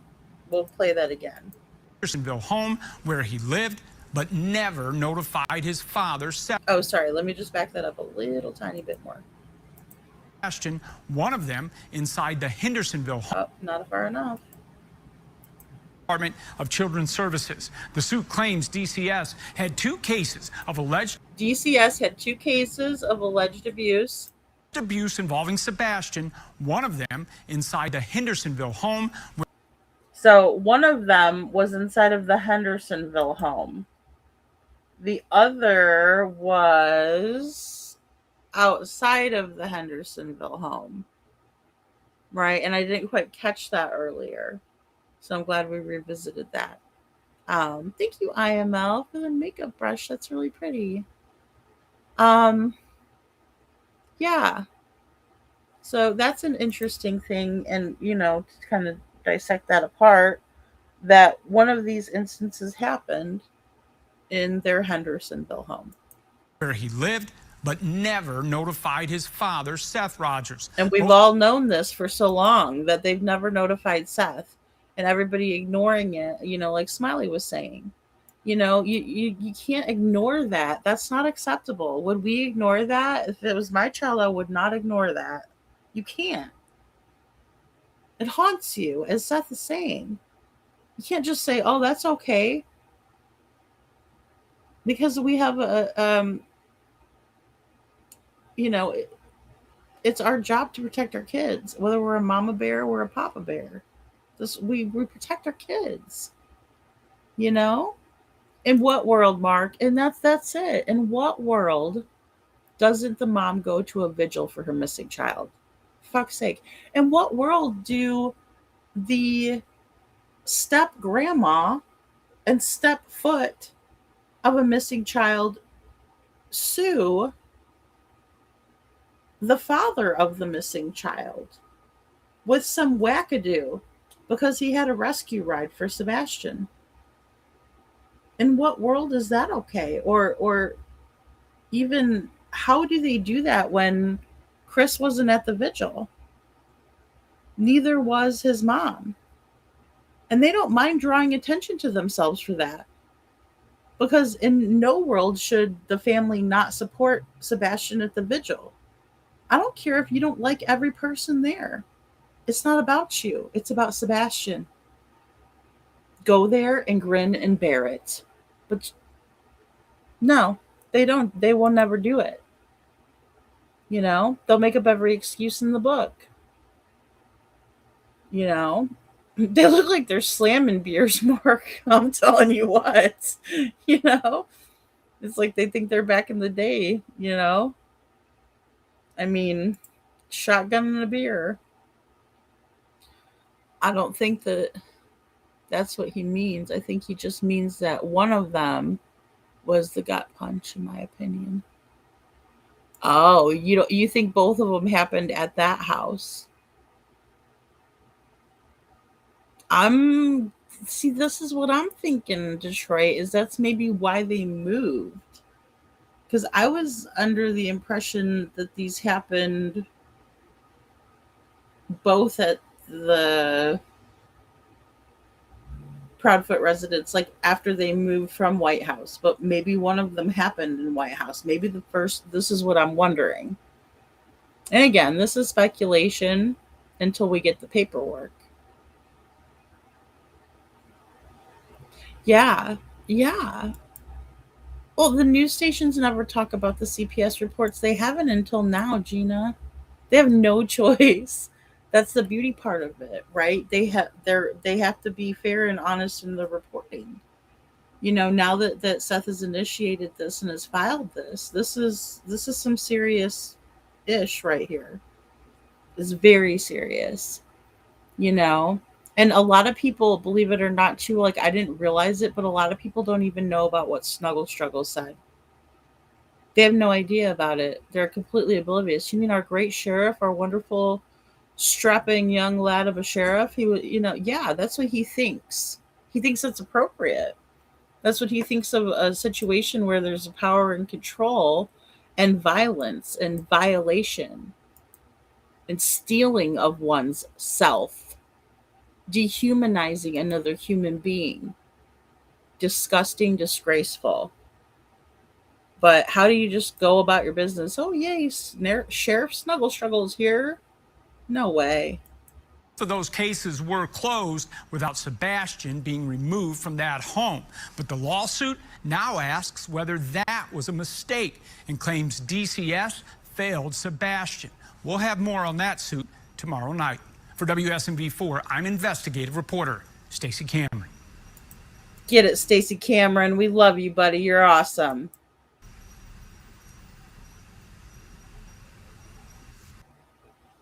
Do you owe the IRS? Okay. No, sir. I paid my taxes. All right. So, very good. And again, they don't have any. So,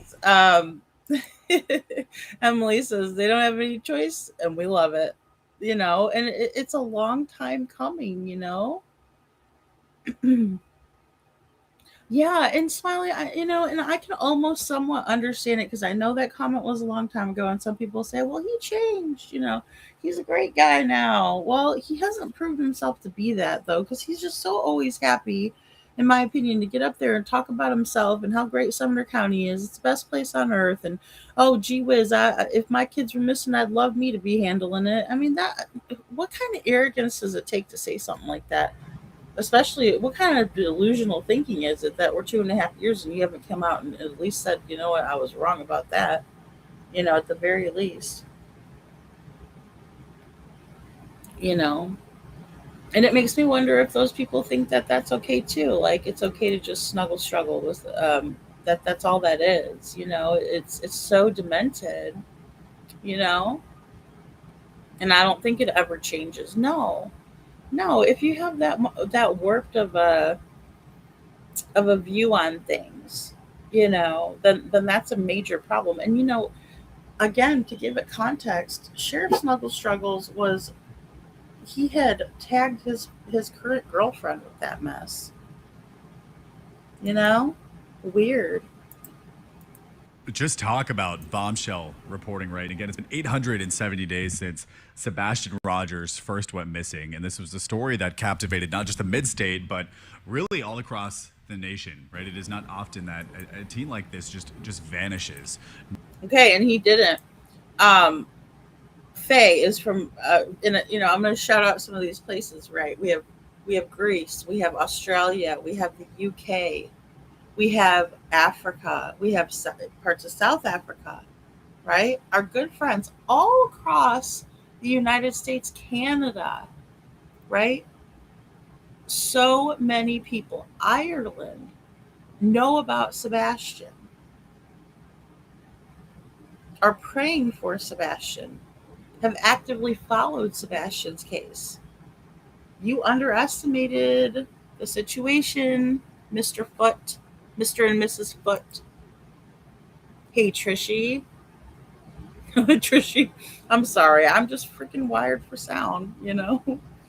I just, again, to say I'm like, oh my gosh, I'm not shocked, I am. I mean, really, we're going to find out a lot of information with this. No trace of him anywhere. And I mean, so they mad say, credit to Stacey for being able to figure all this out. The fact that Sebastian's mother works for the security firm, installs these security cameras, yet they're possibly not on the night. Whoa, whoa, whoa, whoa. I wasn't expecting all this. Wow, what a difference a day makes. Hold on, let's just back that up a little bit. And I mean, mad credit to Stacey for being able to figure all this out. The fact that Sebastian's mother works for the security firm, installs these security cameras, yet they're possibly not on. Yeah, but baby, we've been knowing that. Okay, I'm gonna turn into Queen Bee over here. Thanks for dropping 50 on us. You know, look, we've been knowing that though. Sir, respectfully. Come on now. Now, I'm going to say this. I'm not saying that Stacey Cameron isn't awesome and amazing. But look, we can't pretend like this is new information. We all know it's not. Firm installs these security cameras, yet they're possibly not on the night that your son goes missing. Whether they did it or not, right? And again, they have not been charged with it. I don't even remember seeing the cameras. I'm going to have to go back through my screenshots. But I remember Dolly went by there. And then he showed one of his initial trips to the Proudfoots and the exterior shots. And he was saying that the floodlights, the bulbs weren't in, and then all of a sudden, after Sebastian was reported missing, they put the bulbs back in. But he was worried. He was all about the bulbs, the bulbs. I remember, and I took screenshots from his live. So I'm gonna have to go look those up. But I don't even remember seeing the cameras installed. I think those were installed at the time of, like I said, that video that I just posted about the security cameras, right? And that Katie's boss from Brinks was over there helping her. I mean, are you an accessory, ma'am? Is a coworker from Brinks an accessory to tampering with evidence in a missing child's case? I mean, come on now. That your son goes missing, whether they did it or not, right? And again, they have not been charged with anything. They clearly, it doesn't seem like have been investigated. Well, something here doesn't add up, right? For a young boy to just go missing without a trace, dogs never able to pick up a scent on Sebastian Rogers, to listen to neighbors in the area to talk about it. It is all just stunning, and it is sad for there to still be no answers 2 years later. So again, this is just the first part in Stacey's reporting here. He's going to have another story tomorrow night coming up at 6 o'clock, but again, there's a lot to unpack here. We have all of this listed, including past reports as well, the timeline of the disappearance, where investigators are at now with the search. Have they interviewed anybody yet? All of that's in this web story. So that's WSMV.com. A lot of other big stories tonight that we're following at 10 o'clock. Of course, the weather, too. It is hot. It's rainy. It's humid. Darius Mack is in for Dan tonight, so he'll break all that down coming up in about an hour. Really big story we're following that we're leading the 10 o'clock with tonight. Our Braden Ross is on it. Is y'all remember that teacher, this was a couple months ago, who was accused of showing nude photos of him? Oh, snap. Yes, I made a video about it. Himself to a young woman there, a young student. He has now been arrested. So this is and she bravely came forward. Her daddy came forward first bravely. Then her mom and her dad did a video with her bravely coming forward and talking about how, oh, no. This was no accident. This is what happened. And he kept on scrolling because he likes to sit there and scroll and be disgusting in school with the kids. With the beautiful little girl that did deserve that. She's asking, why would he do that to me? Why would he violate my trust like that? Fucking disgusting. Yes, lady, I saw Dolly when he was filming the no bulbs or the cams outside the house. Yes, Faye. I need to go through my pictures, and if I still don't have them, maybe I'll just go over there and see if I can't snap some more, fresh screenshots of it, because I just remember going, oh my goodness, and screenshotting it. I was like, good job. This is the reason why they didn't want us around their house, guys. That crawl space, they like to put a big bush in front of it, right? Oh, nothing to see here. Don't check it. Don't pay attention over here. None of that. Those are the places that we really need to focus on, right? What are they covering up? What have they altered on the exterior of their home, right? Because Chris says nothing was altered at the time of Sebastian's disappearance. I think, Smiley, that's what he told Smiley. He said nothing was altered. None of the exterior, right? So none of the windows, all the doors were locked. Nothing was tampered with, right? That's what he said. So what did they change themselves, right? What is the big difference? And that's why they didn't want us looking. That's why they didn't want us around. We're poking around. I mean, it's the oldest trick in the book, right? It's the plot for every Scooby-Doo. I mean, really. Nobody likes just snooping around, right? Would have got away with it if it wasn't for these, YouTubers, if it wasn't for all these people who care. And that's what a clearly, in my opinion, guilty person would do, right? Have they been charged with anything? No, because they're being lackadaisical, right? Because I certainly would have been charged with stuff. At the very least, I would have been taken down to the station and questioned, Oh, yeah. WFLN, JB. I know you're talking about Gina. Yeah, he is JB vibes. Neighbors trying to get out of the neighborhood. I think there might be a problem with that. It's 4 houses that I know of, Gina. I need to make that video too. I need to add that in. So, because I personally don't think that the Proudfoots are going to sell. I saw somebody saying, "Oh, everybody's saying this Proudfoots house is for sale." Da, da, da, da. Well, I know that's been a rumor over and over and over again, but they've never done it, and I don't think they ever will, right? Because I think there's too much evidence in there. And Trishy, thank you so much for gifting 5 memberships. Aw, thank you so much, Trishy, and welcome to the Dragon Tribe, guys. Thank you so very, very much, Trishy. That is so amazing. So, Commander Alfred Turkey, Mamacita, Jane, also Amy Lynn, and Nina girl. Niners girl. Niners girl. Sorry. Woohoo. A little loopy. Hey, Tori. Thank you for the floating heart, Tori. So awesome. Tori says a member for 16 months, level 399.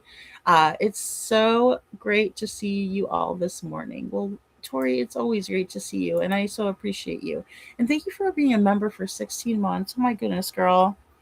What a great day. What a great morning. What a great day for justice yesterday for Sebastian, because it's all coming, you know? And Gina, oh my goodness, Gina, thank you. Thank you so much for gifting 5 as well. Wow. Trishy, look what you've started. No, I'm just kidding. No, you guys have been amazing this live. I really appreciate you guys a lot. Thank you so much, Gina. And look at all the Dragon Tribe members. Also, please say thank you to Gina and Trishy, Toys R Us Kids, and Sagittarius. Hey, me too. And Linda Clark, also Crazy Buck, welcome to the Dragon Tribe. And Jennifer, also welcome to the Dragon Tribe, guys. Hit me up on email so I can send you a link for the Discord. I did get someone's email for that link, and I'm going to get that to you right after the live. So just to make it sure it's safe and stuff, guys. And not everybody likes to join the Discord, but it's a fun environment where we can talk about the cases and connect with each other. You know, we act silly and do the memes and stuff in there, or not the memes, with the gifts. So, thank you, Gina. You guys are amazing. It's the old Scooby Doo tactic, you know, justice for new. It almost feels like we're being punked here. I mean, you know, it reminds me of Deception Detective and him talking about hoaxes. I'm like, really? Because that is, it's like, oh, we would have got away with it too, you know. I mean, gee whiz, and where are the police at, you know? Thank you, Gina. Thank you so much. Man, I'm so proud of all of us for hanging in there as long as we have, because I feel like this is a very big step for Sebastian's army and the people that have just cared so much, right? You know, Sebastian's turn for justice. That's right. So proud of Seth. Trishy, it's high time. There's no reason for Sebastian to sit here and have to be like his case a circus. It just, like, people got to wake up. And this is again the problem with Chris Proudfoot and him trying to strong arm. He could only do it for so long. He could only do it for so long, and this is proof. Phil, Montgomery County school system teacher. He has been arrested. Of course, his wife is the director of schools there. We're told she will not be a part of this investigation. But Braden Ross is talking to the victim's family once again, and she will share that story along with what they're hopeful to see come this indictment. So we'll have. Yay, I'm so proud of them. I'm so proud of the daddies and the mommies out there taking care of their kids, protecting their kids at every single, you know, any way that you can, at all costs. You have to. You know, I mean, you stay within the letter of the law, and that's the best policy, because your kids need you. You're going to be worthless to them if you're locked up, right? So we need to make sure. We just need to make sure we're doing it right for them, especially the kids that are missing. I mean, look at poor Summer. He's got nobody advocating, nobody out there trying to get the answers. So I know that I'm going back to, because I know we were going to read that article, but I was wanting to see if we got some more videos of more clips on Sebastian. And let me see. Sebastian.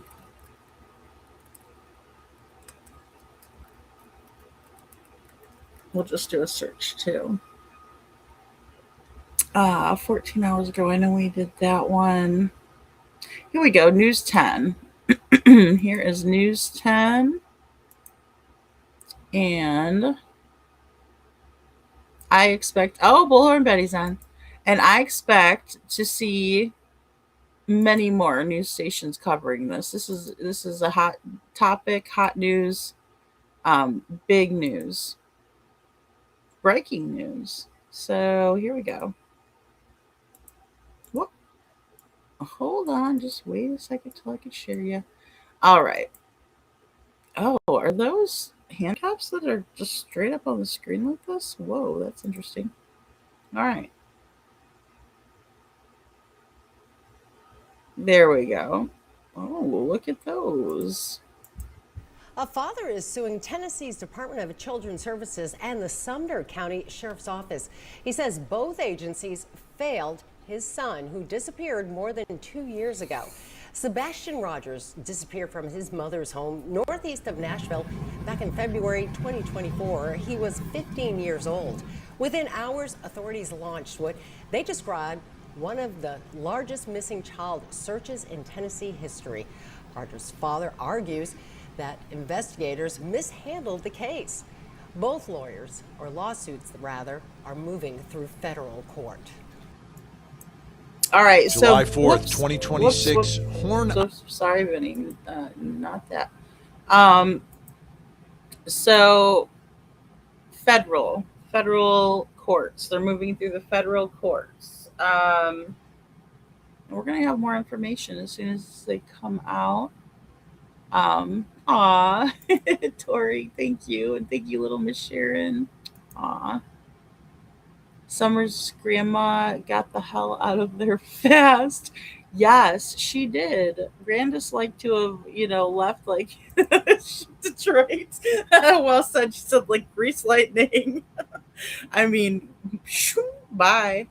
Not it. Even though you're one of the adults that's there.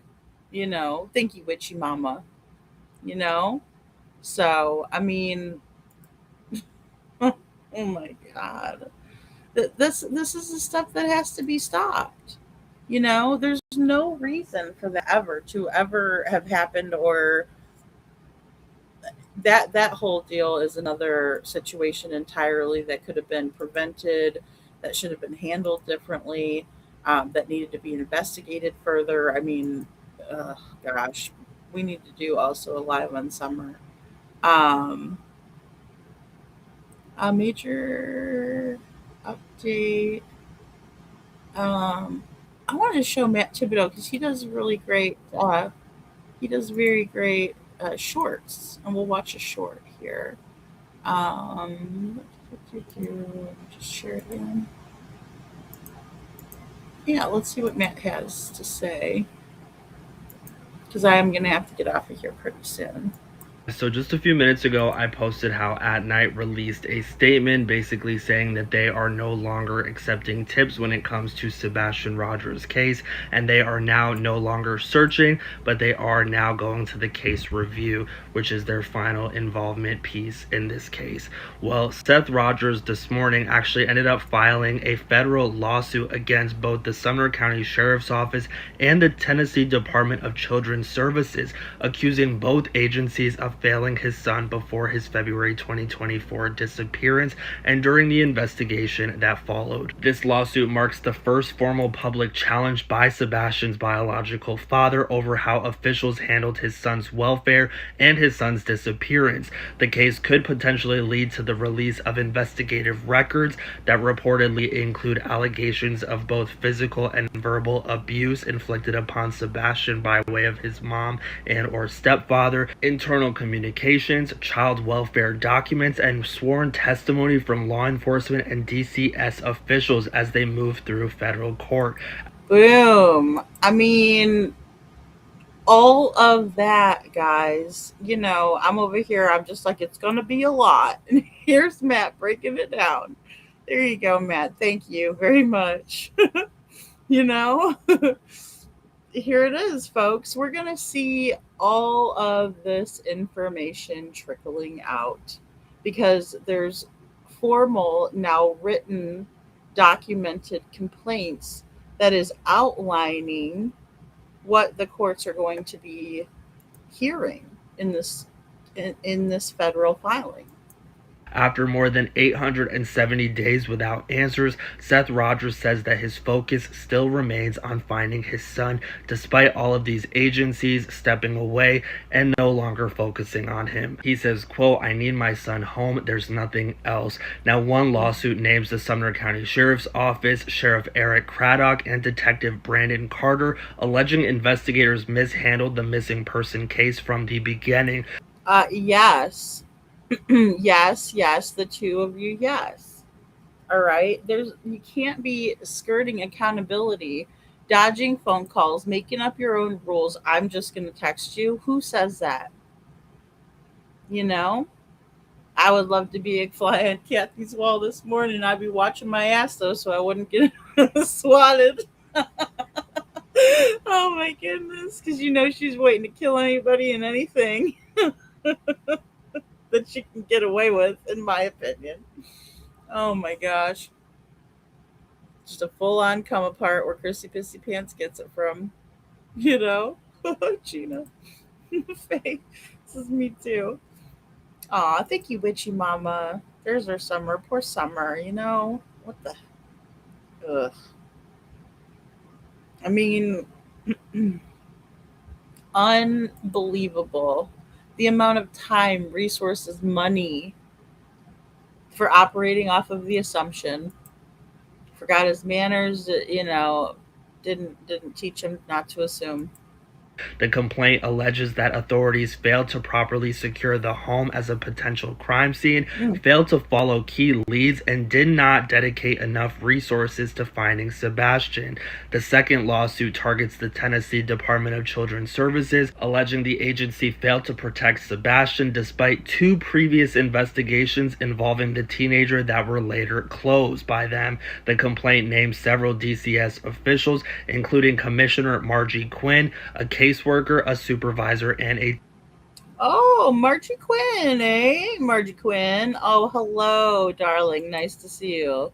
The complaint names several DCS officials, including Commissioner Margie Quinn, a caseworker, a supervisor, and a team leader. And a team leader, a caseworker, a supervisor, and a team leader. Doesn't seem like a very good leader. You know? Tori. Beep beep. You know what? And here's the thing. If they're barking, right? Don't you come drive past my neighborhood. It's because they're trying to hide shit. There's no other good, reliable, logical explanation for that. You know? And that's why they're so adamant. Stay away from, don't talk about my check, my mom, you know, it's all red flags pointing in the direction where we should be looking, in my opinion. Seth says that these lawsuits are about more than the unanswered question of what happened the night that Sebastian disappeared, but he also believes that they're about whether opportunities were missed by agencies responsible for protecting and finding his son. He says, quote, so he was failed by both of them. My son wasn't protected. My son wasn't found. It makes you want to sleep, but it's a nightmare. So hopefully this federal investigation brings out some more answers and uncovers the truth possibly as to what happened to Sebastian. I think it's going to force the truth out. You know, I agree with everything that Matt is saying, and I think it's going to force the truth to come out. It's applying that correct and professional pressure that needs to be applied in order for them to finally come clean and tell the truth. It's you'll leave me with no other option.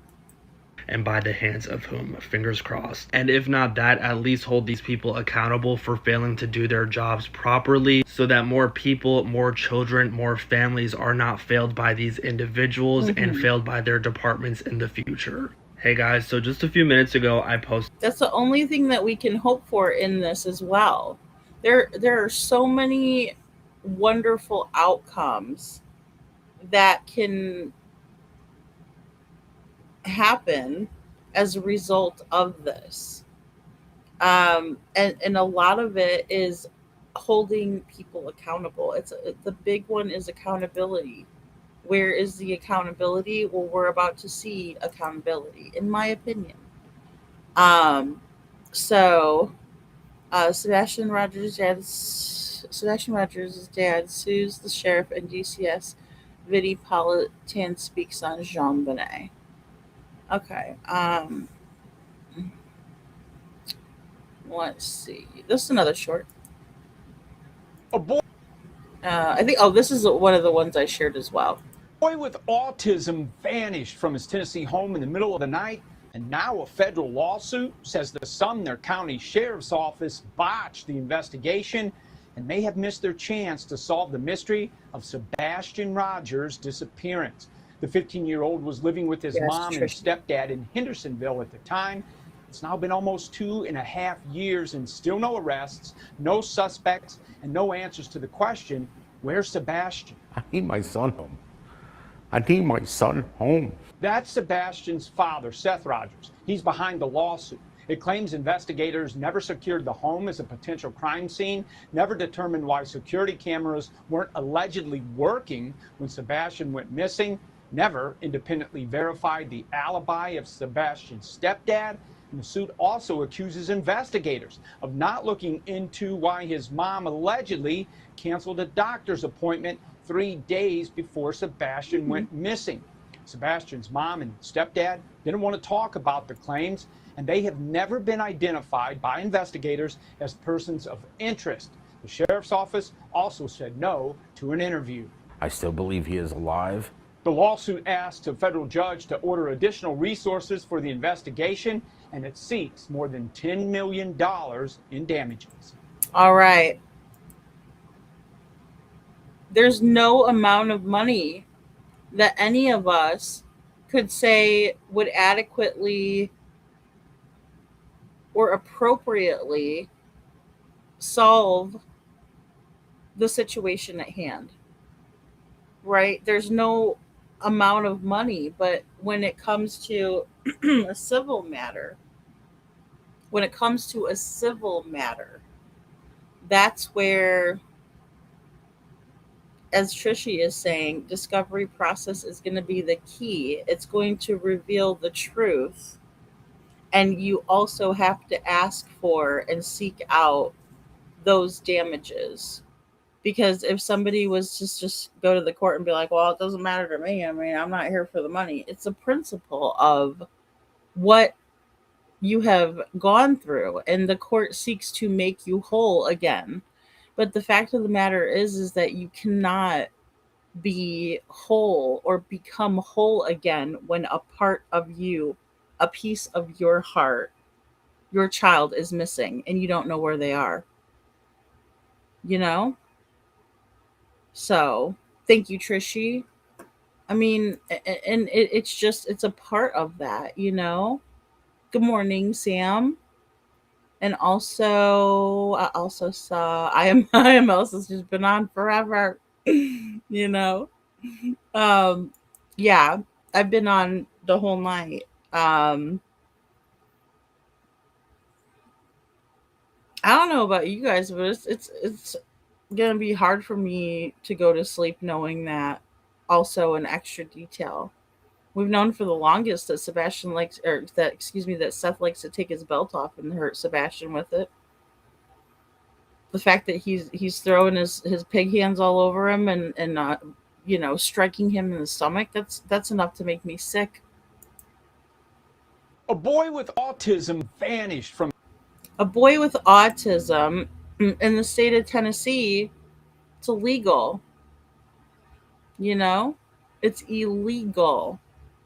So, well, and I think that we're gonna find out a lot of information that's gonna make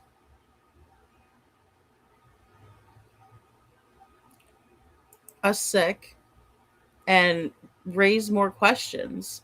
But hopefully, through the process, and it is going to be a process. So, I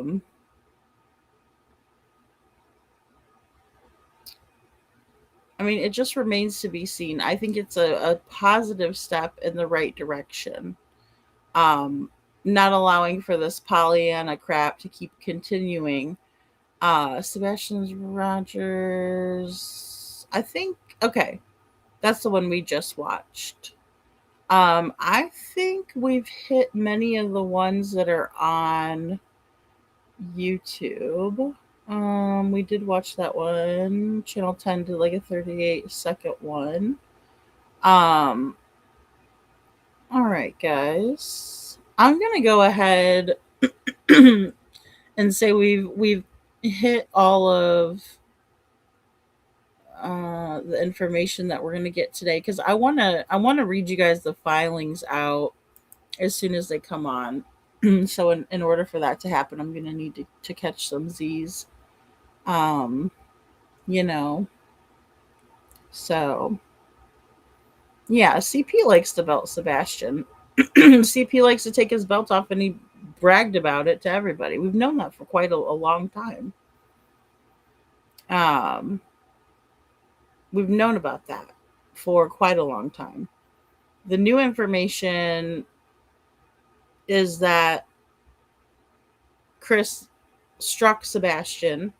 It doesn't say how he struck him, that he just struck him. You know? Um,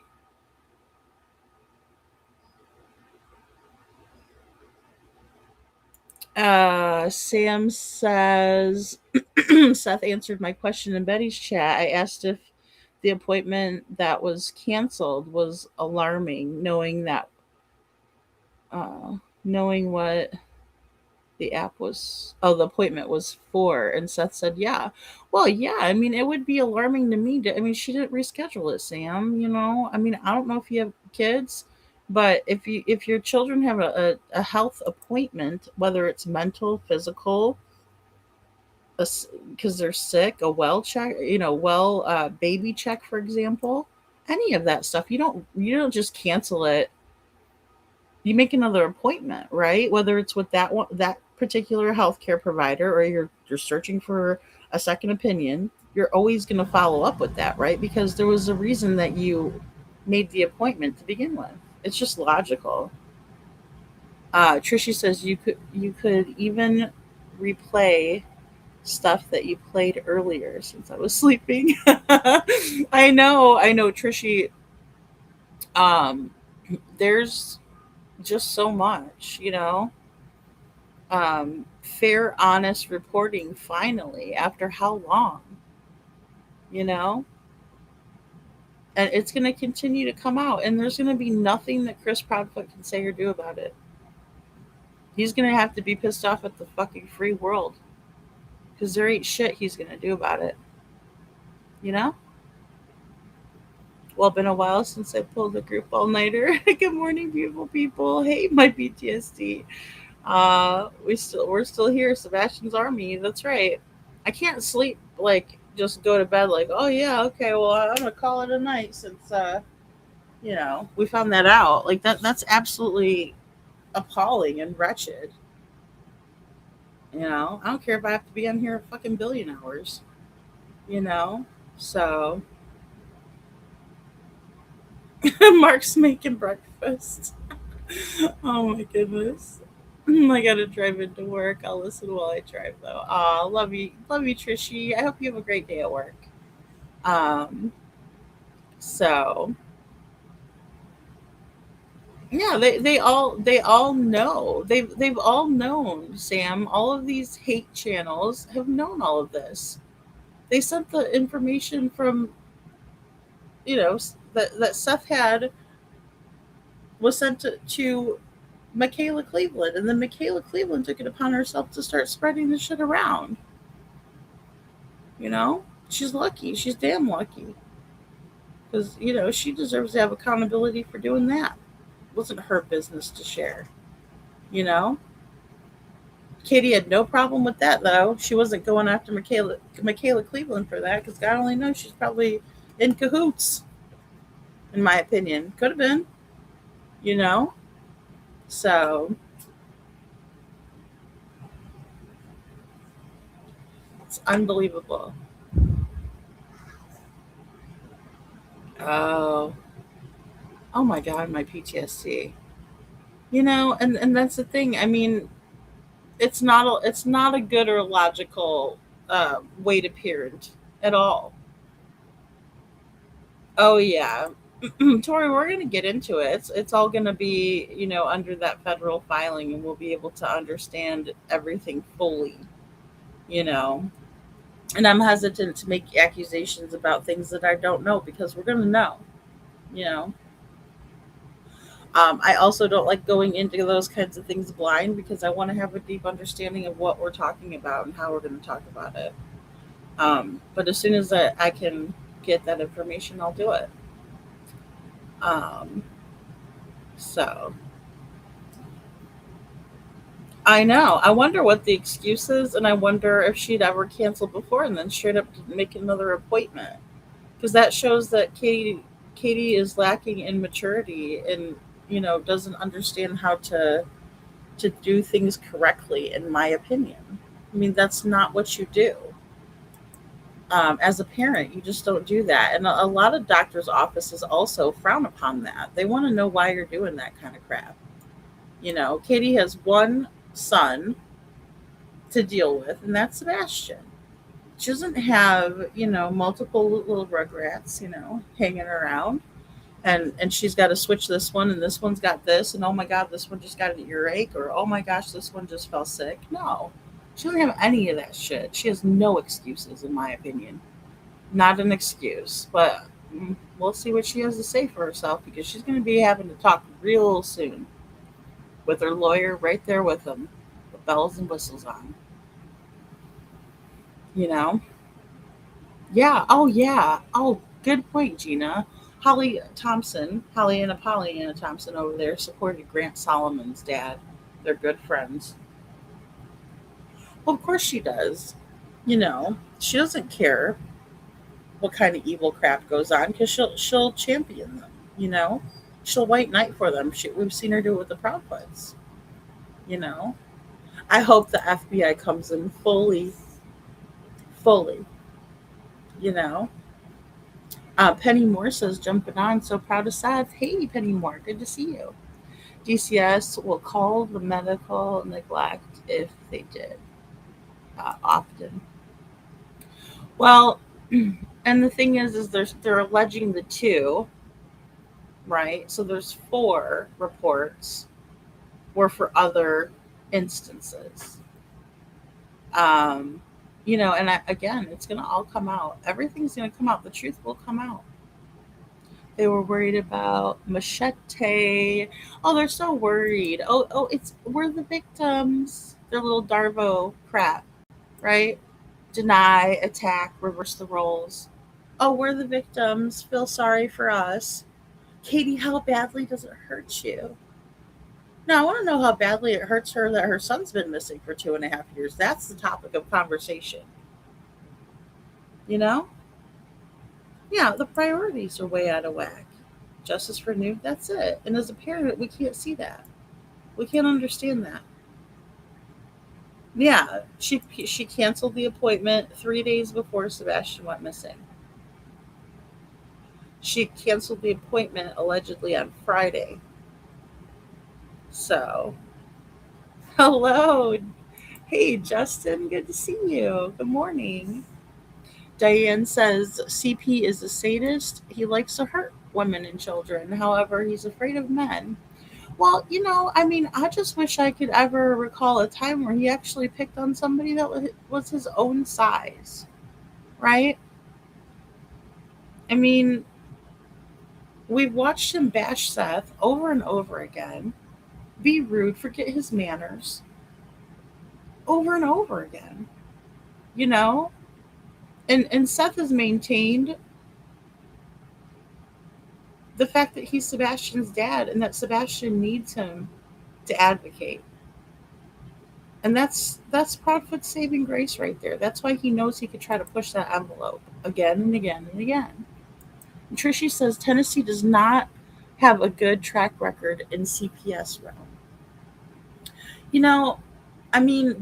There's a report out there, 14 filings currently against DCS in Tennessee, in the Nashville area, mind you. And it's because CPS is being accused of treating children like Sebastian who have disabilities as if they are behavioral issues and not disability. That's active and it's been ongoing.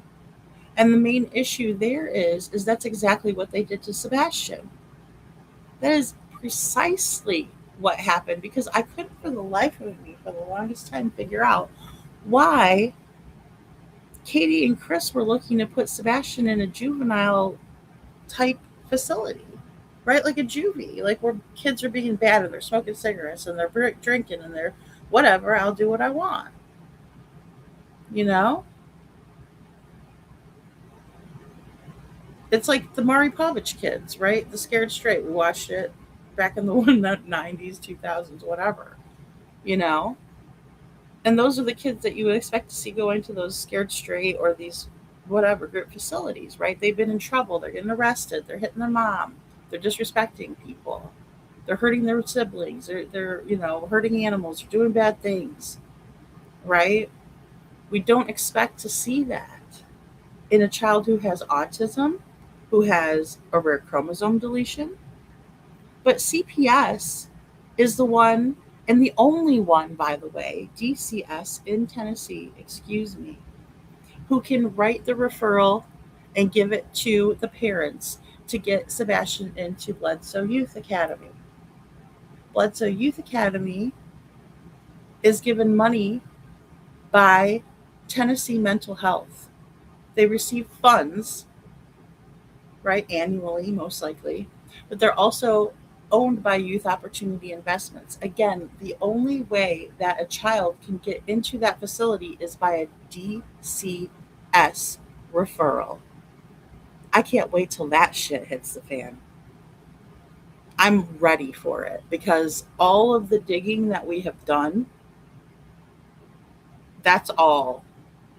We're going to reap what we've sown from that. And it's going to hit the fan. Hey, Titch, as it should, because that's precisely the issue. That instead of CPS coming in there and saying, okay, Sebastian has a rare chromosome deletion, writing that down, bullet points, whatever you got to do to understand it. He's got autism spectrum disorder, which is 2 documented diagnoses that he has 2 disabilities. Yet you're treating him as a behavioral problem. That's not accurate. That's not ethical. And it needs to be addressed. Like, it needed to be addressed 2 years ago. But here we are. Because, again, there isn't a shoulda, woulda, coulda, or a perfect hindsight in the situation, because every single thing that has happened has had to culminate into what is being alleged and what's being shown here. So, his belt's so long, I'm surprised he could swing it. It's like wearing the belt from the equator, you know? Unbelievable. Unbelievable. I just hate that he even put his hands on Sebastian ever, or any type of anything. I just can't even imagine the stuff that we're going to find out that we don't even know. I can't wait to hear the social workers explain themselves. You know, Nani, this is the problem with CPS, TCS, across the board. It's not just Tennessee. We saw it in Harmony's case. They rarely take accountability for themselves. They will hush up and pay, is what they're going to do. They're going to settle. You know, mother chickens. Those mother chickens are settling. Justin, those mother chickens are going to be quiet. They won't be clucking. They'll be doling out the funds, because they're happy to pay as long as they don't have to be held accountable, right? That's where we see settling happening. What's the price for all of your dirty deeds? Here's all that dirty money. It really makes me sick. It really makes me sick. And who's the authority to say that? Who's the authority to say? Because again, it's never going to make things right. The biggest hope that I have is for Sebastian to be found, and to hold their feet to the fire and make sure they pay for what they've done, and make sure that they tell what they did. That's the biggest thing. Because up until now, there's been zero accountability for Chris and Katie. Now it's time to pay the piper. You know? Man, the federal courts, Trishy, that is so huge. That is so huge. Thank God above that, this case will get federal eyes on it. You're so right, Trishy. You're so right. I mean, and that's going to the highest courts and saying, look, this is what you're funding, you know? Look at those therapeutic centers that we went over, the 138-page document. I have it listed in the Discord, right? All of that. The government is well aware of what they're doing here. The government is well aware of these private entities swooping in, buying these places up because it's in their best interest to do so. It doesn't have anything to do with the best interest of the kids, you know? Sam, you're not stupid. Thank you, Witchy. I think we all knew that I feel sometimes I feel like a dumbass because I'm sitting here going, well, maybe Chris and Katie, meh. That's how I feel stupid, right? Ever giving them the benefit of the doubt. So I don't know what transpired, but that's how I kind of feel like, wow. Faye, Tish says, I think we all knew that he beat Sebastian. Now I'm more concerned with the parts that they are not telling us. Poor Sebastian. His reality was a nightmare with that nasty pair. Well, and Titch, that's what he's dealt with. And one thing I will do, because I'll quick make myself another tea, another spot of tea, and we'll watch the video. And again, Jules had sent me this audio. I'd gotten sick, and I was like, Jules, I'm so sorry that I didn't put this together sooner. Let's watch that together and just take it in. I did a little mashup here, and this was to demonstrate that Chris Proudfoot has a better memory than he lets on. He can detail a timeline of events, but not when it comes to Sebastian, right? For some reason, he doesn't know how to, tell the truth, you know, use a coherent timeline in order to convey events. But when it comes to him bragging about how him and Katie initially terrorized Heather PI for coming to their property, now I get it. A lot of people think, Lady Freedom, it's performative, right? Heather was in on it the whole time. She's playing both sides. She's, she wasn't a good gal. I'm not here to, dispute that or anything. I mean, I do think that that's an interesting topic for a live. Because I get where you guys are coming from on that. I hear you. But when it comes to this situation, I kind of feel like some of this is lining up, and I feel like we have found a baseline. This is the point of this video also, that we have established a baseline for Mr. Chris, and now we can tell when he's being truthful versus when he's not being truthful. Not all the way or 100%, not scientifically speaking, but at least maybe we've established a baseline. So let's watch, and I'll show you what I'm talking about. The evil man babies rock a baby curl. Baby curl. You shouldn't be on social media blasting shit. You shouldn't be acting like somebody's mama. I mean, that PI, Heather, okay, showed up to my house when we weren't home. What? And walked on the property. There's 4 signs all around my property. No trespassing. The one in the front yard does state, no trespassing, violators will be prosecuted. Right. She decides to get out of her car. She has an encounter with 3 of my neighbors. Walks around my entire house taking pictures and a video. Oh, what the fuck? Oh, yeah. No. What the fuck? Oh, yeah. And then she was, well, I wasn't on your property. Well, hold on. She turns up a day or two later to my house. Walks up to the front porch. Doesn't ring the doorbell. If she did, no, well, it never rang because we didn't have one. So, Right. God, this guy is such a freaking fool. Oh, well, she didn't because we didn't have one. Okay, Chris, well, what was the point of that anyway? But, whatever. It's besides the point. Just picture these hands striking Sebastian in his belly. Does it not make everybody want to vomit in here? I could get the barf bags ready. And look at him. With his nasty old fingers. This is how he acts in court, by the way. This is how he acts in public, in court. Just laying up all over the pews and everything. It's disgraceful. But listen to how he can recount the facts of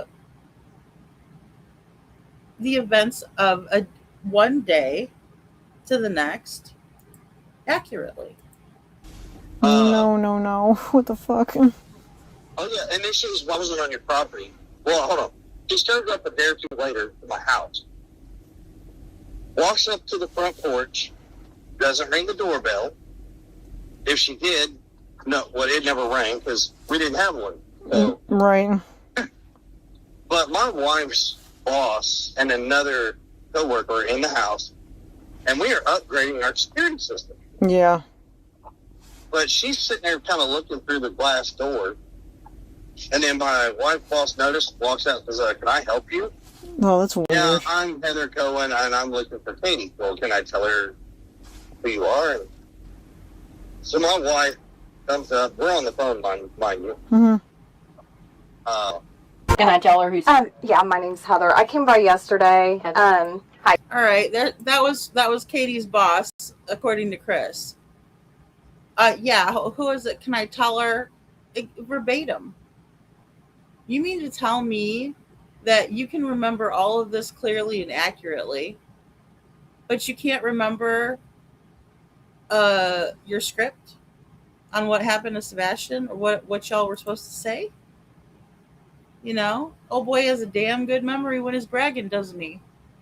You can hear Katie's boss greet Heather exactly how Chris said she did.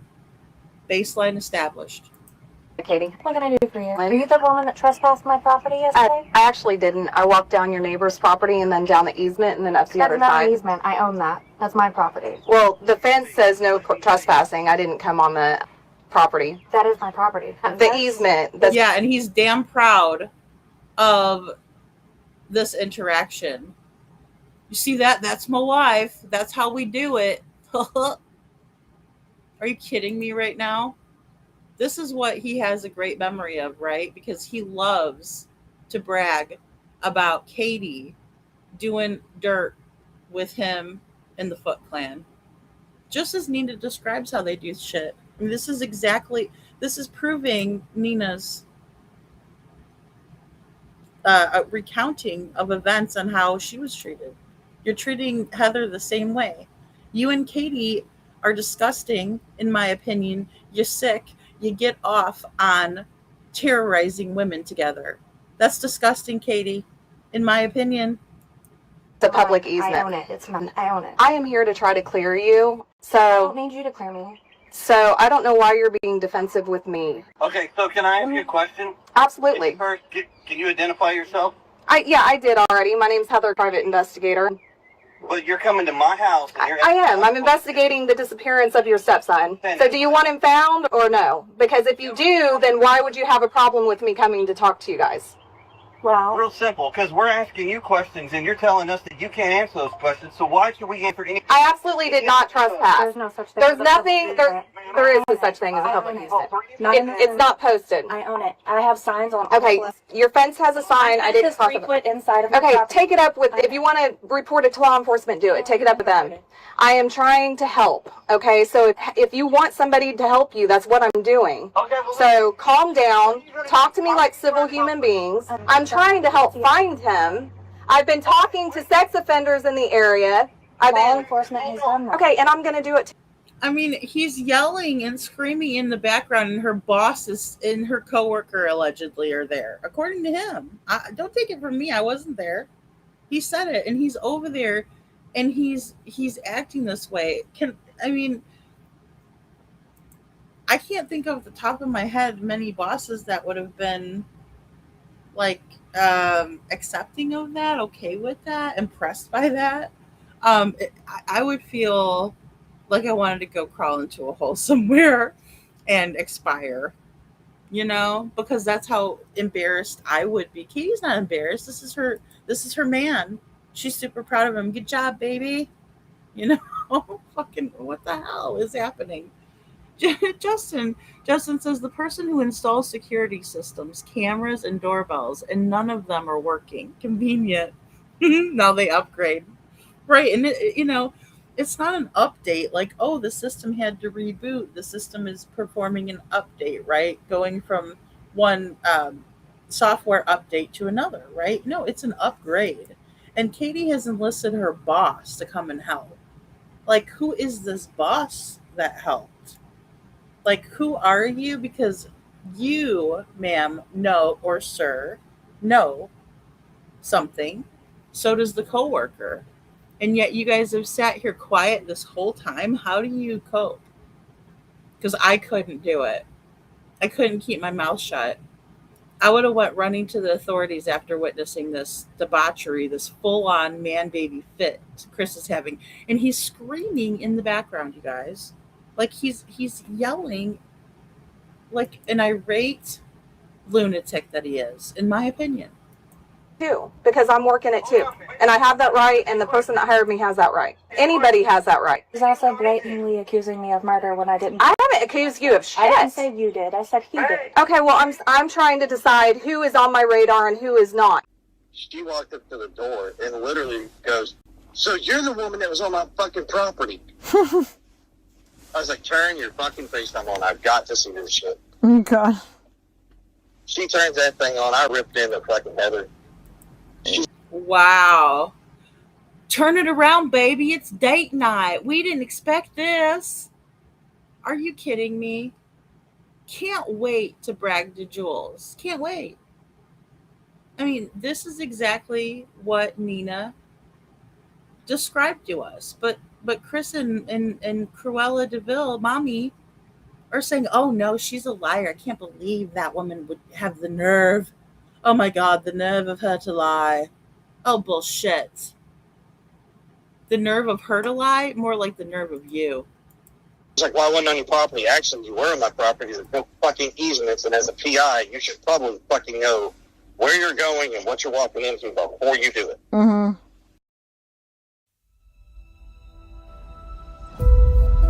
Oh, there we go. Sorry about that, guys. So, here's Chris again. Let me just back it up a little. She turns that thing on. I ripped into fucking Heather. She's like, well, I wasn't on your property. Actually, you were on my property. There's no fucking easements, and as a PI. I got that woman good. Hey, honey, watch me as I tear up a woman. I'm a real man. You have got to be kidding me. This is fun for them. This is enjoyable. This is something that is it's like a game or something that there's a sick enjoyment, in my opinion. I mean, what the hell? You should probably fucking know where you're going and what you're walking into before you do it. Mm-hmm. I've talked to sex offenders. That is my focus right now. In my mind, you're not a person of interest, but I'm coming here trying to talk to you. It's not a good look to trespass either. Like, that's my point. What it looks like, ma'am. It's posted all 4 ways. I just came from the TBI headquarters in Jackson, Miss. Honey, I'm going to tell you, as a PI, I have a lot more leeway with things I can do and people I can talk to. And this isn't my first rodeo. I've worked cases like this before. I have gotten information that TBI or law enforcement's not able to get, and I have passed it along, and it has helped the case. I mean, that's all I can tell you. What have you passed along that's helped this case? I just started working this case. I haven't even got a chance to talk to you or Katie yet. Well, here's the thing. You're not talking to her by herself. Period. Okay. You're not going to talk to my Okay, fine. Set up an appointment with me. Do you want to do that? I can come back. I mean, I can respect your time. I'm not trying to be this. Whatever. I mean, I really think everybody just needs to calm down. Emotions are high, people are flinging mud, and it's just getting drama and stupid, and that is a terrible disadvantage to Sebastian. Right, but let me inform you on something. You're not the one being threatened here. I think everybody's being threatened. Did you know there was a drive-by shooting last? People being threatened. Bullshit. Okay, all right. I mean, I don't understand why you guys are coming at me. I didn't do anything to you. Okay, well, first off, you came to my house the other day. Yes. Yesterday. You walked around my fucking property with a you videotape and took pictures. Privately owned property back They there. didn't fucking post it all sides of that property. I mean, the easement between houses is not usually. I own it. In that fucking subdivision. I own half, my neighbors own half, period. That's not public. There are no... I mean, there's no property lines. There's no way to tell what It's marked. I have stakes. I mean, can you show me? Because I can didn't show you all 4 no trespassing signs. They're on the If you want, fence. you can go on the city and you can look at the property line and you can... I mean, they're on the Say fence. that. I wouldn't jump I your own it. fence. I own it. Half of That's irrelevant, Katie. And Mark, you're completely right here. Why aren't they trying to work with her? Because they're doing everything to divert attention away from finding Sebastian. You know, and I know you know. I'm just saying, you know, this is the craziest thing ever. Because here they are, and Katie said, well, you need to go on the website. Why would you be directing a private investigator to look up your property lines on a website when that's completely irrelevant? Time is of the essence. It's day 50 at this point, 50, that Sebastian has been missing. And they are getting help from a private investigator instead of saying, well, thank you. So nice to meet you. Come on in. Let's have a chat. Would you like something to drink? There's no manners. They have no manners. But also they have no urgency to find Sebastian. This is a huge red flag. And if law enforcement clearly overlooking this is a huge misstep and a complete neglect, in my opinion, of their responsibility to find Sebastian. You know? So that's my opinion. And Sam, I think that they were looking for the cameras and stuff at the landfill. I do. I don't think that they were looking for Sebastian. I don't. I think that they were looking for devices and things of that nature, probably cameras, right? This is him showing his whole ass, Justin, exactly. This is the real CP, and he's showing himself. And Katie is too, because, you know, up until this point, I would speculate, like, oh, I wonder if Katie's just scared, and I wonder if she just goes with it because she doesn't, you know, it's like the mentality, the mob mentality, you know, from back in the, you know, the Holocaust. Why would other people engage in torturing and hurting other people? Well, it's because they didn't themselves want to be tortured or hurt, right? So they're like, if you can't beat them, join them type of a thing. Like, there's a whole lot of research on it, right? But in the same way, I was thinking, is that part of it? Could that be? But instead, it's this situation where we can fully see that Katie is enjoying this, that her and her husband are getting off on it, and that it's a big game to them. And they love razzing this lady. And later on, they probably got together and just reminisced about it and had another 3-hour conversation where they just reveled in it. You know, in my opinion, it's so gross. No, they didn't want any help. They wanted to all go away and people to forget about it, right? Don't look at our house. Don't see what we're doing. You know, they cover up the crawl space because there was questions about that. I mean, that just shows, like, in my opinion, that they're hiding. Blue Love says he sounds like a defensive cheater who knows he's close to getting caught. So defensive. Yeah, and for no reason other than because they know that Heather's looking for answers. You know, she's trying to find Sebastian. They're not. You know, I mean, I agree 100% that they don't want no help. It's like, go away, don't come back, nothing to see here. We're telling you that we have nothing. There's no proof. Sebastian's gone. You got to take our word for it. And how dare you not believe us? You know, it's very aggressive. That is mine, half of that is theirs. That's why they turned it in and they turned it into the police. I'm sorry, what? I think that when there's a no trespassing sign on the fence, that means you don't go into the fence. I'm not going to go into the fence. Negative. Actually, that's wrong. Okay, well, I'm not sure how I would know that. All right, well, I'm not really... Yeah, I'm just not really sure how anybody would know that easement is yours. And you know, Blue Love, he can't control himself in public. Imagine behind closed doors. He's doing this in front of her boss and her coworker. No shame. No shame at all. And they're just sitting there saying it's okay too. Like, it's like dairy. It's it. The other day, and you walked onto the property. When Mike, my neighbor, saw you, and Mike walked right across past the your neighbor. street saw you, turn it around. Or they saw you. Now, got you on camera, walking your ass through my property, right next to my fucking driveway. You walked past 3 fucking signs, woman. 3. Don't tell me you didn't see them. They're on the fucking fence. You just said it on this camera, and I got news for you. Because you've done that, you have violated trespassing. I was actually trying to stay on the outside of your property.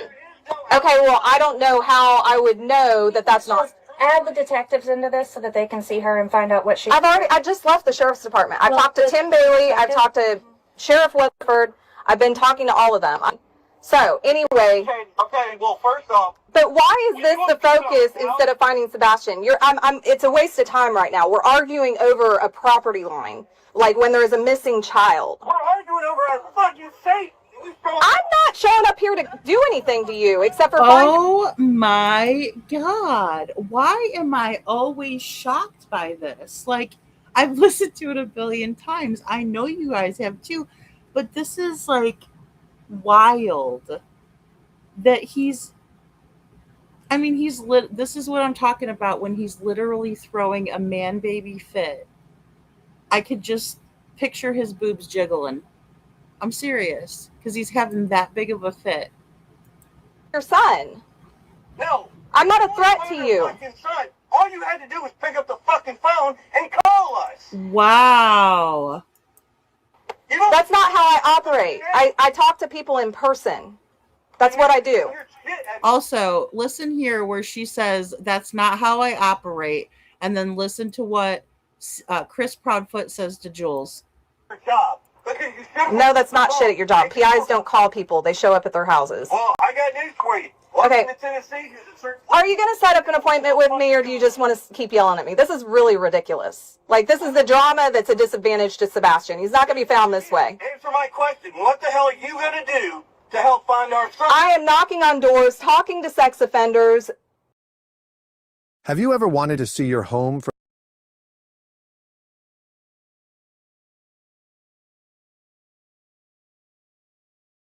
Secret Service, TBI. I am communicating with them. I just talked to Tim Bailey, asked him if they talked to the sex offender. They have not talked to the sex offender. He said, I'm free to go do so, which is what I'm doing, okay? Okay, well, first off, when you come on somebody's property, you're supposed to announce yourself, because we have it posted, no trespass. It doesn't matter what your fucking job title is. Well, once it hits, I try to explain to you. There's no property lines in that entire subdivision. No. There's no community. No, nothing. Nothing. So where you were walking yesterday on camera, you're on my property. But I really wish that you would lighten up a little bit, because we are focusing on the wrong thing when we should be focusing on finding Sebastian. I agree. And, you know, Justin says you have to give them a verbal and a written to do a trespass. And then if they return to the property, that's when you can have somebody in trouble, right? For trespassing, right? Because they've been forewarned, and right, all of that. I mean, imagine a little Girl Scout coming up and knocking on the door to sell some Girl Scout cookies, and you got this raging lunatic. I mean, that's what I think about. Or a new realtor who says, oh, well, look at this quaint little area, you know, the Holly Thompson attitude, right? She's Pollyanna over there. Oh, I'm going to knock on this door and give him my business card. Yikes, you know? I mean, but it's a completely irrational and irate situation we have here. But again, like I said, he's going to be able to tell you verbatim what Heather says, and then he's going to call her an obscene name. You lighten up? I do. You want me to lighten up? Yes, sir. It's real simple. I will not walk on your property again. I apologize for walking down the easement, what looked like an easement. You told my neighbor you were hired by the family, and I am the family. So if I didn't hire that you, tells me right there that you're hired by the Rogers family. But I am not hired to implicate or accuse you. And I'm not asking you to implicate. I am trying to find him, so I want to talk to you too. You'll come find me. That's what I'm trying to do. I'm here trying to find you. I'm not hard to find. Okay, when do you want Oh, he's a major control freak, Patty. You got it. He can't handle knowing the police are talking to other people. He wants to control the whole investigation. He wants to. He is so enraged, this narcissistic rage that we're witnessing, that he can't control it. He's like having a whole come apart because of that fact right there. You got it. He can't control it. Oh my God. And so then that's why you see him demanding things. You come find me. Hey, dipshit. She's talking to you, isn't she? Like right there. Like it's unbelievably insane. And this is a very well-known and obvious tactic of a narcissist. This is that crazy making behavior. Right? Well, you're going to do it this way, and I'll tell you how I want to do it. This is how it is. Like a big baby. Right? Just having a full-ass tantrum. I'm surprised if he wasn't on the floor like a child, banging on the floor with his hands and his feet. Not a good look, Katie. Look within. That's not a good look. Your husband's not a good look in front of your boss. You're not a good look in front of your boss, in front of the PIs, in front of the free world. Let's set this up. When do you want to meet? Whenever. We're at Memphis. I'll be in Jackson tomorrow, so I can meet you. I can come all the way to Memphis if that's what you require, or you can meet me somewhere in between. Well, I would prefer you come see me because I work nights. So 9 to 1 when you guys are up, I'm actually sleeping. Okay, but it's not going to be you and Katie, it's just going to be you? It would be just me because unless Katie's coming down to see me, well, she can't. We have other things that have to happen at the house. It wouldn't be together. The only time we're going to be together might be Sunday, Monday. That's when we might actually be back together again. Okay, well, I'm working. I mean, I'd rather do it both at the same time. And you already said you don't want me talking to your wife without you present. So that would mean... And you can ask the cops that. They don't show up and talk to her without somebody telling us both. That's just the way this works. That's safety in numbers. I don't trust. Don't take it the wrong way. I don't know. Well, and I mean, we wouldn't know each other. I mean, we have no reason to know each other prior to this. But it's not hard to make a phone call and talk to somebody first. Blah, blah, blah. Yeah. That's fine. However, my history with cases like this is that, especially with you guys are already defensive. Right, I understand that. Not everybody in this world is like that. Not everybody is like that. I'm not. I'll be honest, I'm level-headed, I'm very brash, I'm blunt to the point. Well, I've already told the cops this. I don't give a flying fuck what happens to him or what happens to that fucking family. Yeah. They did what they did. Yeah. What would be really great in a perfect world would be if I could calm that down a little bit, because right now, but it's not this isn't helping Sebastian. It didn't help Sebastian when he aired his trauma. It didn't help Sebastian when he accused his mother of murder. It didn't help Sebastian when he made almost $50,000 on my son going missing. That's the real Katie right there, y'all, too. That's the real Katie. Mother. I mean, ridiculous, Katie. And again, you're acting this way in front of your boss and your coworker. It's not justified. There's nothing justifiable about yours or your husband's actions. You both look guilty as sin. That's not anybody's fault but your own, in my opinion. Who did? Seth. Don't know. I didn't know about that. I don't know anything about that. Every single day. Well, that's irrelevant, in my opinion, Heather, respectfully. Internet sleuths. Let me lay this out for you, okay? Take to the investigation. Him. I tried to work with him. We were all in my house. Justin. Mm-hmm. Me, Katie, Seth, and 2 other witnesses in law enforcement. We're in the house. Yeah. I brought up, what guys can we do to help with this situation? Right. Okay. And when I said, hey, do we need to raise money? Do we need to get some investigators? What do we need? Horses, whatever. We'll do whatever. Yeah.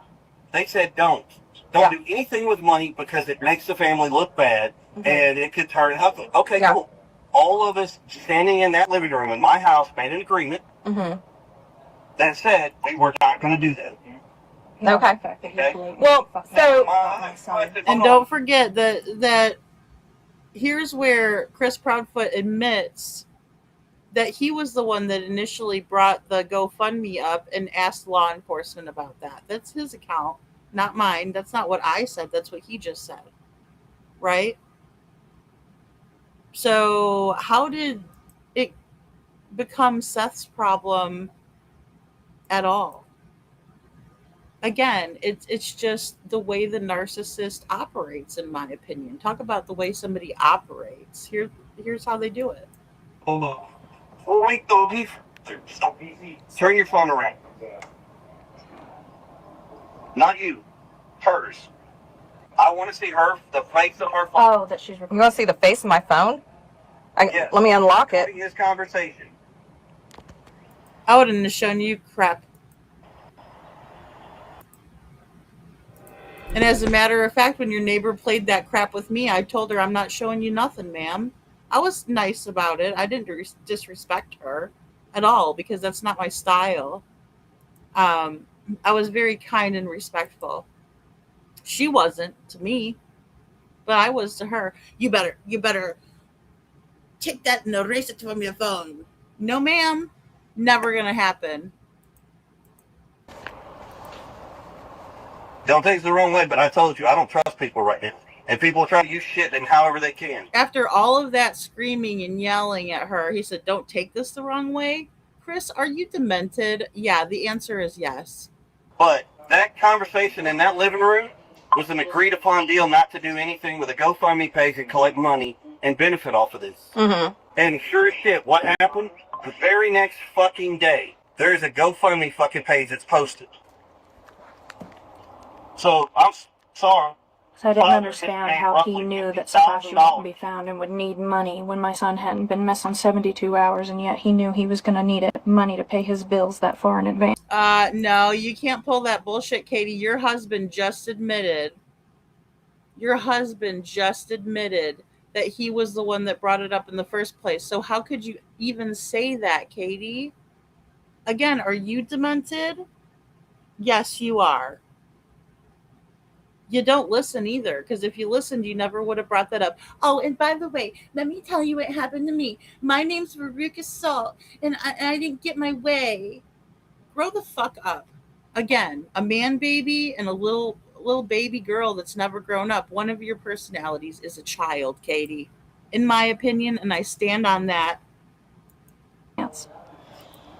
That speaks volumes to me. The fact that he can't be bothered to help look for his son in the beginning. You know what speaks volumes to me, Katie, is that you allowed for Sebastian to be struck by Chris multiple different times on multiple parts of his 120-pound body, Katie, and God only knows how long this has really been going on with Chris, because he liked to take a little girl and backhand her when she was how old? Wait, how old? 7? Right? He liked to pick on a little 3-year-old little boy in the car seat. I'm going to get that clip for you, Katie. We're going to revisit what your husband has done and how appalled you are at everybody else. You need to start taking a look at what your husband has done, Katie. It's time.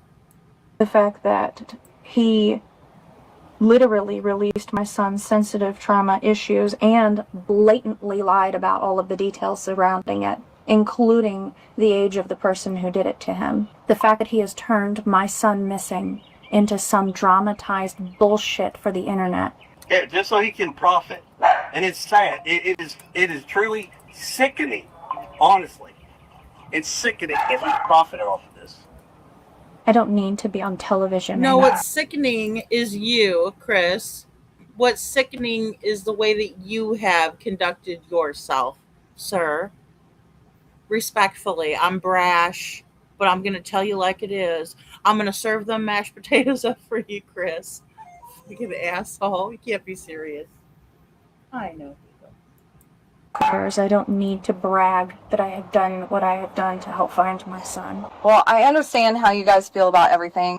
So you don't push the information to Detective Carter? I haven't talked to Carter yet. Carter has not gotten back with me. So I had to... down here with me. Okay. Oh, he's down here with me. What are you guys on a date? You holding his hand? And let me ask you this. Why are you so worried that Heather, a private investigator, would share all of the information that she gathers with detective my ass, Carter? Why is that such a worry for you, Chris? Why is that a question that you have that doesn't pertain to finding Sebastian at all? It's about following the information and where it's going and how you have no control over it, Mr. Baby Girl. You know? I mean, look, you're trying to convince us that you're not guilty, but your actions are speaking louder than words are. But what you've exactly said here also, Katie, speaks volumes about the situation at hand.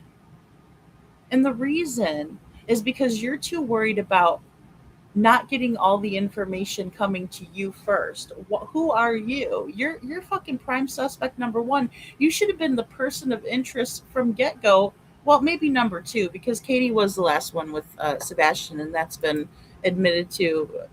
That's a fact, in my opinion. Okay, well, that's good to know. But the reason why they didn't answer. Yeah. I know that. But so yeah. But don't take this the wrong way, but why is a PI going on doing internet sleuth interviews?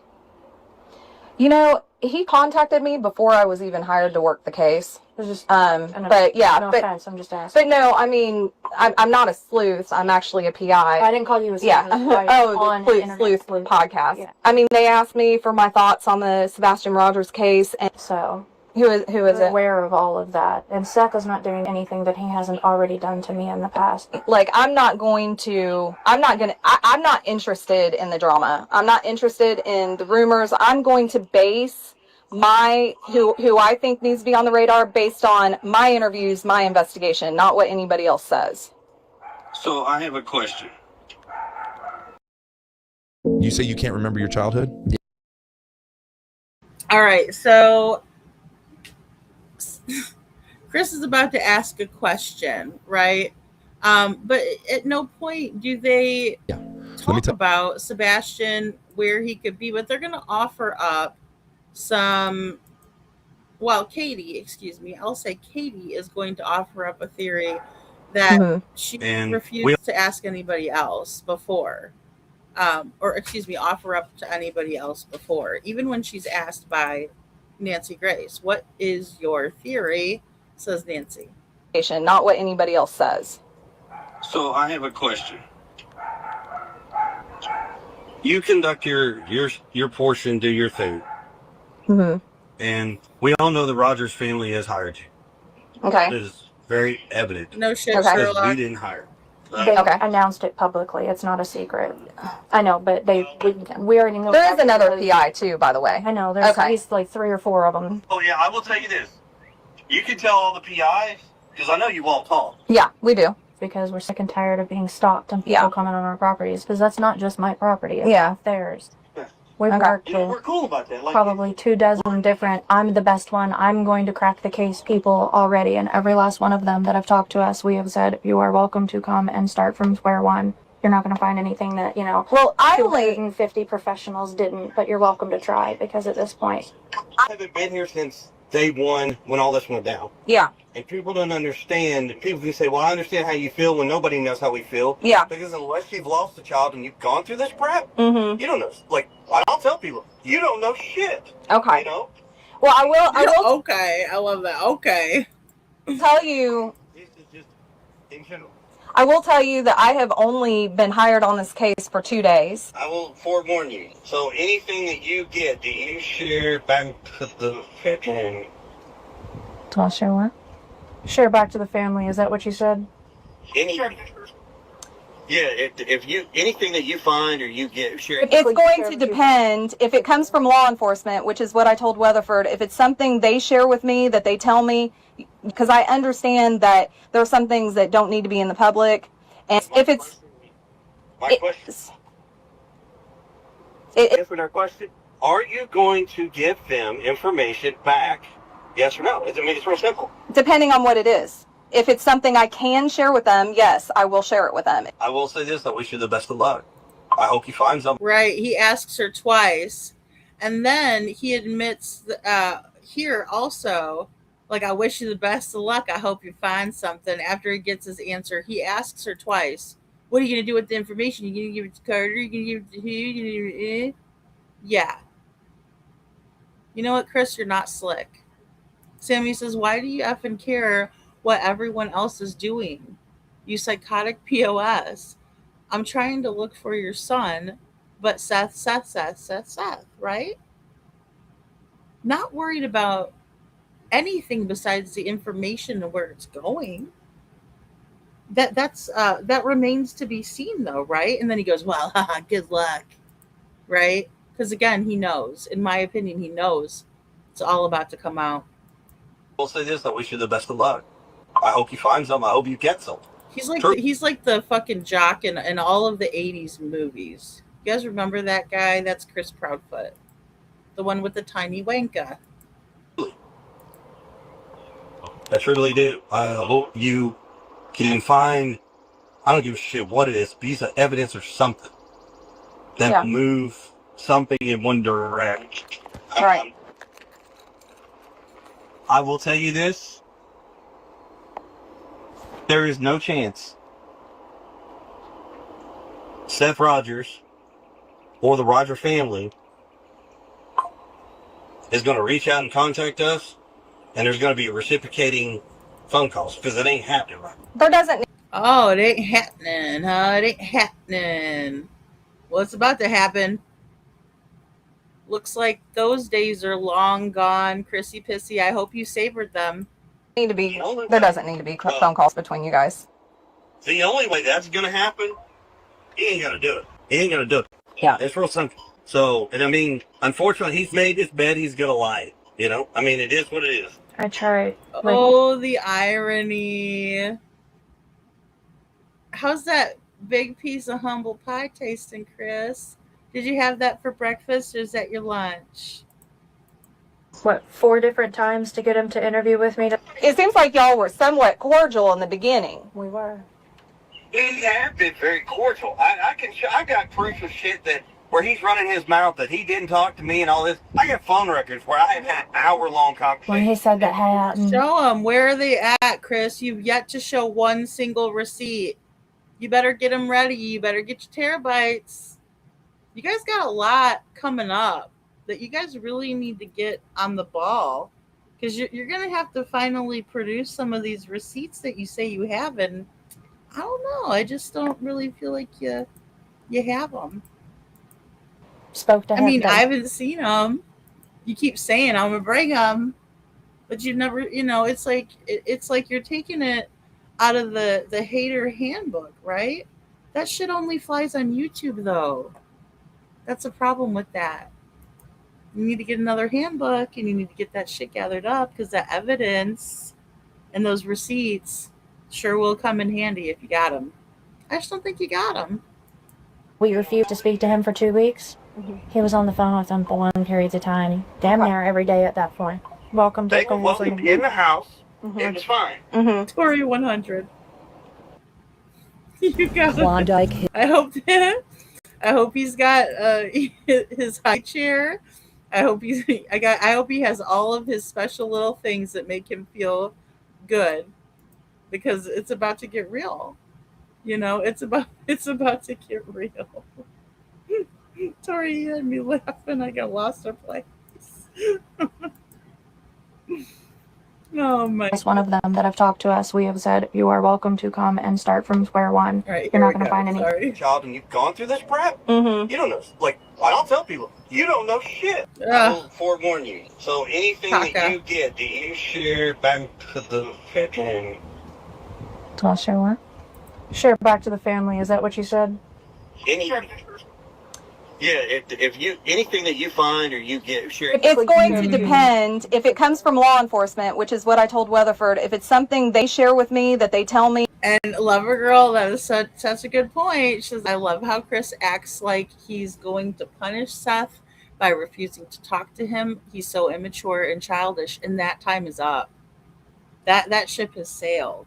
Like I said, I hope it was good while it lasted. I hope you took a picture of that and you saved it in your terabytes, because you might need it. It might make you feel warm and cozy. Again, the things that, are security blankets for the big man baby. With them, yes, I will share it with them. I will say this: I wish you the best of luck. I hope you find some. I hope you get some. Truly, I truly do. I hope you can find. I don't give a shit what it is. Piece of evidence or something that will move something in one direction. Right. I will tell you this. There is no chance Seth Rogers or the Roger family is going to reach out and contact us, and there's going to be reciprocating phone calls, because it ain't happening right. There doesn't need to be phone calls between you guys. The only way that's going to happen, he ain't going to do it. He ain't going to do it. Yeah. It's real simple. So, and I mean, unfortunately, he's made this bed, he's going to lie. I mean, it is what it is. I tried, 4 different times to get him to interview with me. It seems like y'all were somewhat cordial in the beginning. We were. He have been very cordial. I got proof of shit that where he's running his mouth that he didn't talk to me and all this. I got phone records where I have had hour-long conversations. When he said that Hayden spoke to him, that we refused to speak to him for 2 weeks, he was on the phone with him for long periods of time. Damn near every day at that point. Welcome They were welcomed in the house. It was fine. Mm-hmm. And what was your name again? This is what they told us about. For the millionth time. Well, everybody and I'm being honest, everybody on fucking Facebook, all this YouTube, all this TikTok, all this bullshit, they could take those fucking shows and stick them so far up their asses, and I hope they choke off. Yeah. God, you're vile. You're vile. And then you wonder why people return the sentiment. We're just matching your energy, Chris. Why don't there ain't a fucking one of them out there that have sit here and run us through the fucking dirt. Yeah. I wouldn't piss on them if they were on fire. Well, my wife just... God, how disgusting. So here is the interview back to Jules and what he's bragging to Jules about. It's going to be this short little clip, but listen to what he says. Verbatim. Piss on them if they were on fire. Well, my wife decided not to have her arrested. Yeah, I mean, yeah, that's Jesus. No. I don't know. Why would she walk around your house? What the fuck? That's, even from a moral standpoint, you don't just walk around someone's house. They were so unhinged that they found some lady that has the same name as me that murdered. Right. They'd rather tell the PI. Like the PI is going to do anything about a threat, whether it's legitimate or not. What do you want her to do? So you want her to investigate the threats against you guys and not find Sebastian, is what you're telling her, right? This is what Katie's about to say. And by the way, your wife didn't make a determination on whether to. She didn't spare her. Oh, and my wife, the queen, spared the peasant PI. She did not get arrested that day. Delusions of grandeur, narcissistic behavior. Her child, I guess, in the early 2000s, and they're trying to say that that's me. That's the problem with sleuths that don't have access to actual databases, is that a lot of these Truthfinder and all those the public access ones, there's mixed information. So let me ask you this. You're going after sex offenders, obviously. Right, that's You have the access to scan the dark web for trafficking? Yeah, I can get that done. Not me personally, but I know somebody, yeah. Do it. Okay. Please. Do it. Where's the money that you and your husband are going to put up for that to happen, Katie? If you want it done, what about? I mean, you pulled the $15,000 out of your ass to give to SF Investigates, now didn't you? Interesting, but now you're deciding to start barking orders at her. Do it. And then she says, "Please." Who the fuck do you think you are, honestly?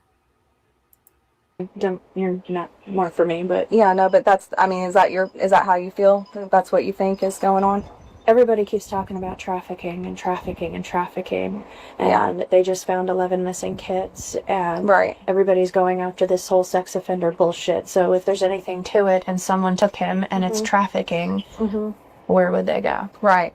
Because Where if he would they were go? Oh my god! Like they'd go to Mexico. Like what the cartels get it? Are you fucking kidding me, dude? Like I said, she's got multiple personalities, folks, and one of them's a child, a spoiled child at that. within 5 miles of this house, there's no chance that he wouldn't have been found. None. Because I know every single group, agency, technology, everything that was brought in, there's no chance he was within 5 miles of this house. Okay. It was done over and over and over, and they used heat sinking, they used FLIR, they used vision, they used night. I mean, they did. They did. If you can name it, they did it, and they did it in multiple ways. I don't think he's that close to home, unless he's in a basement. I was begging them to. I don't think he's that close to home unless he's in the basement. Unless he's in a basement. How many active listings did Kathy Bowersox have at the time of Sebastian's disappearance that had a basement? Because Katie says, I don't think he's close to home unless he's in a basement. I mean, she's offering it up on a silver platter. That's leakage. Was that ever checked out? She's saying that because of how they've searched, and she's going to say, and they've canvassed the area so many times. They use all of this technology. So I don't think he's close to home unless he's in a basement. So she goes from the dark web trafficking theories to he's in a basement. If he's close to home, he's in a basement. What do you mean? In one of Mama's listings? Or one of her buddies' listings? Search farther. Okay. This area has been canvassed. This area has been canvassed. I mean, it's so performative. Katie, you must have needed to take a nap after that one. I mean, that really had to have taken it all out of you.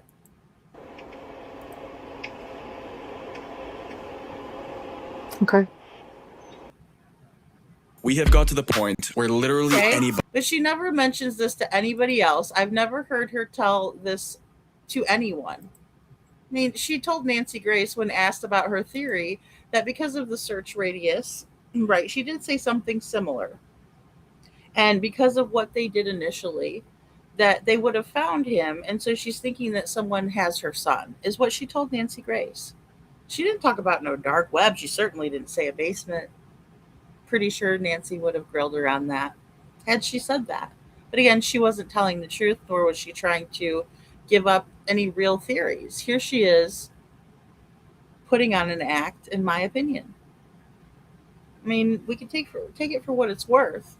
We've established a baseline for Chris, though, because we know that what he's saying right here and the key points that he's being truthful on, that's where we can look at that. And we can see, okay, this is what he's doing when he's truthful. Very valuable. You know? Yep. Exactly, Kylie. Exactly. Melissa's husband, allegedly, makes and puts basements in houses. Plus makes wooden chests. You know, I heard he does like the, what is it called? Like a storm shelter type setup. You know? So... How do you know, Katie? You stopped talking to the police and lawyered up since day 8, allegedly. Faye, I believe that too. I think it was from. This is why Chris Prophet. Nobody talks about to my wife without me there. Even the police, no, because you lawyered up. That's the only reason the police would back off with something like that, if that's to be believed. You know? Poppy Love says that is a really strange comment. It's good going back over things like this, catching things like her saying that and other things they've both said and are very telling, in my opinion. Yeah, Poppy, and I thought it was interesting taking those two pieces of audio and kind of puzzling them together.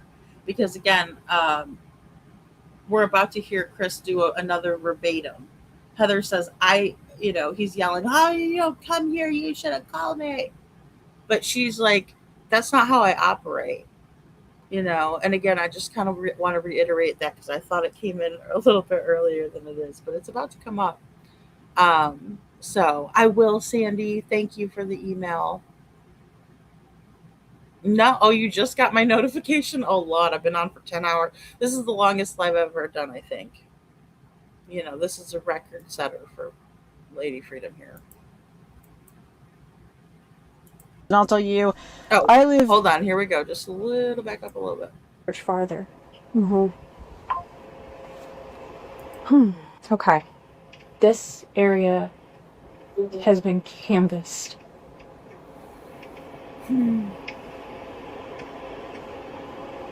Okay. Yeah. And I'll tell you, I live 15 minutes from Cabela's in Pennsylvania, and our house has cameras, rings everywhere. We have trespassers will be like, we don't have to be shot, but it's just beware of dogs everywhere, because if someone walks into my property or breaks into my house with all the dogs that I have, that person's not getting off the property. But I'm like you, I'm very pro Second Amendment, very like, that's where I lay. But I get it. People in my neighborhood don't, that's not normal for anybody to do. I would never, even if I were like, even on post when I was like a full-fledged active MP, I would never walk onto like a property even still unless I had a warrant in my hand to arrest somebody or like a just for cause thing. I would never do that. So that's really fucked up. So, well, and the best part is she is, well, in the conversation, I'm driving back from my polygraph, mind you. Okay? And this is going down. Yeah. And I'm fucking livid. I'm screaming through my fucking phone while I'm driving. And I told her, I said, well, if you're a fucking PI, why didn't you call? Well, yeah. That's not how I operate. Well, bitch, it's how you're gonna operate. Interesting, bitch. That's how you're gonna operate, bitch. Look at you, thuggish, ruggish bone. Look at you thugging out. Really? That's how you treat a woman, though. I'd like to see you come at a man with that energy, Crispy. Yet to see it, right? Yet to see it. Because you're not a man that treats a woman that way. And then brags to another woman about that. Is that impressive? That's only impressive to Katie. I guarantee you that. But if you show up here again, you're either going to be shot or you're going to go to jail. Your choice. With her sick toxicity with you. Yeah, I mean, I would not be rolling up on like especially with two veterans in the freaking household. Like, it's just like, no. So, yeah, I didn't have a clue, but she's an investigator. Like, you don't fucking think you should probably know who the fuck you're walking up on? I could tell by looking at you and Katie that the two of you were veterans, because I guess military people just know other military people, but I could just tell instantly. And the first thing I said was like, I swear to God, Chris is probably like at least a Marine or something like that. And then like, you're both in the Navy, right? Yeah, we were in the Navy. Yeah, I could tell you both are veterans. And Chrissy Pissy Pants was a seaman. Can we believe that with the way that he is acting? None of the men in my family acted that way. They were all in the Navy. Never in a million years would my grandfather ever dream of it. You're a disgrace. That's why you get the little boat club hat. Because I respect our men and women who have served the country. You're just scum. You're a scum bum that beats up on little kids and brags about hurting women. He's a Temu thug. Holly, he's a Temu thug. I love that. That's hilarious. Oh my God. This is what you get when you order the Temu thug. He comes with his own boat club hat and all. Look at what you've won. My, oh my. Chrissy Pissy Pants used to be a seaman. He was Mr. Sailor Man. God. Like, it's easier for, I guess, females to kind of get away with it, but for men, there's just, I don't know, there's this distinct look. My fiance, we joke, he was Air Force, I call him Chair Force, and like he was SF, so yeah, no, it's adorable. I'm a mom too, baby. I get it.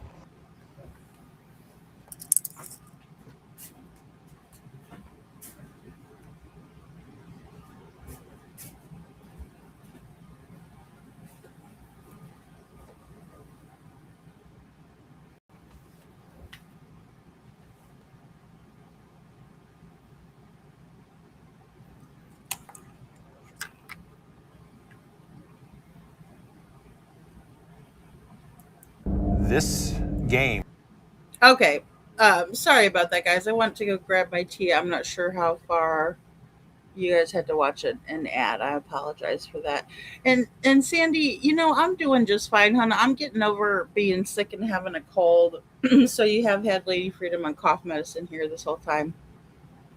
It's an extremely long live, and it's the longest live I think I've ever done.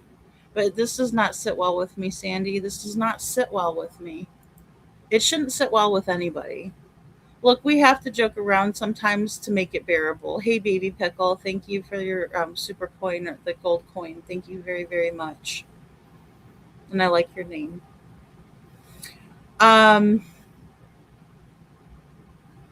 This is not okay. This is disgusting. And since I was off for like 4 days, I'm making up for lost time. Everything that I've said and gone over in this live stream is extremely important. So I'll probably have to piece it out because I understand that somebody might look at this live and say, holy shit, I don't know if I got 10 hours to spare. And I respect that. This does not sit okay with me at all. Sebastian Rogers is a human boy who has been missing for over 2 years. And this is the bullshit that we've had to deal with. And more importantly, this is the bullshit that his father, Seth Rogers, has had to deal with. So no, it doesn't sit well with me, Sandy. It makes me absolutely sick. And it should make every single one of you sick. And you should be saying, Lady Freedom, you got an extra barf bag? I'm not trying to be the one who is inducing vomit in people, right? But it's sickening to my core that we're seeing this. Sebastian never deserved to be treated this way. And if this is what we're seeing from him, this is Chris Proudfoot and Katie Proudfoot and how they're showing their asses. This is what Sebastian dealt with on a little teeny tiny level, on the Timu level. Could you imagine what he had to go through, Sandy? It doesn't sit well with me. I'll be lucky if I do get to sleep at all knowing this. It sickens me. It makes me enraged to know about it. The only saving grace is that Seth is handling his business the way that he needs to as a father, and that he has been behind the scenes. So no, Sandy, I'm not okay. The short answer, no, I'm not. There's nothing okay about any of it. In the Navy, Seth, it's nothing okay. I want you guys to listen to what we're dealing with here from this guy. This is what Sebastian had to deal with. It's a sliver of it. Just a sliver of it. We've all been well aware of it. They got something to hide, Anna. Boom, you got it. Popeye never played with the toy crane, Mark. No.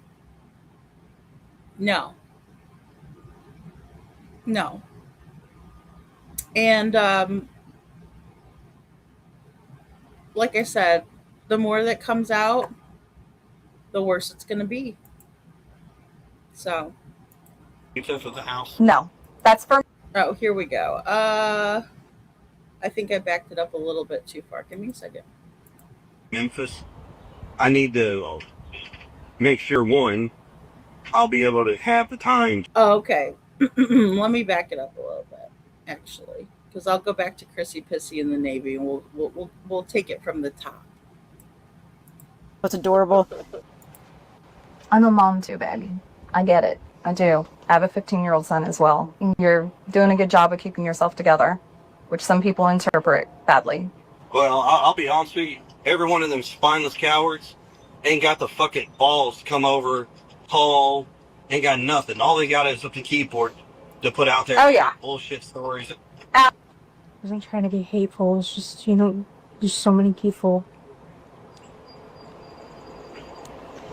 Yeah. So, do you plan on releasing any of the footage and pictures that you took of the house? No, that's for me. That's for my file. There's not an inch of my house inside or out that hasn't been publicly posted to say you can find it. It's easy. Yeah. I mean, the pictures, regardless, you can find the pictures of every angle. Yeah. On Silk. I'm sure.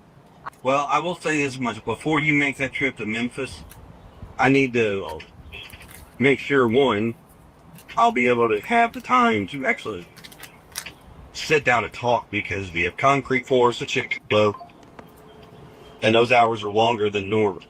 So I don't want to sit there and waste your time and your energy or gas and stuff coming down here if I can't actually be to sit down. Hey, let me get your guys' phone numbers, and can I just call you when I'm in Jackson tomorrow? Send me a text. Okay, what's your number? 83. Okay, and Katie, what's your number? Just send me a text right now with your name so I know. If not, I'll be like, Yeah, okay, I will. Yeah. Ironically, they don't bark much. I just gave them a bone. I give them each a bone, and then one of them puts it down and barks at the other for the bone that the other one has. All right, you both have my phone number now. You shouldn't be on social media blasting shit. You shouldn't be acting like somebody's mama. I mean, that PI, Heather, okay, showed up to my house when we weren't home.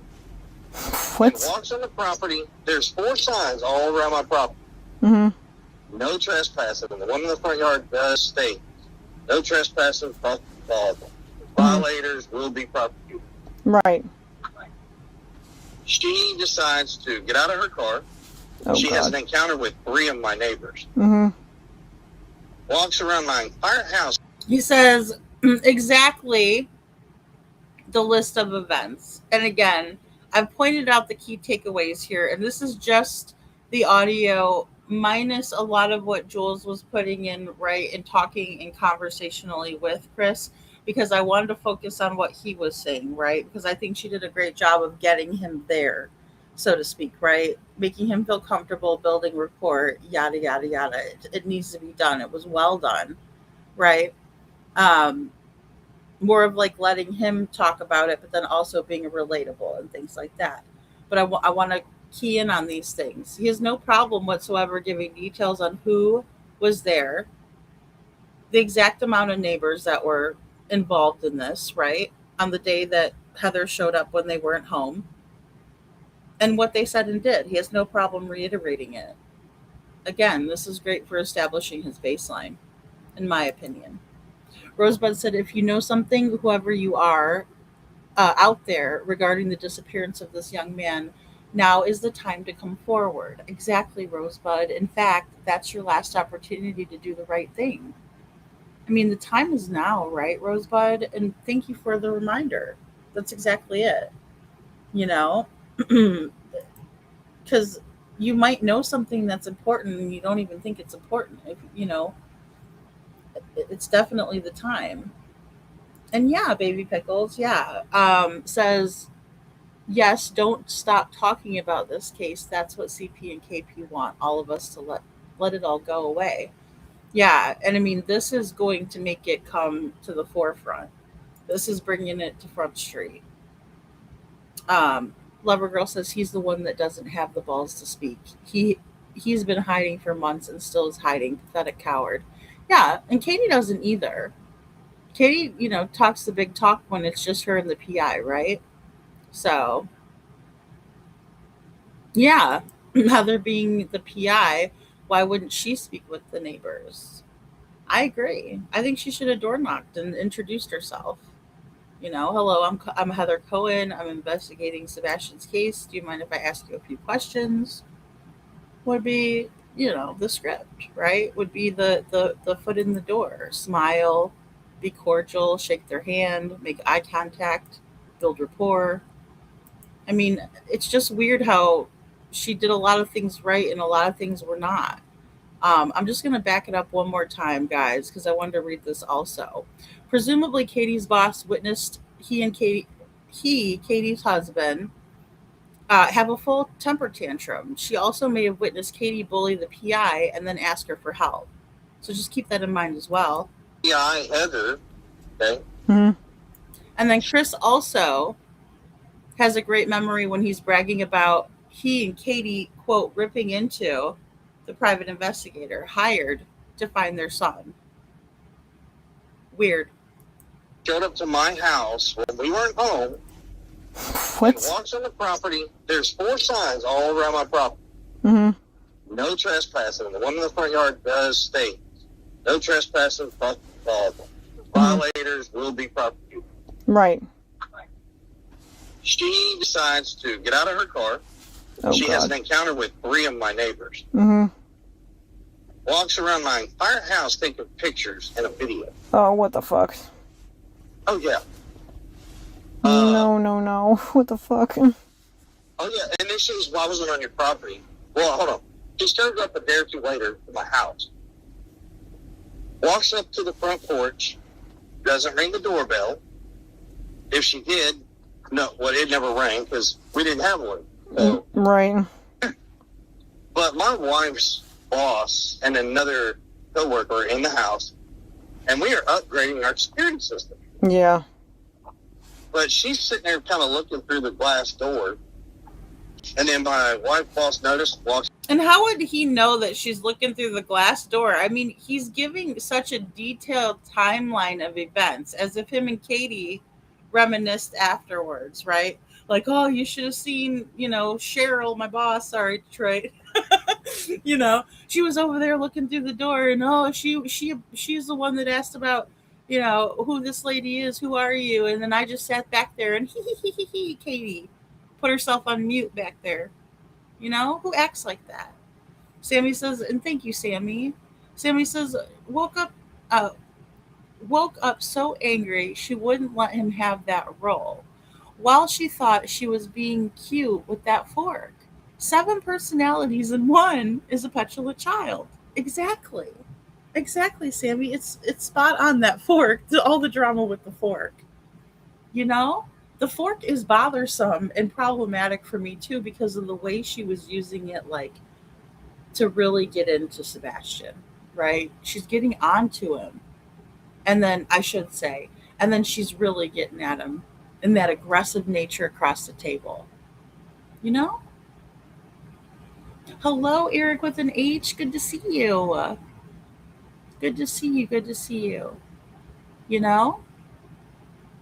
I think that there's evidence that still exists on the property, Lover Girl, and I'm interested to know what it is as well. Because they obviously don't want anybody to look there. And so law enforcement said, okay, no problem. We'll just run away with our tail between our legs. Like, how does that work in the real world? It's not gonna fly. Yeah, that's Jules responding to him. Yeah, that's a call between he and Jules. May 7th, 2024. But he's literally giving us this linear, concise timeline of events over the 2-day period. But he can't do that for Sebastian. He's saying, she came over to the house over here. They're okay to tattle, right? And they love tattling to people. Like, what are we supposed to do about that? Did you tattle? Hey, Seth, did you tattle to everybody that And they wouldn't listen, so you continue to find people to tattle to and see who will listen, because that's what I just don't understand. You know? It's unbelievable. This is what he's upset about, not Sebastian. Exactly. Exactly. Oh, well, let me tell you what they did to me. I'm going to tell you all about it. That's not what they're there for. Nobody cares about that. We care about finding Sebastian. Plain out. That's the way it is. I'm sorry. Seth was like, can I help you? Oh, that's weird. Yeah, I'm Heather Cohen, and I'm looking for Katie. Well, can I tell her who you are? And so my wife comes up. We're on the phone, mind you. Mm-hmm. She walked up to the door and literally goes, so you're the woman that was on my fucking property. Oh, right. You were on the phone with her and you heard the whole thing, and now you're somehow verbatim, and your memory is impeccable. I mean, I'm impressed finally with something you've done here. You know? I'm finally impressed with something. You know? So, that's interesting. Aw, thank you, IML. Thank you. Thank you so much. Aw, I appreciate that. Where did that where did that doorbell go? Yeah. Yeah. Well, as Justin so eloquently pointed out earlier, you know, she installs all of these different technologies in the home on the daily. None of hers are working or in good order until her boss comes over to help her out with that. That is another thing that is just so wrong on so many levels. I was like, turn your fucking FaceTime on. I've got to see this shit. Oh, God. Yep, sounds like what Nita told us happened. Chris and Katie ganging up on her. She turns that thing on. I ripped into fucking Heather. She's like, well, I wasn't on your property. Actually, you were on my property. There's no fucking easements, and as a PI, you should probably fucking know where you're going and what you're walking into before you do it. Mm-hmm. Well, my wife decided not to have her arrested. Yeah.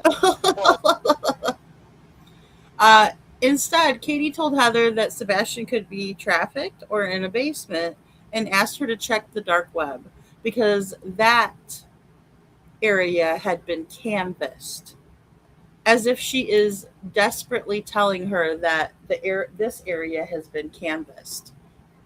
Why is that? Well, there's a couple reasons. She could be trying to reassure her not to look in this area because it would be a futile attempt because it's been canvassed so many times. It has been canvassed. You know, she emphasizes the word canvassed. You know? No telling. Because Katie's a cold fish. You know, and the best part is, she goes, well, in the conversation, I'm driving back from my polygraph, mind you. Mm-hmm. All right, here's some leakage. I'm driving back from my polygraph, mind you, and I'm not paying attention to the road at all. I'm paying attention to Katie showing me her FaceTime. Interesting, Chris. That sounds real safe. On or about April 15th, right? 2024, 50 days is April 15th. I counted them back. So this is how I come to that conclusion. Chris alleges that once again, he took a polygraph exam and was with Brandon Carter at that time. You know?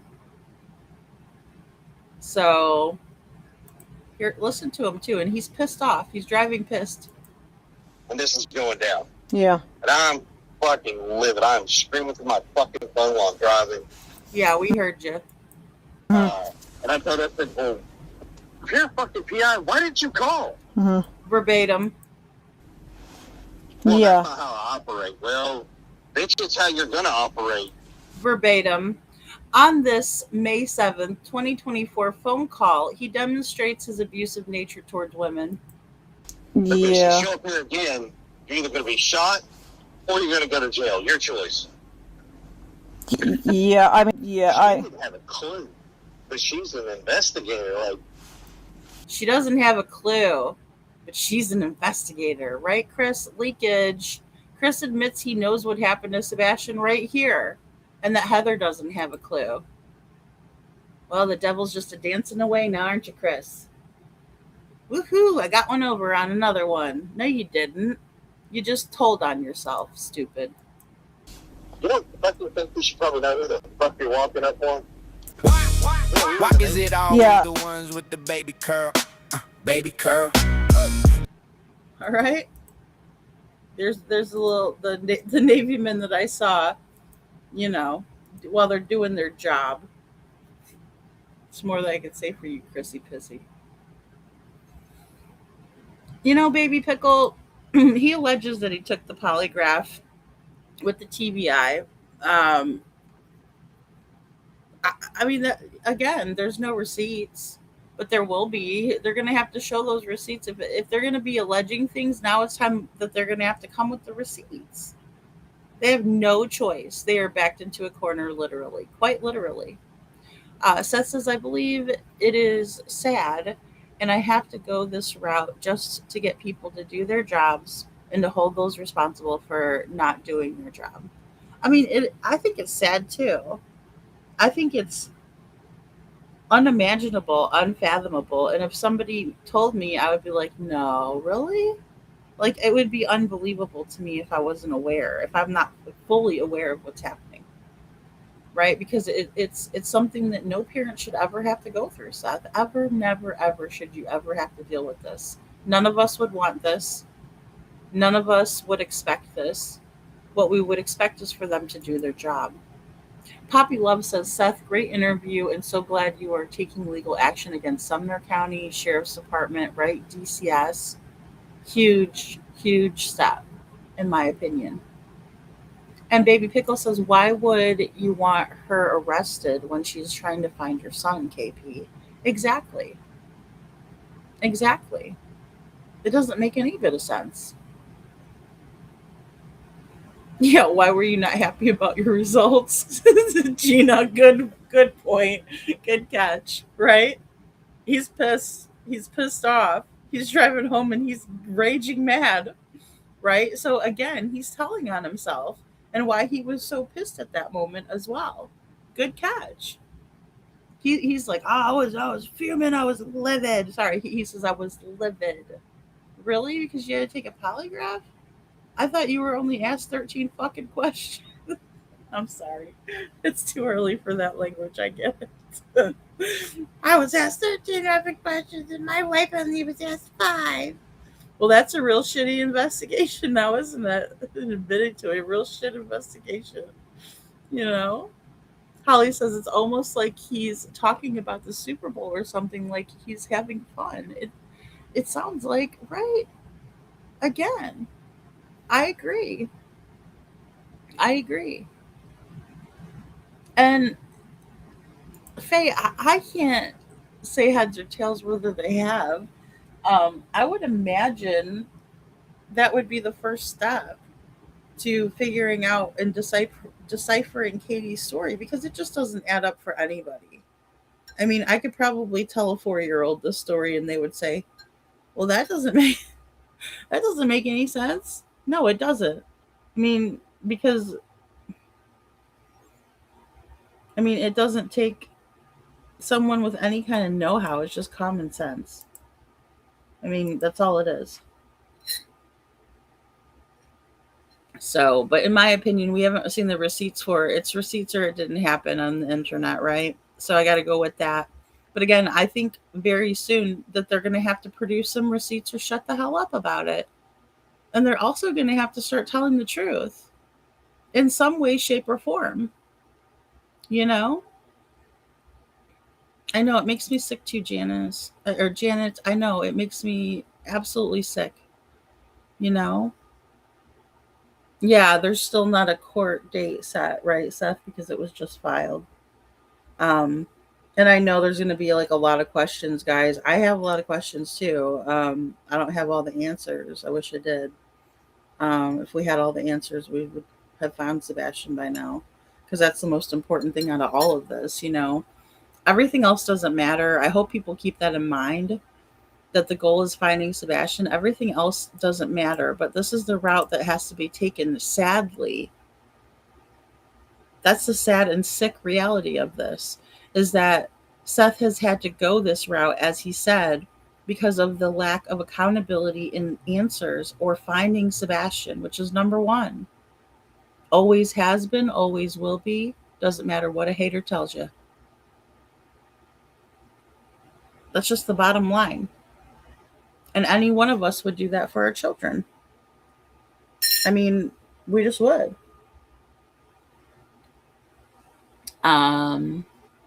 Anna, thank you. Anna says, Seth, I've been praying for you and Sebastian, and I'm going to keep praying. He needs to come home with you and only you. Well, I mean, at this point, who would ever give somebody like Katie and Chris custody of Sebastian? Nobody in their right mind would. I mean, I don't even know if that is a debatable thing, and I like to debate, you know? Good morning, Paige. I'm almost over with. I'm gonna have to crash and take a nap. Hey, Carolina. Always praying for Sebastian. Thank you, Carolina. Sebastian needs our prayers the most, guys. He does. We need to pray for him to come home. I think that's what makes me the most sad, is because I know that Sebastian loves his mom. Sebastian's a loving kid. What can I say? I mean, even the most abused children, put it this way, statistically speaking, in situations where there's parental alienation, is where you will see children bad mouthing their parents and saying the most horrible, god awful things. Even the children that are very badly abused by their parents still love their parents and still want to go to their parents. That is the hell of it. So, if we think about it like that, it's pretty damn sad how Katie has done Sebastian and allowing for all of this stuff to happen to him. And that should be where the focus is also going into all of this. We have to listen. We have to take in the information. And we need to find Sebastian. Ultimately, again, that's the goal. So, yeah, I mean, that's what I'm thinking, Faye. But they didn't ask any of them, which is a huge red flag for me, which also tells me that they weren't doing a proper investigation. Because everybody should have been polygraphed. Everybody should have been brought to the station and questioned, right? It should have been like, okay, Katie, hon, we're gonna have to take you down. We're gonna give you a comfortable. I don't care if you gave her a fucking golden throne to sit on for while she's sitting there having a questioning. That's what she needed, to be questioned at the police station, properly investigated. Katie in one room, Chrissy Pissy with his own little room, and Seth in his own room. That would be a fair, honest investigation by the book, right? Because you don't allow for people to come in and contaminate where the child went missing from. You had that information on day one given to you by Katie. Well, I was the only one in the house with him and he just went vanished and poof, but okay. No, that doesn't fly for anybody. That is going to send up huge red flags for someone who is actually investigating the disappearance of a child. Disappearance, I use very lightly and loosely because people don't disappear. It is absolutely absurd that we communicate that phenomenon in that manner. We don't disappear, we don't go poof, we don't evaporate, we don't levitate. No. There is a logical explanation when someone, quote, goes missing, right? They were either taken, right, which there's no evidence of that. Someone hurt them in the house that was the last one with them, but you're saying there's no evidence of that. But we're about to get down to what could have happened, right? Or they leave on their own willingly. There's only a few things that could logically happen. Vanishing is not one of them. Disappearing is not one of them. I mean, it's just we need to really put our thinking caps on that. Faye, because they're cruel, in my opinion. They're not going to clear Seth because they're cruel, and they'd rather leave it like they are and be stubborn asses. A damn donkey, a stubborn ass donkey, in my opinion. That's the only good reason they have, because they have his time cards. They have proof of him on camera all night long. I mean, coming into the parking garage, going through the steps that he goes through to get into the building, and so on and so forth. And they have him leaving. The whole entire thing they have. Seth has a rock solid alibi. He always has. But they're refusing to clear him because they're incompetent, stubborn asses, in my opinion. That's the logical explanation behind it. Is that going to evolve as facts come out? Sure. But it might still stick. You know? It might just be that. But I can guarantee you, Sheriff Craddock, your feet are also being held to the fire, sir. DCS, you got another investigation headed your way. Get ready, because it's time to start getting them receipts, and it's time to start getting them organized and in order to be presented in a court of law. Hallelujah. Finally. It's all happening. And it's long overdue. And in my opinion, it's going to really bring the truth to light. Sandy says, I think maybe to put them off a little, and if the public let him. I just don't see. I don't think he was lured. You know, normal counties would have reported when the warrant was served on Stafford Court and kept the public in the loop on the news. Oh, most definitely, Gina. They've always treated this as if the public was public enemy, their worst enemy, right? The snoopy ass public. Oh, how dare they ask questions? No, not how dare us. How dare you? That's where you got it twisted. You know, the nerve of them. They're protecting Chris and Katie, but that protection is no longer going to be available, because now it's going to be every man for themselves, and that's how it's been positioned. You know, thank you, Poppy Love. Accountability is so way overdue, Eric, with an H. And you know, I've been bringing up and thinking about more and more the tender years policy. You know, which is like a clause in the FBI that it's like special concessions, right? Um, but all of that seems to have been overlooked. But it's glaring. It's glaringly obvious now. You know.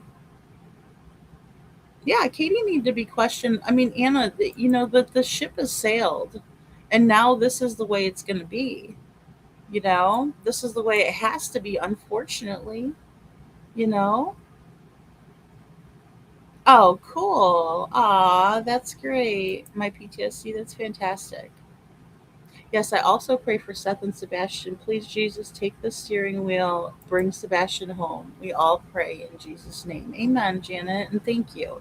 And again, our friend Crazy Bird is going to it's going to be an hour behind me, which is 11 o'clock right now. Oh, yikes. Going to be doing a prayer circle, right? Asking everybody to pray together, you know? So if you're thinking about it, do the prayer. You know, it's noon Central Time, right? Central Standard Time, U.S.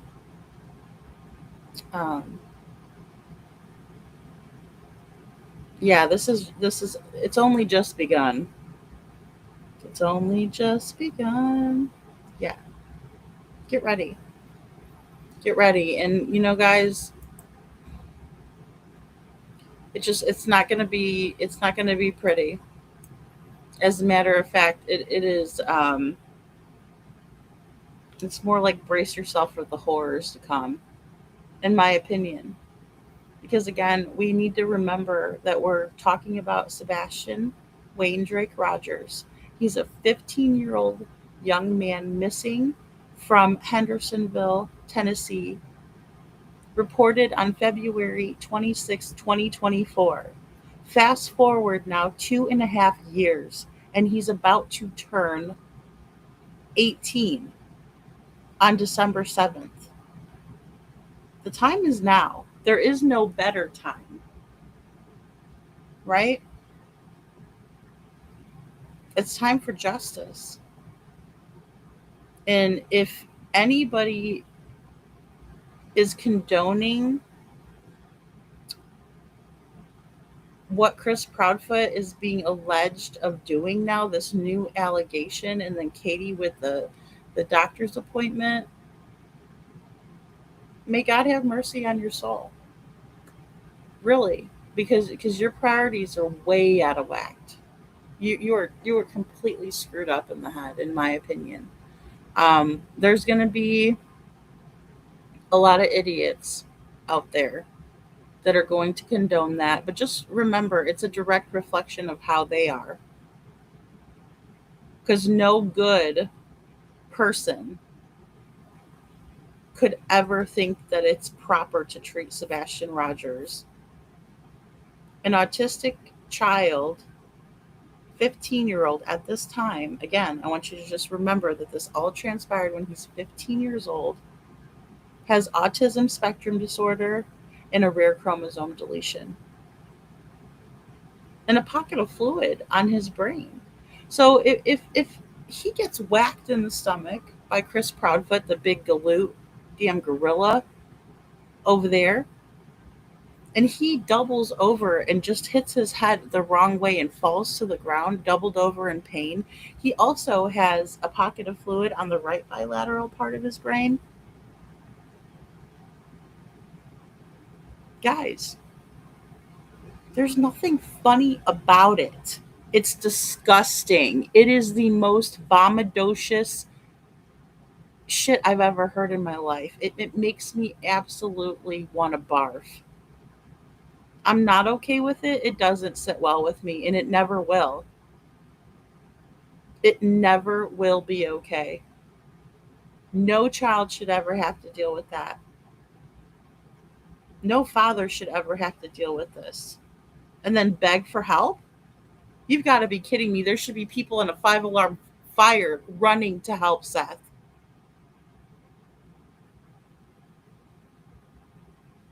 It's just not okay. So I just, we're all going to need to pray, because what's to come is going to be highly disturbing, and what we've already witnessed, it's disturbing every time I listen to it, and I hear that blah, blah, blah, blah, blah. I was livid, and he's going around, trying to impress other people with this, and nobody's impressed. They're disgusted. They're appalled. They're recording you, right? Because they know it's deranged. There's something definitely wrong. Absolutely wrong with you. And that stupid laugh and that smug ass duper's delight, smile, the way you treat people, it's absolutely despicable. Nothing to be proud of. The only people that are proud of that shit is you and Katie. And apparently Katie's boss over at Brinks Home Security, boy, she is a real winner. And Sumner County Sheriff's Office knew about it. Gina, you're right. It's so infuriating. And here we got that fucking idiot, the mayor, dressing up like a damn patriot. He's got his little outfit on that he bought at Party City, looking like a fucking fool. Wait till you guys see it. I can't wait to show you guys that.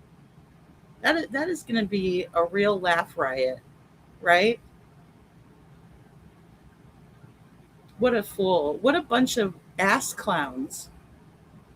That's what you guys think is proper? You'll need to get your heads checked. Gross.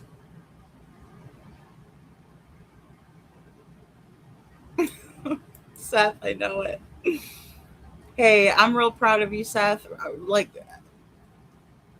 I don't even know that I could navigate like this, but I think it's great. Um, what you're doing is great. What doesn't sit well with me is all the other stuff. Um, but all right, guys, I'm gonna hop off of here. I'm gonna get some rest in. We're gonna continue on. We're gonna continue on talking, right? Because that's the thing that pisses them off the most. Don't you be talking about none of this. Don't. Oh boy, Chrissy Pissy, you are in way over your head. Maybe you just sit down and let mommy feed you a nice little meal, get you a little nappy in too, okay, buddy? We'll get you a little blankie, little teddy, whatever the hell. Your little deranged ass. It's like that reminds me of that kid Sid on Toy Story, right? Just imagine what Chris Proudfoot's room used to look like when he was a kid. Some sick little puppy. Hmm.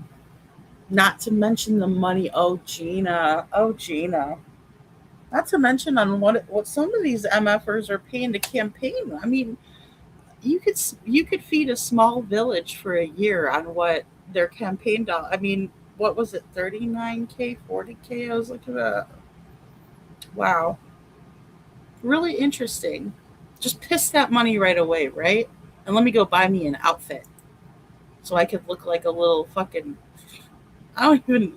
I don't know. I got some good zingers for you guys later. We'll get into it. It'll be entertaining to see the Munchkin King in his newfound glory. You know. Oh, good to know. So a jury. See, that's what I was thinking too. Seth. That's very good to know. My attorney's asking for a jury trial, and I agree. I think that's the best way to go. Don't leave it for a bench, right? That's only the judge, right? Let the jury of peers of your peers decide, right? So all the people have to be in agreement. So great minds can come together and have a meeting of the minds because this is long overdue. And I'm glad that the news is finally understanding. It's hit the mainstream media like a ton of bricks, you know? So, well, I will say that was quite the interaction. You're allowed to think and feel however you want my PTSD. You are. I mean, um, come on in, everybody.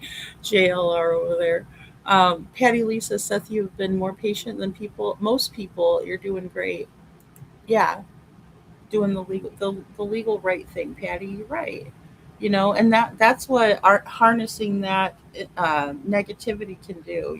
Motivate. Um, I agree. You know, your Oreo's about to be dunked. Oh man, I just can't wait for them to be held accountable. That's the biggest thing too. Um, yeah, I hope they bring up the truck. I hope they bring up all of it. It's time to put it out on the table. What does Chris like to say? It's still on the table. Okay, let's put it back on the table. Let's get it all out. Get your receipts, okay? Get those receipts going. Anna says, I wonder what Chris is going to do when he's in jail and don't have his mommy around to get him out. Well, I know what a lot of the cowards end up doing. Just, that's what we see historically. Um, all right, guys. I love you guys all very, very much. Keep praying for Sebastian. Let's keep Sebastian at the forefront. Let's remember what we've heard today and let's keep that as the focus. That Sebastian deserves better. You know, it's god awful what we've learned today. It is god awful. All right, you guys. I will see you guys all whenever we have some more news. If not on night court, we will reconvene for night court. So thank you, Nani, and thank you. And I'm glad I caught some of you, the day crew. So morning day / crew. And I'm gonna go watch Smiley and Betty on replay too. Also, I want to do that on my break. So, all right, guys, you all have a wonderful rest of your day, and I will see you all next time.